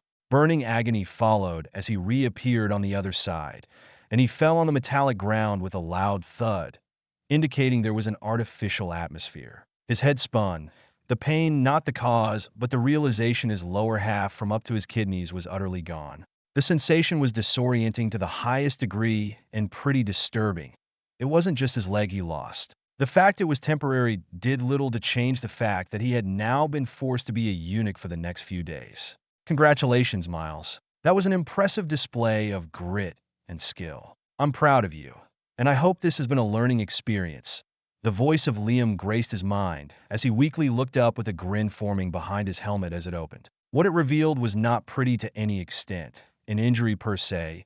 Eyes were bloodshot, ears burst, mouth pouring blood, and mysterious piece of flesh. What of the last one? Miles inquired, shifting his body, using his only remaining limb to look up in the sky where 11 green stars of bright fiery light were, and another dimmer disappearing in the distance. For your mother to track, Liam answered as if this told everything before generating a stream of Argent Sea to make his son a false lower half. Healing him from such an injury will not happen instantaneously. A stronger, more advanced body requires specialized treatment when the damages are of such scales. 132. Forging of an Alliance. Today was the day the culmination of more than half a decade of intense negotiation will bear fruit. A fruit that will change the fate of trillions and the future of many galaxies. It was a historical moment born of complex politics and necessity for survival. It was an event that was not secret. How could it ever hope to be? The delicate inner details were, but the interaction and general goals, if only from afar, could not be hidden between every party involved. The participants even live-streamed it, and at this very instant, this stream was watched by humans, Gnostics, Tolkien, Aseri, Xenomorph, and far beyond as countless billions listen with bated breath for those breathing in such ways.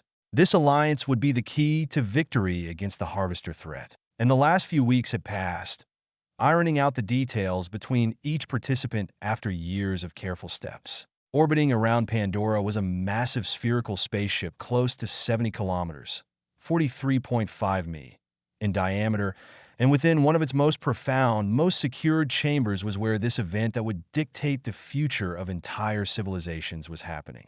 The room was vaguely like an amphitheater, but it wasn't particularly big considering the size of the spaceship or the size of what such a room could be. It was relatively modest, with a simple but practical design favoring function over form, yet it was still glorious, for everything had its place. Every angle had purposes and dimensions reasons. Nothing was left to randomness. Within this room were the chosen people of each of those civilizations, or more accurately, species. There were 3 seats per species for 3 individuals selected by their respective people. Those seats stood for their position, surrounding an elevated oval platform in the middle, but also for their unique appearance and clashed against the white marble and silver of the room. Each had ornaments and essential parts of cultures built into the seat and lectern, be it materials or symbols, making them artful creations. It was within this room that the meeting that would decide the future of all was happening, the very last instant of week upon weeks of conferences and politics of complexity and importance never seen before. It was the last conference as unallied groups between the highest officers of the coalition, all of its major authorities figures without exception were present, be it physically or psionically, in one of the political body that had become known as the Everlasting Garden with for supreme and indisputable rulers the All-Father and the All-Mother. It was a conference that will decide the fate of all watchers, their very lives to change forevermore, no matter which way this day will end. The tension was as such extremely high for the viewers. Ironically less so for the one under the care of the antithetical immortal creatures. Why would they fear or have any excessive reaction when their gods, their guardians, and their shepherd existed and have shown might beyond their understanding? There were reasons. The destruction of a harvester mothership with all but a thought, the battle in the soul system, and the transparency of the fact given to all to form an understanding of what had happened. And hundreds more, they did not lack variably adequate justification to think the way they were. Showing fear and doubt was seen by many as on the side of treachery or even for the more extreme heretical. But acting upon such presumptions with not a solid and grounded was as equally traitorous and heretical. Falsely accusing someone was punished in equal measure to the crime that the accused was charged with, without fault or case for the accuser's innate and societal characteristics. Corruption did not work as well as it did or work at all. The same was valid for nepotism and other such less than honorable practices.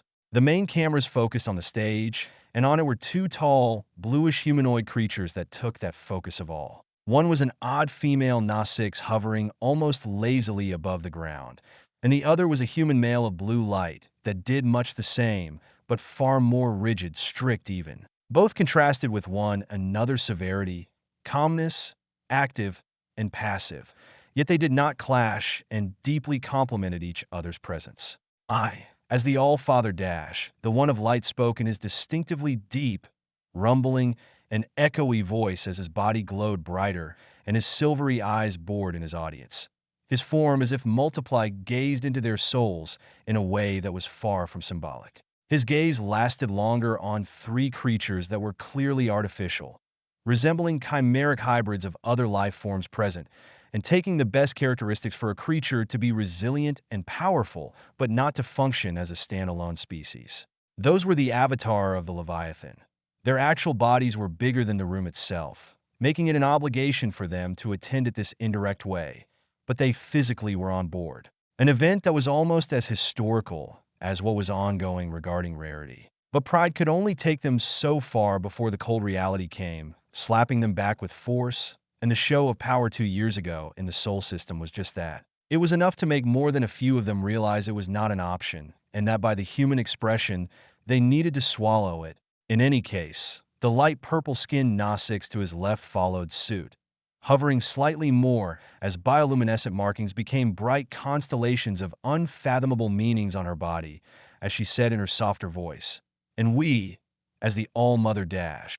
Then both seemed to merge and spoke together, their voice harmonizing into one that was alien yet not familiar from beyond the veil of normality, soothing and disturbing at the same time. IWMR1.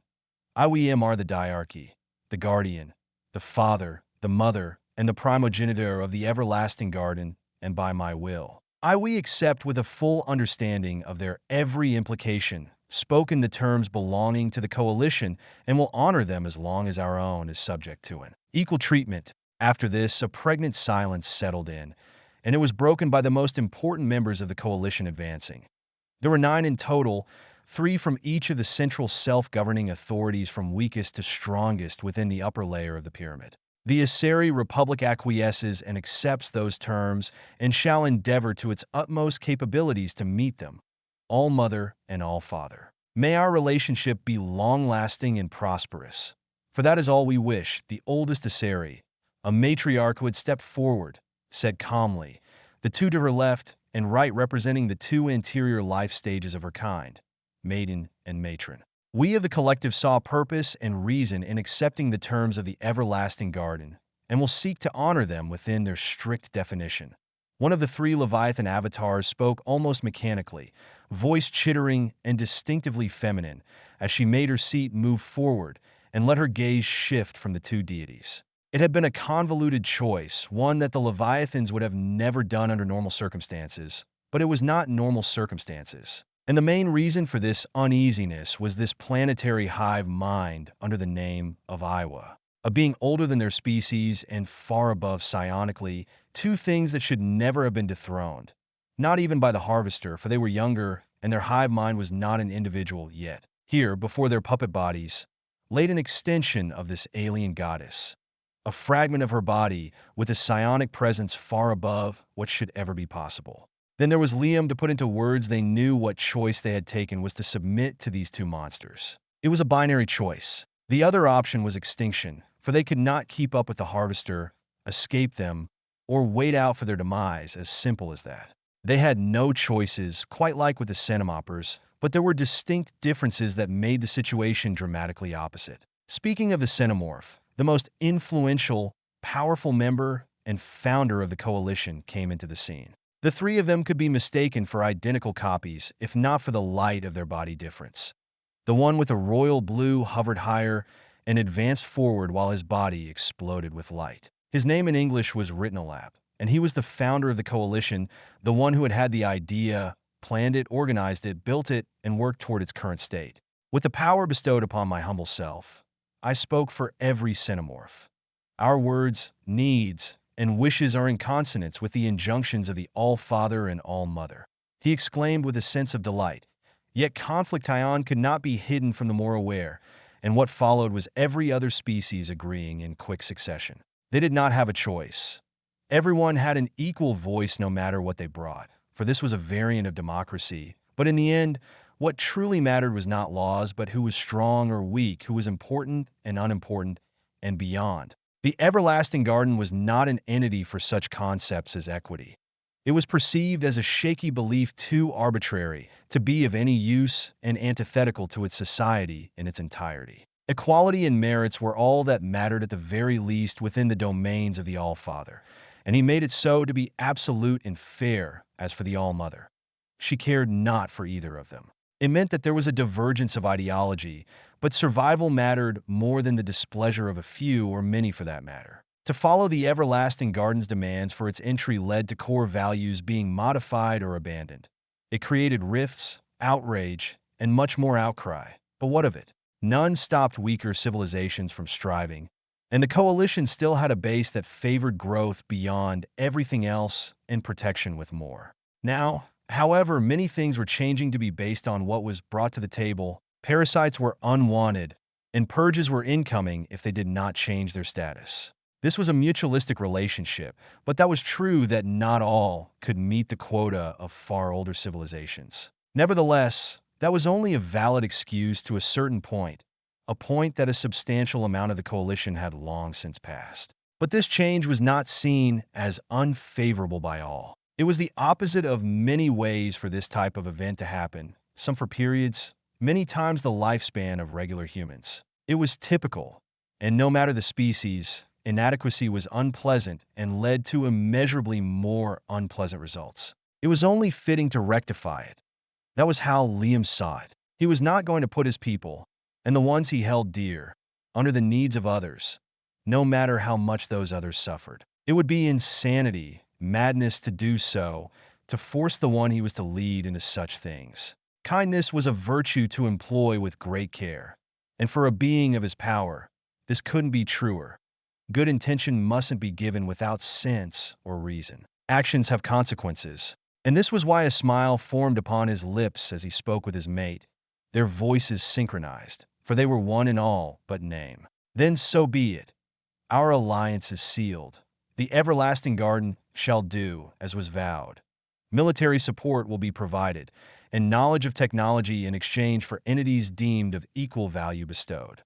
We will make it so it happens, and the Harvester is defeated, nay annihilated. We await for the Coalition to do the same, to prove its words, to change them into reality, for we are allies, and the heart of alliance can only beat powerfully if every party plays its role. That is our only condition. May this alliance live long and our enemies' lives short. Both spoke, and after those words, the conference soon came to an end.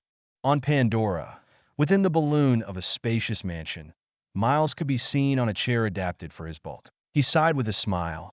If it was of exasperation or relief, he did not know. This was awful. I understand why Dad hates it so much. Fuck politics, fakeness, lie, and deceit. All that for those geniuses to be played like a fiddle.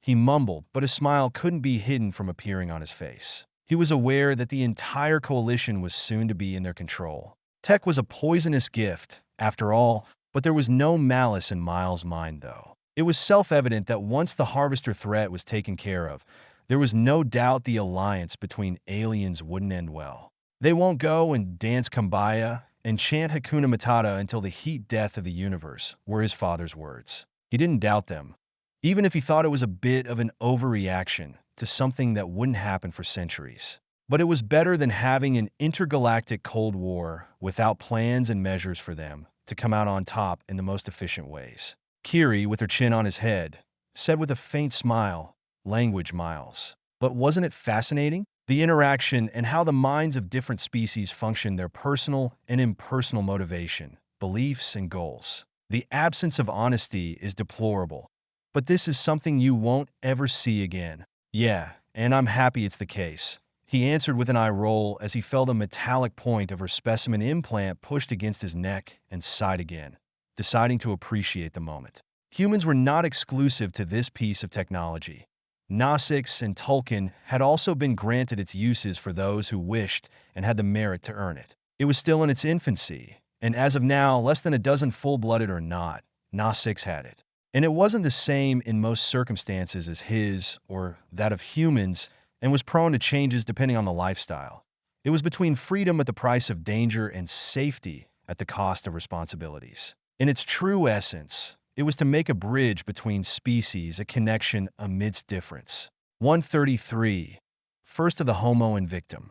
"How does it feel, Acqui? Any discomfort, lightheadedness, or holes in memories?" Liam asked, one of his many ethereal bodies hovering down to be face to face with the oval-shaped screen of a humongous humanoid of silvery metal. "No, All-Father, none of it. Words fail to express how sensational it feels. My every thought and sense are beyond all they ever were, and my body is powerful above what I knew possible. My mind a fortress, and my very being incomparable to what it once was," Acqui answered, shifting his new body of metal, tech, and element. "Excellent, but you know, it's unnecessary to use such honorifics for me. You're one of the first people I met.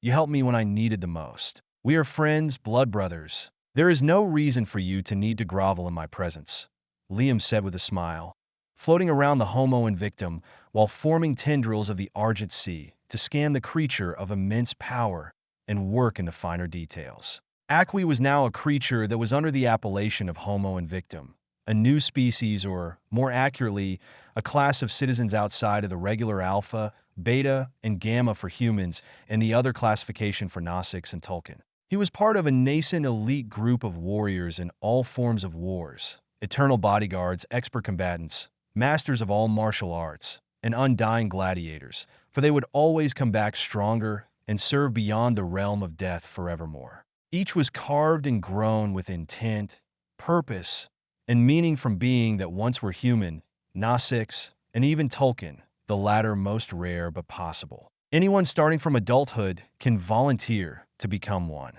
Still, it comes with the price of heavy responsibilities, and everything in someone's existence until now will be changed in ways none but the All-Mother and All-Father could predict. In addition, it is a step without going back, the ultimate sacrifice for the greater whole. And to become one, tests of extreme harshness were on the way, though all exclusively of the minds. Skills and experience could be gained, but other characteristics could never be obtained after the Ascension. Those were empathy, understanding of mortality, and normality. Seemingly unimportant notions, but that couldn't be further from the truth, and failing to understand this basis will mean failure as a whole. The Homo Invictum were not to become mindless machines of destruction with no connection or understanding of their very reason for existence. If that were the case, Liam would not have created them. Acqui was one of the first to have taken that step, the old Oloikton of the Olangi, having chosen this path over rotting away by the hand of time or becoming obsolete, and not protecting his people forevermore when the option was given by what amounted to the god and goddess themselves. Becoming a Homo Invictum was a choice that was most logical and did not interfere with the sacred tradition of joining the ancestors from the long, distant past at the moment of death. One of the most important for all Gnostics, if not the most important, as through it they learned and kept knowledge and experience living. He was still one with the Great Mother. His soul was under her protection, but his mind was in the hand of the All-Father. And through this, with a new body, his demise and its consequences did not exist anymore. He had become an undying creature with the primary purpose of granting and stopping the death of friends and foes. He had become a tool, their tool, a tool for their sacred will to spread and prosper within the cosmos. And this he understood better than anyone but his sires. I know, but I cannot do so, All-Father, for it will be disrespectful. We are not of the same realm, and acting as if this did not exist is inadequate. But if you truly desire it, then I will obey, Liam. There is no reason to force you. Call me as you see fit, the All-Father said with an audible sigh before a blinding smile grew upon his face of light. Now, on to practical examinations. I can see and feel you are eager, and I follow suit. You're the first to become one fully, and I never did test one of those bodies in such circumstances. How couldn't I be? Who wouldn't be? This is the greatest of honor and a moment that I awaited for the moment I volunteered. I may be old, but I luckily did not go senile, Akwi said, jabbing at the Tsahik of the Olangi, who was still alive and well close to reaching half of her second century. She was well over a Nasik's regular lifespan, but that didn't matter to her, and he was sure she had decades more to live. He stood up to his full massive height of 4 meters and 20 centimeters, 14 feet, taller than Liam by more than a third of the latter size. The screen was his face. He shifted it to mimic the facial expression according to the emotion he was feeling, and from the shape and size of the grin, it was one of pure excitement. That is quite correct, the Homo Deus agreed, chuckling slightly at this, and with a nonchalant wave of his hand, both vanished in a flash of light. They reappeared in what seemed to be an infinitely flat plain that dipped down at some point into an ocean. On the horizon, 3 obelisks hovered and shot their respective color into a cloudless blue sky. Where are we? Is that one of the ARK? Akwi asked curiously, his voice similar to once he was Nasik's, but more elegant, smooth, and flowing. For there was no defect left that was the product of aging and a harsh life of survival with limited medical care. That is the case, one of the ARK prototypes and one where I, my mate, and my son train and test various tools. Liam answered as he turned and hovered above his interlocutor, his arms spreading as he disappeared in a swarm of tiny silvery hexagon scales. Then, the world shook like an earthquake was happening, and everything changed within the next few moments. From the ground, dark gray pillars erupted and reached the sky in short seconds, where other structures appeared and began to glow green while the ground morphed. This same organic metal grew, followed by a yellow soil.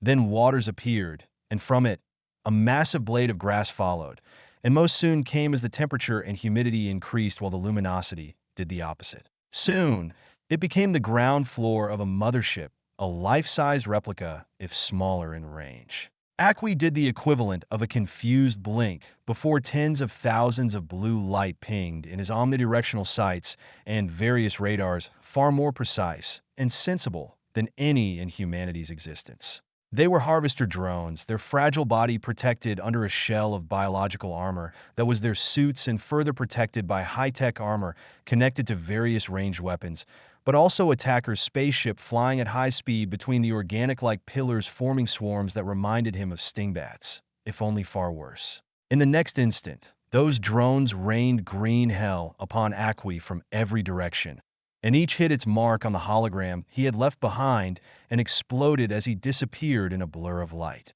His movements were inhuman in every aspect, from precision to strength and swiftness, as he turned 6 in his vicinity into fine green mist using his 4 fists and the shock waves generated from the movements and blue energy blast. As the blood pooled on the ground, in his 2 upper hands appeared spears of hard light, as his posture changed, and his lower arms and feet morphed into what almost resembled a mix of hooves and claws. His shell was now close to that of a horse and its rider, a position he had been in for longer than most humans lived, and he became a whirlpool of destruction, charging, teleporting, jumping, and doing acrobatics that should not be possible for something his weight and size. From then on, the massacre began, and the first Homo Invictum caused untold destruction upon his foe, cloned from biological material collected with the attack in the Sol system. The most noticeable feature of his appearance was his personal shield, reflecting incoming projectiles and blood splashing against him as he erratically moved at supersonic speed. However, his targets numbered in the thousands, and thousands more kept arriving without sign of ending, all warped in by the All-Father from Tech cloning chambers. As the bloodbath went on for hours, hills of corpses grew, and rivers of green blood and crushed innards flowed, yet the tides did not stop. The swarm grew not only in number, but in many aspects. Their tactics, biology, equipment, and technique changed, improved, and became progressively better and more adapted to neutralize Tech, and him in particular, effectively. The hours that had passed soon turned to days that became weeks as they multiplied. The war of attrition had continued, and Akwi was beginning to lose it. The outer shield of hard light and the many more below with physical were down little by little. His mental and physical energy did not waver, but all that was in his personal subspace, from resources for repairing himself to equipment, trickled down until nearly nothing remained. But he continued without a sign of stopping. 791,369. Akwi thundered as he narrowly dodged an explosion of green that would have melted the outer layer of his armor, while a spear of light in his hand cleaved through the alien in front of him. However, he could not dodge the subsequent explosion, and plasma hotter than the sun's surface, self-contained in a green bubble, hit him on his right upper shoulder, tearing it right off with the arm and weapon holding it.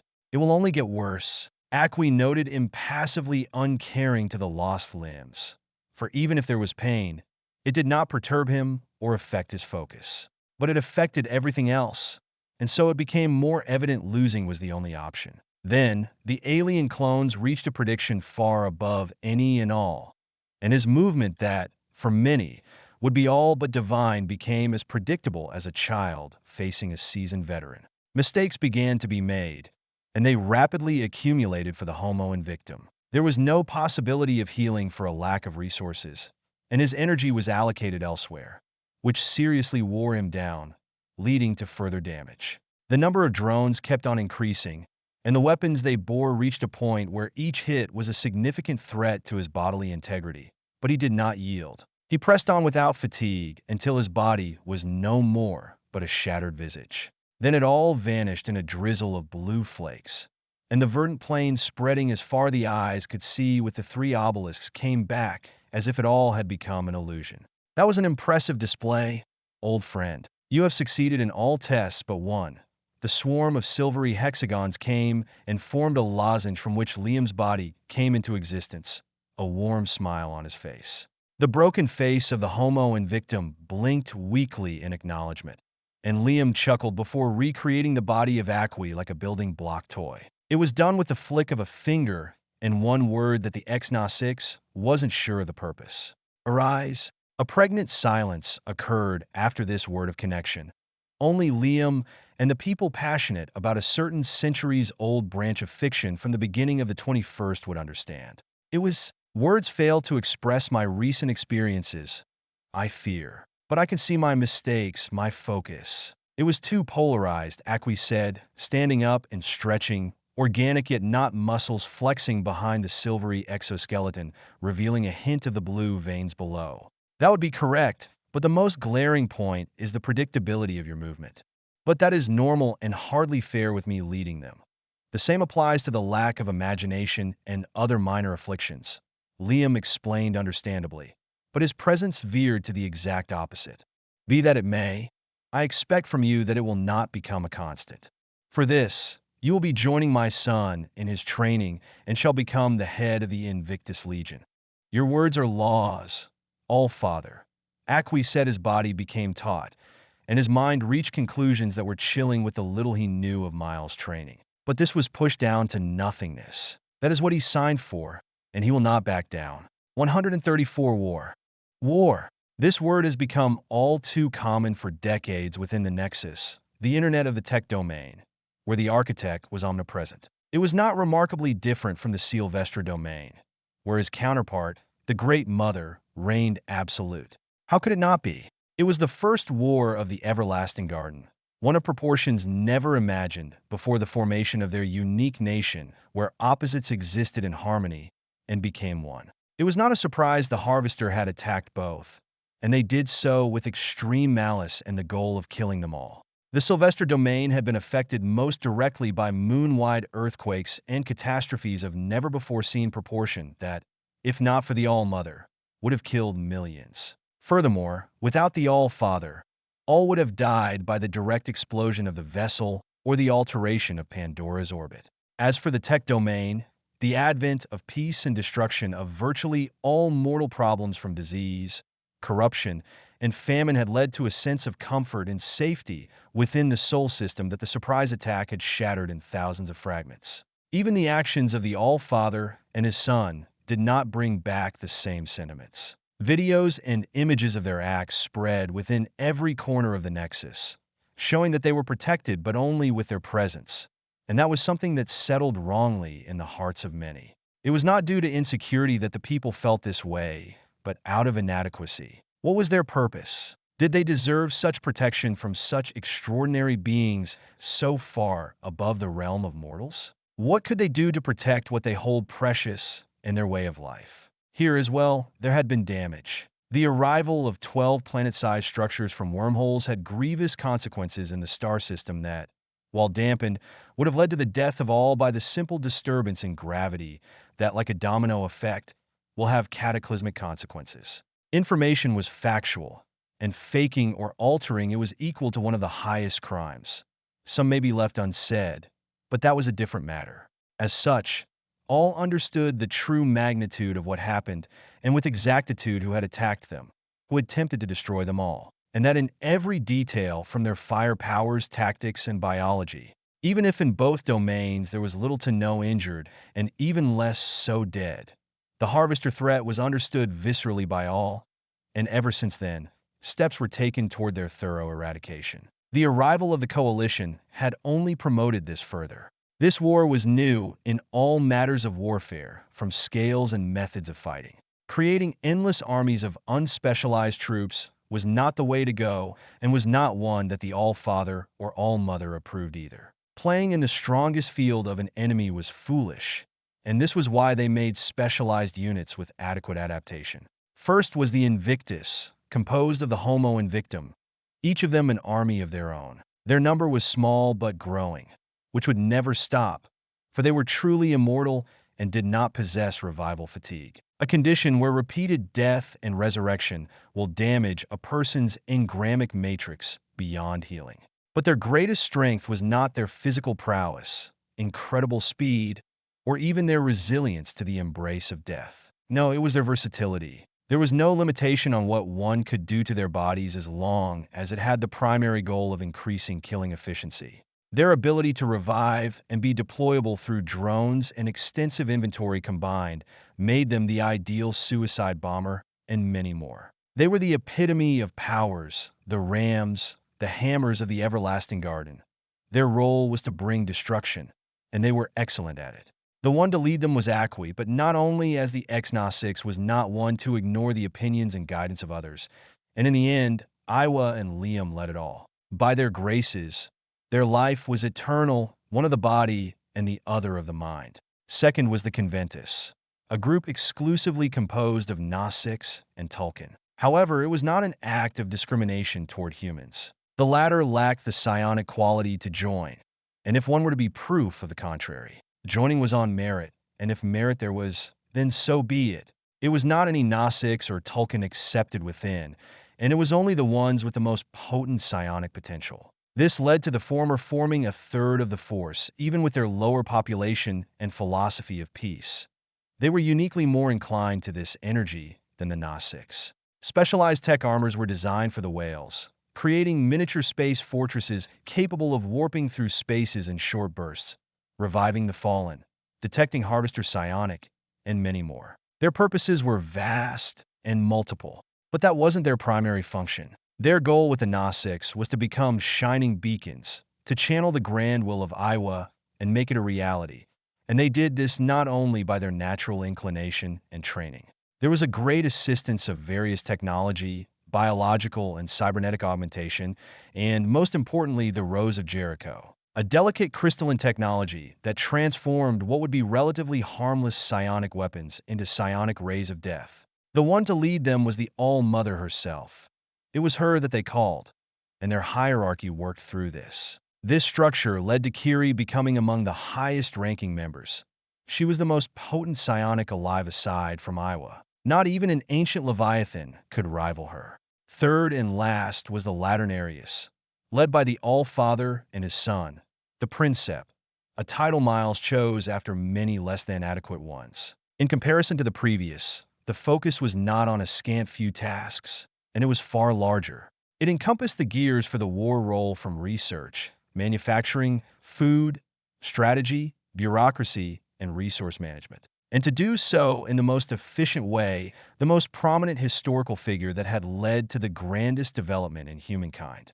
Be the one brought from the grave, be a scientist, conqueror, diplomat, soldier, slave, philosopher, artist, writer, explorer, and beyond, it didn't matter. What mattered was what they could bring to humanity and the war. The All-Father was many things, but all-knowing he was not, and bringing as much assistance as possible was his obligation. Of course, not all were of great use, but any number of people had his or her worth in some ways, as insignificant as it may be. With this trifecta of power, the Everlasting Gardens came to the full compliance of the Coalition. Time had shown them that the beast of warm flowers and cold metal had progressively swallowed them. It had been nothing at first, an exchange of technology here and there to test the water. The result had changed the fate of trillions in short years, whether through regenerative therapy, bringing the dead to life, or hard light shields capable of protecting the planet from harm. Then more tech replaced what was used or mixed with what was becoming omnipresent and necessary in every technology article.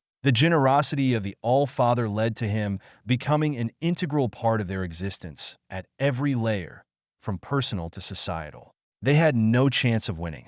Not even the refusal of such powerful assets would have changed the fate of the Coalition. It had been sealed from the beginning, too late from the first contact, like a cancerous tumor unseen by all the architect had spread, contaminating everything on his path. It was a bloodless conquest brought down on them by their ignorance and arrogance. All understood this fact, but the diary was fair. They were free to exist with their rules and cultures, but on the condition that what was vowed was respected. The threat was not empty, and the leading factions of species, thinking themselves above, were exterminated by not only the Everlasting Garden, but others of the civilizations, and this a number of times. Refusing to fulfill the quotas requested for unsatisfactory reasons was viewed as what it was: high treason and met with destruction. But the trials were fair and responsible, and only those responsible were punished accordingly by the Senate. It was violent, uncaring, authoritarian, and ruthless, but it had resulted in substantial changes in the war against the Harvester, positive changes for the Coalition. No more were unlucky errors, corruption for inane benefits, or willful incompetence. The sharpened blade of the guillotine was behind the necks of all, and the executioner ready to cut the ropes had signs of inadequacy from personal choices that took into consideration the smaller number of people. The results took the form of the war turning in and on itself, and in a short time, the Harvester began to suffer repeated defeat. Alas, they were no monolithic species. Oh dear, this is an unseen but unpleasant development, a young woman with fair skin and curly brown hair said, the alpha specimen implant glowing softly behind her white blouse. Quite true, Dr. Sklodowski-Curie. This does cause worry about the bottleneck of their potential, if there is one at all. A young man beside her with a chevron mustache said with a slight German accent, his own specimen implant of similar grade glowing. Those bugs were not to remain stagnant for eternity. Another soon followed after the two European scientists, his voice deep, harsh, and full of authority, but neither reacted to any extent to their fellow equals. Father had predicted this as well. Temujin. I didn't think this would happen this early, Miles said, tapping his gauntlet fingers over his armchair, a pensive expansion over his face as he observed many screens simultaneously. On them were Harvester motherships. The focus was the shield that remained solid under the hail of weapons made to destroy them, and then fighting back, forcing a retreat of their force. And this many times over. That's an unfortunate truth, but we must not overlook that they are not unique in their ability to progress. of machines and humans. We are not behind in our potential to adapt and surpass their existence, a young man with slick back hair said, observing the new design of the Harvester. Spaceships made to do as their kind namesake had deviated for a more warlike approach that grew in that department further as time passed. Oh, how much he hated war, but there was no running away. He had accepted coming back to the world of the living to ward off a threat that would end humanity. I agree with Dr. Toing. The first Dr. Sklodowska-Curie, or Marie by her first name, said the worry still on her features. Fascinating as the scientific discoveries and technological development were, the horror of what they were for displeased her immensely.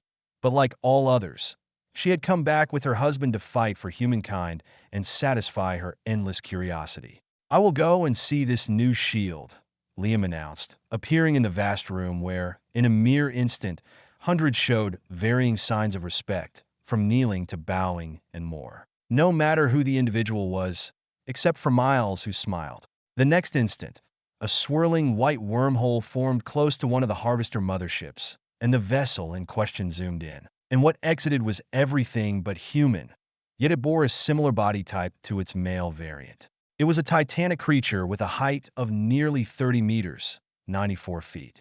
Its body of metallic black would pulsed in intense blue and purple. Its face lacked a nose, mouth, or eyes, and instead had a brilliant blue and purple lozenge pulsing to the rhythm of the rest of the body. On its head were two recurved horns forming a simple yet elegant crown where a small metallic lozenge formed. From its back grew a massive ring of black wood lit with a harmony of blue and purple, and inside spun thousands of hexagonal particles, forming a depthless abyss that devoured all who would dare gaze at it for too long. This was the All-Father, or one of his mightiest puppet bodies, for he couldn't present and wouldn't present himself outside of his controlled space. His nature as a Homo Deus impedes him from existing within an area too far out of his influence. But this limitation didn't exist for such things he was doing. And with a thought, the man of root shot at incredible speed to the shield as its body became a miniature star bombarded by green plasma bolts the size of cities. "Let the spectacle begin," Liam said with gusto, a slight grin forming as he controlled his puppet, not even bothering to dodge the energy eaten by the raw element to be turned into more element, growing the puppet. Tasty, he thought at the same time. A puppet it might be, but it was still a part of his body, and he felt everything through it. Cold fusion energy had a particular taste he found quite unique, spicy, and sweet with the right level of other flavors inapplicable to human or three-dimensional beings. 135. Titan of Element. Impressive design, Liam thought as he studied the Harvester mothership. Every detail was bare to his gaze, and it was interesting how the Queens had modified the original plan of the vessel. The mining drill and the subsequent collecting equipment that took close to a fifth of the structure was gone, instead replaced by a shield generator and massive energy plants with astronomical output rivaling that of planetary cores. That was just one among many more interchanges made. The large and used void to simulate a biosphere was not spared from this fate. The Harvester did not make their technology with wars in mind at a base level. Everything existed to further the harvesting process, as that was how the spaceship's production worked. They built them from planets themselves for the most part, after all. Everything in their plans had this function in mind. Pest control included if a little of a rowdy resident native or implanted beforehand. It wasn't the case here, and Liam knew because, amidst many other points, there weren't timberlines.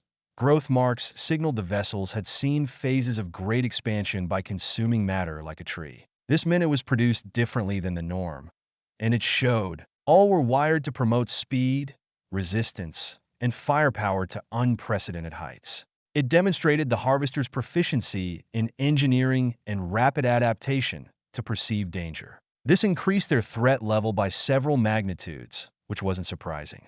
They wouldn't use the same tactic that had them lose repeatedly. War and progress were intricately tied, no matter the species or the nature of the progress, and it was natural they would improve and change.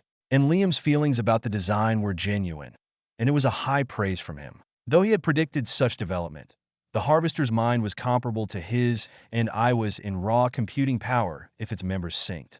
and he was not ashamed to say he would take inspiration from it, of course, to improve upon it, but it needed testing, and he would be the hammer. But first, it needed to be destroyed to every extent of the word. The Harvester's capabilities to adapt made it clear the war shouldn't go on. The question of losing was not here for Liam, as it had no place to be. He and Iwa were inevitable, and their spread was eternal. But victory would become more and more costly as the battles flew by and the war went on. It was a price he was willing to pay if push came to shove, but he did not want to. The tune of the war needed acceleration, and one side was in dire necessity of annihilation. "Let's see how this shield fare," Liam said out loud, attracting the gaze of his little audience of the elite of humans. The lower pillar within this room at this instant, Marie Sklodowski-Curie, Albert Einstein, Alan Turing, Temujin, or more widely known as Genghis Khan. Each was reborn by their own volition. Liam had not forced it upon them. Neither was it to become lower pillar, but it was part of the contract. It was this or death. The only noticeable outside feature of their status was a faint purple shine in their eyes, and the one above was his sun as the pillar of the element. They were unique in this way compared to other alpha Homo superior, such as Max Patel, and those four in the room represented a sliver of their total numbers. Each an extension of himself via the element, each a beacon to increase his influence over reality. But the same was doable on anything. His tames had been graced with even more extraordinary blessings as he turned them into titans, massive creatures of immense power capable of laying waste to planets. But it wasn't the same. Making these historical figures part of him was not a random choice. It was a way for Liam to heal a not insignificant part of their engrammic matrices due to the decay over time and to make himself grow. It was to cultivate a larger web of thoughts, opinions, reasoning, imagination, and morals, creating a complex hive mind where he could choose what was the most optimized for the situation in a broad portfolio. But it mattered little for what Liam was currently doing. Controlling gravity itself with his puppet body, he gained in velocity, reaching speed far above what the energy cannons could keep up. Without this, he wouldn't have had a problem weaving it through the hail of green projectiles. And it was predictable where he would be hit. There was only so much variable he had to account for. It was akin to outsmarting a toddler in a board game. And like he was on a board game, he played nicely, letting many plasma bolts reach their marks in massive explosions that would tear mountains and ravage cities. But it wasn't arrogance. The puppet received damage, but it was not a random automaton he was controlling. It was a creature carved by the delicate hands of his mate for him to possess with the element and expand upon it. It wasn't a machine of mass destruction in the regular sense of the term. It was a creation to grow and assimilate, taking the most dangerous aspects of the element and promoting them to extreme levels. In many ways, it was just an all-in-one mobile farm, a seed with the sole purpose of growing. It was just that the ground and nutrients were the local reality, and there was no possibility of fighting back efficiently without tech. It was where the terror of the element lay, an ever-growing alien force that spreads and multiplies without any limit, turning all that is different from itself into itself. Destroy as much as you might. One atom will always remain, and it will come back. A scourge upon not only life, but the universe itself. And that was the true strength of the All-Father. It was not living. It could not die. It could not be killed or destroyed by any means, only delayed. After all, how could a chemical substance be killed? It would be akin to destroying every hydrogen atom, an impossibility nothing but being sure to the edge of omnipotence could do. Then came the impact of the puppet slammed against the shield. From the epicenter, rolling waves of green spread like tidal waves of size and power beyond reason that spread across hundreds of kilometers before losing strength. And yet it did nothing to the shield, the impact little more than a fly on a windshield, and even then, that would be an overstatement. The next instant, hundreds of cannons ceaselessly fired on the point of impact, all without missing their intended target. What a terrific creation, Albert said with no worry as he observed what was happening with fascination like his fellow lower pillars and what was not to be fascinated about. This had sent him close to madness. The element, a substance breaking all rules of regular and quantum physics, a conscious example of an anomaly that was their liege. And here was one of the most representative examples of its potential bare for their eyes to feast upon and trillions more. The puppet body plunged into the shield as more firepower was concentrated on it, entire swaths of its body turning to plasma before regrowing larger, with the added energy in a never-ending cycle. From the ring of metal on its back, the argent sea freely poured without end, and from the torso, hands, and feet, thousands of black roots pulsing a bright purple grew. The black root pulsed a bright purple, and the silvery liquid of hexagonal particles shifted around its form, shipping itself into a bubble that commented to the shield's outer layer, like an embryo attaching itself to the womb of its would-be mother. But that was where the comparison ended. From the bubble, more roots and silvery threads sprouted, the two promoting the others as they feasted upon the plentiful energy so graciously given, be it from the shield or the green hails. And like this, it grew and spread farther, faster, and deeper at an ever-increasing rate until it reached abnormal speed for even the element all-watching were accustomed to. And like a snowball that started an avalanche, the momentum gain promoted the constant shattering of the first law of thermodynamics. The insects have lost. Their fate is to be crushed under boots, Temujin thought out loud, and his words were not only for the one nearby, but for every lower pillar via psionic. More precisely, toward individuals he considered peers, if not close to this status, such as Chandragupta Maurya, Napoleon Bonaparte, Khalid ibn al-Walid, Hernan Cortez, Julius Caesar, and many more. There never was a moment when there was no debate, an internal battle, and a battle scenario. And there was a lot to discuss during the current war, one that was of nature entirely alien to them. What all these warlords, conquerors, and tacticians could agree on is that it was a spectacular sight. In under 3 hours, a third of the shield had been ingrained by steel thread and onyx root, their depth beginning to breach the inside of the rapidly weakening green barrier as the Harvester mothership allocated more energy to it, and the cannon below unknowingly worsening its fate. The root began to travel to the hull of the gargantuan vessel. Without a lapse, they tore through the hyperdense alloy with the same ease as wet paper to dig within with gusto. As this happened, the cocoon that the puppet body had been staying motionless until now had stopped enlarging. What was within began to be visible to the naked eye. Such was how bright it was. Then it bloomed. In its center, 5 lines came into existence and traveled to the base. The light below escaping in potent rays of concentrated element, so hot it rivaled the internal heat of stars. A hand of thorny black roots came out, cutting through the light. After another, then a head followed. A lozenge of burning violet shined.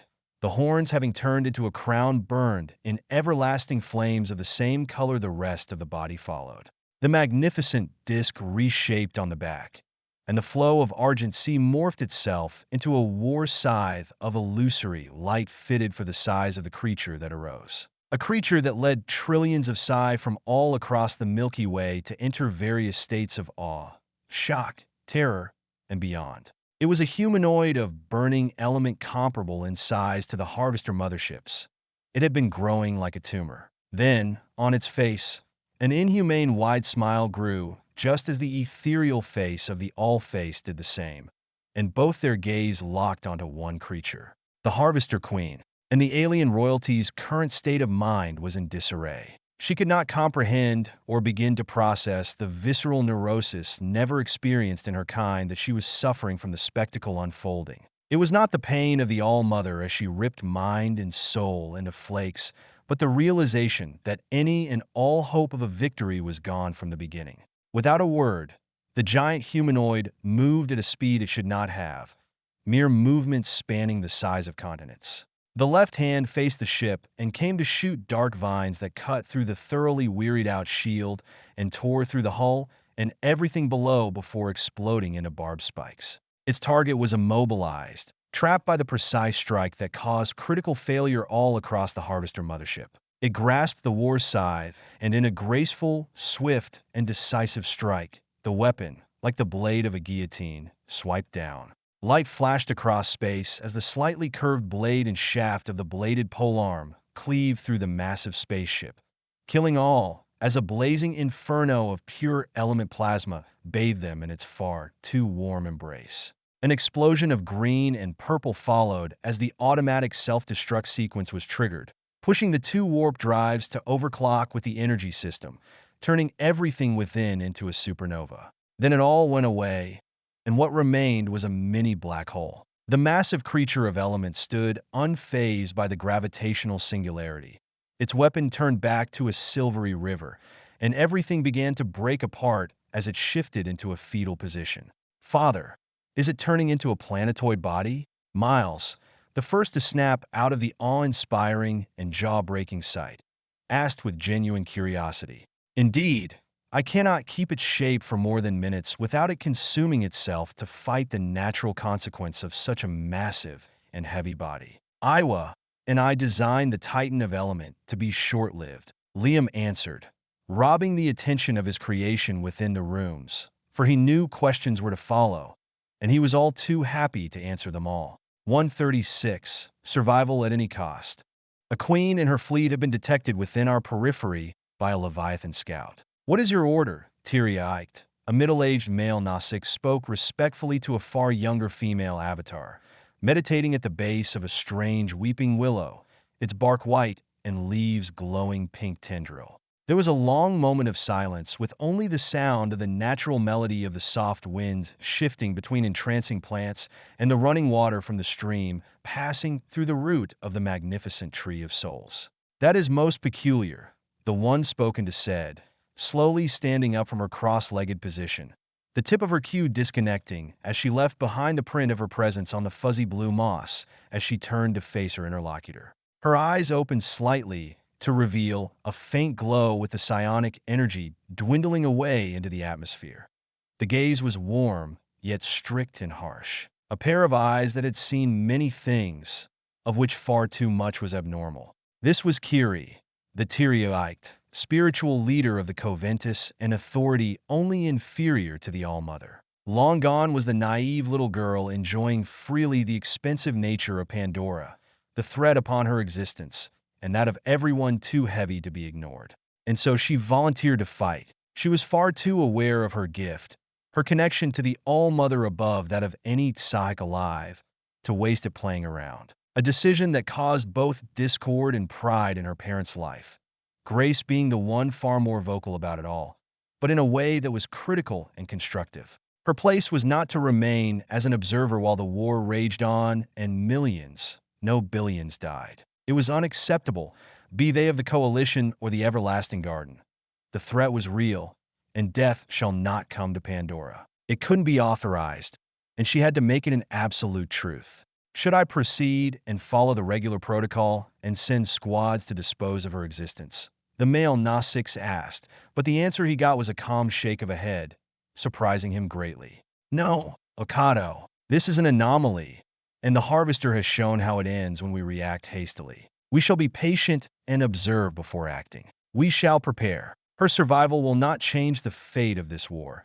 She said memories of death happening from these exact scenarios were crystal clear in her mind. Every change in the behavior of the Harvester was a threat to be studied and deflected. Death was not final with the All-Father, but they were not of the Invictus. It was damaging and traumatizing to the highest degree of how violent they were. Dying changed someone on a conceptual level. Understood, teary-eyed. The Nausicaa bowed slightly before disappearing in a flash of light, teleporting away to only the All-Father knew where, leaving Kiri alone to ponder what was said. Is this another suicidal attack? Kiri wondered as she exited the expensive room she was in to end up in an ever bigger corridor of flat metal and silvery roots pulsing blue with vegetation growing in many places. The place was rich in activity and used to its full three-dimensional potential as hundreds of people, human, Nausicaa, and even the occasional Tulkun in adapted high-tech suits, moved, be it either horizontally or vertically, while some teleported around using small-tech teleporters. In parallel was an endless flow of tech creatures from drones, enforcers, and tech striders.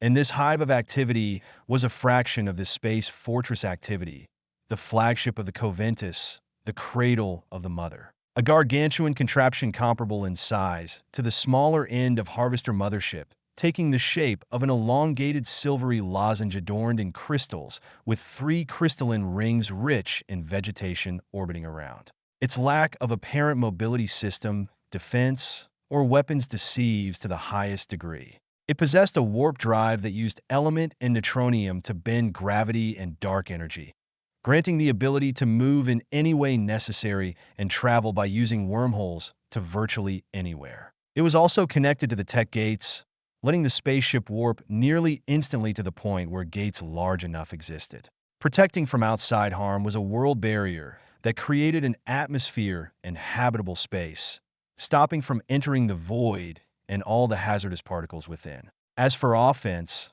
the warp drive was multi-purpose, with enough precision to crush matter in a given radius, and much more. The world barrier and the flagship bulk turned it into more than a simple shield. But those were the unconventional methods, and where the cradle of the mother potential lay was in the uses of psionic through a complex network of Tree of Souls and the Rose of Jericho, from such the All-Mother or any accredited member proficient enough like Kiri could use to do many things to the minds of the living. But it was more of a space station than a warship, and it could simply play both roles to a very proficient level and some more. And it was far from the strongest asset under the All-Mother and All-Father control. Kiri ignored the intention she got as she moved, and everyone bowed before going back to their task, hoping on a tech teleporter. She reappeared deeper in the ship, and her specimen implant blinked as her subordinates sent more information about the ongoing event her way. Yes, it is beyond abnormal behavior. Suicide attack had proven ineffective, she concluded, so it's not this scenario. She is not hiding. No, it's the opposite. She has become a fair within a storm. I can even feel her presence now. Detecting the psionic presence of Harvester Queens was one of the most efficient ways of locating them or knowing if they were active and communicating with others of their kind. The first step of training in the Covenus was focused on these most vital skills. But it was a skill that had become harder to obtain to any extent it mattered as the Harvester adapted and improved, turning this task more arduous as time went on, creating a cycle of progress where one adapted to the others. The royal alien blaring her presence to the world was a source of questioning and worry. This was breaking all that she was used to.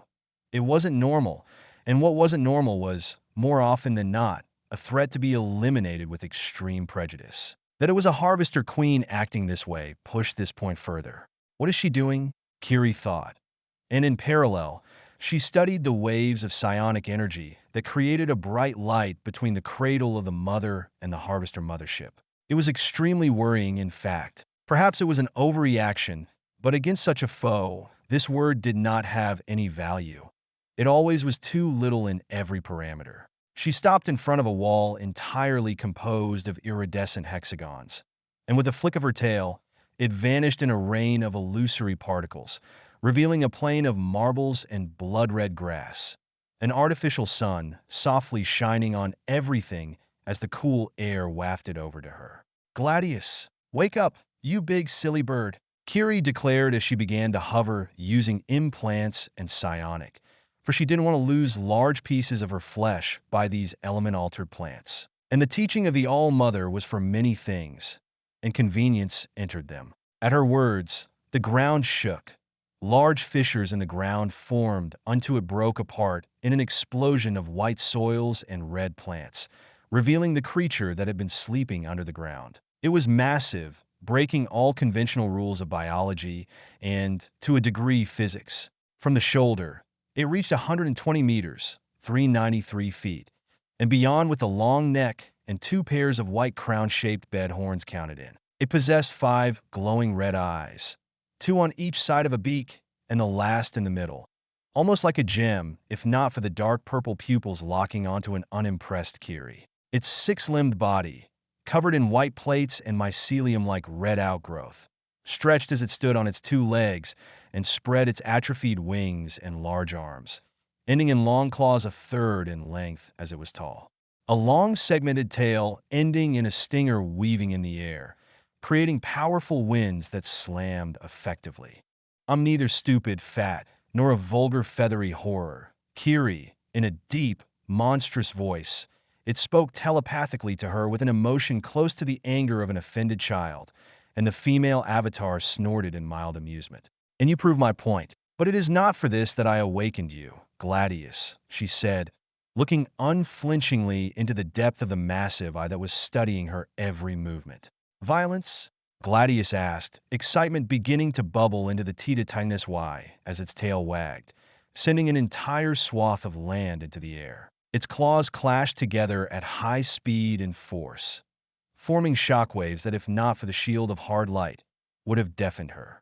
"I don't make promises, but it is very likely. A queen is approaching, but her actions are unusual, and your assistance may be required for this situation." Kiri sent with pursed lips showing one canine, and the equivalent of a nod she got made her smile faintly. This titan could be quite a pain when it didn't want to cooperate, generally involving direct involvement from Liam. A few hours later, the image of their target became visible, and it did little to diminish Kiri's worry, for it was one of the largest harvester motherships she had ever seen. It was ancient beyond words, and its energy shields were down and all cannons absent. But the most puzzling aspect was the psionic emitting from the spaceship, indicating it was not one queen but three, and the nature of the waves for their species was one the sensation Emma's submissiveness would give. "What is their goal?" an aged Tulkan asked mentally, her 4 eyes focused on the video of the alien vessel, and it suddenly stopped at a distance equivalent to that of the sun and earth. "A mystery to unfold that much seems to be the only option, or one to shatter," an even older female Nausicaa said, the dislike for those insects unmistakable in her thoughts. Then, from the upper layer of the large vessel, a comparatively microscopic disc-shaped spaceship flew out in the cradle of the mother's direction. In the same manner, the absence of a shield and the psionic passive nature were unmistakable. Neither was the absolute terror under it a hint of acceptance of their fate. "Whatever it may be, my children, let them enter." They momentarily froze at the soft voice of the All-Mother. "Stay at ease, for my mates see no threat impervious to destruction." And that is what they did, waiting for the spaceship carrying the 3 queens to arrive. The world barrier shifted, letting them in. The hull of the larger vessel shifted and delicately grabbed the smaller one before bringing it in. All the while, the queen's emotional distress was out for everyone, a minimum trained to observe fully. Without further ado, Kiri walked up to a teleporter and went to the lower deck where the harvester ship had been docked. Just as she did, purplish veins began to materialize, and solo enough, the massive frame of Gladius took form, his largest eye glaring with murderous intent at the queens. The mere barriers of the materials are nothing in front of its gaze. The tension grew as more people came, and with them, weapons followed, weapons made of crystals that had the sole purpose of destroying the minds of their target without a care for what separated them. White mist escaped the harvester ship as its lower side opened, and 3 massive figures around 2/3 of Gladius' size walked out on 6 limbs.